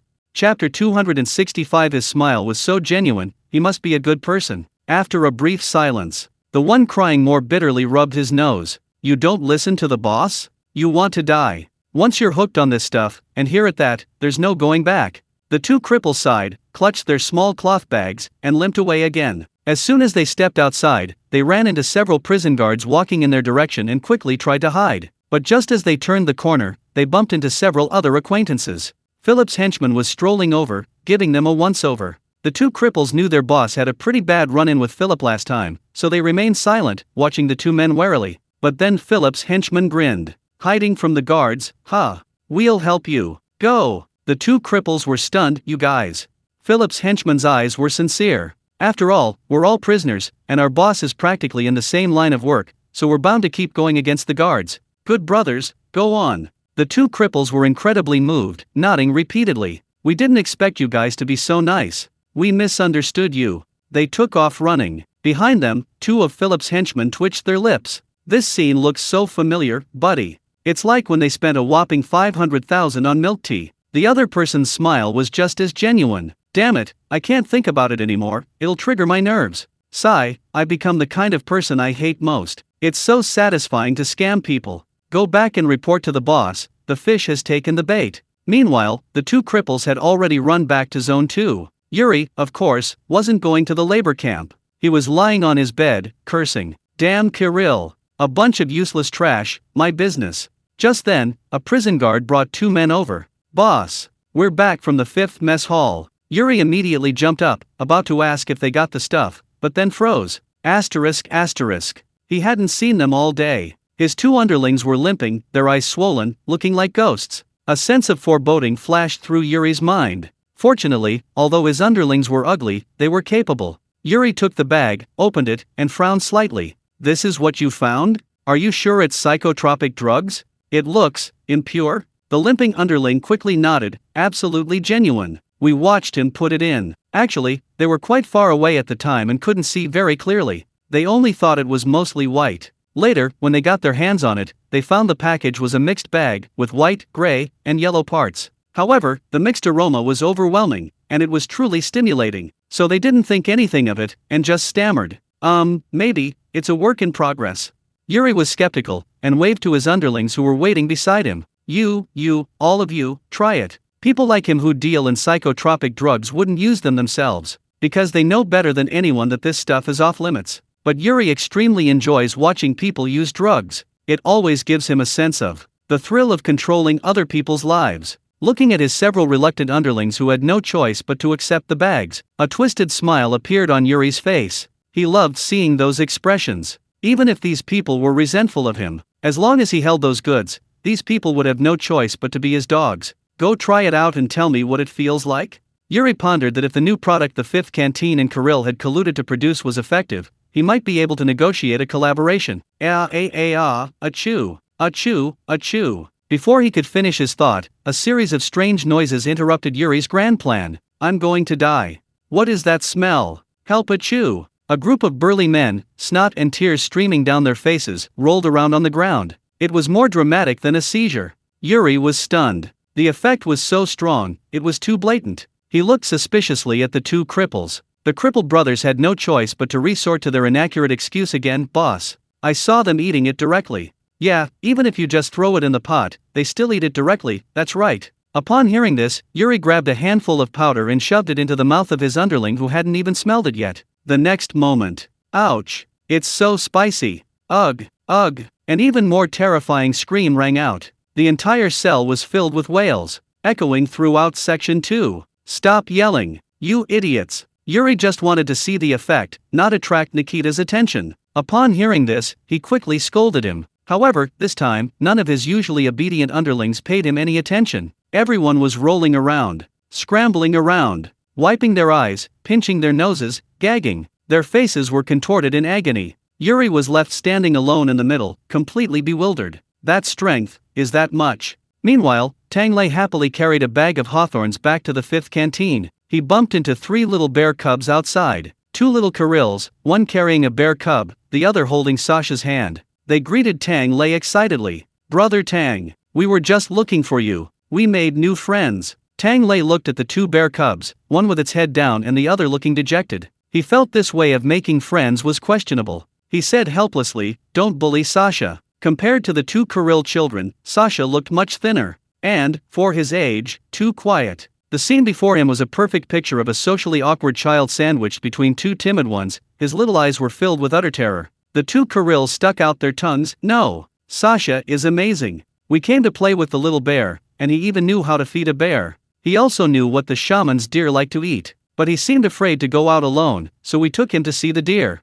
Hearing the mention of deer, the fear in Sasha's eyes lessened, and a hint of embarrassment appeared on his pale face. No, not really, he's amazing, I just read it in books. No, he's really amazing. You're smarter than my dad, Sasha. My dad can't even concentrate on his books. He's just too timid. Why don't you come with us for training tomorrow? Tomorrow we'll do a 2-kilometer weighted run, and then learn how to disassemble a gun with Uncle. Seeing fear return to Sasha's eyes, Tang Lei quickly stopped them and led the 3 children into the cafeteria. Okay, we've made something delicious for your uncle today, come and eat with us. Come help me. Hearing there was food, the little bears immediately forgot about their weighted run. They washed their hands together. What do we need to do? Tang Lei directed them to wash the hawthorn berries, then circled the stove, suddenly realizing something was missing. Wait, where's my spice powder? Nikita's wheelchair swayed in from outside, pointing at the 2 little bears. You two, skipping training? 5 kilometers tomorrow. By the way, Tang, what are you missing? Tang Lei frowned. I'm missing white pepper, black pepper, Sichuan peppercorns, Sichuan peppercorn oil, ginger, star anise, mint, and a whole bunch of other random spices, ground into powder. He used it to make his hot and sour soup. He'd put a generous amount of it in to make the communal meal flavorful. That's really strange. Even if they were sneaking a bite, they wouldn't touch this stuff, would they? Just the smell alone is enough to bring tears to your eyes. Anyone who dares to eat this, even Tang Lei would call them a brave idiot. There shouldn't be anyone that's stupid in this prison. I have something to say. A sudden, excited shout rang out from the entrance of the fifth canteen. Chapter 266. Every citizen of Great Xia should remember this. Nikita stared in astonishment at Philip, who was rushing towards him. What? You mean you're the idiot? Philip's wide grin snapped shut, glaring at Nikita, unable to utter a word of anger. Behind him, Warden Anton followed in. He said he had important news to report, so I brought him along. But sir, aren't the prisoners in Section 2 being a bit too lax? Sentence 5 prisoners don't wander around freely anymore, even though these days, even if they were allowed to roam freely, they wouldn't run away. But Anton still couldn't accept it. He silently gave Nikita a wink. For prisoners to be so carefree, there must be a mole among the guards. Nikita nodded slightly, no rush. He could guess, of course, but this was just a small-scale operation, they wouldn't uncover anything significant. The new second warden would be arriving soon, and Nikita was already prepared to hold a meeting to discuss this matter. He also wanted to observe what kind of person this new colleague was. Anton didn't say anything more, only asking, "Prisoner Philip, what do you have to report?" The maniacal laughter in Philip's eyes returned, and he rubbed his hands together. "Is something missing from the 5th mess hall? I just saw. 2nd District, Yuri's cell. It hurts so much. Achoo! My eyes." The screaming continued. Yuri stood among a group of lunatics, almost driven mad with rage. "Shut up! Are you all crazy? We'll lure Kirill away later. I'm coming." A calm voice and the sound of wheelchair wheels rang out simultaneously. Yuri instinctively shrank back, his scalp tingling. This is like summoning a ghost, appearing at a moment's notice. With the voice, Nikita indeed appeared eerily at the cell door. Following behind Nikita, Yuri immediately spotted an old acquaintance. Philip. Philip was still chuckling. "Sir, please come in." "Yuri, so you're the one who led the ghost in? A dog?" Philip ignored him, snatching the cloth bag from his hand and eagerly handing it to Tang Lei. "Chef Tang, here. I told you they stole it, caught red-handed." Philip was overjoyed. His report wasn't just about theft. The main reason was to use this as an excuse to let Nikita see these people acting like they were having an episode. Trading and using psychotropic drugs, that was the real achievement he wanted. However, Philip was also a little confused. He had reported them as soon as he heard them making a scene, but he'd never acted this crazy before. What was going on today? Nikita glanced around expressionlessly, tapping his fingers. Yuri paused, then burst into maniacal laughter. "Ha ha ha, Philip, you idiot." His eyes darted towards Nikita, his tone malicious. "They got like this because they tasted the stuff from the 5th dining hall. Sir, you colluded with the 5th dining hall on the use of psychotropic drugs." "I know everything." Nikita's unhurried fingers suddenly stopped. A rare look of confusion appeared on his face. The 5th dining hall? Psychotropic drugs? He couldn't help but assess the situation in his mind. This guy, is he already playing dumb to avoid punishment? Seeing Nikita's inscrutable silence, Yuri sneered. "Sir, don't try to silence me. I, Yuri, am not easily fooled. You can't stop this. However, I'm in this business too. Why don't we cooperate?" Ambition gleamed in Yuri's eyes. In its early, chaotic years, the Russian people were heavily influenced by Western systems. Their control over psychotropic drugs wasn't very effective. But in recent years, after stabilizing and developing deep cooperation with Central Asian countries, control has become increasingly stringent. That's why Yuri was brought in. But after arriving in Siberia and encountering Roman, Yuri realized he had missed out on such a huge market. Wild, harsh, and with little control. If the prison officials were also interested in cooperating, he looked eagerly at Nikita. But then Nikita suddenly looked at the person standing behind him, Tang. At that moment, Nikita suddenly sensed a terrifying killing intent. Before he could even think about Nikita, he had to check on Tang Lei. Anton, who had followed, was also taken aback. Tang Lei stood quietly, clutching his large bowl of noodles, his gaze lowered. He was observing the writhing prisoners around him. Nikita, however, frowned. He had witnessed it firsthand, even when an ice pick was driven into Roman's brain. Tang Lei's emotions had always been relatively calm. But now, for the first time, he felt it. Beneath this great Xia man's gentle and good-natured exterior, a raging fire of anger. It made Nikita uneasy. "Tang, are you all right?" Yuri also frowned. He hadn't seen Tang Lei before, but judging from Philip's words, this man was just a cook. "Sir, when we're discussing such important matters, why are you bothering the cook?" Ouch! He suddenly screamed. Before he could even react, he was stomped to the ground. "You son of a bitch!" Tang Lei, stomping on him, was completely enraged. Trying to use my precious noodles as a psychotropic drug. Who the hell are you trying to disgust? Yuri struggled frantically under his feet, cursing wildly. Asterisk. What the hell do you think you are? You! At hashtag. Tang Lei simply lifted him up again, slapping him hard across the face twice, silencing him. Then he threw him back down and continued stomping on him. Damn it, using psychotropic drugs in front of the great Xia people, Tang Lei said coldly. You deserve to die. Yuri, pinned to the ground, waved his hands. Help. What are you? At hashtag someone help me. Where are his underlings? Help him. His screams were so pitiful that they drowned out the writhing, gagging sounds beside him. Yuri's underlings snapped out of their daze and immediately saw their boss's miserable state.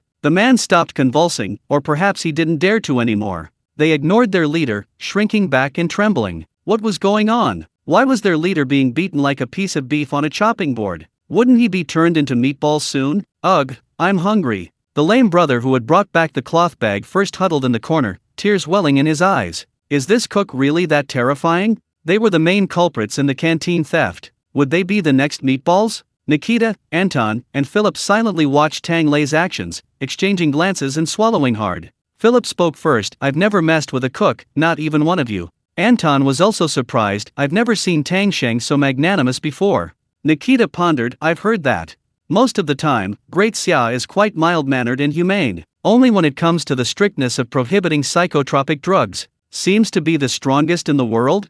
What do you mean seems to? Tang Lei turned around, coldly speaking amidst his busy work of stepping on Yuri. Every Great Xia citizen should remember this. I am irreconcilably opposed to gambling and drugs. Chapter 267 Permanent Blacklist. Unforgivable. Such simple 4 words. But behind them lies the blood, tears, and darkness of a nation. That era of weakness and poverty, a time when the nation was a sick man. No matter how much time has passed, it remains a thorn in the blood of every Great Xia person. It pierces the hearts of generation after generation. Some things must never be touched. And now, these people are actually using his 13-spice noodles as a stimulant? This is practically dancing on the very sore spot of the Great Xia people. Tang Lei had never felt so disgusted in his life. Yuri's face was almost flattened from being stomped on, and blood streamed from his nose. Perhaps the threat of the meatballs triggered his rage, for he screamed, "You can't kill me. I'm innocent." Tang Lei coldly raised his foot and asked Nikita, "How do you sentence people involved in psychotropic drugs?" This bastard just admitted he was in that business. Yuri gasped, shrieking, "You have no evidence." "I didn't take any. They all took your stuff." He choked, ultimately not daring to say the words. But he couldn't understand why this Great Xia man was so certain and abhorrent about psychotropic drugs. Then what was this bag of drugs that could drive his underlings to madness? Tang Lei looked at Nikita expressionlessly. Nikita frowned slightly. A urine test is possible, but sentencing depends on the quantity. Generally speaking, the Russians are more ruthless in their crackdowns on KB members. Psychotropic drugs, on the other hand, usually result in harsher sentences. But Yuri's already in jail, and now they're adding more torture. Tang Lei was getting increasingly frustrated. This is utterly useless. Maybe I should just pass by for a bit, Tang Lei said, lifting his foot again. Didn't you see anything? Before Nikita could speak, Yuri howled again, "You can't. If you dare kill me, you'll never know how much stuff I've hidden here." At this, the men's faces darkened. After a moment of silence, Yuri exhaled, then chuckled. "How many people I gave it to, where I put it, only I know. This place is so big, with so many people, if you kill me, you'll have plenty to search for. Ha ha. Also, I have quite a few customers. Do you think if my supplies run out, there'll be a riot here? Do you know what those people look like when they're having a seizure, sir?" Amidst the increasingly grim expressions on the men's faces, Yuri grinned. "Philip knows that where there is light, there is darkness. Isn't that what we lawyers do?" "No." Before Nikita could speak, Philip immediately distanced himself. "Don't bring up lawyers. We're different, Commander. I'm clean, not even one of my men touches these things. He only makes a little dirty money from human lives. But once someone gets involved with these drugs, they're no longer human. Even a bullet to kill them is better than living. Philip despises that kind of person. You spineless coward." Yuri cursed angrily, then snorted. "As long as I can control them, what does it matter what methods I use? You don't want a prison riot, do you? Ha ha. If we don't break ties, we can still cooperate. For example." His eyes darted around, but he didn't dare look at Tang Lei or the bag in his hand again. Instead, he turned to Anton. "I heard that Commander Anton's crops are doing quite well lately. Besides potatoes, he's grown a lot of new things too. why don't you help me grow some too? Ah! He screamed again and collapsed back to the ground. Tang Lei, inexplicably provoked again, kicked him again in anger. Get the hell out of here. This kick silenced Yuri completely. He seemed unable to struggle any longer. Nikita shook his head slightly and sighed. Tang Lei understood his concerns. The problem now was that this bastard had been hoarding who knows how much. Not only was sentencing difficult, but there was also the fear that he might recklessly spread psychotropic drugs. You know, many people don't initially use these drugs willingly. But the terrifying thing about psychotropic drugs is, whether unintentional or out of curiosity, one try and you're ruined for life. In Daxia, there have been cases of people poisoning their roommates' drinks and drugging girls' drinks in the library. And now, if Yuri isn't eradicated completely, then the threat he poses in a desperate, all-or-nothing situation will be immense. Furthermore, these people addicted to drugs will naturally be on Yuri's side, because they also know that without Yuri, their lives would be worse than death. Nikita was clearly concerned about this as well. He glanced around and waved his hand. First, a urine test. He knew about this before, but it hadn't caused much of a stir. Now it seems that it's unavoidable. Also, anyone with relevant information, report it immediately. Confess and you'll be treated leniently, resist and you'll be punished severely. Yuri's henchman's eyes flickered, but they remained silent. Outside the cell, the prisoners in Section 2 also exchanged glances, remaining silent. A hush fell over the room. Nikita wasn't surprised. He sighed, a headache forming, and prepared to return to the meeting to discuss the matter. Suddenly, Tang Lei glanced around the room and spoke. I have a suggestion, or rather, a request. Nikita nodded. Go ahead. Tang Lei said calmly, I want the entire prison to undergo urine testing, because I will never provide any food to anyone addicted to psychotropic drugs. I don't care how they became addicted, but if the urine test results are positive, that prisoner won't even get a sip of water from the 5th mess hall. I hope the officer will agree. I can also cover the cost of the urine tests. No need, Nikita waved his hand, interrupting him. An inspection is necessary. Whether as the warden or Nikita, I agree with your point. Absolutely not. This situation will not be tolerated. Anton, the inspections will begin this afternoon. Anyone found guilty of adultery will be registered in their cell number and permanently banned from the 5th canteen. Yuri's underlings exchanged bewildered glances. None of them had ever been to the 5th canteen and didn't understand why this requirement had suddenly been imposed. It's just a canteen, what's the big deal if they can't go? They can just eat somewhere else, right? The prison can't let them starve. However, the others in Section 2, who had also heard this, were stunned. Many of them had won milk tea and cloud cakes from the 5th canteen. Some people were even lucky enough to queue up and get some food. No, sir, I know I was wrong. I was confused for a moment and took a little too. Sir, I truly repent. It's all Yuri's fault. I was tricked. I did buy a little, but I know where Yuri put it. I'll report.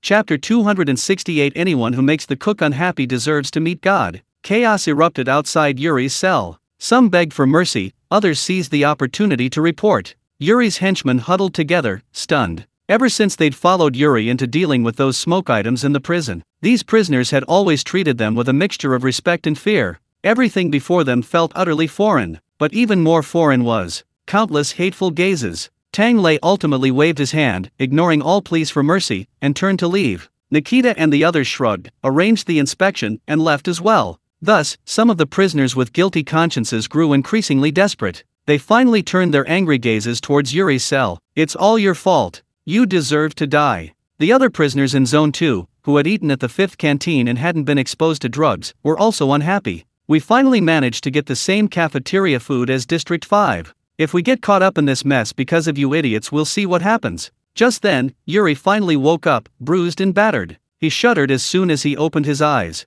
The stares around him. It was terrifying. Yuri forced a smile. What are you looking at? You've gone too far. Don't want your cigarettes anymore, huh? Without cigarettes, you'll be in agony.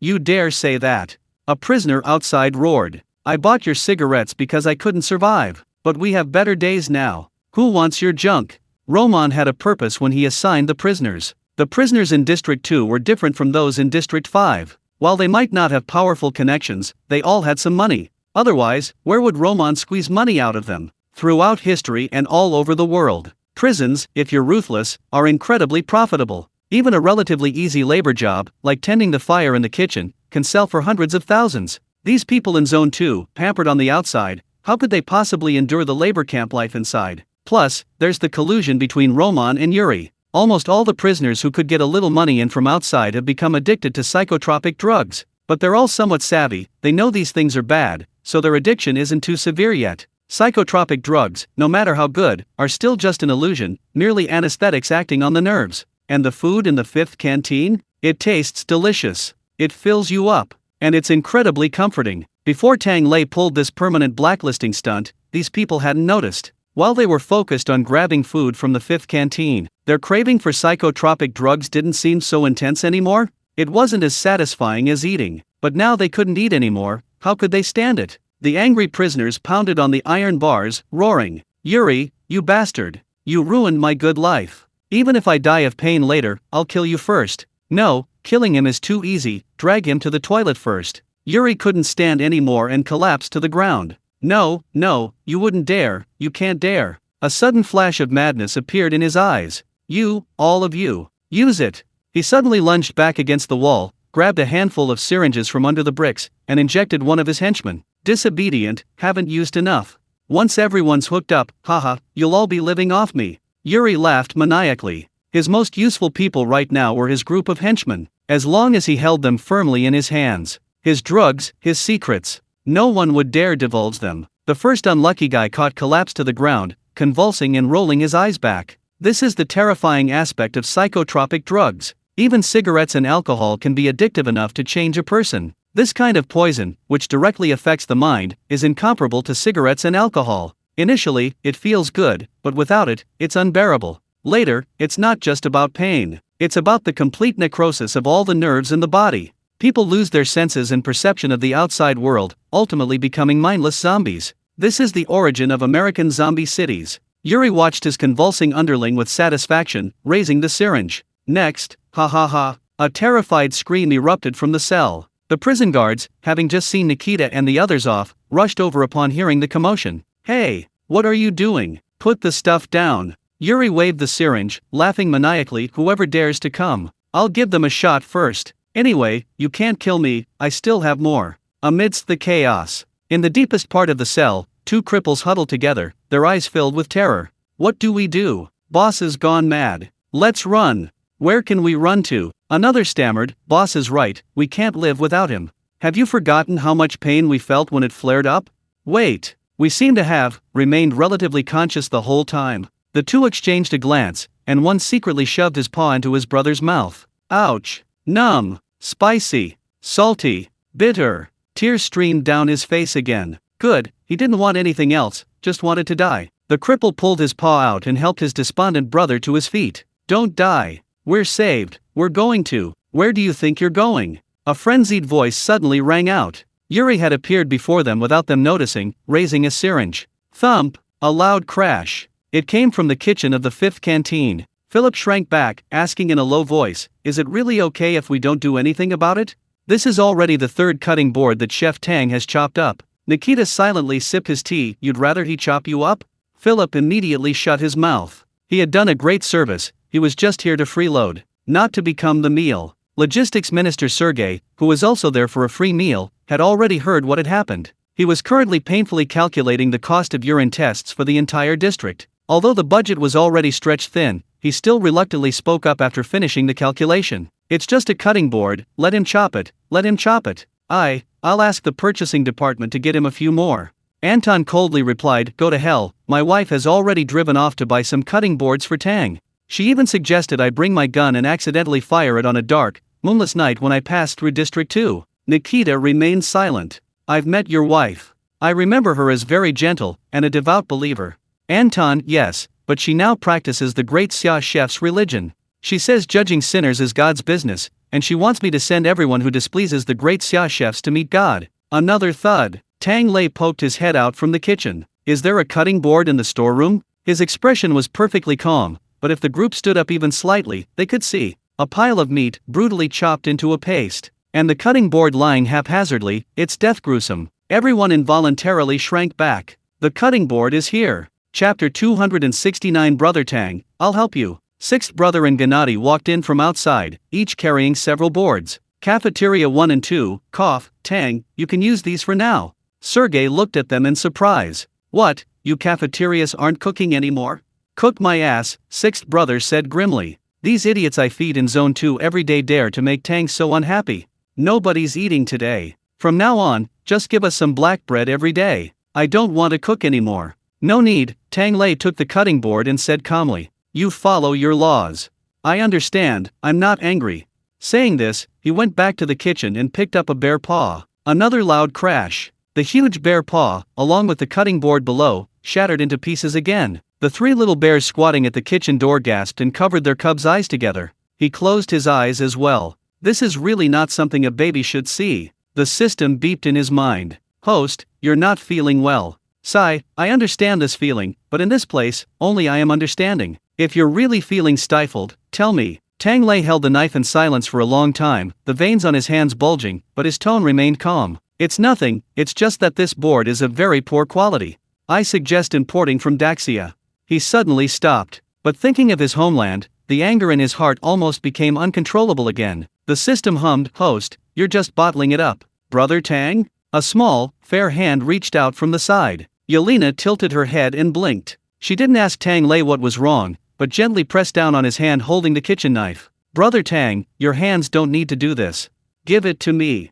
I'll help you. Tang Lei lowered his head to meet her gaze, seeing Yelena's clear and innocent eyes. They held an unwavering seriousness. Tang Lei inexplicably understood her meaning. As long as he spoke, whether it was a cutting board, a bear, or a person, she would tear them to pieces. He could also feel the strength and warmth of Yelena's hand on his. Steady, warm. Beneath her fair hand was a calloused palm, weathered by time. Not so soft, but earnestly supporting him, trying to do something for him. Tang Lei remained silent for a while, then put down the knife and sighed softly. Little yeah, I'm here, Yelena replied, grabbing his hand and pulling the cutting board aside. My dad even said I corrupted you. Seriously, if you want to chop something up, come to me. Don't waste your hands, Tang Ge. Tell me, who made you unhappy? I'll make him even more unhappy. Aside from the initial food-grabbing incident, Tang Lei hadn't seen Yelena act like this little devil, in a long time. He couldn't help but smile. It's nothing. I understand. Regulations on psychotropic drugs vary from country to country, not everyone is as strict as Great Xia. Even the Russians are considered good. Those old Americans openly agree to cultivate drug raw materials. But, understanding is one thing, I'm still very angry. You may know the history of Great Xia's struggle against psychotropic drugs. But my anger today isn't just because of our history. The past was so painful, today we must move forward even more. But, while Great Xia is striving to ban these harmful substances, what if other countries are busy hindering us, knowing full well that they are not good, but for money, they continue to manufacture and use them, even, they flow into Great Xia. In this era, no country can exist independently of the world, but this lack of independence is sometimes a good thing, sometimes it makes one want to cut certain things to pieces. Like the global issue of face masks. Great Xia is working hard, other countries are slacking off. Like environmental pollution. Great Xia is cleaning up, other countries are dumping wastewater. We just want to live a good life, make money, and enjoy a good life. We are also willing to get rich together with our neighbors. Wouldn't it be better if everyone went for the better? Why are there so many people who can't stand to see others succeed, resorting to robbery logic, not wanting to work hard themselves, but only thinking about stealing from others? Nikita coughed lightly. The world's biodiversity, we don't do that, anyway. But Tang, I think I understand. Tang Lei sighed. He had no objection to the laws of the Russians. There must be a reason they do it this way. He wasn't particularly concerned about the Russians developing psychotropic drugs, after all, it was none of his business. But the distance from here to Great Xia was closer than to the Russian capital. The land bordered, the people were connected. Tang Lei was even more furious. This disgusting thing was happening so close to Great Xia. For example, imagine I'm painstakingly preparing a delicious meal, and I'm planning to call you all over to eat it when it's finished. Then someone throws in a pile of shit, saying I can't cook and everyone should just ignore it. What do you think? Everyone's expressions changed. Think what? Kill him first. Tang Lei sighed. Well said. But I'm reasonable. I'm an outsider, after all, and I should respect you. No. Nikita quickly shook his head. Don't spout that outsider nonsense. You're already Kirill's brother. Don't worry. As long as I'm in the Siberian prison, I won't allow this to happen again. Anton quickly added. Right. I personally despise psychotropic drugs. I agree that once Yuri's hidden goods are found, we should execute him on the spot. Sergey, as the one settling accounts, thought further ahead. And then there's the aftermath. What about their addiction treatment? Maybe we should just kill them all. Keeping them around is just causing trouble. Sergey muttered under his breath, just kill them all. After saying that, they subconsciously looked at Philip. Philip raised his hands blankly. Why are you looking at me? I get it. Tang, how about I go do business in the US and some island nation after I get out?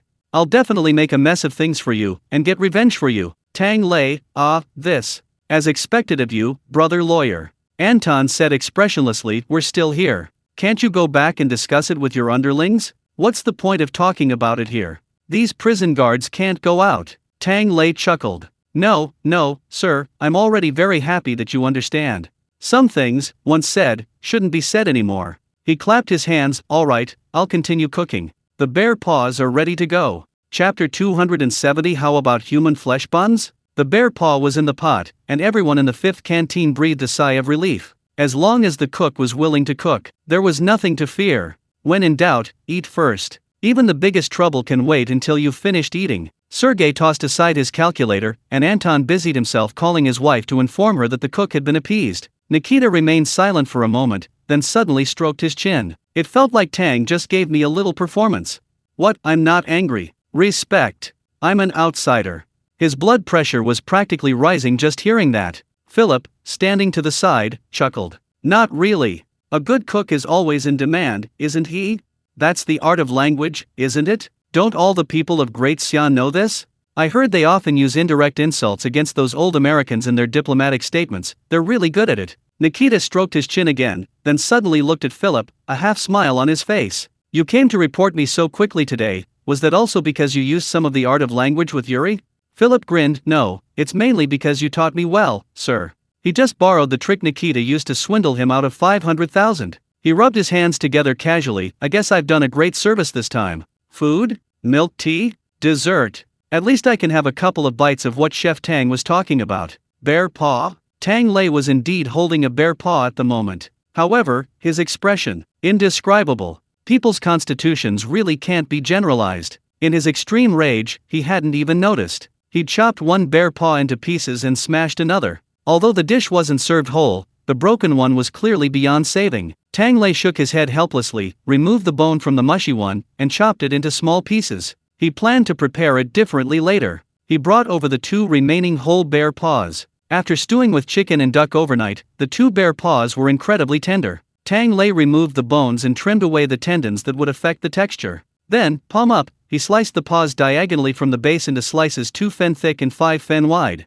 After bear paws were banned in the Great Xia dynasty, most imitation dishes aimed to mimic the shape of a whole bear paw. But in reality, when eating steamed bear paws, they always had to be sliced. One reason is that unsliced pieces don't absorb the flavor well. The other is they look ugly. Claws are something that easily triggers an instinctive discomfort in diners. Therefore, many dishes in Xia, even when served, leave diners wondering what they're made of. Even more extreme, some dishes are so undetectable that you can't even taste the ingredients. After slicing the bear paw, Tang Lei pulled out shiitake mushrooms, dried bamboo shoots, and wood ear fungus. Chicken and duck are meat-based, while these side dishes are vegetarian. Some recipes also include cured ham slices for added saltiness and flavor. Tang Lei, once again, was always out of ingredients when he needed them, so he had to ask the system to record them. Remind me later to make ham, Tang Lei said, still a little confused. What's going on? He's been busy cooking every day. How come it feels like there are more and more delicious dishes he hasn't had time to make?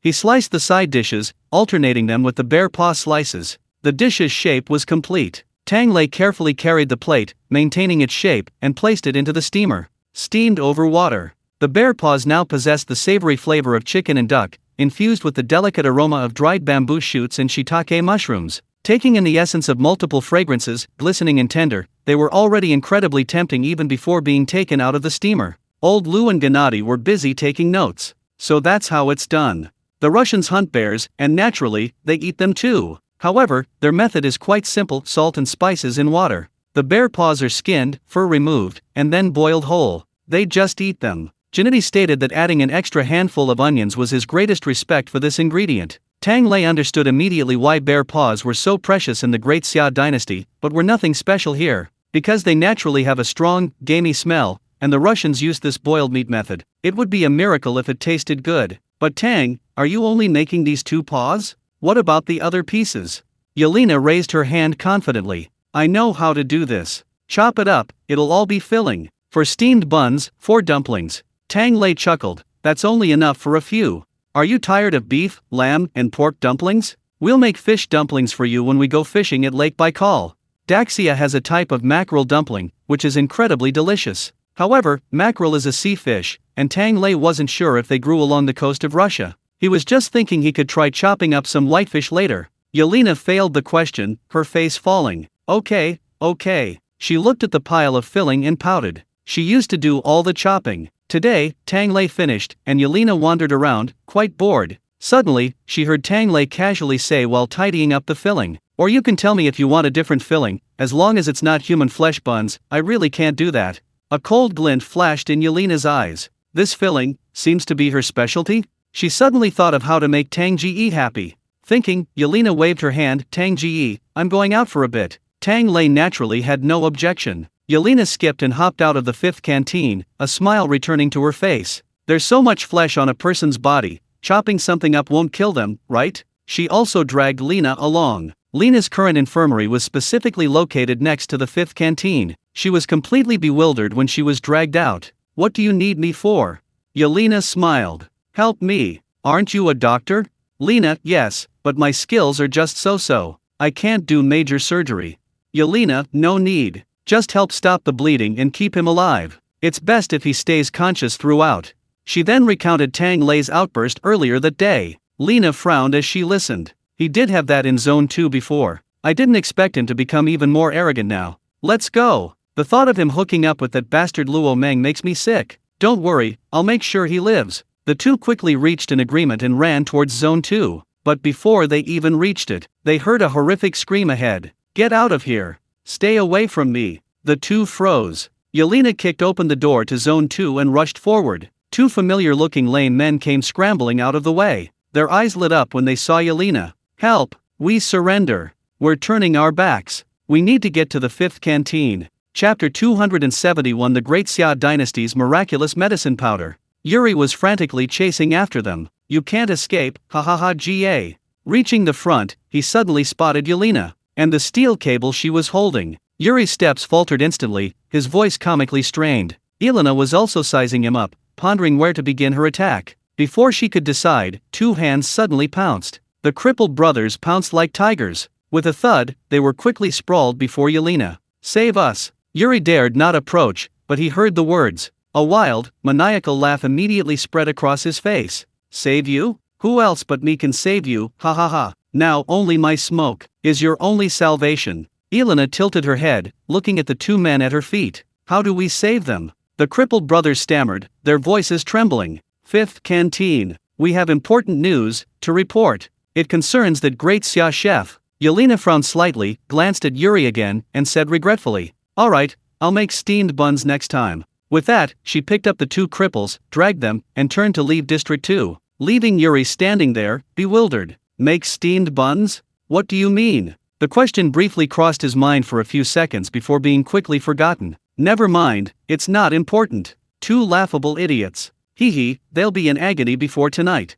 He laughed loudly, addressing his underlings who had just been injected with the drug. You all watch. Before today, they'll be living a life worse than death. Keep your eyes wide open tonight, see for yourselves what happens when you betray me. The unrestrained laughter echoed from District 2. The crippled brother, dragged on the ground, twitched and bit his fingernail hard. They arrived at the 5th canteen in the blink of an eye. Nikita saw the 2 first, somewhat puzzled. What's going on now? Yelena tossed the 2 aside and said bluntly, They say they have something important to say about Brother Tang. Tang Lei had just cleaned the pig's trotters, added spices, and put them in a pressure cooker to stew. Of course, he used spices he had redeemed from the system. Tang Lei was utterly disgusted and unsafe, seeing his cloth bag being grabbed and eaten. So, he gritted his teeth and exchanged some more from the system. Hearing the commotion, he came out from the kitchen. What's up? Tang Lei frowned upon seeing the cripple. It's you too. He certainly remembered them. These were the 2 who had stolen from his cafeteria. People addicted to psychotropic drugs are often disoriented, their vision blurring, and they exhibit unusual behavior.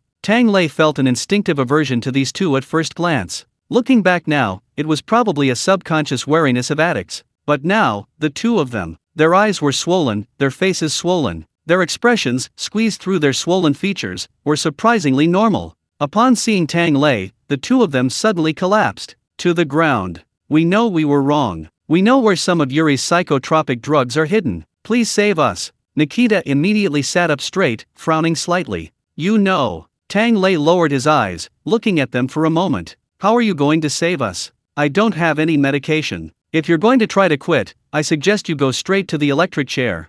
This might be the only option in the prison. It's tough, but better than nothing. No, only you can save us. The cripple said firmly. That's the magic powder. Tang Lei was stunned, his face darkening. You bastard. You're still eyeing my big powder? Seeing that Tang Lei was about to kick them again, the two cripples quickly said, No, we were addicted. But after smelling or taking a bite, we didn't want to smoke that stuff anymore, we just wanted to die. Tang Lei's lips twitched. However, he understood what the two men meant. He tapped the system in his mind, quite intrigued. Can spices really cure addiction? Wait, these spices I haven't even been grown yet. They were all obtained through the system. Is this another special function granted by your shop? Tang Lei suddenly remembered. When he was growing chili peppers, the system had casually mentioned it. It said that its seeds could survive in Siberia, but plants grown in ordinary soil would only retain their flavor. Only? At the time, Tang Lei hadn't taken it seriously, thinking, can seasonings really cure everything? Now what is this? The system slowly echoed in his mind. I told you, anything from the system is guaranteed to be top-notch. Those drugs, to put it bluntly, are just a form of mental stimulation. And stimulation is always subordinate to something higher. Like the electric chair for addiction treatment. It relies on pain stimulation. However, the body's tolerance is limited. If it goes too far, the person might die before they even quit. Let me give you another example, smelling salts. You know that, right? Tang Lei nodded. Although the name includes salt, smelling salts are actually a Western-style stimulant. They are made by combining spices with an ammonia solution distilled from deer antler slices. Therefore, they are also called deer antler liqueur. The smell of ammonia strongly stimulates the nose and lungs, thus waking a person. It's an old thing, with a history of use spanning over 1,000 years. In England, it was once a standard accessory for upper-class ladies, not because it smelled good, but, in the West at that time, femininity was considered beautiful. High society believed that a refined woman should immediately faint upon seeing something inappropriate. The smelling salt bottle they carried was to help women wake up when they should be awake. Similarly, many ladies deliberately contracted tuberculosis. Because people with lung disease, she couldn't speak loudly, and would cough politely and weakly every now and then. If she took even a large stride, she'd be out of breath after a couple of steps, so she could only walk slowly with small steps. Plus, her skin was perpetually pale, with a flush on her face from coughing. She was practically the most perfect woman. Tang Lei glanced at Yelena silently, washed his eyes,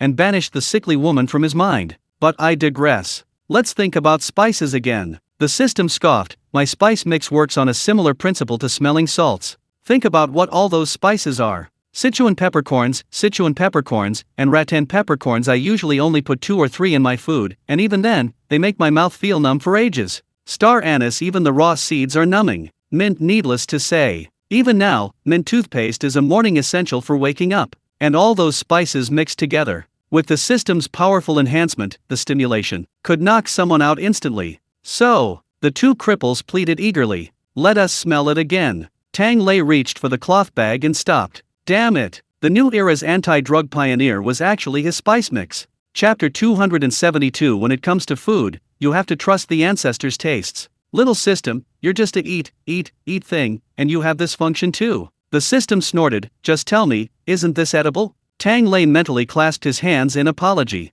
My apologies. He truly hadn't expected the seasoning noodles to have such a wonderful use. Nikita, standing beside him, also became serious. Are you sure? If it could truly help him overcome his addiction, the significance would be immense. Even with modern technology, the cost of drug rehabilitation is enormous. Drugs plus equipment plus psychological therapy, even ancient Chinese medicine uses acupuncture. But no matter the law, prison funding couldn't support such a large expenditure. And now, all it takes is Tang Lei's seasoning? Without a word, Nikita ordered a group of prisoners whose urine tests showed abnormalities to be arrested and brought to the 5th canteen. When they have their episodes later, everyone come and see how it goes. Tang Lei raised an eyebrow. You're going to check on them in the 5th canteen? Nikita smiled slightly. Wouldn't it be better to give everyone some fun? It'll make their food more palatable. Tang Lei laughed, all right. He turned and went back to the kitchen, rummaged around for a bit, and then brought out 2 large plates. The bear paws are ready. Let's make a big pot of food before it's mealtime, and we can eat first. Old Bawan quickly called to summon old shaman. Tang Lei casually asked him, where did the whole family go? He didn't seem to have seen the shaman's family since early morning, but he had left his grandson Sasha here. Old Bawan shrugged. After dropping the kids off for breakfast this morning, the whole family went to the market town. What did they say? They wanted to buy a new phone? He clicked his tongue. That old man is so unreasonable. I advised him to get a smartphone to call his daughter, but he said he didn't want to. This morning, I think it was his son-in-law who showed him some videos. He got so angry he was jumping around, saying things like, that's not how you perform a seance, if you step wrong, the spirit won't listen, and so on. Instead of going to buy a nice phone right there to argue with them, he's off to his daughter and son-in-law's tinkering. After old Bawan finished speaking, he asked Tang Lei, you know, at his age, isn't this just crazy? Tang Lei, haha, I guess this is a kind of strong ambition. It has to be said, this family's drive is pretty strong, huh? I wonder if the old shaman can win the argument. If they keep arguing like this, won't he become some kind of paranormal blogger? A grumpy old man, performing online shamanistic rituals? He nervously touched his nose, thinking he should quickly ask his ancestors. When will the ancestral spirits of the old shaman's family be successfully restored and released? Don't let it be that after a long time, no one recognizes anyone when they meet again. Old Bavan made a phone call, and the old shaman's family arrived at the door. Several department leaders, the old shaman's family, and Philip, the people who were there to freeload, were all there. Tang Lei smiled mysteriously and lifted the lid. Want to guess before you eat? Which of these 2 plates is the real bear paw? The group all looked down, staring at each other for a moment. The old shaman chuckled. Do you even need to look? It's definitely this one. He pointed to the plate on the right. Inside were several perfectly shaped feet. It has claws and paw pads, and its brownish-red color and glossy appearance, soaked in broth, make it very tempting. The other plate looked much simpler. The slices of meat were arranged plainly. What's there to guess? Old Bavan hesitated, wanting to say something but stopping himself. After all, he had watched it being prepared, but he still couldn't figure it out. Weren't the 4 paws all chopped and sliced? How come there are exactly 4 paws on the plate on the right now? Nikita and Saif, who had been eating and drinking well outside, frowned doubtfully, looking back and forth between the 2 plates. Tang Lei laughed heartily. Then you try. I'll try. Sergei cheerfully made a cut. The soft, chewy skin of the bear paw opened easily. Everyone was dumbfounded. Fake. Underneath the incredibly realistic skin, there was clearly a generous amount of meat filling. Nikita hesitated. Isn't this one of those molecular gastronomy dishes that's been all the rage these past few years? Tang Lei chuckled. What's all the rage these past few years? This kind of cooking has been around for hundreds, even thousands of years in Great Xia. His bear paw dish. It's made with chopped bear paw, along with minced beef and pork. Add some scallions, ginger, eggs, white pepper, and Sichuan peppercorn water. Finally, a small handful of pine nuts. Pine nuts combine the aroma of nuts, crunch, and oiliness. Adding them to this meat filling is the perfect finishing touch. Next, take out the pressure-cooked pig's trotters. Carefully remove the bones, keeping a piece of intact skin, and wrap the meat filling inside. Shape it into the shape of a bear paw, pressing the filling firmly. Steam it once, then pour broth over it. It looks even more impressive than a real bear paw. Even the Russians, who have eaten bear, can be fooled. Given that most people in Great Xia haven't tried it, it's even more impressive. After explaining, Tang Lei picked up a piece himself. Try it. What's the difference between these 2? In Daxia, this dish is made without the bear paw filling, and instead uses thoroughly stewed beef tendon to mimic the bone structure of a bear paw. The outer layer is soft and chewy, melting in your mouth. The middle layer is a savory filling, the aroma of meat mixed with the fragrance of pine nuts, leaving a lingering aftertaste. At the bottom, there's a layer of chewy beef tendon, which, when dipped in the broth, offers 3 or 4 kinds of meat, 3 completely different textures. No wonder it's the main dish that replaced steamed bear paw in the northern-style Manchu Han imperial feast. But Tang Lei hadn't expected it. These people, eating this fake bear paw, actually started to complain about real bear paw. How come the fake one tastes better than the real one? Tang Lei also picked up a piece of steamed bear paw, somewhat helplessly. Well, it's not that it's really bad. Instead, it's about high-end ingredients, where the focus is often on preserving their natural flavor. Therefore, compared to the rich, dark sauce of the braised bear paw, the steamed bear paw is rather bland. The overall texture is also rather simple, just a soft, gelatinous consistency. It does resemble pig's trotters and beef tendons, but it's firmer and has a slightly fishy smell. It doesn't smell bad, but you can still tell the meat is different from domesticated bear paws. It's fortunate that Tang Lei repeatedly steamed and cooked it many times, otherwise, it would be hard to eat. If there's anything unique about this steamed bear paw, it's that the fat, when savored slowly, becomes even more flavorful and aromatic. The aroma of animal fat is difficult to replicate with vegetable oils and chemical additives, and his bear paw dish is also paired with a variety of fresh and flavorful meats. Like eating shark fin, it's like using an ingredient with a great texture, excellent absorbency, but little flavor of its own. It absorbs the best flavors from various sources. Only then will it taste good. Tang Lei took a couple of bites and felt it was better to trust his ancestors. The truly delicious meats were domesticated long ago. Wild game wasn't domesticated or completely consumed in Great Xia. To a large extent, it's because it's really not that great. Eating free-range pheasants is understandable, but eating civets, which are full of viruses and don't taste good either, it's just ridiculous. A group of Russians, while frantically devouring 2 bear paws, nodded repeatedly. You're right, Tang. Well, we can trust your ancestors' aesthetic sense too. What good food will you get next time? Take us with you? Chapter 273. Is this considered a world delicacy? I've got it, Tang Lei said calmly. They're already working on it. They haven't stopped for a moment. He then remembered the ham he needed for making bear paws and discussed it with Anton. Sir, could you get some pork legs next time you order? Anton didn't take it seriously. Just call Boris and tell him what you need. I trust your ingredients. Tang Lei thought about the process and time required to cure the ham. Oh, mainly because I want to order a lot this time, several hundred at once. Although buying a lot at once is a bit much, it's enough to last a long time. It's a long-term plan, and we definitely won't lose money in the future. This number made Anton pause. He thought for a moment. Which kind of ham are you talking about? The Russians also have ham, but they usually make their own sausages. To be honest, when it comes to meat, the Russians, without a doubt, use the best ingredients. Compared to the starchy sausages prevalent in China, Russian ham sausages are almost entirely pure meat. You can see chunks of meat when you break them open. The only difference between the different price points is the lean-to-fat ratio. They rarely add starch or other seasonings. Therefore, Russians don't need to add extra oil when cooking with ham sausages. Pure animal fat is enough. These are manufactured in factories, so buying them is certainly easier than making them yourself. Tang Lei shook his head and gestured. I don't know if you have them here, but I mean the kind with a whole leg. Old Lu was taken aback. You mean Portuguese ham? You know how to make that? Tang Lei was quite curious. From the West? Yes, Old Lu nodded. Isn't the ham you're talking about a specialty from there, world famous? Tang Lei became even more interested. World famous? It must be delicious. Do you know how it's made? Old Lu unusually displayed the air of a high-class chef. My teacher used to work in a kitchen where they often imported these. Many people like to pair them with drinks, but they're always sliced and eaten fresh because they dry out quickly. So, they're considered a delicacy here.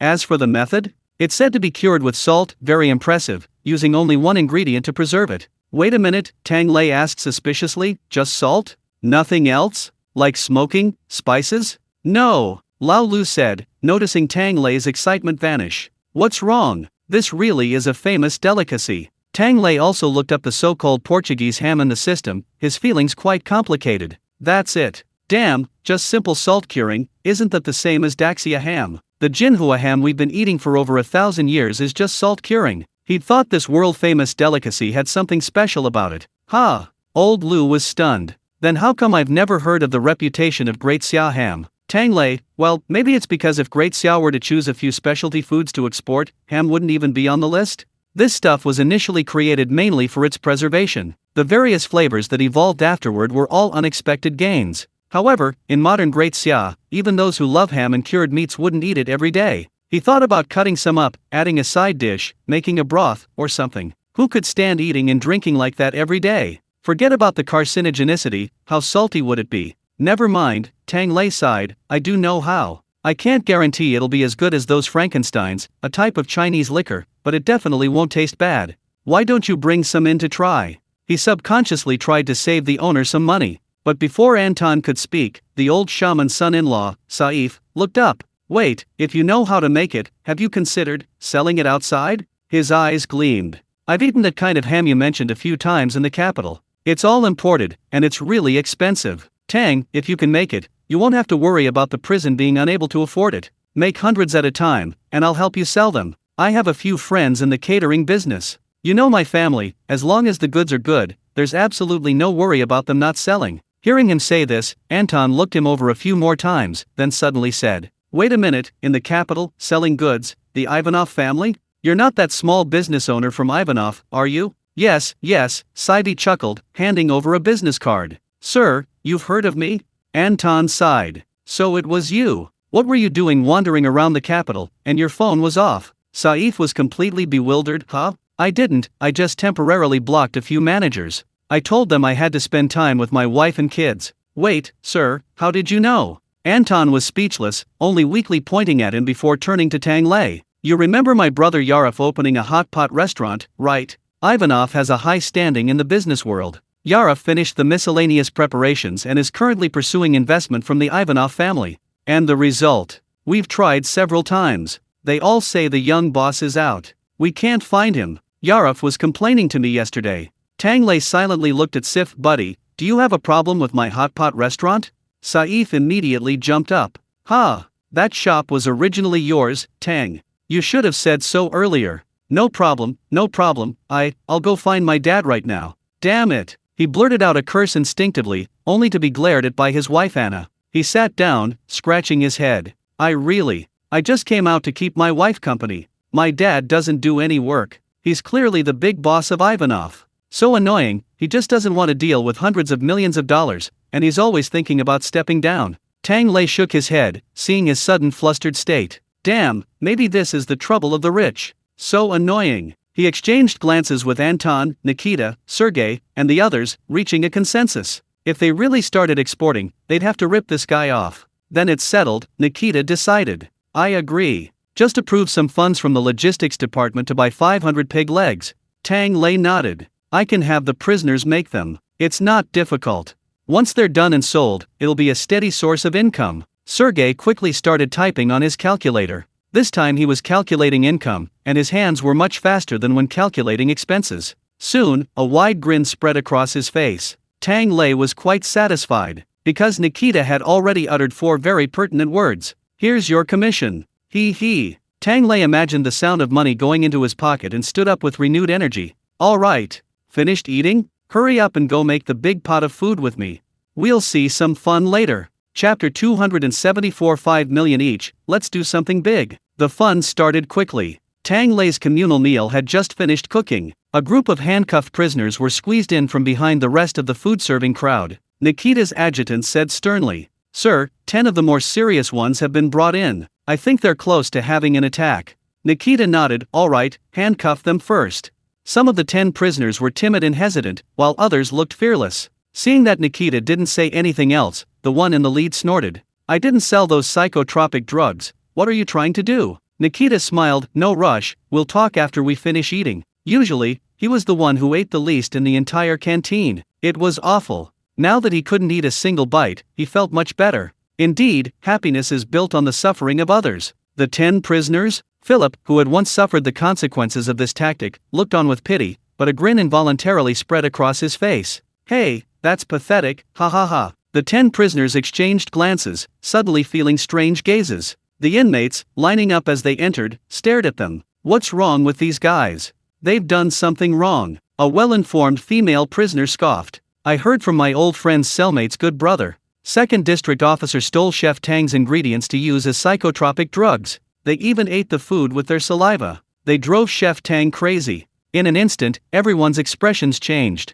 The Dennis brothers grinned maliciously and told their men to memorize the faces of the 10 prisoners. "You guys deserve to die." Compared to the less irritable Alex, Leon Ivan and the others frowned, utterly disgusted. "Scum, trash that tarnishes the prison's image." Even in their fear, the 10 inmates were filled with question marks. "We're all here to be humiliated. And you think you're so high and mighty?" But they didn't dare utter a single word. If it were just a dozen or so people insulting them, they wouldn't care. But what if thousands of people were pointing and whispering like they were trash? People value their reputation. Even here, nobody likes being talked about behind their back. Some even added, "They've started urine testing throughout the district, you know? Anyone caught using psychotropic drugs won't be allowed in the 5th canteen anymore." Damn, that's terrifying. Luckily, I resisted the temptation. Meanwhile, some inmates' faces suddenly turned ashen, a glimmer of hope still lingering in their eyes. Before their hopes could fully take hold, a hand grabbed them by the back of the neck. Yelena, one in each hand, pulled people from the line.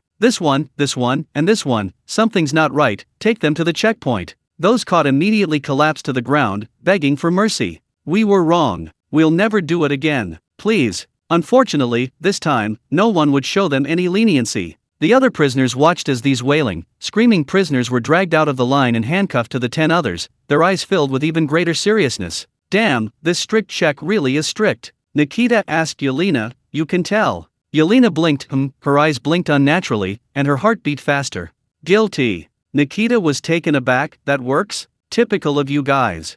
Yelena glanced at him, correcting him, it's just me. Nikita's face lit up, oh, so Lyud couldn't actually tell. But the captain has a lie detector, Yelena whispered, and sometimes the captain is in charge of interrogation. Nikita coughed lightly, I was just thinking about some little secrets that married men can't live without. He was just thinking about his secret stash of money, he wouldn't be sent to the electric chair. Yelena gave him a strange look, not understanding how he'd spent the whole night talking with the captain, even thinking about married life. But before she could warn him, a scream that sounded inhuman erupted beside her. The first 10 prisoners brought in had fallen ill. But what surprised everyone was, the first to jump up were actually the 2 crippled men who had suffered from the large amount of spice inflicted on them. Quick, quick, quick, sprinkle it all over them, push it right up to their noses, give them a good pounding. Having been caught in the rain before, they knew exactly how to get someone soaked. Under their efforts, in less than a second, a chorus of painful screams erupted from the canteen. The familiar sound rang out again. Ah, achoo. Ah, it hurts. It's in my eyes. It hurts. The cripple shrank back sheepishly, I'm not very good at this, I missed. It's okay, brother, I'll give you another handful. Yelena tilted her head for a moment, then ran back to the kitchen and grabbed another bottle of chili oil. Use this to wipe your eyes. It's strong. Nikita, who had actually had chili oil smeared in her eyes, turned her head away with lingering fear. She casually asked her adjutant, you say, isn't this another form of torture? The adjutant shrugged, serves you right. Nikita nodded, true. He happily lowered his head and began to drink his millet porridge. The screams around him still echoed. The entire 5th canteen was deathly silent. All the prisoners were watching this direction, casually shoveling down a few more mouthfuls of rice, exchanging glances. That scream was like a pig being slaughtered, so terrifying. Yeah, I'm never wavering again. We'd rather die than use that stuff. This is the consequence. Not only will we be tortured, but we also have to watch others eat at the 5th canteen, ugh. Sure enough, we must stick to Chef Tang's teachings. Desya is right, gambling and drugs are mortal enemies. Nikita smiled with satisfaction. For ideological work, you still need the 5th canteen in Tang. He finished his rice to the sound of the pig being slaughtered, then waved his hand. The adjutant, who had just finished inspecting a group of prisoners, ran over at the opportune moment, surprised. Sir, they've actually regained their senses. This spice is real. It can cure drugs. Although their reactions seemed a bit extreme, but they're not dead, so it doesn't matter. Nikita smiled. Then, Yuri, there's no need to keep him alive. Without his last means of controlling people, what is he anyway? Arrest all his cronies, and spread the word that it can cure drugs. Soon, those most deeply addicted will rush to report Yuri's goods. Even if we don't find them all right away, no one will use them anymore. Because these people in the 5th canteen will soon embellish the horrific scene they witnessed today. Without the hindrance of this batch of drugs, Yuri the thief is nothing more than a piece of meat waiting to be slaughtered. Tang, are you satisfied? Tang Lei wrapped a piece of pork knuckle in oiled paper, in a good mood. Of course, I trust your efficiency. Then he handed the pork knuckle to old Bawan and the old shaman. But this big piece of meat isn't ready for you yet. Seeing Nikita's face darken, Tang Lei laughed. This afternoon. I'll make you your snack this afternoon. Sure thing, Nikita snapped his fingers, it'll be done tonight. Oh, by the way, before leaving, Nikita's eyes darted around again. You provided this addiction treatment stuff, but it's also for prison construction. Although I don't know the cost of these powders, I can't let you provide them for free. I have an idea. He chuckled, you know, even in wealthy families, it's inevitable that a few spendthrift sons will get addicted to this stuff. They have to quit, but they're all spoiled. Their families are rich and don't want their children to suffer. Why don't you have them send it here? Harmless addiction treatment, remarkably effective. The price is, 5 million per person? Chapter 275 Black-Hearted Brothers, Mutual Appreciation. Why aren't you saying anything? Think it's too little? Tang Lei's lips twitched, the pain of using points to buy a large portion of noodles vanishing instantly. Not bad, send it all. Damn, this is the real fat sheep. The black sheep have to be Nikita's black sheep. You bring them here, I'll train them, we'll split the money. As for whether sending them to prison for reformation is a bit inappropriate, That's not important. Prisons and the military have always been places for training people. Either train them to be upright, or don't let them leave alive. Deal. The two exchanged a smile, their eyes filled with mutual appreciation. They loved brothers who could scam people together. After saying this, Nikita turned his wheelchair around. Alright, I'm going to catch Yuri. Don't forget the snack you promised me. I won't forget. I've already soaked the hawthorns. Tang Lei smiled and waited for the prisoners to finish cleaning up the kitchen before strolling back. Passing by a few half-dead drug addicts, they struggled to ask, "Where's our food? We're not addicted anymore, we're not having an attack. We can't starve to death, can we?" They'd been smelling the aroma all afternoon. Some even vaguely thought that if coming to the 5th canteen for drug rehabilitation meant getting a meal, it might seem. "What are you thinking?" Tang Lei waved his hand, signaling to drag them away. Old Bawan, Old Six, and Gennady chuckled and gathered around. Frozen fish, sawdust-covered, grayish-black bread, canned herring. Choose. Until you're completely cured, this is all you deserve to eat. The prisoner's eyes widened. Huh. A moment later, screams echoed through the 5th canteen again. "Don't save us. Let us die." Tang Lei, in high spirits, returned to the kitchen and picked up a bowl of hawthorn slices. These slices had already been cut, seeded, and dried by sun-drying and baking. Now Tang Lei threw them directly into a pan, without any oil or water, and started stir-frying them over a low flame.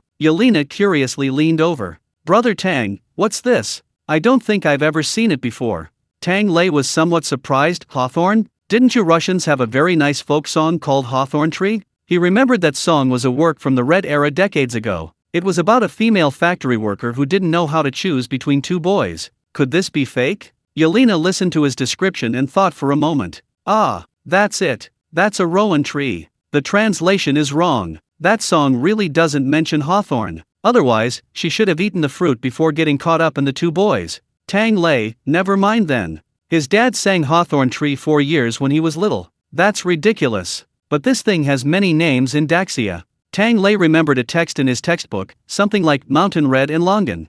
Although the theme was about the friendship between two little girls, the accompanying descriptions were incredibly tempting. Tang Lei craved it for a long time before realizing that these two things were hawthorn and longan. "Unfortunately, my hometown wasn't in the production area back then, so I couldn't eat fresh longan, only dried longan."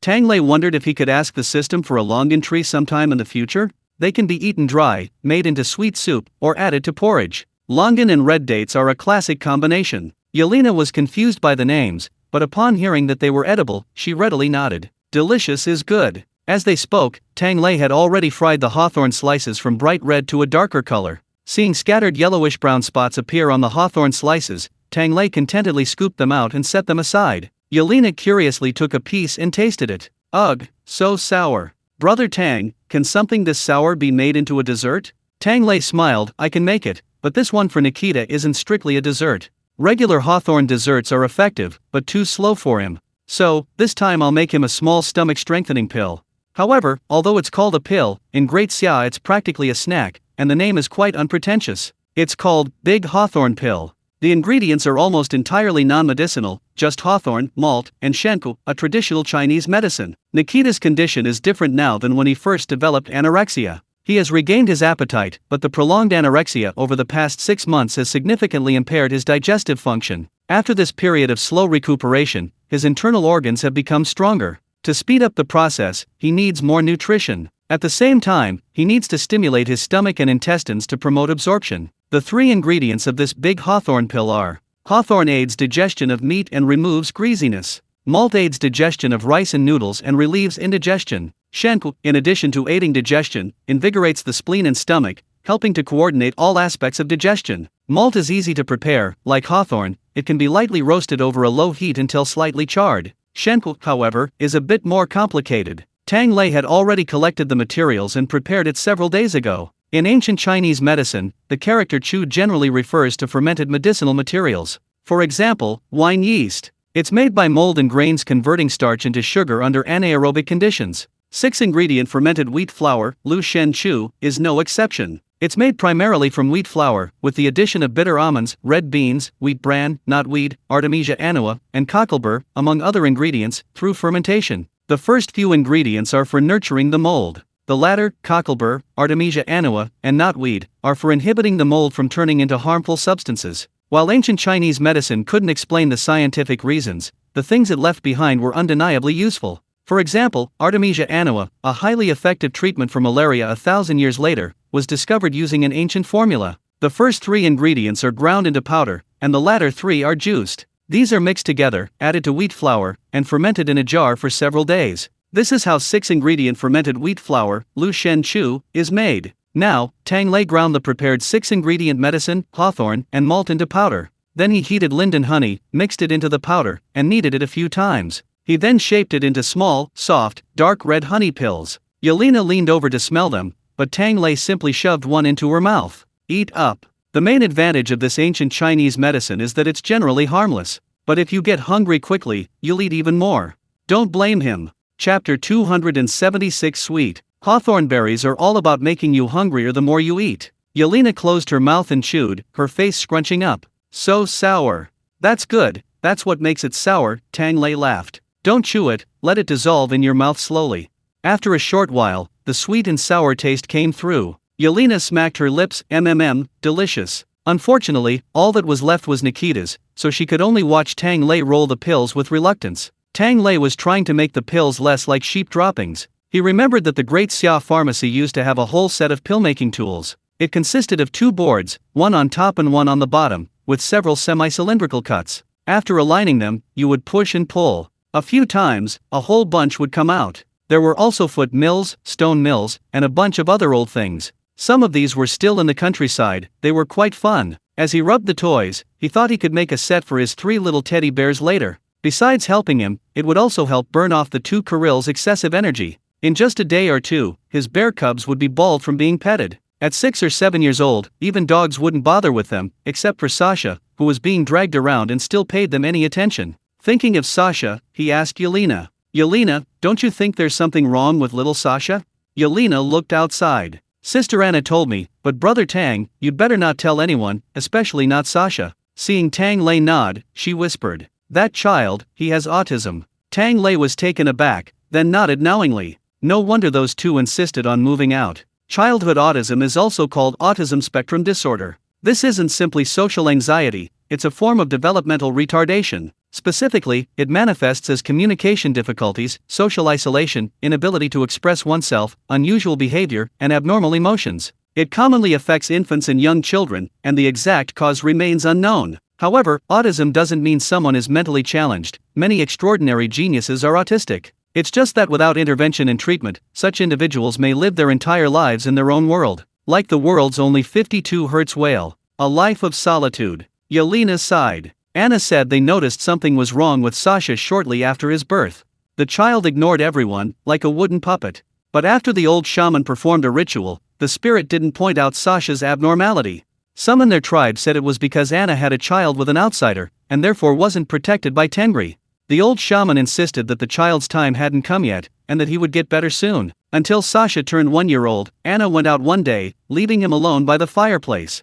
Sasha got a blister from the fire but didn't cry out or move away. That's when Anna panicked. Pain is actually the body's self-protective mechanism. Resting when in pain is a survival instinct. Losing this instinct means not knowing how reckless a person can be. So they rushed the child to the capital, where they were diagnosed with autism and needed long-term medication, otherwise he might completely lose his language ability and become mentally challenged. That's why they had no choice but to. Tang Lei suddenly raised his hand gently, stopping her from continuing. Yelena blinked, and then there was a knock on the kitchen door. 2 Kirills appeared in the doorway, pulling Sasha along. Brother Tang, get out of class is over. Is there anything to eat? Tang Lei put away the large hawthorn pills. No. You 2 little rascals have quite the appetite. It's not even mealtime yet, and you're already hungry.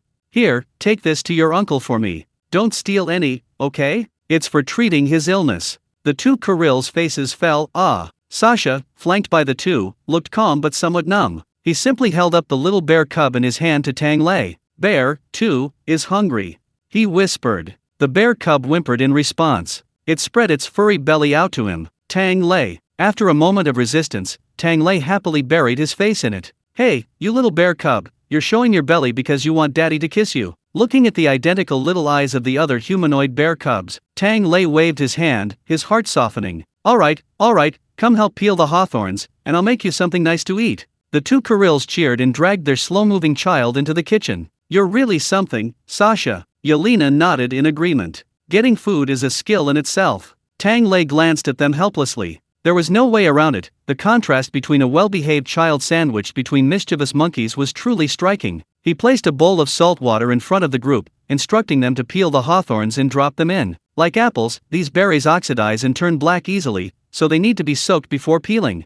Tang Lei then took out his blender. Once a small bowl of hawthorns had been peeled, Tang Lei poured in the pitted hawthorns. He added a cup of water and blended it into a puree. After a small strain, it was ready to cook. He turned on low heat, added rock sugar, and slowly simmered the puree until it thickened, then spread a thin layer onto parchment paper. Yelena blinked. Is this thin enough? Tang Lei smiled, placing the layer of puree into the oven as he spoke. If it's too thick, it won't work. Once the hawthorn puree turned a deep red in the oven, Tang Lei took it out. It easily peeled off the parchment paper, revealing a deep red, translucent layer. It emitted a sweet, fruity aroma. Tang Lei then rolled it up from one side into a long, thin strip, cut it into small pieces, and distributed them to Yelena and the children. The children were a little confused when they received them. Why not just eat it directly? Why roll it up? We still have to separate them. Wow. They looked up and suddenly let out a scream. Sasha's face turned completely pale. Suddenly, Tang Lei opened his mouth, and a thin line of smoke dangled from his lips. A bright red, long tongue. A ghost. Tang Lei laughed loudly, about to eat the tongue back. Just then, the two Kurils howled and pulled Sasha back, pulling out two small daggers from their waistbands. You, don't come any closer. We're not afraid. I know how to exorcise demons. Tang Lei rolled his eyes. Is your family teaching you physical exorcism? He chewed on the tongue, shaking his head. Now you know why you ate it like that. Hawthorn candy, of course, has to be eaten rolled up. Who can resist unfolding and closing a small roll of hawthorn in their mouth? The sweet and sour taste, the chewy texture, the slightly sandy fruit puree all in your mouth. Just as Tang Lei was enjoying this, darkness suddenly fell in front of him. Yelena grabbed his tongue, bringing it close with a hint of disbelief, and gently sniffed it. From bottom to top, her nose finally stopped at his lips. It's really not a ghost. Tang Lei was suddenly brought so close that he could see the top of her pale golden hair with a slight tilt of his head, and he froze. Little yeah. The red tongue moved. It looked very tempting. As if possessed, Yelena suddenly stuck out her small tongue and licked it. Sweet. Tang Lei. He opened his mouth blankly. Slap.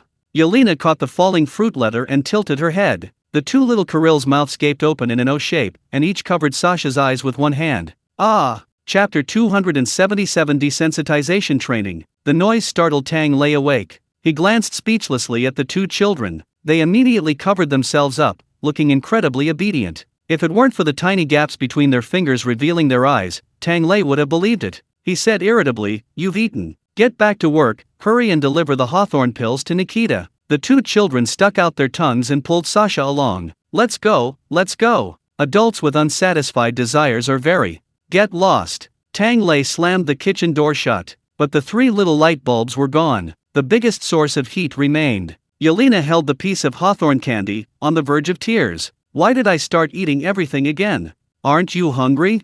But just now I suddenly thought, Tang Ge, you look so delicious. Tang Lei's lips twitched, pondering what kind of upbringing this girl had received. Cough cough, I think this might be a kind of, impulse. Similar to an allergic reaction, you know? Try it more often in the future, and, cough, desensitize. I can help you. Tang Lei rambled on. Yelena listened with skepticism. Is that so? At least it wasn't because of the human flesh bun. Yelena patted her chest, relieved. At the same time, she made up her mind. She had to hurry. Get rid of the human flesh bun, to prevent any more inexplicable things from happening later. Thinking this, Yelena smiled and grabbed the piece of fruit leather that Tang Lei had snatched. I licked it, so it's mine. She also pulled Tang Lei over. Good training. Get desensitized soon. I don't want to eat people. Smack. After doing all this, she skipped away, leaving Tang Lei standing there, dreamily touching his face. Hiss. This works? Tang, your face is twitching too. Nikita, pushed along by two little bears, slid in with a grin. Tang Lei immediately saw the old man's teasing expression. Hawthorn snacks, want to get some for Ludmila? Nikita coughed lightly, immediately becoming serious. Sure, let's get down to business. I've found most of Yuri's drugs. His underlings, knowing they can quit, have all come to report it. The remaining small portion, known only to him, won't cause much of a stir. Anyway, these days, even if prisoners accidentally come across psychotropic drugs, their first reaction is to report them. Tang Lei listened absent-mindedly, nodding. What did Yuri himself say? The death penalty, Nikita said calmly. Don't worry, I'm here. Even God couldn't save him. He's already in solitary confinement. The crime has been reported, and he'll be executed immediately after the verdict. Execute him on the spot. No more moving him, things could get complicated. Tang Lei nodded silently. Yuri could do business here, so he naturally had accomplices or connections outside. He could run a drug business so smoothly for so long, his backers must be powerful. However, Nikita's words were tantamount to a direct promise. No possibility of getting him out. Yuri was already dead. But this meant Nikita, or rather Kirill, would likely face some pressure. Nikita remained calm, even having the leisure to struggle to look at the pot. I received the takoyaki for me, what are you making? Hawthorn berries again? Tang, that hawthorn berry was for me, right? You can't just give me takoyaki berries. Tang Lei gave him a helpless look. Make sure you do it properly, or you'll break your leg before you're even cured. There's a share for you. There was only a little bit of hawthorn left. Tang Lei lost his first, second, and third seed peeling helpers again. He simply used the simplest method to clean up the last bit. He washed the hawthorn berries, cleaned out the dirt from the bottom, and kept them whole. Meanwhile, he boiled a pot of syrup. There are two ways to eat this syrup. One way is to turn the heat to medium and stir constantly. Stirring the syrup will cause it to bloom. Wait until the water in the syrup evaporates, the large bubbles turn into small bubbles, and finally, no more bubbles form, creating a smooth sugar film. Then, pour in the hawthorn balls and stir constantly while the sugar is still hot. The syrup quickly turns transparent and snow-white, sticking to the hawthorn balls, making them look lovely and delicate. These are hawthorn snowballs. The outer sugar coating has a slightly grainy texture, perfect for those who prefer a softer texture. Another method involves not stirring. Simmer over medium heat, controlling your touch throughout. Except for adding a handful of fragrant white sesame seeds, do not stir at all. Once it becomes thick, scoop a little and test it in cold water. It will immediately harden and become brittle. The sugar is now ready. At this point, skewer the hawthorn balls and roll them in the sugar. Or simply scoop them up and pour the sugar over the hawthorns. This creates a timeless and popular snack. Candied hawthorn berries. Considering that this snack has seen many innovative variations in recent years, Tang Lei also prepared a few canned fruits and poured the excess syrup over them. Candied oranges, candied apples, not bad. As long as it's not candied crayfish, it's quite good. Nikita looked on curiously. We have this kind of dish here too, but we mostly eat it during festivals. Use chocolate or sugar to seal a whole apple or something. Then coat it with even more powdered sugar, candy, basically wrap it several times until it's as sweet as it gets. Tang Lei grinned, impressive, you guys are something else. Sometimes you really wonder about these people's lifestyles, do they sell insulin very well? But maybe it's a racial advantage. In this fighting nation, alcohol and sugar are a staple, yet they don't get as many diseases. Thinking about it, Tang Lei placed the strings of candied hawthorn berries and candied oranges on the rack to cool, feeling a little regretful. It's a pity we don't have glutinous rice paper. Old-fashioned milk candies and candied hawthorn skewers were always coated with that layer. It was translucent, a little sticky, but quickly melted in your mouth. Paired with the crisp, fragrant sugar shell and the sweet and sour hawthorn, childhood memories just come back. Nikita also took one, eating it with a smile, and waved her hand generously. Then make it yourself. What materials do you need? Ask logistics. Glutinous rice? You've run out. Tang Lei shook his head regretfully. Surprising, isn't it? It really doesn't need glutinous rice. Chapter 278 Spreading Jianbing Kuazi, Chinese crepe, across the fighting nation? Glutinous rice paper can be made from sweet potatoes, wheat, or even corn, but not glutinous rice. Because the glucose molecules in glutinous rice starch are highly viscous and difficult to dissolve, you'd end up with a paste-like lump after licking it for ages. I wonder how the person who invented this stuff came up with such a name. Starch, hot water, gelatin, brush a layer on a frying pan, bake until dry. But I'm too lazy to do it now, maybe next time. Tang Lei casually waved his hand, handing the candied hawthorns to a few children. The 3 children cheered, each grabbing a skewer and running out to gnaw on them. Crunch, crunch. The crisp candied shell crumbled with a bite, releasing a sesame aroma, perfectly complementing the hawthorns inside. A mouthful of sweet and sour. Tang Lei even secretly poked one into the ziyarang, a type of porridge. He also remembered those big haystacks covered in candied hawthorns, carried around the streets and alleys. If we have too many hawthorns later, we could make a stick out of the snow as a reward. We definitely need some rice paper. To keep out the dust. Tang Lei thought to Nikita. By the way, could the logistics department get me a pan with a stove underneath and a flat iron plate on top? He hadn't thought of the rice paper until now. Also, something that can be dried out is the classic breakfast, jianbing qiwazi. The iron plate can also be used to make egg-filled steamed buns, and 2 hanging oven-baked flatbreads can be baked inside the oven. This whole process, Tang Lei stroked his chin. How about we open a class to teach it? A crash course in Daxia snacks? When the prisoners are released, they can go back to their hometowns, set up a stall, and sell jianbing qiwazi all over Russia. That would be a successful reintegration into the workforce. Nikita's eyes lit up. Great. Great. Is this easy to learn? Tang Lei thought about some of Daxia's unfortunate experiences of ending up making jianbing, Chinese crepes. Not too difficult, right? How about we ask a prison guard who's free? They can learn too. He always felt that only people with this background could truly master jianbing. Nikita chuckled. Sure thing, sure thing. Let Sergei pay for a few more stoves. He figured that besides District 5, the other prison districts also needed to be fed regularly. Being a leader, you have to be able to both promise and deliver. These snacks would be perfect for that. Thinking about it, Nikita shook his head. It's really not easy for me. Considering how hard I've worked, can I eat a little more tonight? He said, popping a large hawthorn pill into his mouth. Tang Lei had already thought of everything for him. No problem, I'll gradually increase your food intake starting tonight. And by the way, make something appetizing for tonight's communal meal. Where did I put my old vinegar again? Meanwhile, Sergei, still sitting in the logistics department office calculating on an abacus, suddenly felt a chill run down his spine. He reflexively covered his lower body. Anton, who was discussing budget with him, frowned at his glance. What are you doing? So lewd? Sergei, you don't know anything. I suddenly have a bad feeling, like another hand is reaching for my ripped underwear. Since Roman's downfall, he hadn't felt this, empty inside in a long time. Anton, bewildered, it's just your imagination, didn't you finish calculating the urine test costs? Just then, there was a knock on the office door. Anton's adjutant walked in. Sir, 2 prisoners have come to report.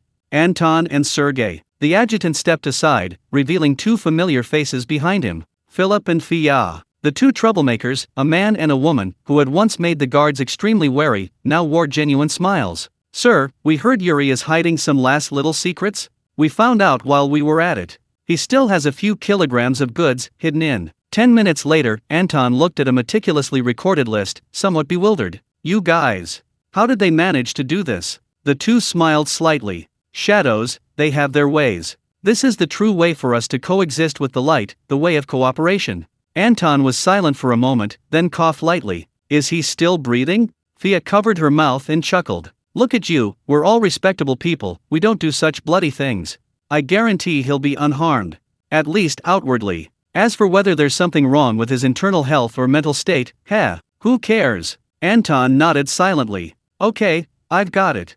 Next time, the dessert at the 5th canteen. A moment later, the office door opened again. Philip and Fia came out, both with satisfied smiles. Philip grinned at Fia. You're really helping them. Back in District 2, you tricked quite a few of my underlings, haven't you really changed? Fia lazily stroked her nails. They were painted a pretty pink. It was a new nail art set from the 5th canteen, supposedly made from a plant called balsam, naturally harmless. Why wouldn't I enjoy the good life? Wouldn't I be just as stupid as those deceived men? Philip shrugged. But I still don't believe it. He suddenly paused. At the end of the corridor, 2 burly men stood together, waving at Fia and smiling broadly. It was the Dennis brothers. Philip grinned maliciously, deliberately raising his voice. A woman as ruthless as you, who killed her own husband with her own hands. Fia's eyes hardened, giving him a cold glance. But the Dennis brothers seemed not to hear her, scurrying up and grabbing Fia. Madam, have you finished your report? Then let's go. It's almost lunchtime. Philip raised an eyebrow. Aren't you going to be next? Dennis chuckled sheepishly. That was my ex-husband. Good riddance. Without this, they wouldn't have even encountered love. Besides, Fia was just making some syrup when she slipped and dropped the bucket of boiling syrup. Serves her right for lying there like that. Fia paused, startled. You knew. The 2 brothers grinned, their seemingly simple faces concealing shrewdness. A scumbag who harms his own children. Madam, you did the right thing. If it were us, we would have beaten him half to death first. Fia chuckled, regaining her elegant composure. I did no worse than you. I made him suffer severe burns and had him in the hospital for 3 months before he died. Philip's lips twitched. The Dennis brothers chuckled. So hurry up. The 5th mess hall's about to open for lunch. They turned around, waving to Philip. Dude, it's all in the past. From now on, there's no more grudge between District 2 and District 5. We're all brothers, let's build a better prison together. They left, leaving Philip scratching his head. Tisk. Why do people from District 5 always talk with such an optimistic tone? It's toxic. Wait, why is there a hint of sourness in that too? I'm not envious either. Shaw. Chapter 279. The gravy shines brighter than the oily meat. Philip didn't bother going back to District 2 to find his underlings. He simply followed the lingering sour feeling in his mind. He wandered around aimlessly, and finally opened his eyes. Wow, the fifth dining hall. Since he was already here, he might as well eat another meal. Philip decisively slipped inside and immediately saw Nikita playing with his gun. Nikita, Philip quickly raised his hand. I didn't come out without permission. I had something to report. I was allowed to go out early. Nikita raised an eyebrow. You guys found out Yuri's last trump card. Philip sighed. I knew I couldn't hide it from you. He made a gesture. He also hid this amount. Nikita stroked his chin, pondering for a moment. Not big enough. Let's add another 0 for him later. Philip shrank back. You're ruthless. This is already enough to kill him. Adding another, he's really afraid he won't die fast enough. Philip asked quietly, speaking of which, I always felt this old guy was up to something. We've thoroughly investigated the prisoners. But whether he has connections among the guards, we can't say. By the way, do you know who his backer is outside? Nikita, I don't want to know. It doesn't matter.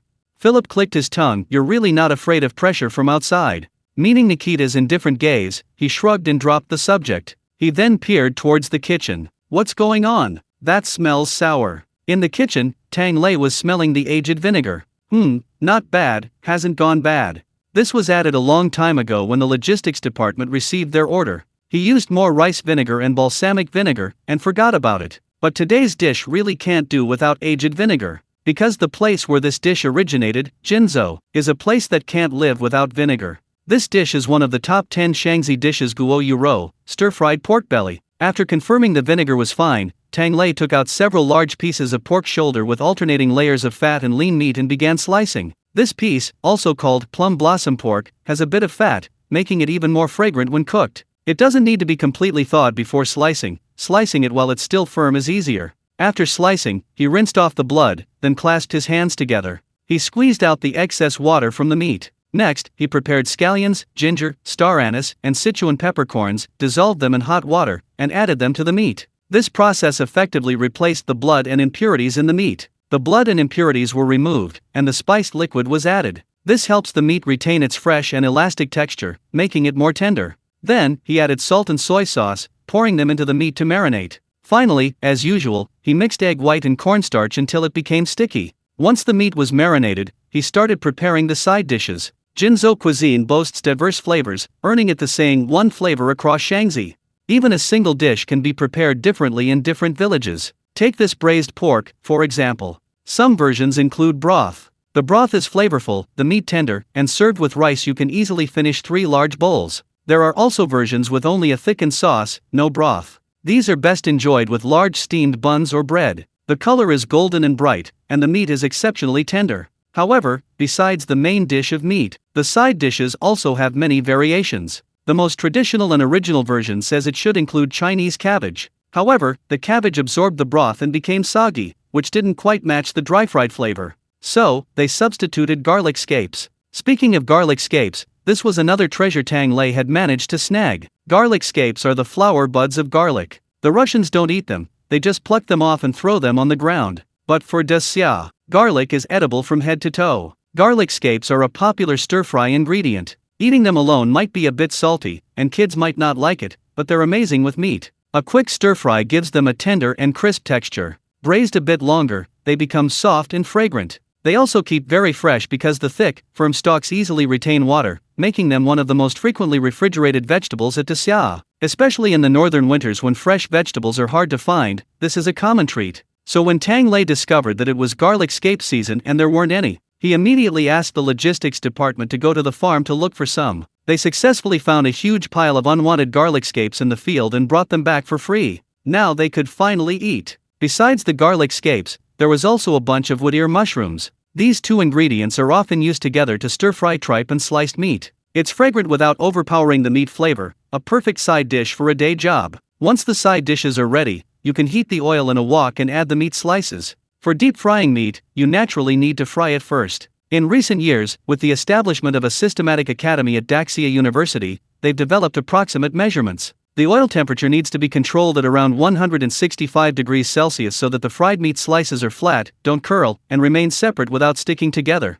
When the meat slices are about 70% cooked, add the side dishes and fry them together for a few seconds. Quickly scoop it up and strain it through a slotted spoon. After this initial frying, the main cooking process begins. Add a little more oil, sauté the garlic cloves until fragrant, then add the meat and vegetables, along with a generous amount of aged vinegar. Don't worry about the sourness at this point. This is heated vinegar, the same as the vinegar used for the initial sautéing. It's more about being fragrant than sour, retaining that subtle hint of vinegar without being overpowering. Once the vinegar's harshness has subsided, add a spoonful of water and thoroughly cook the meat and vegetables until just done. At the perfect tenderness, add a small spoonful of the reserved vinegar. With the perfect balance of sour and fragrant, finally add a bowl of cornstarch slurry to thicken the sauce, and a spoonful of sesame oil. This touch of oil is what makes this dish truly authentic. A clear sauce, a glossy thickening, savory with a hint of vinegar.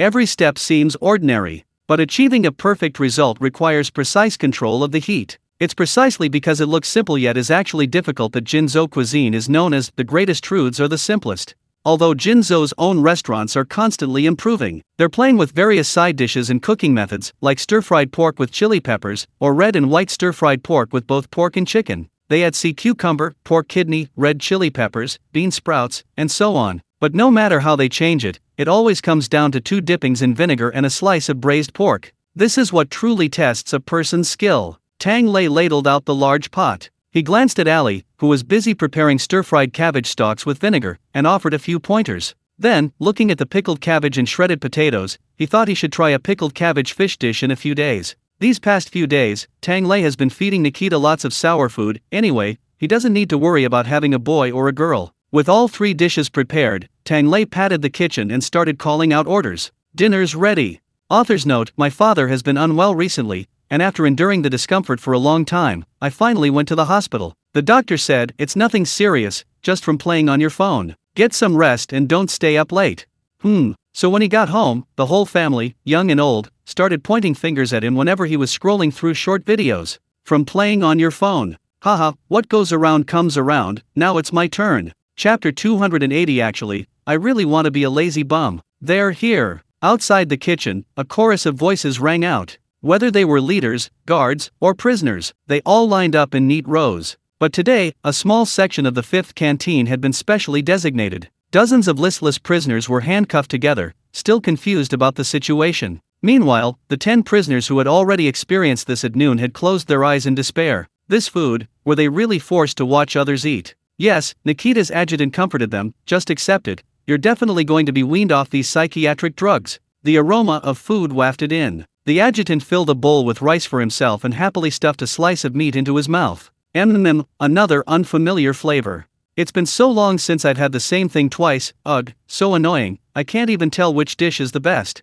The prisoners handcuffed together couldn't take it anymore. The food smelled delicious, and their stomachs were rumbling loudly. The sounds of everyone eating finally became unbearable. Eat your food. Who are you trying to impress with all this noise? The inmates from Zone 5, not far away, heard this and grinned at them, their mouths agape in exaggerated disbelief. Just for you. Squeak, squeak. A prison guard passed by and tapped on the table. Eating manners. It was supposed to be a reprimand, but the tone was rather indifferent. He even carried his food and sat closer to the hungry group. The handcuffed inmates couldn't take it anymore. They wanted to scream. They wanted to go crazy. They wanted more psychiatric medication to comfort them. However, just as there was a glimmer of hope, a bottle of grayish-white stuff was shoved right under their noses. Come on, show me one. Achoo! Whoosh! The former Yuri's underling, now the crippled brother, nimbly hopped around on his leg, a limp inflicted by the bear cub's bite. Cry, cry, all of you. Ha ha ha ha. Prison mealtimes are usually an hour. So the prisoners watched a full hour of drug-related entertainment. After finishing their meal and running away, all the prisoners were grimacing. Damn it. That's awful. I never want to touch drugs again, but it was actually quite interesting. Sigh, there's not enough entertainment here. Shall we report a few drug addicts? Catch them for our amusement.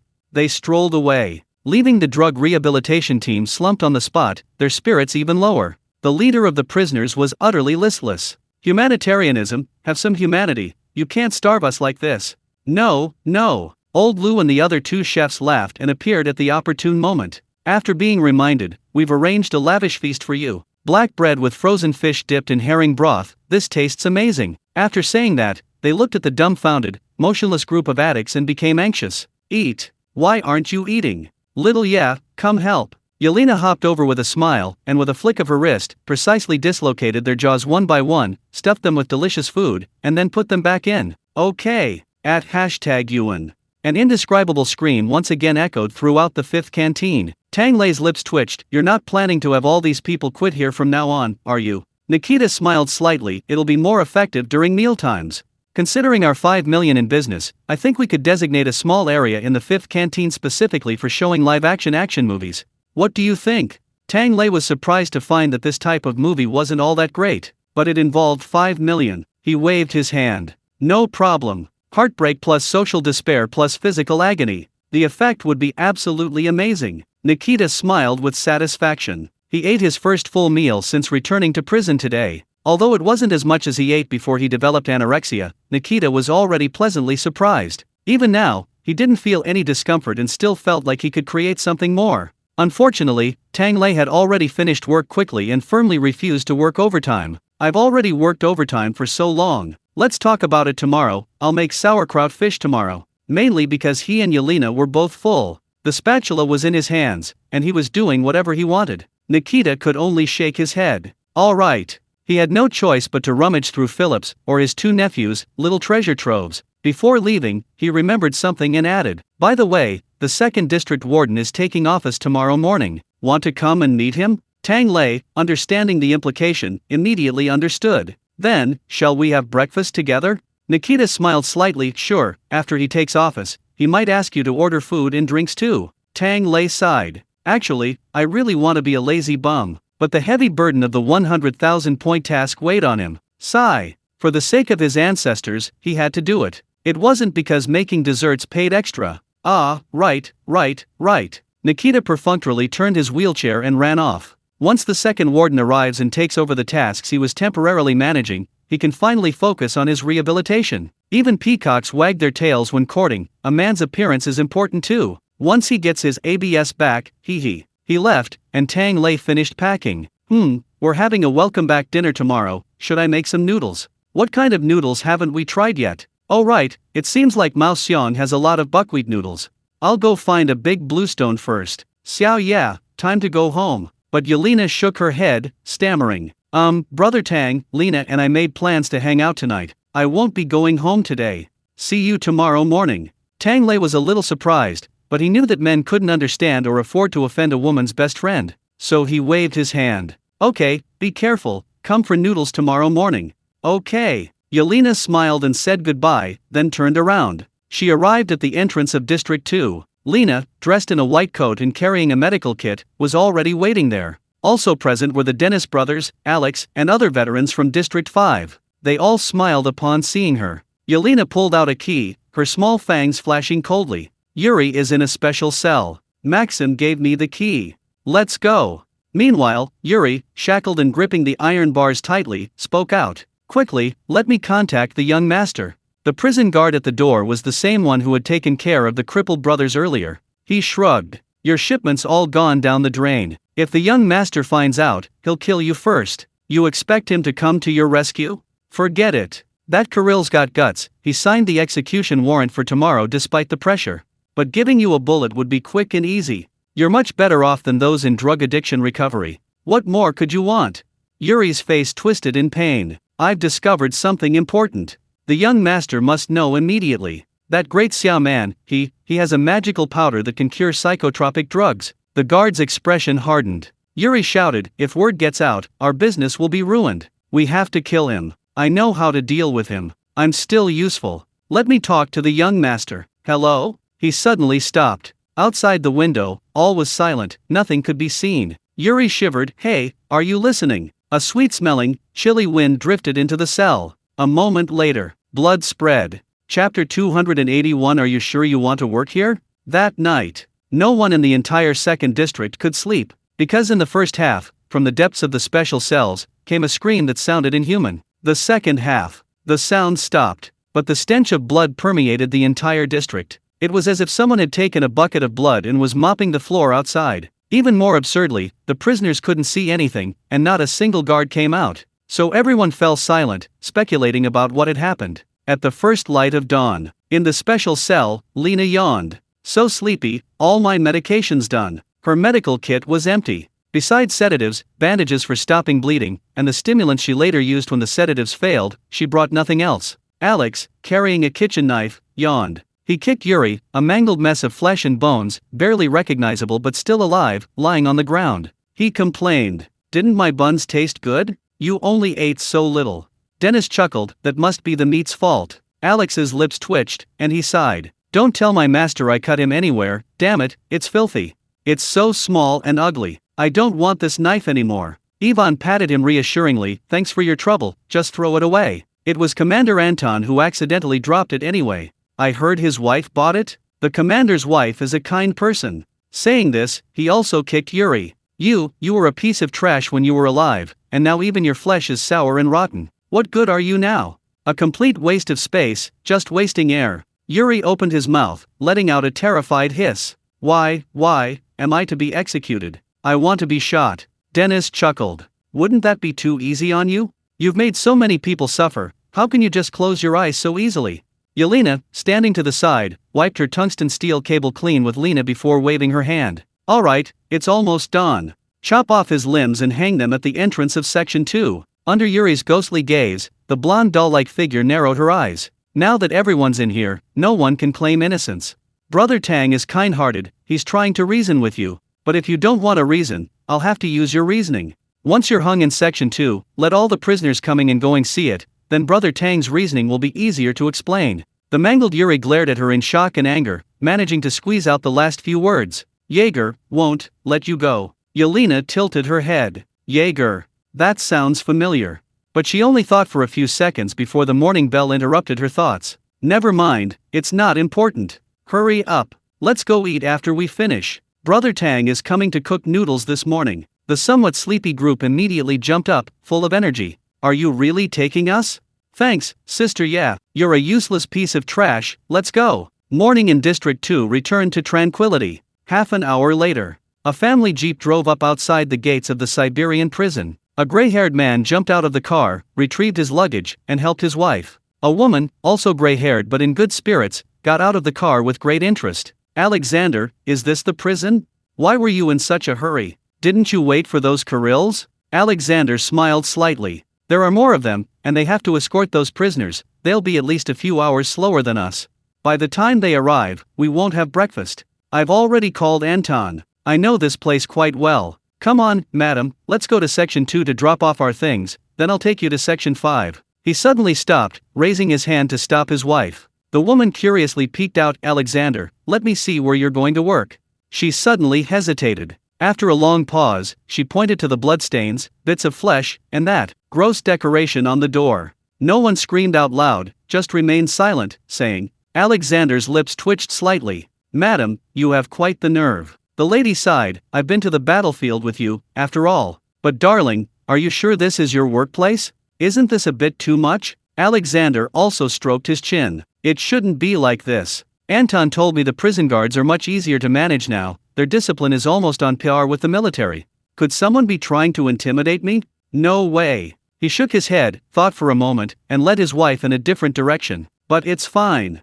Then let's skip Section 2 and go straight to Section 5. I know the way there. Since we're already here, let's have a meal first, no rush." The two of them, dragging their luggage, strolled leisurely to the entrance of Section 5. They greeted the guards on duty. "Hello, I am." The guard yawned and expertly pulled out a registration form. "Applying for a visit, right?" Alexander thought to himself that this guard seemed quite experienced. Anton's team was indeed excellent. Sort of, The guard, however, had already rattled off a long string of questions. Identity? Relationship? Purpose? Oh, and most importantly, how many days are you staying? Alexander? Seeing that he didn't answer, the guard immediately complained, "You're not with that family too?" Before he could finish, a cheerful voice rang out. "Hey buddy, we're back again." An elderly man, a young couple, and a child walked over. "Seriously, can you give us a permanent visitor visa?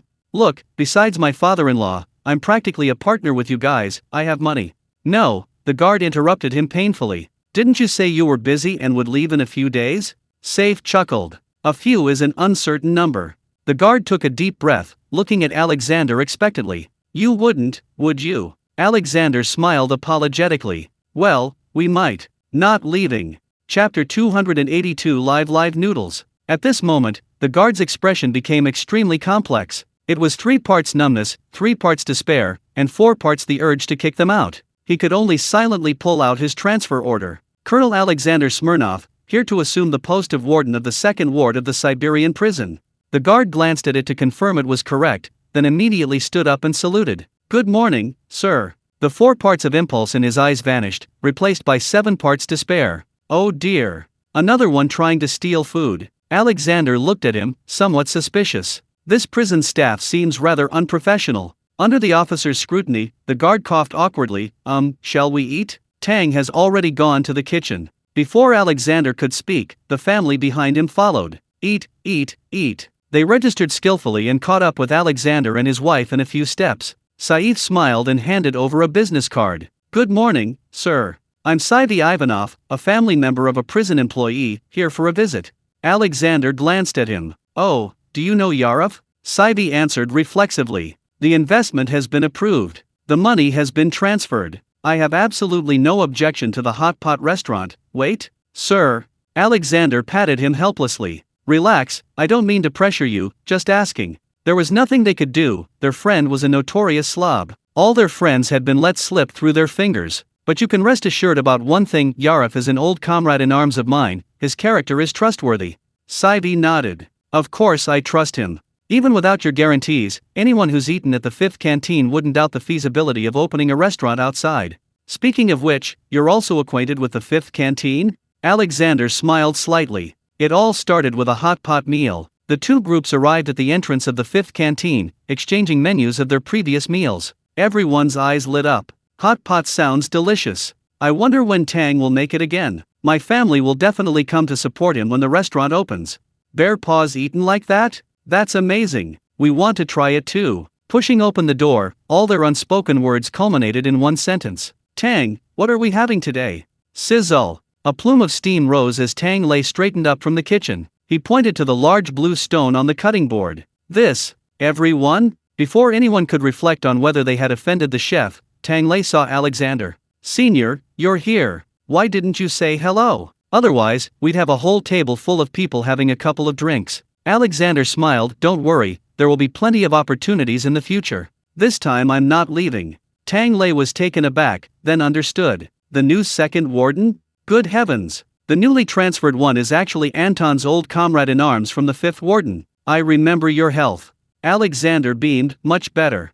My wife and I studied the culture of Great Xia and believe that the feng shui of Siberian prisons is beneficial to health. I haven't coughed since I came here. So this time, we applied for his transfer. Tang Lei immediately thought of his legendary golden ginger. His lips twitched, and he chuckled. Very good, very good. Then sit down and wait a bit. The noodles are coming soon. The 2 families took their seats. Anna, being a professor of occultism, became very interested in the term feng shui and began discussing it with Alexander's wife. Alexander, on the other hand, chatted with the old shaman about the current situation in prison, leaving Saif anxiously peering out the window at the large blue stone. Tang, are you really going to eat it? Can you digest it? Tang Lei chuckled. It's just water, don't worry. He picked up the stone and placed it in a stainless steel basin, then poured a kettle of boiling water over it. Instantly, steam filled the air. This stone had been heated for an hour or 2. Now, after pouring water, Tang Lei set it aside and picked up a bag of buckwheat flour. Regular dough only needs water. But buckwheat flour is a whole grain, and to make the dough soft, smooth, and not easily broken. And of course, this bluestone water is indispensable. To put it simply, it's lime water. It sounds terrifying, but actually, discussing toxicity in food without considering dosage is meaningless. Small amounts that can't be absorbed are simply metabolized and won't harm the body. It's certainly not like the food incompatibilities some experts made up in the past. The idea that eating shrimp and lemon together is poisonous is ridiculous. You'd have to eat tons of that stuff to really kill someone. Moldy peanuts, sprouted potatoes, on the other hand, can really kill you. Tang Lei waited for the bluestone water to settle before pouring it into the buckwheat noodles. Then came the familiar 3 cleans. The bowl was clean, his hands were clean, and the dough was clean. After kneading it and letting it rest, Tang Lei took out Sergei's thermos. That's right, after requisitioning the lid last time he made mooncakes. Tang Lei remembered to make noodles yesterday, so he simply requisitioned the rest of the thermos. He showed the bottom of the cup to Saif. How about this thick and thin noodle? Saif looked on, completely bewildered. What's this? The bottom of the round cup was covered with numerous tiny holes, making it look like a sieve. Tang Lei smiled. This is called Hiluo noodles. Today, I'll give you another one of Jinzhou's top 10 dishes, Hiluo noodles. Hiluo noodles are also called Hiluo noodles, Hila noodles, or something like that. They're quite common in northern China, found in Shaanxi, Hebei, Shandong, Henan, Shaanxi, and Gansu. So it's hard to say exactly whose it's from. The original name is also unclear. Some say it's related to the oldest fox spirit. Legend has it that on the eve of a fox spirit's possession, a wise man foresaw an impending demonic calamity. So he made a bowl of noodles to strengthen the body, ward off evil, and ensure peace. But he arrived too late. By then, the Su woman had already become a fox spirit. The fox spirit probably thought the noodles smelled quite good, so while eating them, she asked what they were called. The wise man, distracted, could only reply, "It's alive. It's alive." From then on, the noodles were called living noodles. The reason these noodles are said to be good for health is related to their ingredients. In the past, how many families ate only refined rice and noodles? Therefore, these noodles were mostly made from various grain powders. Although grains may not look good, they are actually quite good for the stomach and body. Combined with various meat and vegetable toppings, a meal could be quite varied. Naturally, it was delicious and comforting. The method of making these noodles is also different from ordinary hand-pulled noodles. Instead, it uses a noodle press, a larger version of the one Tang Lei made. A bucket with a perforation at the bottom is filled with dough and plugged at the top. A person sits on a lever connected to the plug and presses down, using their weight to press the dough out through the perforation. The dough naturally becomes smooth noodles. This method makes noodles extremely quickly and in large quantities. In the past, at banquets in northern China, there was always one day when noodles were served. At this time, the host would invite able-bodied young men from the village, or call upon their own young men, to press the noodles. Bowls of noodles were passed around, regardless of time or place, eaten as they passed by. This was called flowing rice.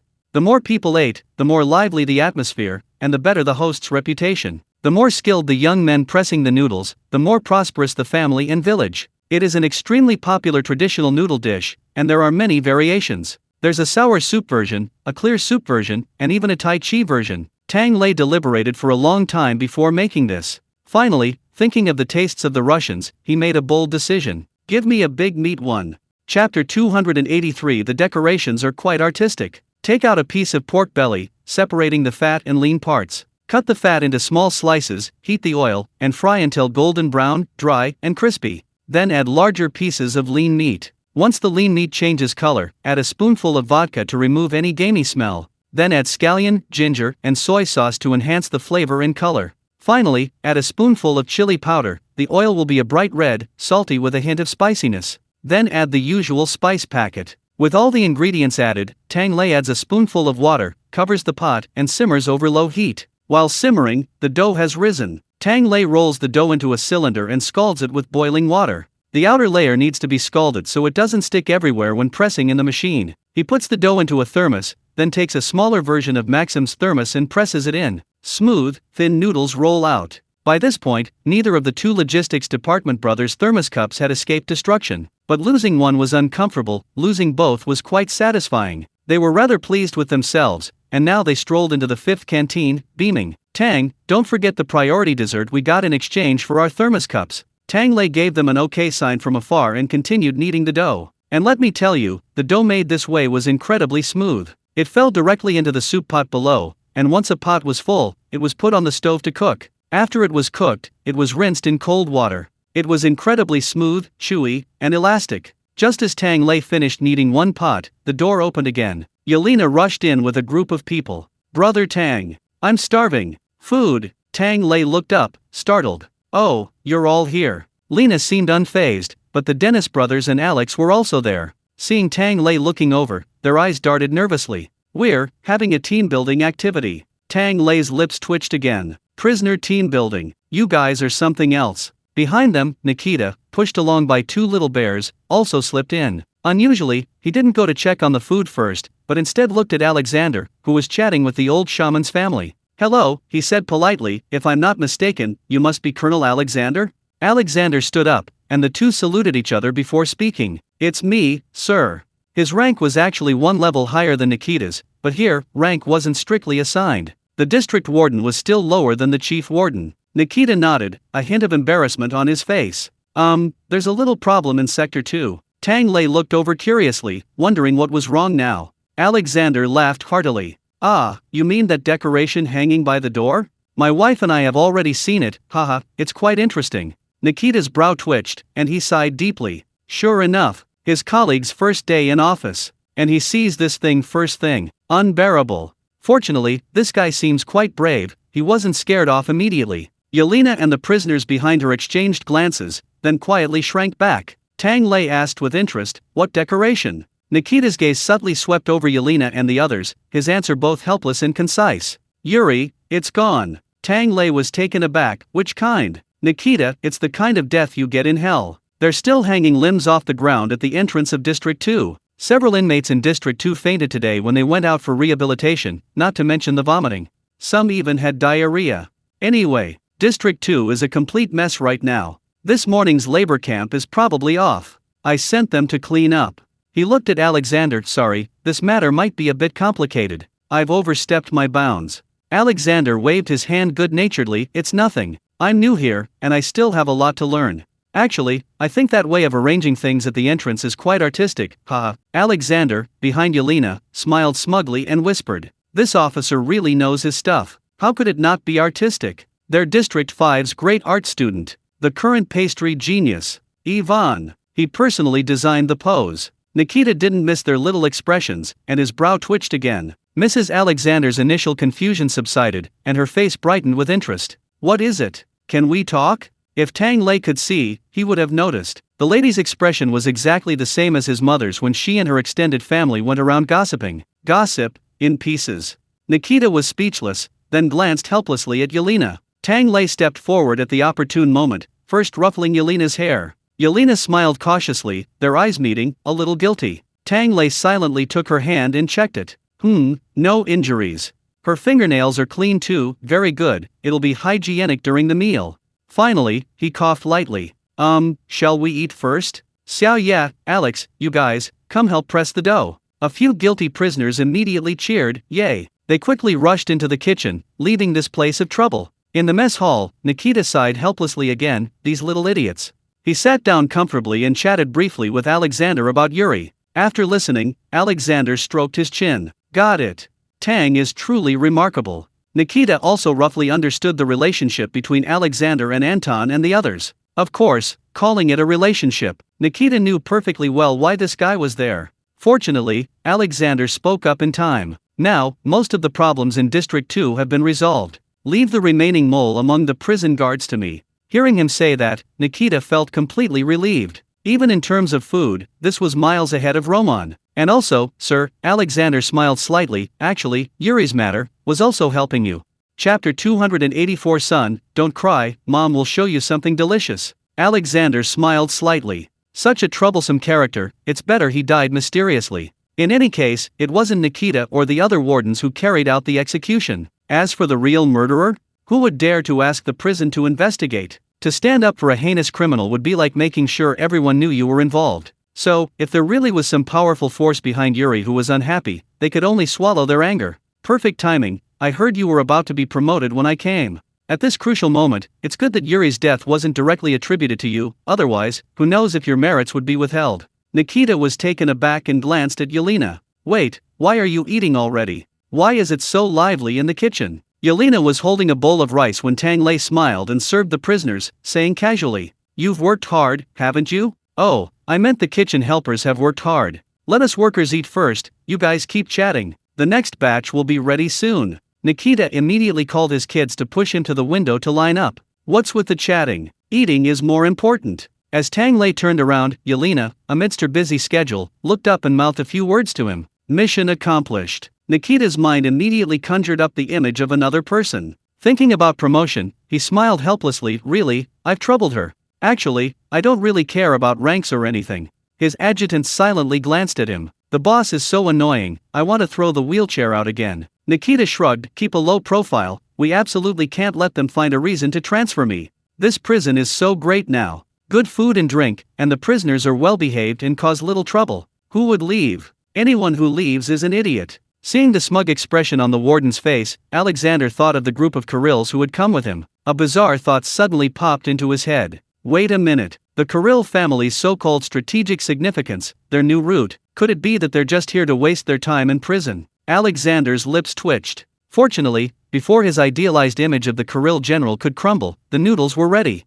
Tang Lei prepared 2 ways to eat them this time. One was naturally boiled, with salt, message, Sichuan peppercorns, and garlic water in a bowl. A spoonful of soy sauce and vinegar. A handful of buckwheat noodles, a spoonful of bone broth to release the flavors, fragrant and slightly sour. Refreshing and appetizing. On top of that, a spoonful of vegetarian tofu and green bean sauce, and a large spoonful of well-simmered meat sauce. It featured crispy pork cracklings and fragrant lean meat, all simmering in a rich, reddish-brown sauce. 1 spoonful turned the noodle soup an enticing shade of brown. If you don't want the soup, you can simply toss it cold. Since the noodles are cooked and then rinsed in cold water, you just drain them, scoop them out, and toss them with the sauce. The noodles are chewy and flavorful, and you eat them even faster than with the soup. Buckwheat noodles, a type of whole grain, aren't as smooth as white flour, but they have a better texture and are delicious even when eaten dry. Tang Lei had just placed a few bowls out the window when a group of people devoured them. The moment these people touched their bowls, the chatting stopped, and the serious conversation ceased.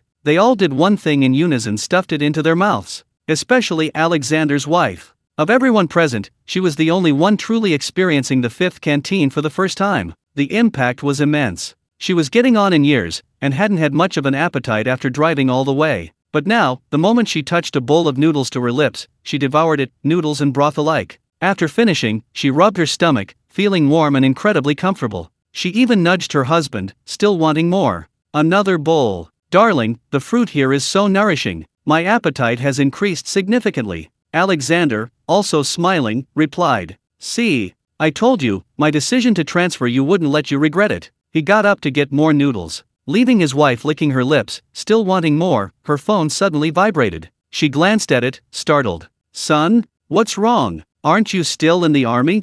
There was a moment of silence on the other end of the line. Mom, didn't I tell you? The army has a day off today. The lady thought for a moment. No, son. Didn't you say you didn't want to use your father's name, that you wanted to make your own way and we shouldn't worry about you? You haven't called us much lately.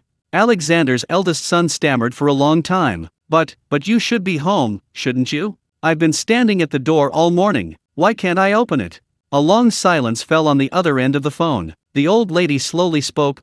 My dear son. Your father and I, we went to a Siberian prison to build our business. We've already urgently sold the house to relatives, and everything's been packed up, so don't worry. It's just that, we seem to have forgotten to tell you. You won't mind, will you, my dear? After all, you have to rely on yourself. Thousands of kilometers away, Alexander's eldest son buried his head in his hands in confusion. It was as if he had been transported back to that moment decades ago when he got lost in the amusement park. Wait, what? You left without me?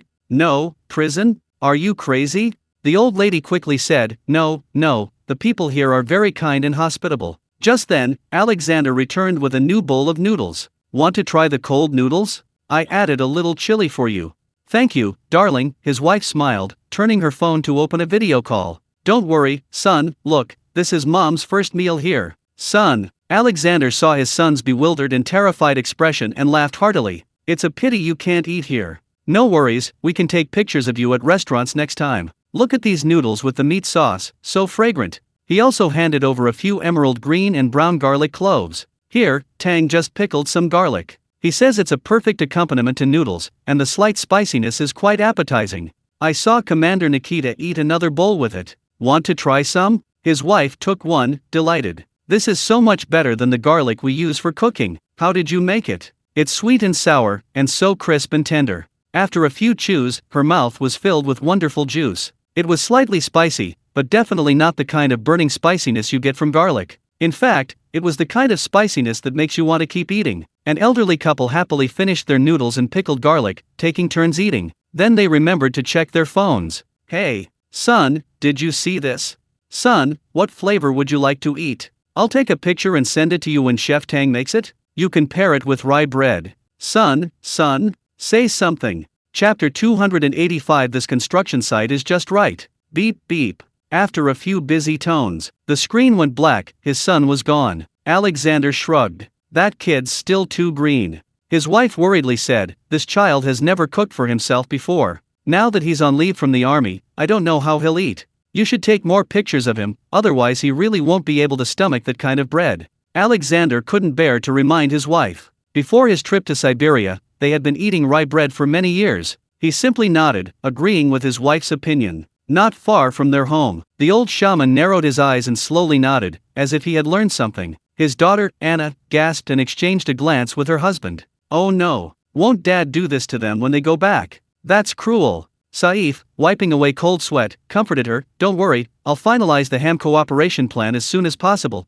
then I'll have a reason to come here more often. There was no other way, they were different from the others and couldn't stay long. Sasha's condition required long-term supportive treatment. Saif had spent a fortune to ensure the child's neurological development was normal, but now, he still needed weekly medication and psychological counseling, and he would have to attend a special school. Anna sighed, her eyes filled with sorrow. She wondered when her Sasha would be able to be as lively and adorable as other normal children, running and jumping. Before she could finish her thought, two small whirlwinds suddenly swept past. Two lively little monkeys grabbed Sasha's hands, one on each side. Sasha, come on, you've eaten your fill, let's go play. Nikita, with a headache, tapped the wheelchair from behind. Don't forget training. You're allowed half an hour of free time. Don't run around, protect your little brother. Little Kirill waved his hands repeatedly. I understand. Sasha promised yesterday that we'd go with him to see the deer, and he'd watch us train. Sasha nodded with difficulty, looking at the old shaman. Yes, dear, Grandpa. Is it about harvesting antlers? The old shaman stroked his beard in surprise. Wow, you even know that? Did you read that in a book? The first batch of antlers is harvested in late June, the second batch in August. Tang Lei had long been eyeing his deer, and the old shaman had calculated the time. But he didn't expect that his grandson, who had almost never seen a deer, would know about it, and even seemed very eager to see them. He laughed heartily. Little Sasha, you're amazing. Alright, I'll take you all with me later. Yay! The three children's faces lit up with joyful smiles. Tang Lei also poked his head out from the kitchen, bringing out a small, dark bear cub. Little Sasha, can you walk the bear for me? This little guy seems to like you. His kitchen was where he cooked, so he'd been training the bear cub to go outside regularly to relieve itself. Sasha nodded vigorously and took the bear cub. Then, holding the bear, with the two Kirills pulling him along, they ran off like the wind. Behind them, Anna froze, then excitedly grabbed her husband. Saif, did you see that? Sasha's going to play with people. Saif watched the child's retreating figure, murmuring to himself. Yes, even though his feet barely touched the ground, can't you call that running and jumping? Honey, I feel Sasha is much happier than he was in the hospital. Is it because children love animals? Tang Lei leaned against the kitchen doorway, stroking his chin. Possibly. The animal world is much simpler than the human world. For a child who can't understand the outside world, perhaps the wilderness and small animals make things easier for him. Oh, and we'll need 2 more ultimate level bulls to help. Anna and her husband exchanged an excited glance. We need to stay a few more days. Tang Lei coughed lightly. As long as you can handle the officers, that's fine. Saif smiled confidently. No problem. I have money. The pig legs will be here this morning. Ivanov doesn't do small business, so this time I've personally paid for an extra 500. That's a total of 1,000 pig legs. That's my sincerity in cooperating. Tang Lei's eyes went black. Wait a minute?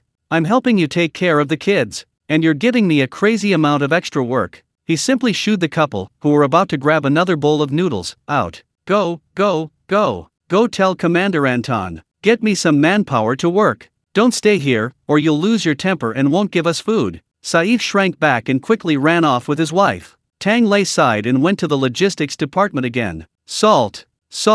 Bring out all the salt. Sergei looked up blankly. Salt King? Tang Lei? Sergei snapped out of his daze and laughed. I recently saw this on Daxia's social media. Sounds pretty impressive, huh? Shall we call you that from now on? Tang Lei silently gave him the middle finger. He thought to himself that he'd have to educate these Russians about Daxia's culture of the King of Hell sooner or later. Fortunately, while Sergei was unreliable, he was still competent. He immediately ordered salt to be procured from the warehouse and other canteens. Tang Lei was about to head back when he bumped into Maxim. The great engineer enthusiastically pulled Tang Lei along. Tang, let me show you my new blueprints. He unfurled a magnificent blueprint with both hands. Our 5-time-sized canteen, the land's all marked out. Now it's time for renovations.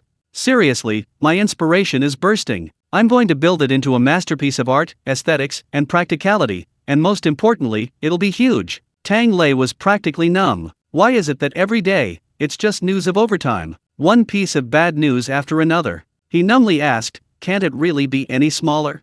Maxim enthusiastically pulled him to a spot not far from the 5th canteen, pointing to an empty lot. Construction has already started. We're preparing to expand the entire 5th district, connecting the outside and the inside. Tang Lei stared blankly at the bustling construction site before him, recognizing many familiar figures. Well, these prisoners from the 5th district, those who didn't get to farm, are now helping build the canteen. This is truly a reformed laborer. Maxim even asked him, Tang, take a look, is there anything lacking that needs improvement? Tang Lei remained silent for a long time, feeling that something was missing. He then touched his chin. Got it. Does the logistics department have any more red banners? Get 2 banners and hang them up. Maxim paused. Banners? What should they say? Tang Lei smiled slightly. Just right. Safety first, prevention foremost. A small weight can weigh 1,000 pounds, a small safety helmet can save lives. Everyone talks about safety, everything is for safety, think about safety at all times, be safe everywhere. That's it. Chapter 286. If you can't lead the team, you have to work to death. Before long, new slogans appeared on the bustling construction site. The largest one, displayed in bold Russian script, happily go to jail. Eat safely. Tang Lei looked left and right, something seemed off. Oh right. Snap. Put your hats on. Tang Lei pulled off a few workers who weren't doing their jobs properly and let out a long sigh. Much better. Finally, he had the courage to face his 1,000 pig legs. Opening the door to the 5th canteen, Tang Lei looked at the pile of pig legs still being unloaded. He muttered, I understand now. Yelena tilted her head, understand what? Tang Lei, if you can't lead a team, you'll have to work yourself to death. He said sorrowfully, you Russians can't possibly eat all of this. No, we need to arrest some. We need to find able-bodied men. Just as he finished speaking, the sound of orderly footsteps echoed from the end of the corridor. Anton's adjutant led a group of prisoners in. The conscripts are here. He wiped his sweat. 200 new ones. Because they were worried about teaching too many and not being able to learn everything, and because everyone in District 5 was eager to seize any job opportunities related to the 5th canteen, they were constantly vying for positions. So the prisoners now had several regular classes. Several thousand were farming, tending to the chili peppers, chives, and spices, currently led by Leon, and the results were promising. 200 were learning to make noodles, their dumplings were already quite good, and Tang Lei planned to teach them how to make jianbing, Chinese crepes, next. Now, the ones coming to cure ham were another newly selected batch. Tang Lei's expression was grave. 200. I don't know if that's enough. Let's try it first. Separate these 1,000 by weight. Put the 9 to 15 kilograms ones together, and the 7 to 10 kilograms ones on the other side.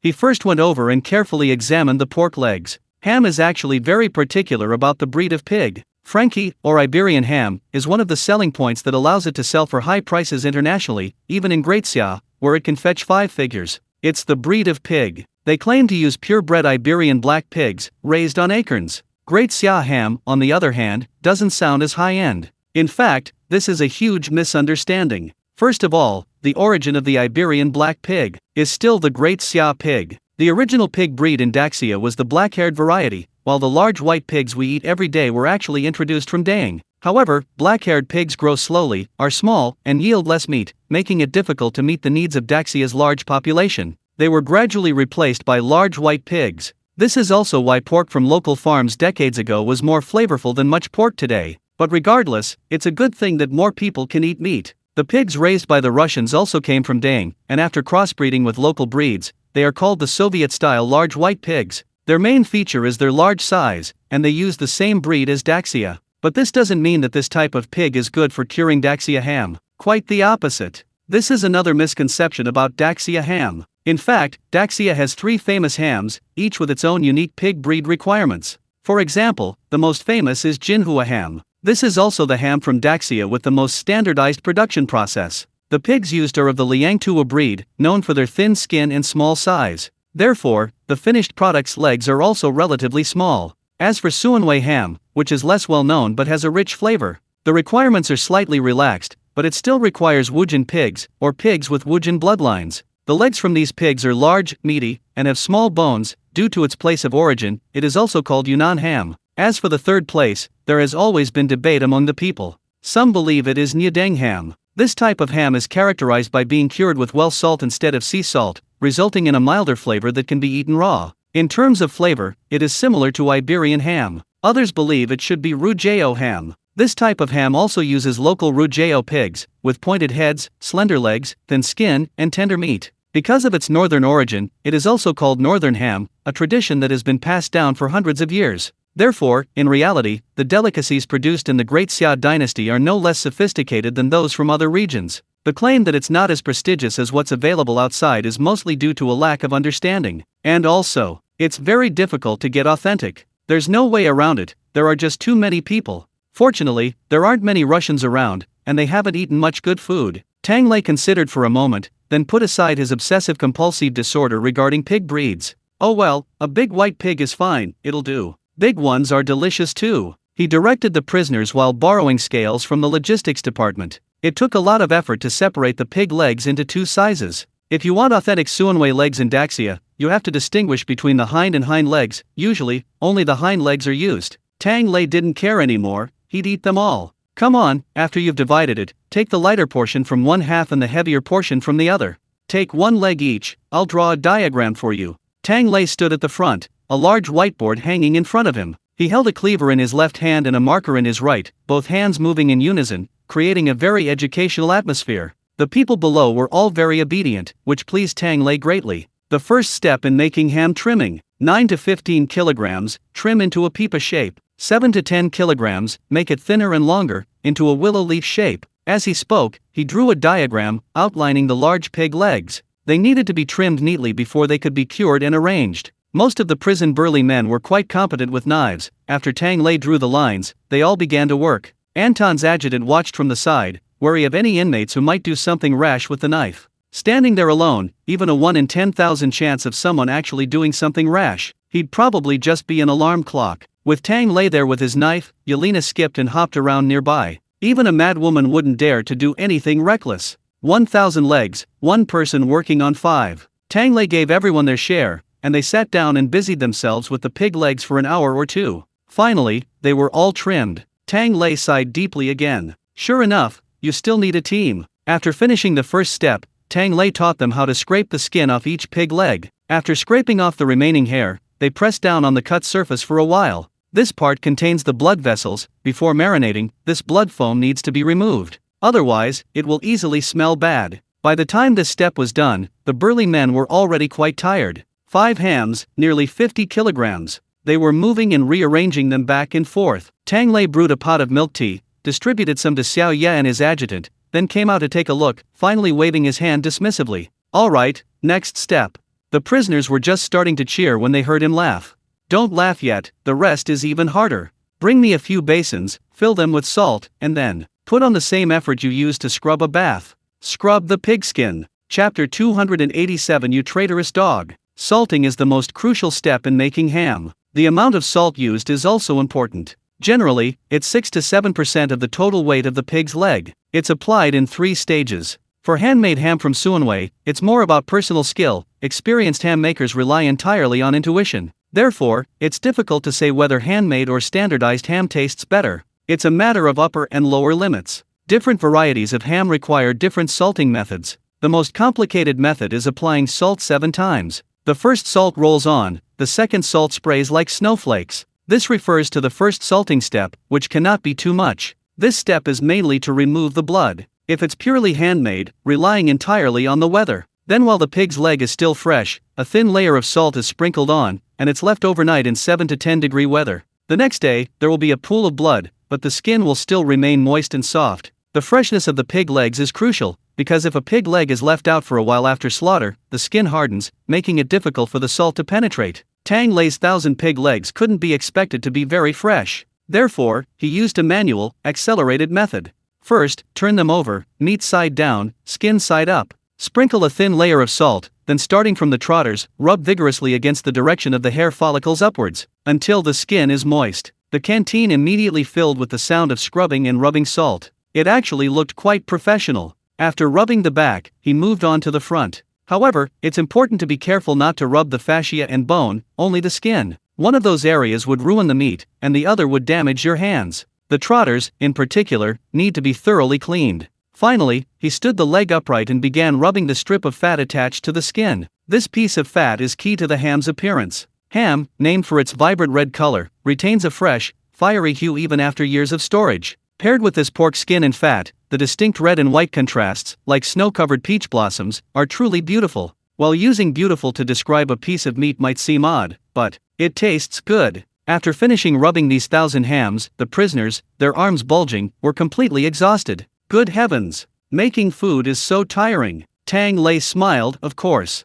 That's why they say, every grain of rice and every drop of water should be cherished. He clapped his hands, temporarily letting the prisoners rest. Alright, stack them up and let them marinate for a little while. The prisoners cheered, okay. Tang Lei, we'll continue tomorrow. There are still 6 more rounds of salting to go. The prisoners' cheers immediately died down, replaced by a lifeless murmur, oh no. Tang Lei chuckled, let's eat our fill first, then we'll sell the rest. Yay! The cheers echoed through the 5th mess hall once more. Tang Lei took a moment to speak to his adjutant. And while you're at it, help me build 2 more water tanks, just enough to store water. I need them to cure the hams. The adjutant nodded and turned to get busy. Tang Lei watched as the prisoners neatly arranged the hams, letting out a long sigh. He checked the time again. Damn it, it's almost mealtime again. Time to cook again. Tang Lei thought of the sauerkraut fish he'd promised Nikita yesterday and wanted to sigh. He decided to go find the logistics department. Where's my fish? Didn't you say you'd get me a truckload of fresh fish today?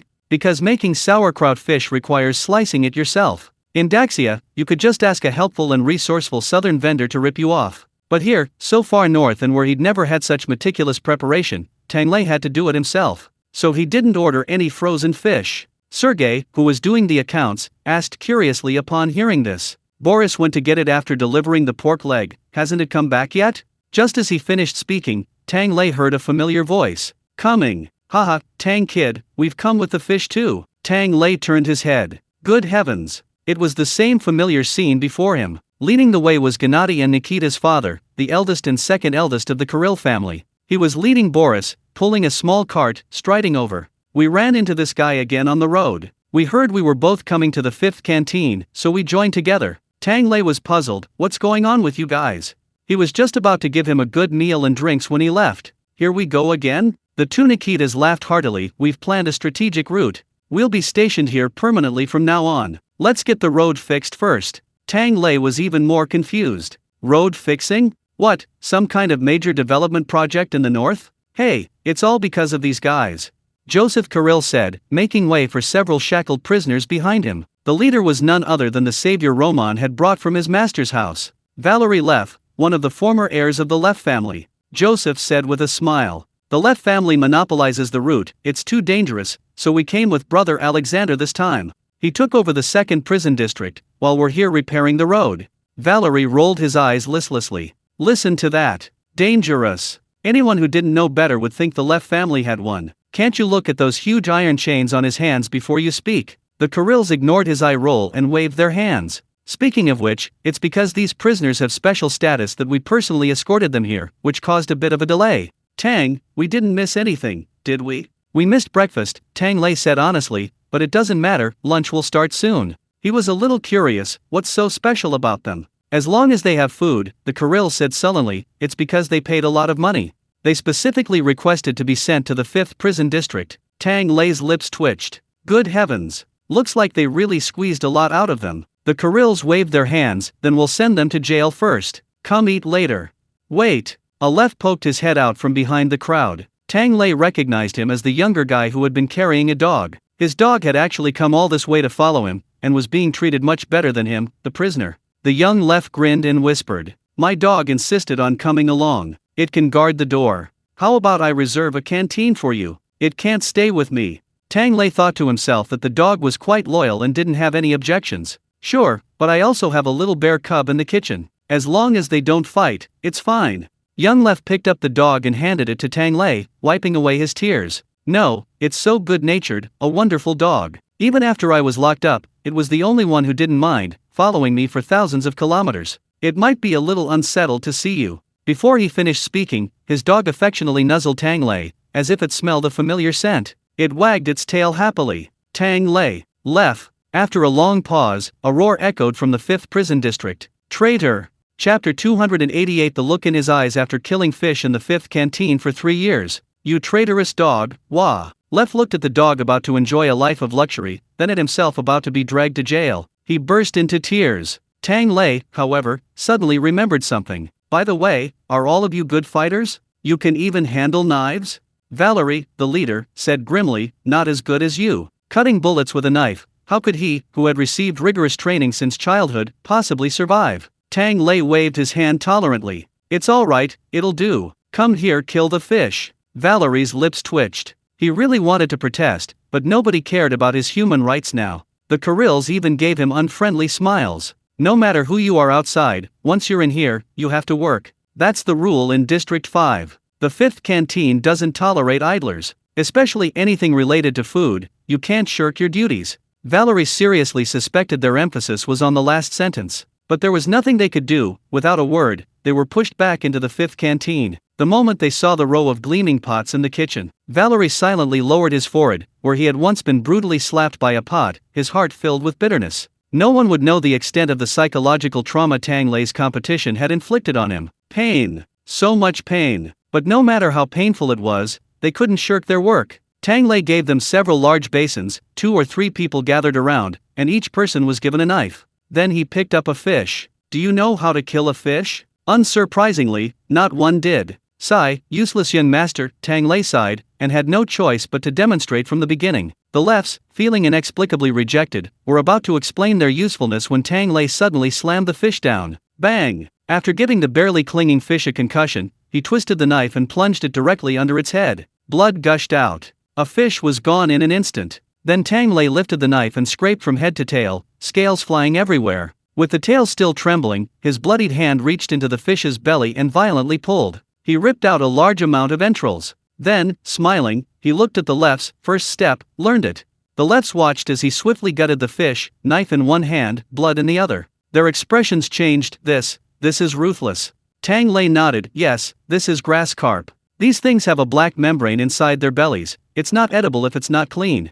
Sauerkraut fish can be made with black carp or grass carp. They have fewer bones and the meat doesn't fall apart. Relatively speaking, grass carp is simpler. After gutting the fish, you still need to remove the mucus from its body, making slicing much easier. After scraping, Tang Lei decisively picked up the fish and, with a flat knife, cut from tail to head, then chopped hard on the cutting board. The fish head immediately split in two. He also removed the teeth, chopped the backbone and belly into pieces. Finally, he sliced the 2 pieces of fish meat diagonally into thin slices a few millimeters thick. This was the main body of the sauerkraut fish. It sounds complicated, but in reality, an experienced person can prepare a fish in just a few minutes. However, when Tang Lei finished, he looked up at the men and was speechless. What kind of look is that? Like you're staring at a psychopathic killer. He's being so kind and approachable while teaching. The left shrank back, but you look so practiced at killing people. The blood was everywhere. You couldn't have killed with that kind of ferocity without having taken several lives. Tang Lei sighed. Well, you're absolutely right.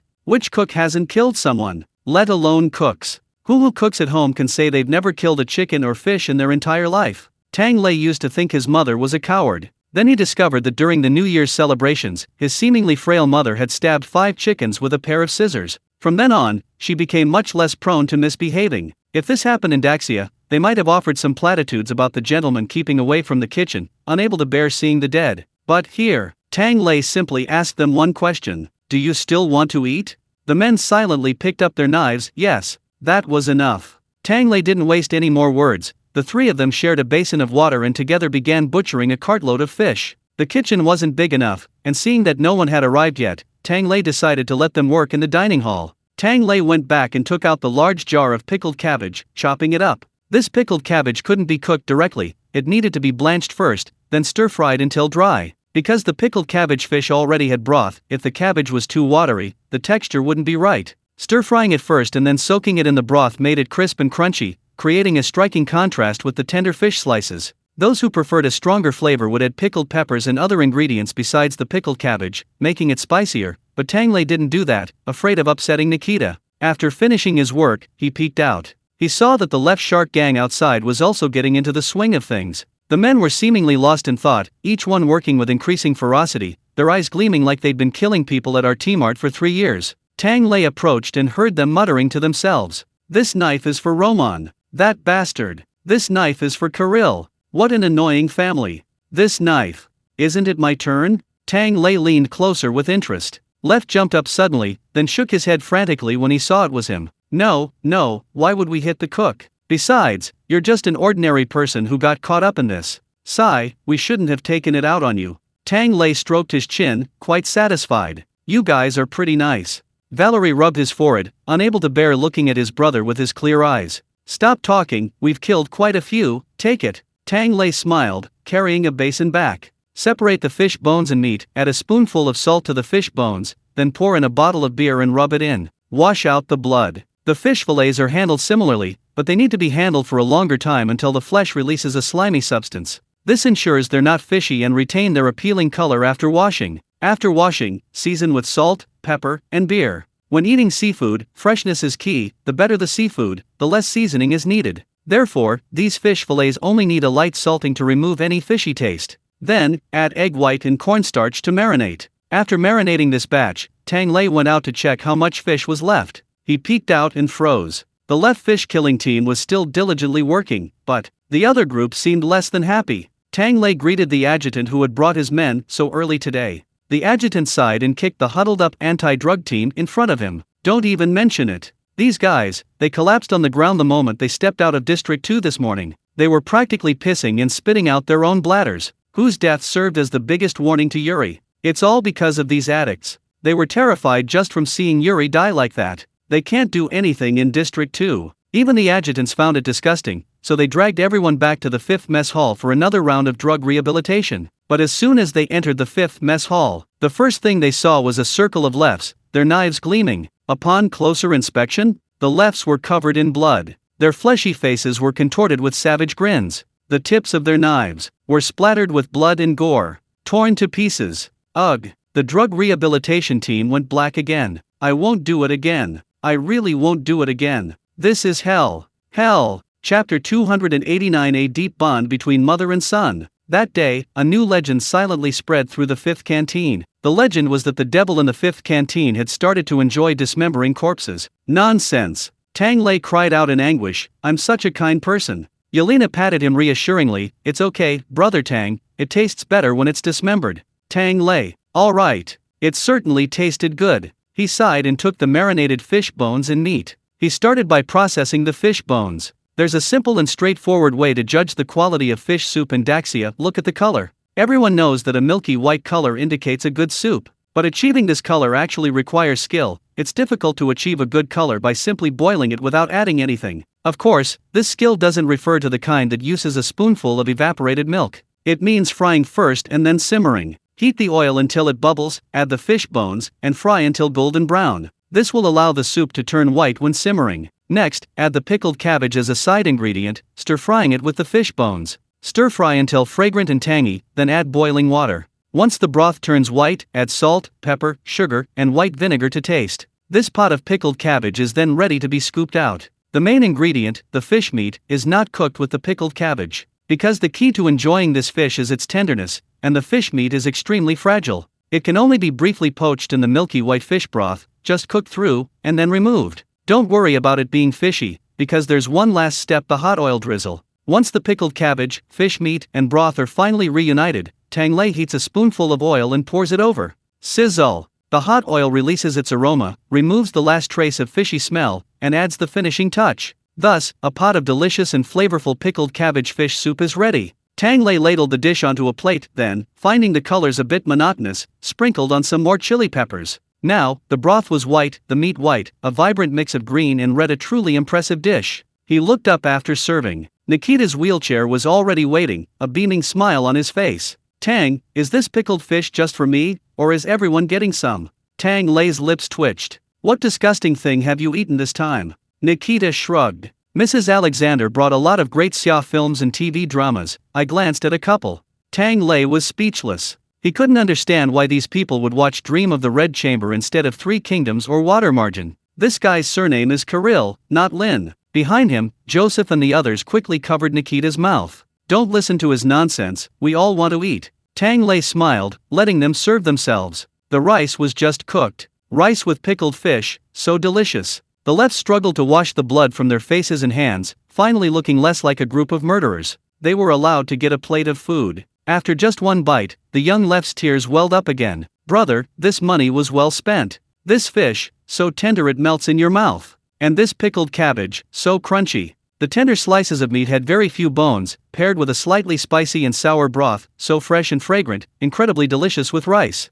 They ate a few pieces of meat, then chewed a few crisp slices of pickled cabbage. The group's mouths watered. Then they had a spoonful of rice soaked in the broth. One bowl was never enough. Valerie was powerless to correct his brother's belief that spending money and going to jail was worth it. He just sighed and kept frantically picking at the fish with lightning speed. Damn it, what kind of miserable life has he been living since he was arrested? Wait, back home, the food was just so-so. Sigh, the food here is at least decent. It smells so good. One of the prisoners whispered, it's delicious. Will we be able to eat this all the time? And those desserts?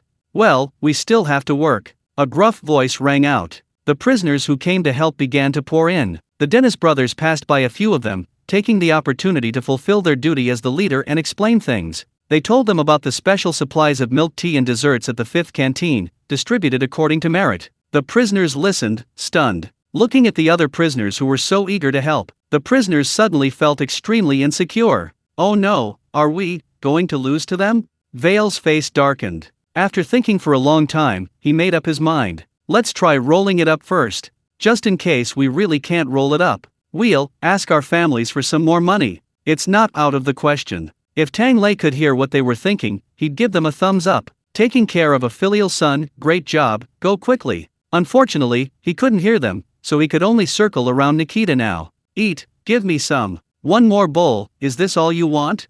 Nikita's hands trembled as he held the bowl. Wary, what's wrong with you? I still think it's more normal for you not to let me eat. Even so, he gripped the bowl even tighter. Tang Lei sighed, I hope you get better soon. He had just counted the tasks he had on hand. Forget about the 100,000 repeat customers, the progress bar was only at 10,000. It would probably fall on the hot pot restaurant. Hot pot can't be rushed. So he could only try to force-feed Nikita. Nikita was deeply moved, then declined. I will. My rehabilitation program starts this afternoon, but I need to eat slowly now. Tang Lei tempted him, think about your ABS. A man's charm. Nikita said calmly, Lai, you'd made me realize yesterday that men aren't just about looks. Tang Lei asked curiously, huh? How did she realize that?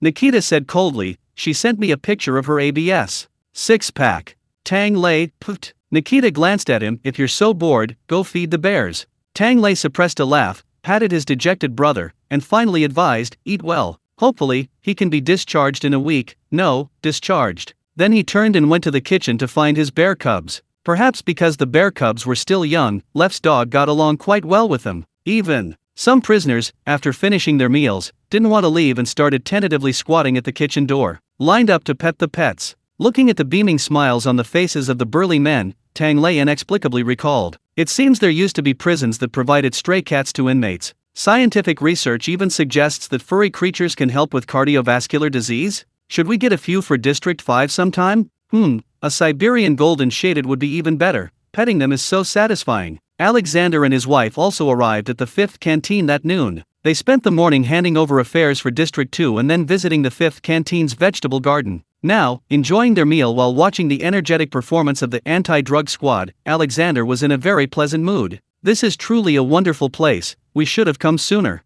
I heard they now have a special dessert selection at the 5th canteen, ordered by section. Should we order some too? Other expenses can wait. Alexander nodded and told Tang Lei. Tang Lei was naturally happy to oblige. Sure thing. Points and a little money are coming again. But just before leaving, Alexander's wife suddenly remembered her forgotten son. Chef Tang, it's hard for my son to just look at the food without actually tasting it, so, do you have anything good to preserve, something that goes well with rye bread? I'll send him some, so that when he sees it, he can at least remember the taste. Chapter 290. Son, don't rush, let me eat first. Tang Lei initially thought the elderly mother simply wanted to send her son some treats, so he asked if she wanted some snacks or desserts. The old lady smiled and shook her head firmly. No need, wild boars can't stomach fine food. Tang Lei's lips twitched as he listened to her explanation. This kid joined the army a long time ago, and he rarely comes out. I used to send him little treats, and he was so embarrassed, feeling ashamed in front of his comrades.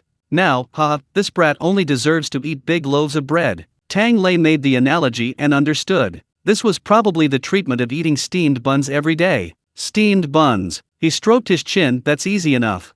Steamed buns with soybean paste, everyone says it's delicious. The old lady smiled gently, name your price, just make sure this kid can eat this for a year and a half. Tang Lei inwardly felt a pang of sympathy for his complete stranger for a second, then waved his hand. No problem, boss. He called to Yelena, little yeah, did you put my fermented black beans away for me last time? Yelena responded, rummaged around in the kitchen, and brought out a large jar. Here it is, but these beans were all moldy before, is that okay? Tang Lei smiled, that's exactly what I wanted. He hadn't been able to find fermented black beans when he was pickling stinky tofu, so he had to use rotten fish and shrimp. So, as soon as he had a spare moment, he quickly found a large jar of black beans and a bundle of straw. This stuff is considered one of the oldest and most established condiments in Great Xia. This has been made for over 2,000 years. Later, people across the sea adopted it and called it natto. Later, they made their own sugar-coated natto, and stopped calling it that. As for the ingredients, many beans can be used, but black beans have a better flavor.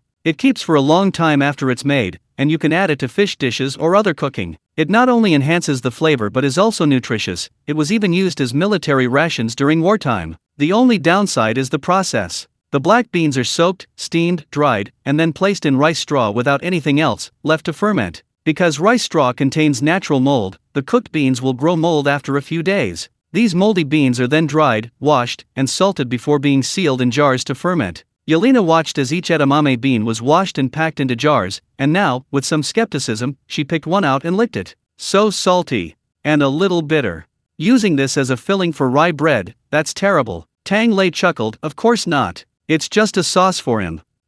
Lao Gen Ma, have you ever tried it? He remembered it being exported to the US. Yelena thought for a moment, I think I've seen it, but I've never bought it, it's a bit expensive. Tang Lei also took out his phone to check, and was surprised to find that this sauce had become a luxury condiment abroad. It costs almost 80 Chinese yuan in the US. Wow, it must be incredibly popular. It's 3 or 4 times more expensive than in China. Yelena asked curiously, Brother Tang, do you often eat this at home? Tang Lei shook his head, we used to eat it often in the old days. We'd have it with steamed buns for breakfast and dinner. But the taste has changed over time. Decades ago, Lao Gen Ma had fragrant chili peppers, and the peanut pieces were distinct, made with real ingredients. After changing owners in recent years, and then switching to a different chili variety due to cost considerations, the amount of meat in the chilies has decreased. Tang Lei and the others say that fewer people are buying the sauce anymore. Tang Lei can only shake his head. Conquering an empire is difficult, but maintaining it is even harder. He started well but couldn't maintain it. He doesn't know how the owner feels. Anyway, those of them who find the sauce increasingly unpalatable are quite upset. Authentic Lao Gan Ma uses Qianzhou bullet chilies. Later, the price of these chilies kept rising, so the owner switched varieties. In Tang Lei's view, this isn't entirely incomprehensible, but changing the ingredients should necessitate changing the cooking method. The consequence of continuing with the old methods is, the chilies in the current sauce are overcooked, resulting in a slightly bitter taste. He's not counting on bullet chilies anymore, he'll use the ones the prisoners grow themselves. He chops them up, puts them in water with vinegar, boils them briefly, and blanches them. Make another pot of flavored oil. Add the oil as a base, then add onions, scallions, ginger, garlic, and a handful of cilantro picked from the garden. Turn on the heat and simmer.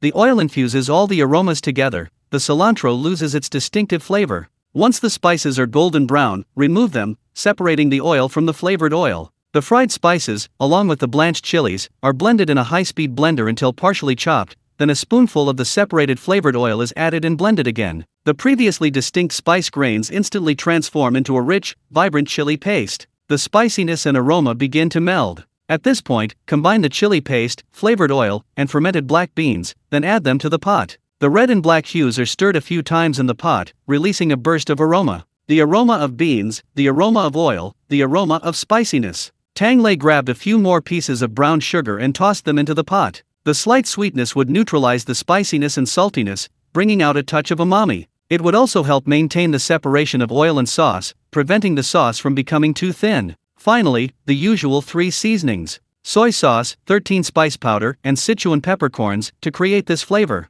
Tang Lei thought for a moment, then grabbed a handful of peanuts, roughly crushed them, and added them in. These were all roasted, completely dry, and would be both roasted and soaked in the chili sauce. By the time Alexander's son received them, they should be semi-transparent, coated in chili oil. One bite revealed a crunchy, fragrant flavor, somewhat reminiscent of drunken peanuts. "It has to be me who's willing to spend money," Tang Lei murmured. He filled a jar with the sauce, wondering if he should sprinkle some sesame seeds on top. Before he could decide, he grabbed an outstretched hand, surprised. "Didn't you just eat?" Sergei, who had been squatting by the kitchen window again, chuckled. Let you try it." Tang Lei sighed. "Then try it, but be careful not to eat too much, this is for Alexander." Before he finished speaking, Alexander and his wife came over, each taking a small spoonful, smiling warmly. "We'll try it for that kid first." Yelena skipped back from outside, carrying several large loaves of bread. "Here it is. I specially went to other districts to get these. Let's each have a piece." A string of head chefs from various districts, Lao Lu, Gennady, and others followed her in. "What are we eating? We can still eat." "Oh, is it the kind with jam?" Smelling the aroma, they suddenly instinctively picked up bread and spread the jam. Tang Lei reminded her not to put too much on, it was too salty, while silently estimating the amount of sauce in the jar. If they kept eating like this, would that guy back in the capital even get a turn? He quickly looked at Alexander and his wife, thinking he should remind them too. After all, he was their son. The two of them had already started eating, each taking a piece. Phew, salty and spicy, flavorful. "What's this? It's a bit hard, but it's so fragrant." "Beans? And peanuts?" "It's fermented black beans," Tang Lei explained casually. Mrs. Alexander's eyes lit up with admiration, and she swallowed repeatedly. When she came to her senses, her hands were empty. A piece of bread had vanished without a trace. She covered her stomach with one hand and her mouth with the other in surprise. It's all gone?" Tang Lei sighed habitually. This sauce was meant to be eaten with staple foods. They ate with gusto, often unknowingly overindulging. "He had to pour water for everyone. Is it too salty? Have a sip to calm your nerves." "It tastes pretty good, doesn't it?" "I'll seal it up then, this is for the second warden's son." Alexander suddenly patted his wife, and they exchanged a glance. "Darling, we haven't had our fill of this good food yet. Let him wait a bit. He's not in a hurry." Chapter 291 You deserve to work for me. Tang Lei was silent for a moment, then uttered a single word. 6. This is truly his own son. Mrs. Alexander covered her mouth and chuckled. "Anyway, he won't be able to eat it anytime soon. Raising a son, you have to be open-minded. Anyway, he's already so big. He can eat whatever he wants later. As for us, every bite we eat is one less bite we'll have." Tang Lei was stunned. "You know what, you really have to admit, there's a truth to that." The group of people who had come to freeload also nodded. "This tastes really good, and it's convenient." A prison guard even chimed in. "Tang, if you could make more of this sauce, then the colleagues who can't come to the 5th canteen on morning shifts could also have some." "Tang Lei, do you guys remember, breakfast isn't actually provided?" The prison guards were stunned, but finally, it was Brother Alexander who stepped forward. "Add more money." "Okay." Tang Lei readily agreed. "How much more do you want?" Alexander stroked his chin. "How about we order a few bottles a month? We can put them in the guards' duty room or break room in Zone 2. The guys who come early and leave late can bring their own bread to dip in the sauce."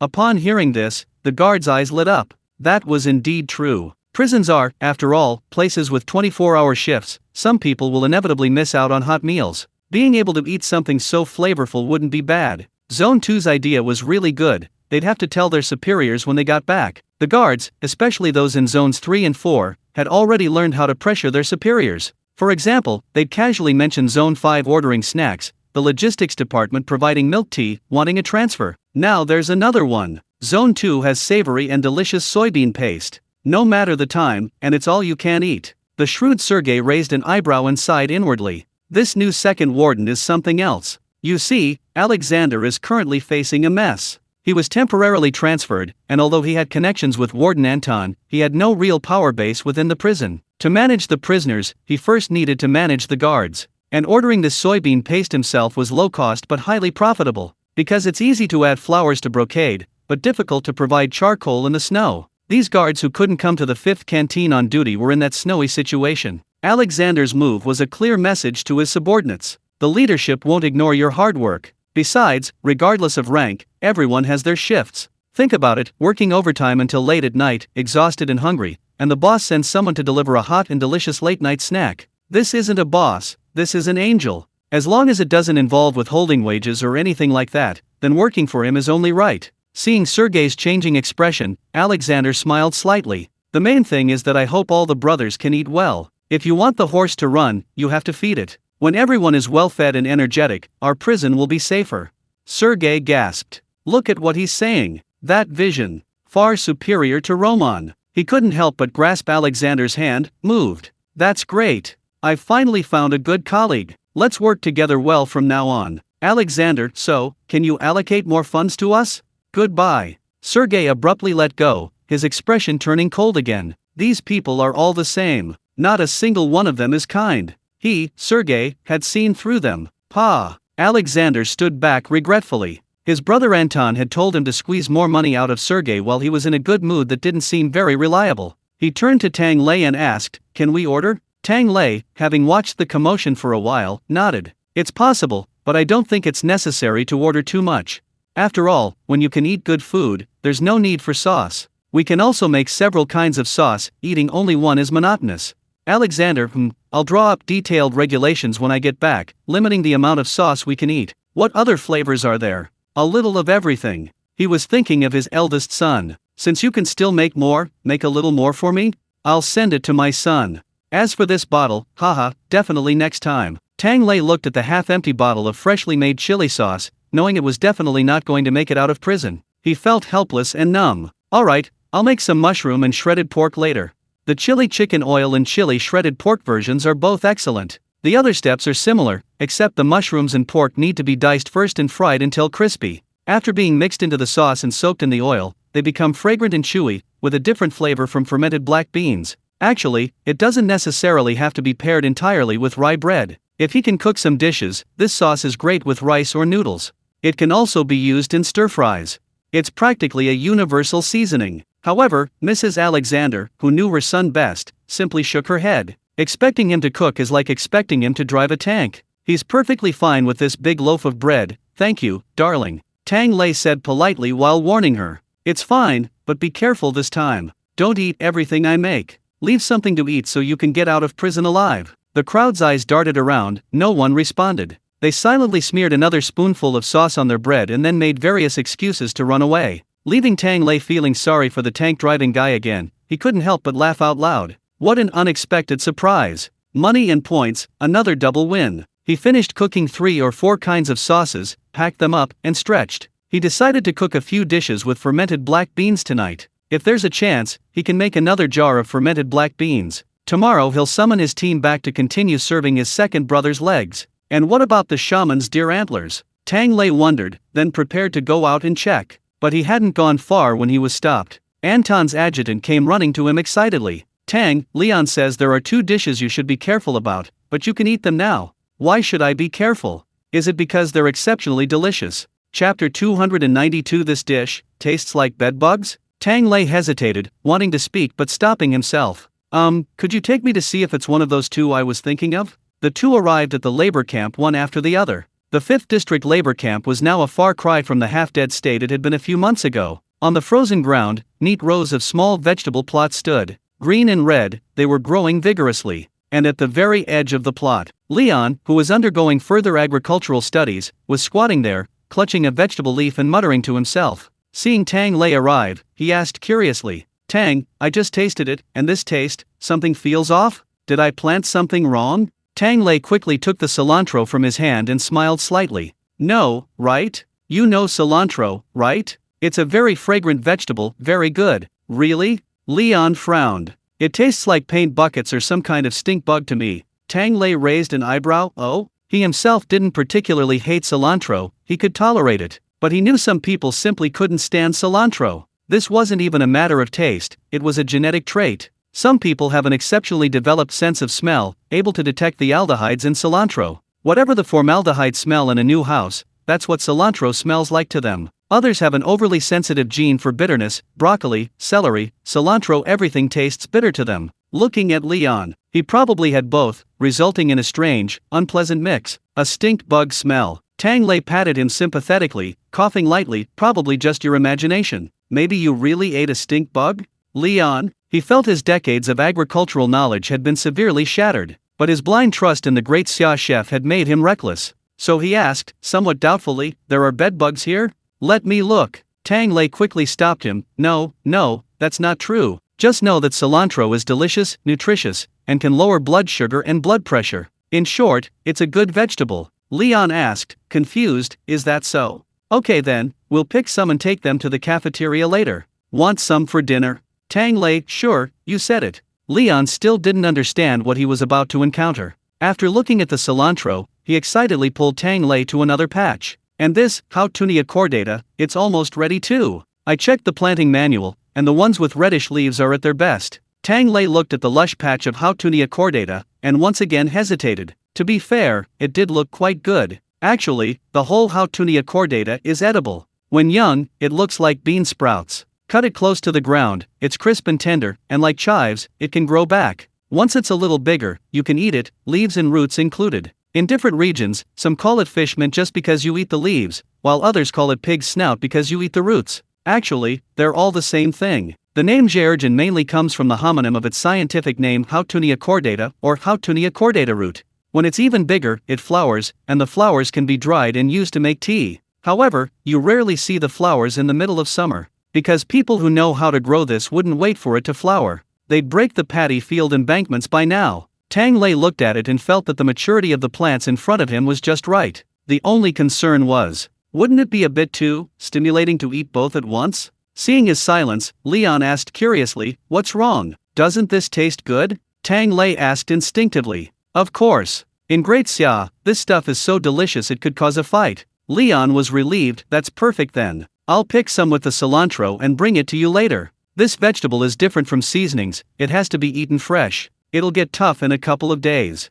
Tang Lei paused, then said with his last shred of conscience, okay, then you guys pick whatever you like. At worst, he could stir-fry some cilantro beef or make some Houtunia cordata soup. After saying that, he took a deep breath and quickly left. Tonight, hopefully, the prisoners can hold on. Behind him, Leon called to the prisoners. Coming. Come help cut some fresh vegetables, the fifth mess hall will be cooking tonight. The prisoners crowded around. New? Is it good? Leon, Tang said it's incredibly delicious. The prisoners were delighted. Then why don't you make more? Are you trying to save us food? Dig. Everyone, dig up more. Leon thought, well, leaving some roots will allow it to sprout, so he waved his hand. Then cut this piece off. Just leave this little bit, let the brothers have their fill today. Haha, that's more like it. The labor camp in the 5th district was filled with a cheerful atmosphere again. If Tang Lei knew what situation these prisoners had personally put him in, he would definitely silently pray to God 3 times. Unfortunately, he was busy looking for deer and knew nothing of this.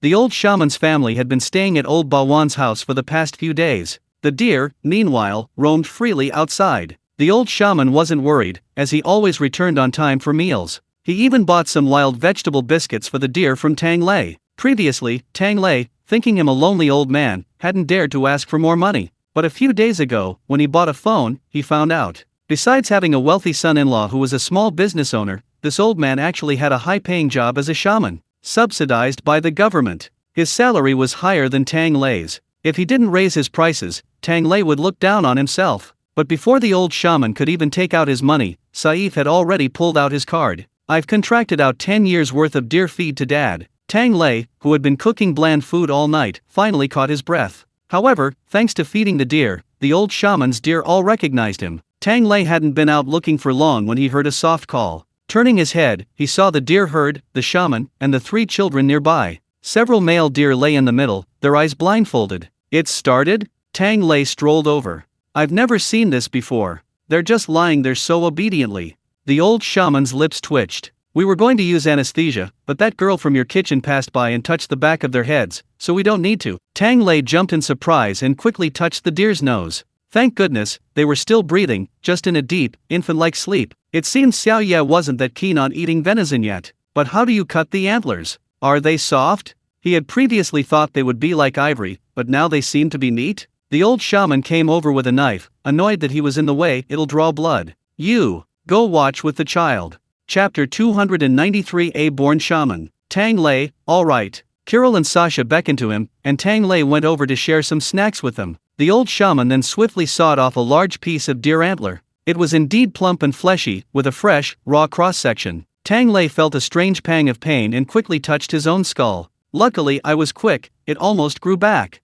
Sasha blinked at him. The antlers will be heavy if you don't cut them, but don't worry. Tang Lei nodded. Wild deer don't actually need this cut, because their antlers will change from fleshy to bony as they grow, and they'll fall off every year. Those with more skin will probably lose them in a fight before they even reach the point of falling off. Domestic deer are better off having their antlers cut off. It's not a brain, it won't make them smarter as they grow, it will only deform their skull. It's like how some people think that growing hair makes them shorter. It would hurt, of course, but deer antler is a powerful tonic for replenishing qi and blood, so it must have some special properties. The old shaman finished cutting it, then smeared some wood ash on it. In less than a minute, the bleeding stopped. A few minutes later, the deer's blindfold was removed, and it immediately shook its head, got up, and jumped away. Later, it jumped even faster. Its condition showed no sign of having been cut. Sasha smiled relaxedly, took 2 steps forward, and held out his hand. The deer ran over and nuzzled him affectionately. Sasha touched its wound. Pain, fly away. The deer nodded its head in response, as if it understood. Suddenly, an electronic voice echoed in Tang Lei's mind.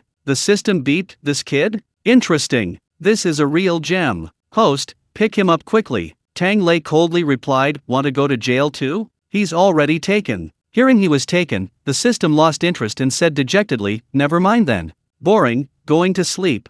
Wait a minute, Tang Lei called after it, what's the situation with this kid? The doctor said he has autism? Ha, autism? The system beeped as it flipped through its book for a while. Oh, so his family sent him to see a doctor? Tang Lei nodded, thinking to himself, could it be that the treatment made things worse? Then he heard the system mutter, no wonder he's grown so big even though he hasn't developed any intelligence. Seeing Tang Lei about to kick the riddle-filled system, it quickly explained. Hey, people whose ancestors were wealthy usually have some kind of legacy, right? It's the same all over the world. But not everyone can be as capable as our ancestors, with a whole system for them, Many young people can't compare. Their methods of inheritance are prone to problems, like that place on the western plateau of Great Xia.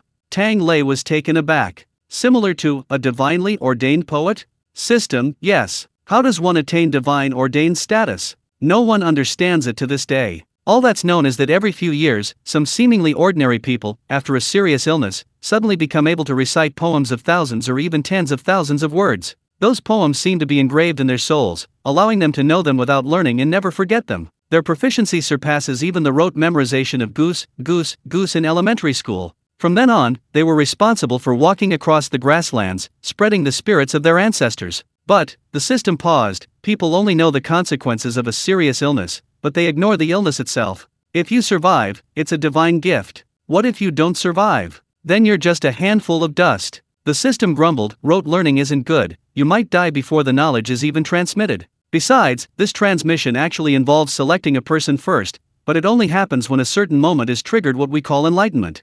If something goes wrong before enlightenment, it's all for nothing. Tang Lei nodded, like that famous llama, right? That guy was unlucky too. A normal llama's successor designates their successor the moment the previous one closes their eyes. The direction, the timing, even the posture, everything is meticulously planned, like a human GPS, precise location. But that unlucky guy got caught up in religious infighting, and nobody cared about him. He waited until he was old enough to get married. A group of monks were brought in. Then they started talking. You can't date. You have to become a monk. The young man was full of youthful vigor, who could resist that? So, he became a monk while simultaneously writing love poems, making himself miserable and his monks miserable too. The main theme was that nobody could have a good time. You're so lucky, damn it, Tang Lei sighed, you didn't make me become a monk. The system rolled its eyes with its unseen features. In our Great Xia, we value many children and many blessings. I'd love for you to buy some more. Stop, Tang Lei stopped it, continue, so Sasha is also this kind of divinely ordained?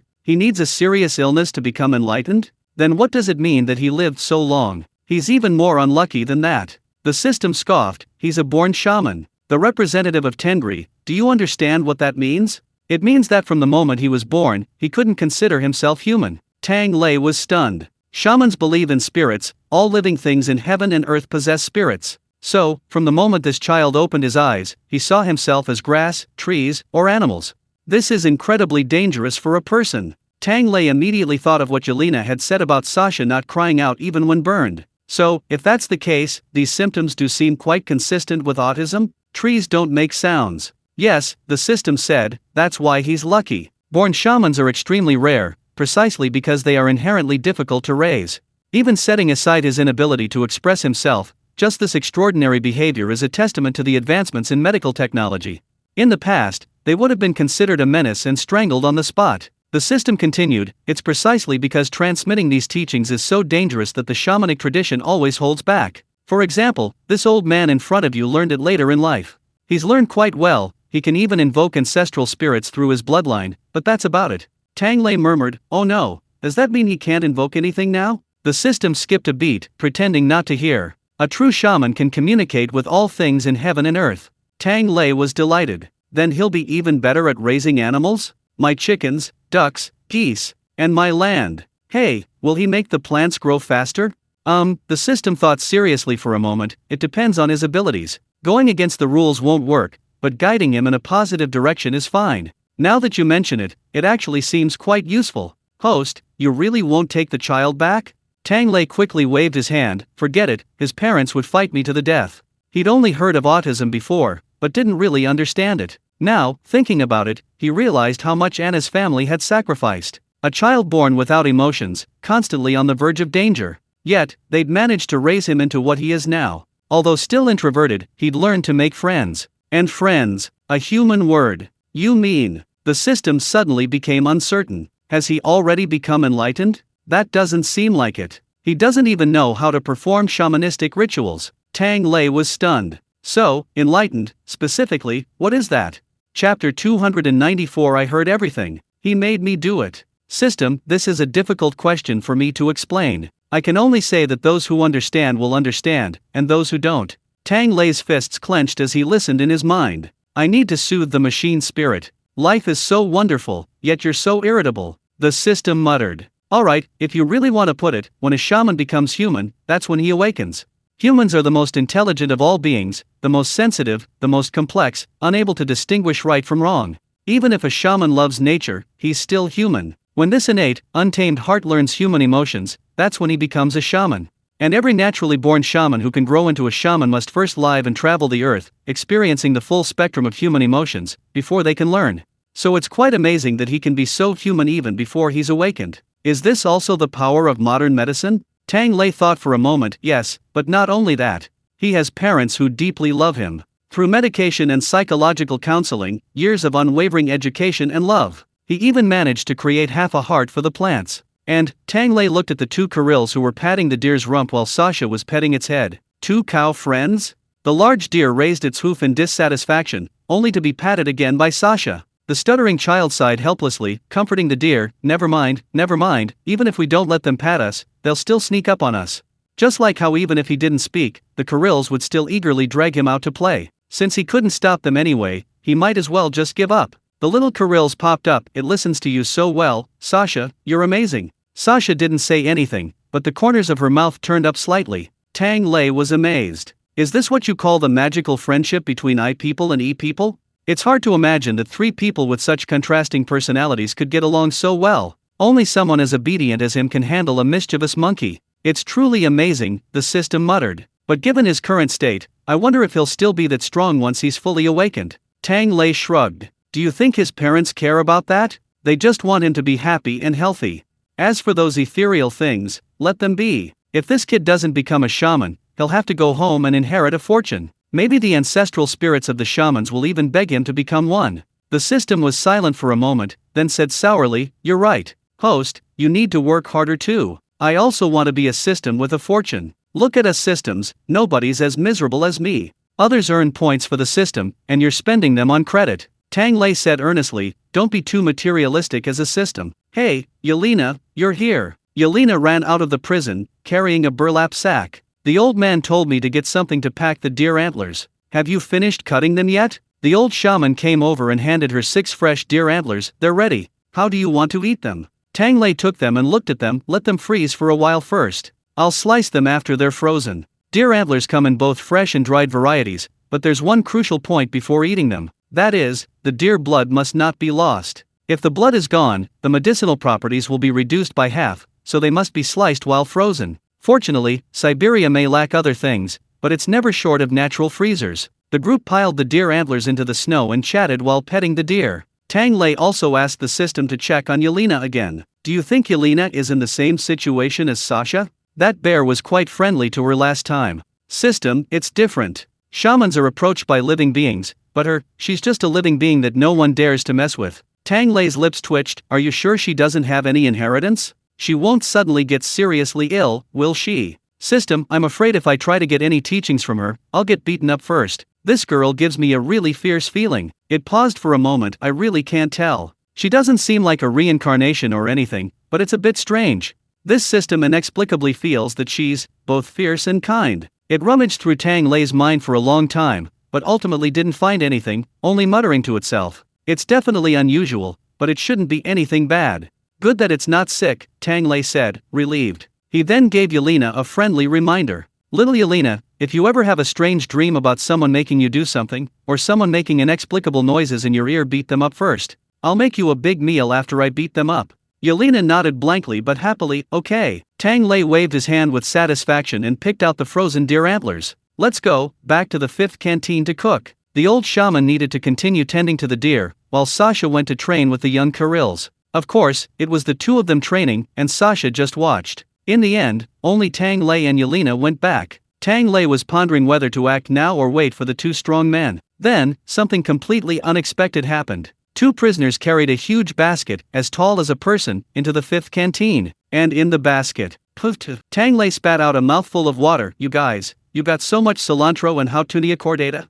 What kind of operation is this? You're up to something. The two prisoners chuckled. I heard it's delicious, so we just wanted to try something new. We cut it all. Anyway, the roots are still growing fast. We'll finish this pile today. Tang Lei. After a long pause, he said heavily. We heard you all. You made me make the extra. He originally intended to use it as a side dish or seasoning, to ease things up a bit, but now it's too late. Tang Lei picked up the cleaver, a kind smile appearing on his face. Alright, then tonight's vegetarian dish will be cilantro and hautunia cordata salad. But you absolutely have to finish it all. The prisoners, of course. Their faces clearly showed their excitement. Tang, just you wait. Tang Lei clearly saw the blatant big operation in his eyes. He shook his head, sending a message to Anton, asking him to send more prison guards to maintain order for dinner and the vegetable garden. Meanwhile, he grabbed the cilantro and hautunia cordata, and with a swift motion, began to chop. To truly savor the pure fragrance of these two vegetables, they had to be served cold.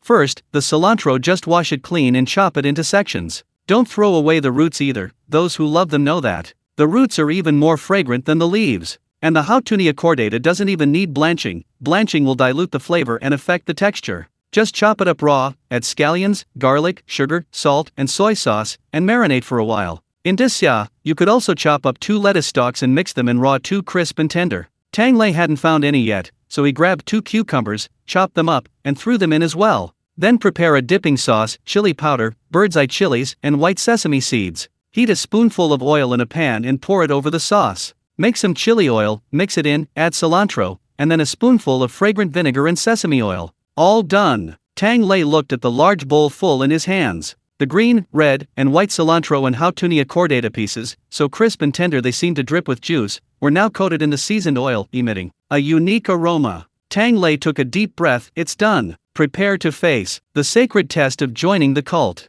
Chapter 295 Heresy. Heresy. Joining the cult? The prisoners, who were gradually entering, looked at Tang Lei with suspicion. But soon, they had no time to be suspicious. Because the first batch of prisoners had already bravely picked up a huge clump of cilantro and hautunia cordata and stuffed it into their mouths. A moment of silence. The 5th canteen fell into an eerie stillness, then someone's expression began to come alive. The first second, his brow furrowed, seemingly puzzled. So he carefully tasted it. The next second, his entire face contorted, distorted, followed by a long, loud sound. Yuck! So fishy! What is this? It's poisonous! Tang Lei took a steamed bun and used it as a microphone, holding it up to the prisoner who had reacted most strongly. Let's interview, brother, how does it feel?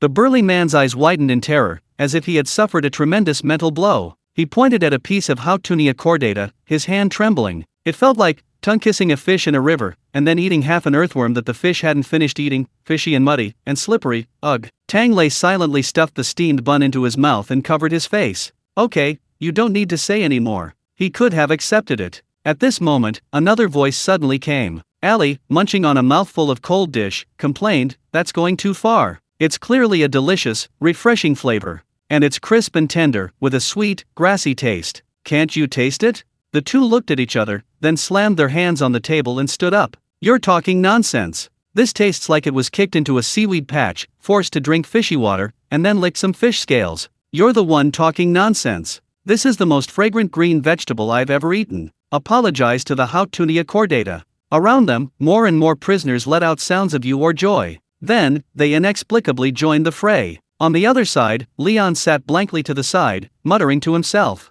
Damn it, I ate bedbugs again. How many did I eat? Where are they? I need to find them. Bedbugs? Nikita, eating coriander and Hautunia chordata, passed by. He vaguely remembered this prisoner who seemed to be quite adept at farming, and curiously approached. Suddenly, Leon sprang to his feet and reached for Nikita's food. Found it. There's a bug here. Throw it away. Throw it away. Nikita instantly flew into a rage, reaching under his wheelchair to grab his N94. Get out of here. Stay away from my food. Sir, are you blind? This is clearly a bug. I think you're the one who's gone blind. Don, what drug did you put in him? Chaos erupted in the 5th canteen. Fortunately, the prison guards had arrived in advance, so no one actually fought, they only dared to grumble. The drug addicts huddled in a corner, bewildered and trembling. They also had to be wary of being kicked while someone passed by and grumbled. These people couldn't fight, kicking them didn't count as fighting. The prison guards were initially confused and tried to stop them. What are you doing? What are you doing? You've only been well for 2 days and you're already causing trouble, huh?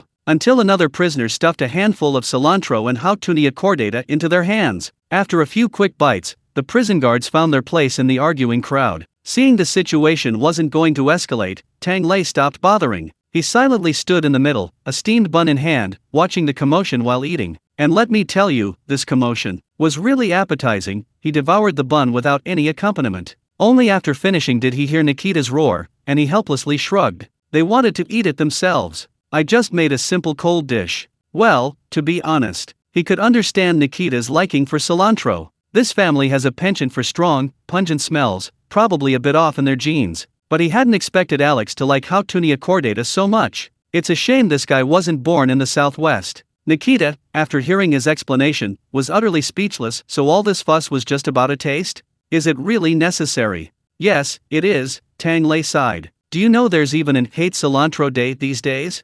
Besides, even early morning office workers can't reconcile with themselves after staying up all night scrolling through their phones, let alone different people. His words seemed to echo his own. From every corner of the 5th canteen came a chorus of curses. This is heresy. Heresy. Can't we just drag him out and burn him? I can't breathe with heresy around. Tang Lei sighed again silently, shrugging. See? This is what it means to be converted. He even had the leisure to observe. Sure enough, there weren't many who were completely unable to accept cilantro. Leon was the main one. And those who couldn't accept Hautunia chordata. That's quite a lot. Alex, along with a small group, vehemently argued back. Tang Lei finished his steamed buns and drank a glass of water, feeling full. He went to the middle of the table and tapped the food with his large ladle. All right. Stop arguing. It's a rare treat anyway. If you don't want to eat next time, don't. But, you've brought so much today, eat it all before you leave. Alex and the others' eyes lit up with surprise, while the background was filled with groans and lamentations. One prisoner cried out in despair, so why did you cut so much? Wouldn't it be better to let these heretics rot in the ground? Tang said it was incredibly delicious? Tang. Looking again, Tang Lei was nowhere to be seen. Before they could react, Alex and the others shouted. Chef Tang is right. Quickly praised the cilantro and Hautunia chordata. At this moment, Tang Lei silently slipped back into the kitchen. Damn, this ordinary person who just accepts cilantro and Hautunia chordata seems completely out of place with the fanatics outside. Terrible, utterly terrifying. Close the small door, and live a life of peace. But it hadn't been closed long when someone knocked on the kitchen door. Tang Lei looked and paused. It was a petite female prisoner. She looked vaguely familiar. She should have helped out at the 5th canteen before. He opened the door a crack and asked the female prisoner, who hadn't been involved in the dispute, "What's up?" The female prisoner smiled shyly. "Hello, Chef Tang. I suddenly have a brilliant idea. I helped make milk tea at the 5th canteen before. Didn't you encourage us to develop new flavors? Now I think, something as wonderful as cilantro would be perfect." Chapter 296. Sell this sacred fragrance to the whole world. Pulling cilantro into juice and adding milk. It'll smell amazing. Or add flour, make a cake, and top it with cream and a ring of cilantro leaves. Stop, stop. Tang Lei stopped her in horror. Don't think about such horrible things. This is terrifying. Both cilantro lovers and cilantro haters are thrown off balance. We're all human, after all. Tang Lei pleaded earnestly. Please spare us. Please treat cilantro like a regular condiment. Ah, is that not possible? The female prisoner said, utterly disappointed. However, Tang Lei's refusal was too firm, so she finally had no choice but to say something. Then, could I request a batch of cilantro? Tang Lei, fearing she was secretly researching chemical weapons, was about to refuse when the female prisoner spoke. My name is Lena, and I'm a perfumer. Before I came in, I had my own perfume brand. She rattled off a long list of names that Tang Lei hadn't heard of, but Yelena turned around in surprise. I think I've seen the captain use it? It's quite famous. Right, Lena's eyes sparkled, proudly declaring, my product is top-tier fashion. If I hadn't accidentally dug up an endangered plant while digging for spices, oh well, that's not important. Thank goodness I'm in prison. Otherwise, I'd never come across such a wonderful fragrance. Tang Lei's lips twitched, seriously questioning the mental state of this new generation of convicts. So you're thinking of using cilantro to make perfume? Lena nodded vigorously, yes. I assure you with my professional expertise, this fragrance is truly high class. Tang Lei. He couldn't help but recall the time someone tried to promote Six God in the West. Of course, that bottle of floral water was also described as a high-end perfume. Actually, it's just ordinary plants. Lena shook her head repeatedly. No, it's a fragrance that clears the mind and intoxicates the soul. It sparks my inspiration. Moreover, she smiled slyly, pointing to the prisoners outside bustling about. Those who like this scent are not only resolute, but also willing to spend money. Tang Lei, that's true. If they can fight, why worry about not having money? What a shrewd businesswoman. This prison truly harbors hidden talents. Seeing an opportunity, Lena pressed her advantage. Commander Anton said that the labor reform task in District 5 has been completed. Now it's time for everyone to generate revenue based on their own abilities. I still have a few years left on my sentence. If this new perfume is developed, half will go to the prison, 2 will be yours, and I'll only take 3. Tang Lei blinked and smiled. Sure, I have some ugly leaves I picked out in the kitchen. You can take them with you. You can pick some of the cilantro that grows later. Money isn't important. The main thing is to let more people know how wonderful cilantro is. That's right. Lena exclaimed excitedly, those heretics who don't like cilantro. I'll sell cilantro perfume all over the world one day. Let them smell it every day. Tang Lei was stunned. Goodness, she's showing her true colors. So this quiet one is the most ruthless cilantro devotee. But as long as she doesn't ruin the milk tea, she hasn't crossed Tang Lei's bottom line yet. So he waved his hand, letting Lena go off and play with the cilantro herself. An hour passed quickly, the bell rang signaling the end of the hour, and the prisoners outside, having lost their energy, dragged themselves back to their respective cells. As Tang Lei stepped outside, he saw Nikita staring at him in awe. Wow, impressive, Tang. The former thief, while in prison, developed his own political party. Today, one meal from you. My prison has been divided into several parts. Tang Lei smiled sheepishly. Oh, so many? Nikita snorted. Those who like cilantro, those who like hautunia cordata, those who like both, those who like one and hate the other, those who like one but dislike the other but can accept it, those who want to die from both. He patted the 3 children beside him. How many permutations and combinations are there? The 2 little Kirils and Sasha counted on their 30 fingers, their eyes almost lifeless. 6, I guess, Tang Lei calculated in his head. Haha, not many. The cell leaders looked at him with half-dead expressions, and Tang Lei chuckled awkwardly. It's all right, we've all finished eating. The next group probably won't be able to eat this much. It's okay. The others looked at him with suspicion. Really? We don't believe you. There was a bad feeling about this. But I really thought the cilantro was quite delicious. What? Sir, are you a heretic too? Seeing that this conversation was about to cause a major uproar, Tang Lei quickly shooed them away. Go. Stop talking. I'm off work. The wind was blowing, time to get out of there. After shooing them away, Tang Lei wandered around the cafeteria. He figured the cilantro and hautunia cordata incident was probably over. Continue curing the ham tomorrow. Time for the second salting.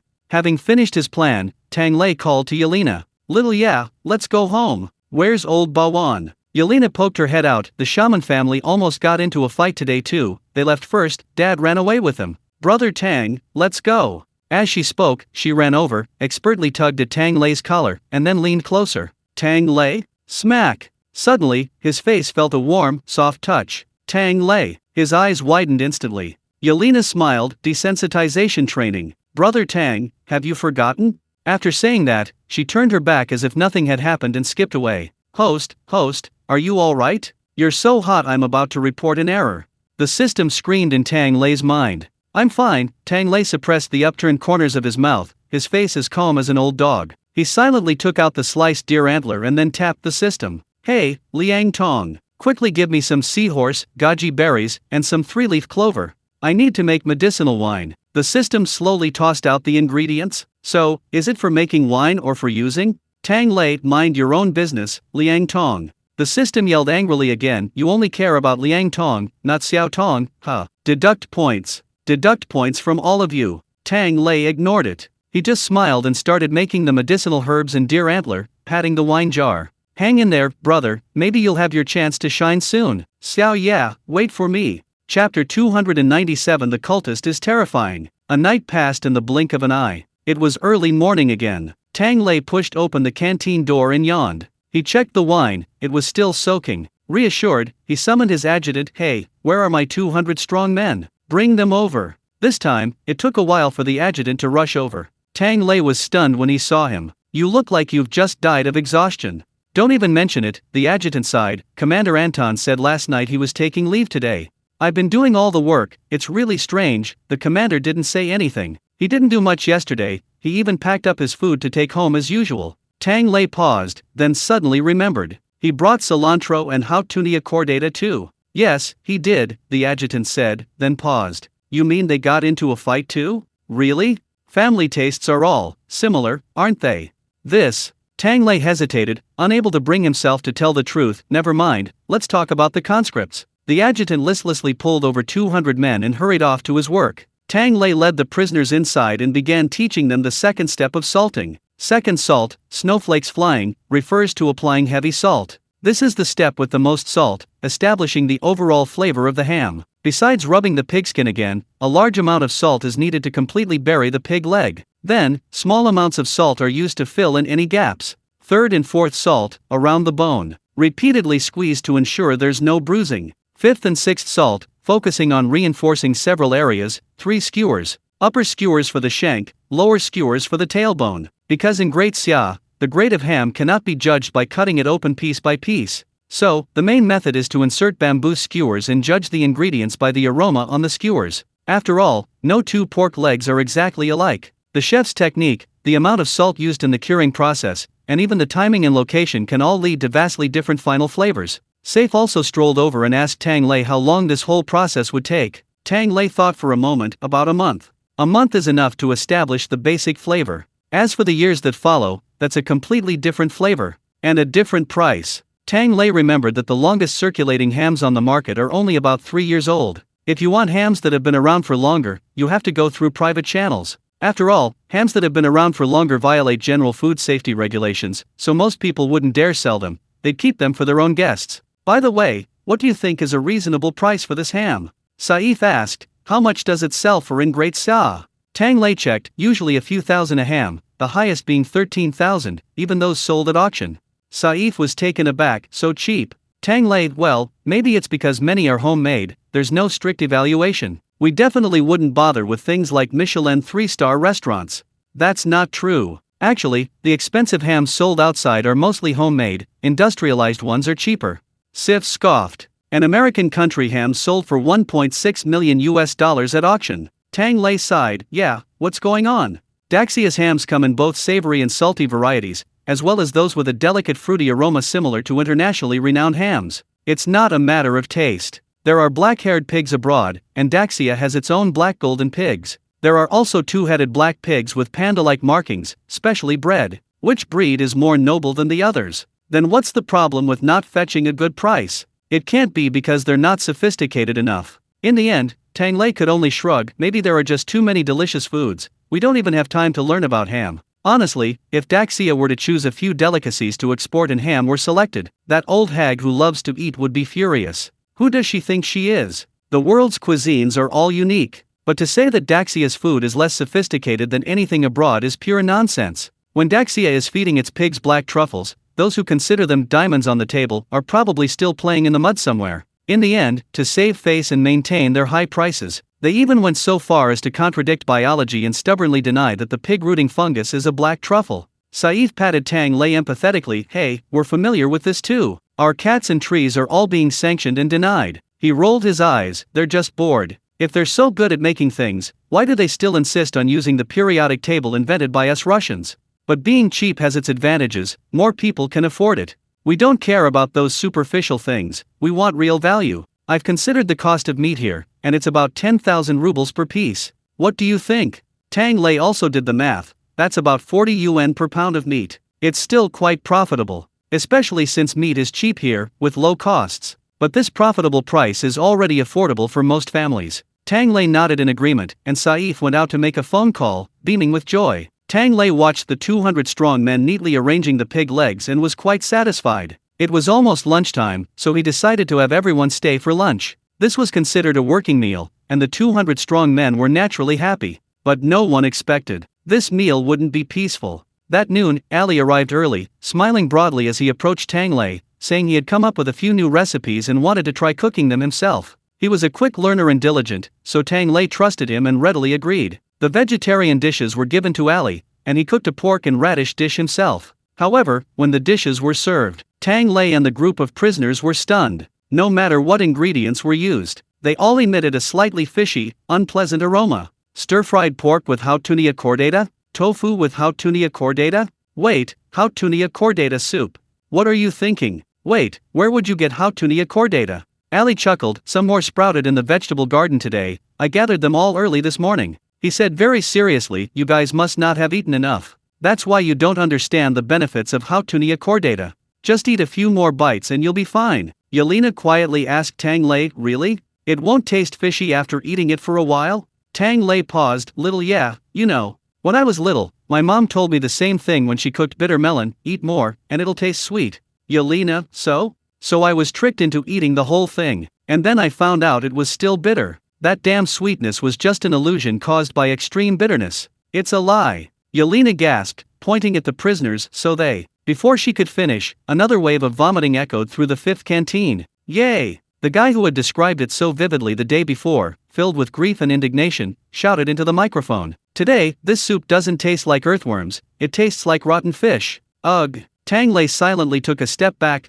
I really didn't teach you. Damn it. Overnight, Alex had mastered so many recipes without any instruction. The followers of the herb Georgian, a type of herb, terrifying indeed. Chapter 298. This is war, sir. This day. The battle of faith between cilantro and hautunia cordata. Still ongoing. When Tang Lei discovered that Ali was completely untrustworthy no matter what, he could secretly throw cilantro and hautunia cordata into the food. 3 days had already passed. 3 days. Supervisor Anton sat in the fifth canteen, eating snacks, rubbing his dark circles and sighing deeply. Do you know what kind of life I've had these past 3 days? His adjutant nodded. The two of them, their resentment combined, could feed 300 evil sword immortals. Of course I know. Didn't you bring back some hautunia cordata and cilantro on the first day, have a huge fight with your wife and daughter, and then feign illness to stay home so you wouldn't bring any more vegetables? You were sick for a day, and your wife personally came to pack up some hautunia cordata to take home, which you secretly threw away, so you were kicked out of the house and had to come to prison. Anton was stunned. How could you? Who do you think handled all the official duties these past 3 days? The adjutant said painfully. The prisoners were fighting in the mess hall, and when I tried to break it up, I got shoved a mouthful of hautunia cordata into my mouth. The day before yesterday, after that kid Ali finished cooking, someone went up to the vegetable garden that very night to dig up the vegetable roots. Luckily, Chef Tang reminded me to guard the garden beforehand. But this morning, those fanatics were furious. They stuffed cilantro filling into the dumplings. Do you know how many people threw up? Sir, this is war. Do you understand? Do you know how cruel this is? In the end, he bore the brunt of it all alone. Anton's face twitched as he looked at his subordinate, who was on the verge of turning evil. Thank you for your hard work. All right, quiet down. Nikita, along with several other wardens and the logistics department, entered from outside. He was undergoing rehabilitation, trying to wean himself off his wheelchair. Lena, after observing him, suggested he proceed gradually, starting with crutches. Nikita simply modified his beloved N94, lengthening the barrel and using it as a support. So, no matter how comical his posture was, no one dared to laugh out loud, successfully preserving the warden's authority. The group of leaders took their seats, and Nikita clapped his hands. We've gathered here today mainly to discuss the issue of cilantro and hautunia cordata. Although I think these vegetables are quite good, he added, clearing his throat amidst the complex expressions on everyone's faces. Everyone, please speak first. Oh, Tang, come out for the meeting. Tang Lei poked his head out from the kitchen, speechless. Busy. Making a few of the district's monthly desserts today. Besides, I'm the cook. What am I supposed to say if you're discussing prison management? Apart from a certain Russian, there probably isn't another cook in the world who needs to do 2 jobs for 1 salary. Nikita asked with interest, what are you making? Tang Lei waved his hand, double-skin milk pudding. He remembered this a few days ago when Mrs. Alexander came to thank him for his ginger milk pudding. He didn't dare make milk tea lately. Lena, who was dedicated to selling cilantro perfume worldwide, had given him a huge psychological trauma. So, Tang Lei, after much agonizing thought, decided to make some sweet soup to avoid the storm. He couldn't put anything weird in it. Nikita stroked her chin. You could put a few sprigs of cilantro on top as garnish. Tang Lei slammed the kitchen door and windows shut. Get down to business and have a meeting, please. The leaders outside exchanged glances and sighed silently. This is unbearable. This war drags on endlessly, and Nikita, the boss who protects and indulges cilantro, deserves much of the blame. Sir, restricting cilantro and how tunia cordata is urgent. I think. A murmured argument broke out outside, leaving only Yelena squatting in the kitchen waiting to be eaten. Tang Lei breathed a sigh of relief. Finally, some peace and quiet. Thankfully, Yelena eats everything, neither disliking nor excessively liking any particular food. According to her, she's like her heart is broken into many pieces, equally distributed to every edible thing in the world. After hearing this, Tang Lei silently fed her another handful of food. To win a woman's heart, first win her stomach. This absolutely cannot develop into something like a harem. Fortunately, Yelena's heart is currently set on double-skin milk pudding. She was curious, why is it called that? The milk even has a skin. Tang Lei nodded as he poured milk into the pot. Yes, there are 2 layers. Double-skin milk pudding is actually a very simple snack. Milk and egg whites. While buffalo milk, with its higher fat content, is best, regular whole milk will also work. The only trick is in creating these 2 skins. Tang Lei explained as he heated the milk, then poured it into a large bowl while it was still hot. After the milk cooled slightly, a thick skin formed on top. Tang Lei took a spoon and gently pried open a small opening in the skin near the edge of the bowl. Then, holding the skin down slightly with one hand and lifting the bowl with the other, he poured the milk out. Once all the milk was poured out, the skin that had been on top settled at the bottom of the bowl. Tang Lei put the bowl down and wiped his brow. Alright, the most technically challenging part is over. The rest is just a matter of beating the egg whites, adding a couple of drops of white vinegar or lemon juice to remove any fishy smell, then mixing them evenly with the poured out milk. After that, slowly pour it back into the milk skin bowl and steam it. While steaming, the bottom layer of milk skin will float to the top, and another layer will solidify on top. The final product, double skin milk pudding, is entirely solid. But on top, there will be a distinct skin. It has a rich milky flavor, is chewy and sweet. It's tender, smooth, and refreshing. Tang Lei first made a bowl for Xiao Ye and himself. He added some honey water, a spoonful of sweetened red beans, and canned fruit. It's doubly delicious.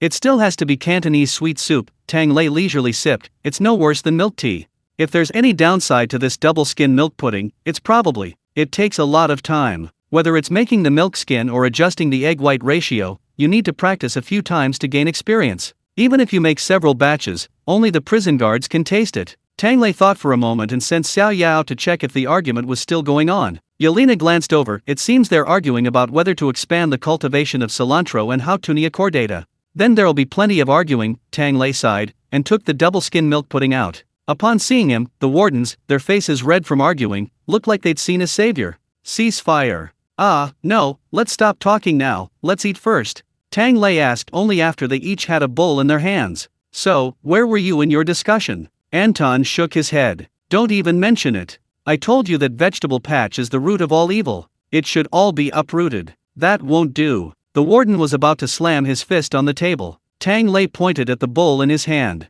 Don't get excited. Are you going to eat or not? If you're going to slam your fist, put down the bowl. The warden silently withdrew his hand and picked up the bowl to cover his mouth. I don't, it's delicious. Chapter 299. This prison can't be served, kick him out. The remaining men glanced at their bowls and gripped them tightly. They couldn't let go of them, or they'd be gone. Nikita, elegantly eating with a small spoon, couldn't help but laugh at the sight. Great, it has to be you, Tang. A bowl of double-skin milk pudding sealed the fate of this group of irritable fellows. Tang Lei sighed. Gentlemen, let's talk this out. If we finish before lunchtime, I'll make another sweet soup. He didn't want this endless wrangling to interfere with his conscription. Besides, the outbreak of this holy war, well, it wasn't entirely unrelated to him. he still had some responsibility. With his bowl sealed on one side and another, the group finally calmed down. Sergey concluded. The current situation is that we can't completely avoid it, but we also can't eat too much. We've decided to limit our cilantro consumption. One dish per week with either cilantro or hautunia cordata. Absolutely no two together. Tang Lei guiltily touched his nose. A 2-week rotation is fine. Sergey, and absolutely no cilantro or hautunia cordata appearing outside of cooking. Surprisingly, someone who absolutely hates it would die if they were caught off guard and suddenly had a bite of cilantro and hautunia cordata dumplings. Tang Lei wholeheartedly agreed, you're right. After discovering cilantro candies, hautunia cordata layered pancakes, and Sichuan peppercorn soda, he had a full understanding of human imagination. This is truly Pandora's box. Once opened, who knows what incredible things they'll do. The group argued about the planting issue for a while, ultimately deciding not to expand the planting but also not to allow any destruction. It's essentially a friendly arrangement. So, finally, there's only one problem left, Sergey said, headache in his eyes. That brat Alex. Although he's a prisoner, he learned to cook from you, and he's really got some skills. We can't stop him from cooking, but if he does, we're afraid he might suddenly do something. What do you guys say? Tang Lei was about to suggest going to talk to Alex and reason with him. Anton's adjutant suddenly approached and whispered, Sir, a lady has applied for a visitation permit in District 5. She claims to be Alex's mother. Anton's eyes lit up. I have an idea. Go and get Alex's file. A moment later, and barely suppressed joy appeared on Anton's serious face. The prisoner, Alex, is in for manslaughter. The cause of the manslaughter was that his biological father abused his mother. His sentence wasn't too severe, he'll be out in a year or two. Over the years, his mother has been constantly applying for a reduced sentence. I just checked, this kid did a good job learning to cook in the 5th canteen. He did a good job catching Luo Meng. He got reduced sentences here and there, and now his mother's here. Let's just pack this kid up and get him out of here. The others were shocked and looked at Anton with eyes that seemed to say, you're ruthless. The third warden muttered, it's just a little herb, is it really that big of a deal? Anton stopped himself in his tracks, damn it. What are you all looking at? I'm letting him out. A reduced sentence is what prisoners want most. Oh, the prison officials finally realized what was going on. Sorry, we forgot we're in a big prison. Their work lives were getting increasingly enjoyable. Tang Lei coughed lightly, yeah, that's quite a coincidence. I actually need to talk to him about something. He had originally planned to ask about Ali's sentence after the hot pot restaurant outside was almost finished. Now it's perfect. He can get out of prison and find a new job right away. But I need to ask him if he's willing first. Why wouldn't he be willing? The fourth warden said darkly and resentfully, reform and training, graduation, and job placement guaranteed, a complete solution. Even without a job guarantee, do you know how many people in my district want to transfer? He'd suffered in the 3rd and 4th districts for too long in the 5th. Never mind, the third warden comforted his fellow sufferer, the 4th, while licking the bottom of his double-skin milk pudding bowl. If you can't beat them, join them. We'll bring dessert back later too. So hurry up and finish what you've got. Let Tang continue. Anton snorted and waved for his adjutant to call someone over. Where was Alex at this moment? He was squatting head-to-head with Lena in front of the cilantro and hautunia cordata patch. Lena was inhaling the scent of the herbs with delight, a bunch of people who can't appreciate it. When I get out, I'm going to create a whole brand line for cilantro. A prisoner passed by with a worried look. So when are you finally getting out? They were so anxious. Someone even asked Alex, I remember your time wasn't long, how much longer? Alex calmly replied, a long way off, give up. He had plenty of time to cultivate this hautunia cordata patch. The prisoners immediately wailed, God, please, let this devil out of prison. Can't he just go out and cause trouble for others? We didn't deserve this. Just as they finished speaking, a bolt of lightning struck from the blue. Guard Latif came running from afar. Alex, step forward. The officer has something important to tell you. Alex suddenly had a bad feeling, but before he could think further, he was dragged away, leaving behind a few bewildered prisoners. What? God really intervened? Others passing by kicked them. Still standing there like idiots? It's thundering and raining, time to harvest the vegetables. Chef Tang's bracken beans and dried plums. Coming. They ran off noisily. Alex was taken to the 5th mess hall, nervously looking at the neatly arranged prison leaders. Although he didn't recognize everyone, seeing so many of them at Anton's level immediately told him he was in trouble. So he quickly said, Sir, I just developed a few new dishes. Anton's face stiffened. I'm not blaming you, really. I called you here to tell you some good news. Alex breathed a sigh of relief. It's good that you're not telling me to stop cooking. What is it? Anton immediately sneered. Ha! We just unanimously agree that your culinary skills have been commendable, so we've reduced your sentence. You'll be released tomorrow. You're out of Siberia by tomorrow night. What? Alex exclaimed in shock. I won't leave, sir. I'm loyal to the Siberian prison. He then turned to Tang Lei, desperately trying to signal with his eyes, Chef Tang, I'm doing my job like a beast of burden. Help! Tang Lei silently covered his face. You mean like a beast of burden? Where did you learn the great Xia culture from? He asked Alex speechlessly. Don't you miss your mother? She's come to visit you in prison. Ali was stunned. My mom? She's here. Tang Lei smiled faintly. Yes, she hasn't forgotten she has a good son. I remember when you wanted to learn cooking from me, wasn't it just so you could make her a bowl of noodles? Anton also coughed lightly. I'm not taking revenge. Whether it's your hard work and meritorious service, or j'ai urgens, this reduced sentence is what you deserve. Now, the woman who loves you most in this life is waiting for you outside. Go out, take her home. Chapter 300 Godfather. So hurry up and grab your hautunia chordata, then get out of here, Anton added. Ali's tears instantly welled up, and he sniffled, head drooping. This is prejudice against hautunia chordata. He glanced at Tang Lei again, hesitating for a long time before finally managing to utter a sentence. Is the prison still short-handed? In just a few minutes, Ali had thought a lot. Actually, I told my mom before I came in. She's still young, she shouldn't be a burden to me. She should find a good man and continue her life. If that man dares to hit her again, just say her son is a murderer, then no one will dare to bully her. Anton glanced at the records and said calmly. She's been appealing ever since you were sentenced to prison, trying to get a reduced sentence for you. I think, rather than finding a new husband, she wants to wait for you. Yes, that's why I need to protect her even more. Ali scratched his head. Even if I get out of prison, I'll still have a criminal record. So, can I apply for this job again? At least here, no one will look down on him, and the cafeteria job is considered stable. He wouldn't dare say he'd become rich and powerful, but with him here, he can definitely get mom the best meals. Besides, Chef Tang, if I leave so suddenly, will the cafeteria be able to handle it? He took advantage of the other cook's absence to subtly put them down. I'm a little more clever than Lao Lu and the others. I can be your workhorse. No, I mean, work like a horse for you. Anton's expression changed. Damn it, he forgot about that. This guy might be a bit of a workhorse when it comes to dealing with hautunia chordata, but he's actually quite capable at other times. Just as he was struggling with whether to refuse, Tang Lei spoke up helplessly. This is a prison. Your mother hasn't seen you in years, shouldn't you take her to the city for a good life? If you want to help me, I have a job I'd like to ask if you'd like it. It's about Commander Anton's comrade in arms, who wants to open a few Xia hot pot restaurants. You know hot pot, it's mainly about the broth, but you need someone to help with the seasoning and side dishes. Besides hot pot, you can add a few side dishes to enrich the menu. So, would you like to be the head chef at a hot pot restaurant? Ali was stunned. Me? Head chef? Even a prisoner like me? Tang Lei nodded. Why not? What's the point of prison? Isn't it to bring those of you who went astray back on the right track? Ali was silent for a while, then Tang Lei continued. We'll open 10 restaurants one by one, but for now, you're the only one who understands my cooking and works outside the home.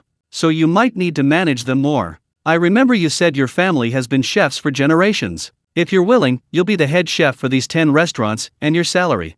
Bang! A muffled thud interrupted Tang Lei's words. Ali knelt down abruptly, bowing deeply. Tang Lei instinctively reached into his pocket for a red envelope, then realized what he was doing and quickly pulled him away. What's going on? It's not that serious. Ali refused to get up, remaining kneeling before him, cautiously asking, Chef Tang, you trust me so much, could I be considered your apprentice? Tang Lei was taken aback. Ali, his neck stiff, said, We've talked a lot about the culture of the Great Xia dynasty. I heard that in Great Xia, learning a craft requires apprenticeship. A teacher for a day is a father for life. You can't just take on an apprentice casually. Once you do, you're committed for life. I thought you didn't want to take on a prisoner. Tang Lei chuckled. No, he really hadn't thought about it. Taking on an apprentice always seemed like it would age him decades. Besides, I think I'm just teaching you how to cook. What's wrong with that? Ali shook his head. You've not only given me a skill to make a living, but you've also given me a new path. If you're willing to take me on, from now on, your family will be my family, and your enemies will be my enemies. I will share your honor and disgrace, and never betray you. He knelt on the ground, his gaze intense and devout. Tang Lei stared at him for a long time, then shook his head and smiled. Okay. Then from now on, I'll be your master. Hey! Ali grinned broadly, shouting loudly. Godfather! Poof! Tang Lei spat out a mouthful of water. Where the hell did you learn this great Xia culture? Ali, the other day, Lady Alexander showed me a TV drama. When you become an apprentice in the palace, it's like this. Delete that memory. Tang Lei painfully covered his face. I'm perfectly fine. Just call me master. He went back to the kitchen and brought out the pot of life-giving soil, inserting 3 tea leaves as usual. He then searched for a picture of the kitchen god on his phone, placed it behind the pot, and said to Ali, "Come, pay respects to the ancestral master of our lineage." Paying respects to the ancestral master above, and to the master below. That means you've submitted your name card in this lineage and can get by. Ali happily kowtowed 3 more times. Seriously, he was a very honest man. Even without the pot, his kowtows were resounding. I'm feeling a bit shaky after taking it. Ali, however, seemed quite happy with his shaky feeling, still a little dizzy. So, I'll go work at Master's Hot Pot restaurant now? Can I bring the Hautunia Chordata with me? I've never tried Hautunia Chordata hot pot before. Sure, Anton quickly said, take it all. Damn it, he really didn't want to see this stuff in prison. He brought some back a few days ago, not to eat, but to protest with his wife and daughter how inhumane this dish was. Who knew that there could be such a big disagreement among people eating at the same table? Of the 3 people in his family, besides him, one loves cilantro and another loves Hautunia Chordata. This is simply illogical. Genetics can't understand it. This also led to his miserable family life for the next few days. Get out of here by tomorrow night. Tang Lei, at least having a conscience, told Ali. Perfect timing. Anna's family is leaving tomorrow too. You and your mother can go with them. They had come because they were worried about the old shaman, but now the old man was not only fine, but also too lazy to pay attention to them as he scrolled through his phone. Although they wanted to stay a couple more days, Saif needed to go back and handle the details of the hot pot restaurant. So they had mentioned during dinner that they would leave tomorrow. But before leaving, Tang Lei suddenly remembered what the system had said and stood up. Have you finished discussing the important matters? Excuse me, I need to speak with the old shaman.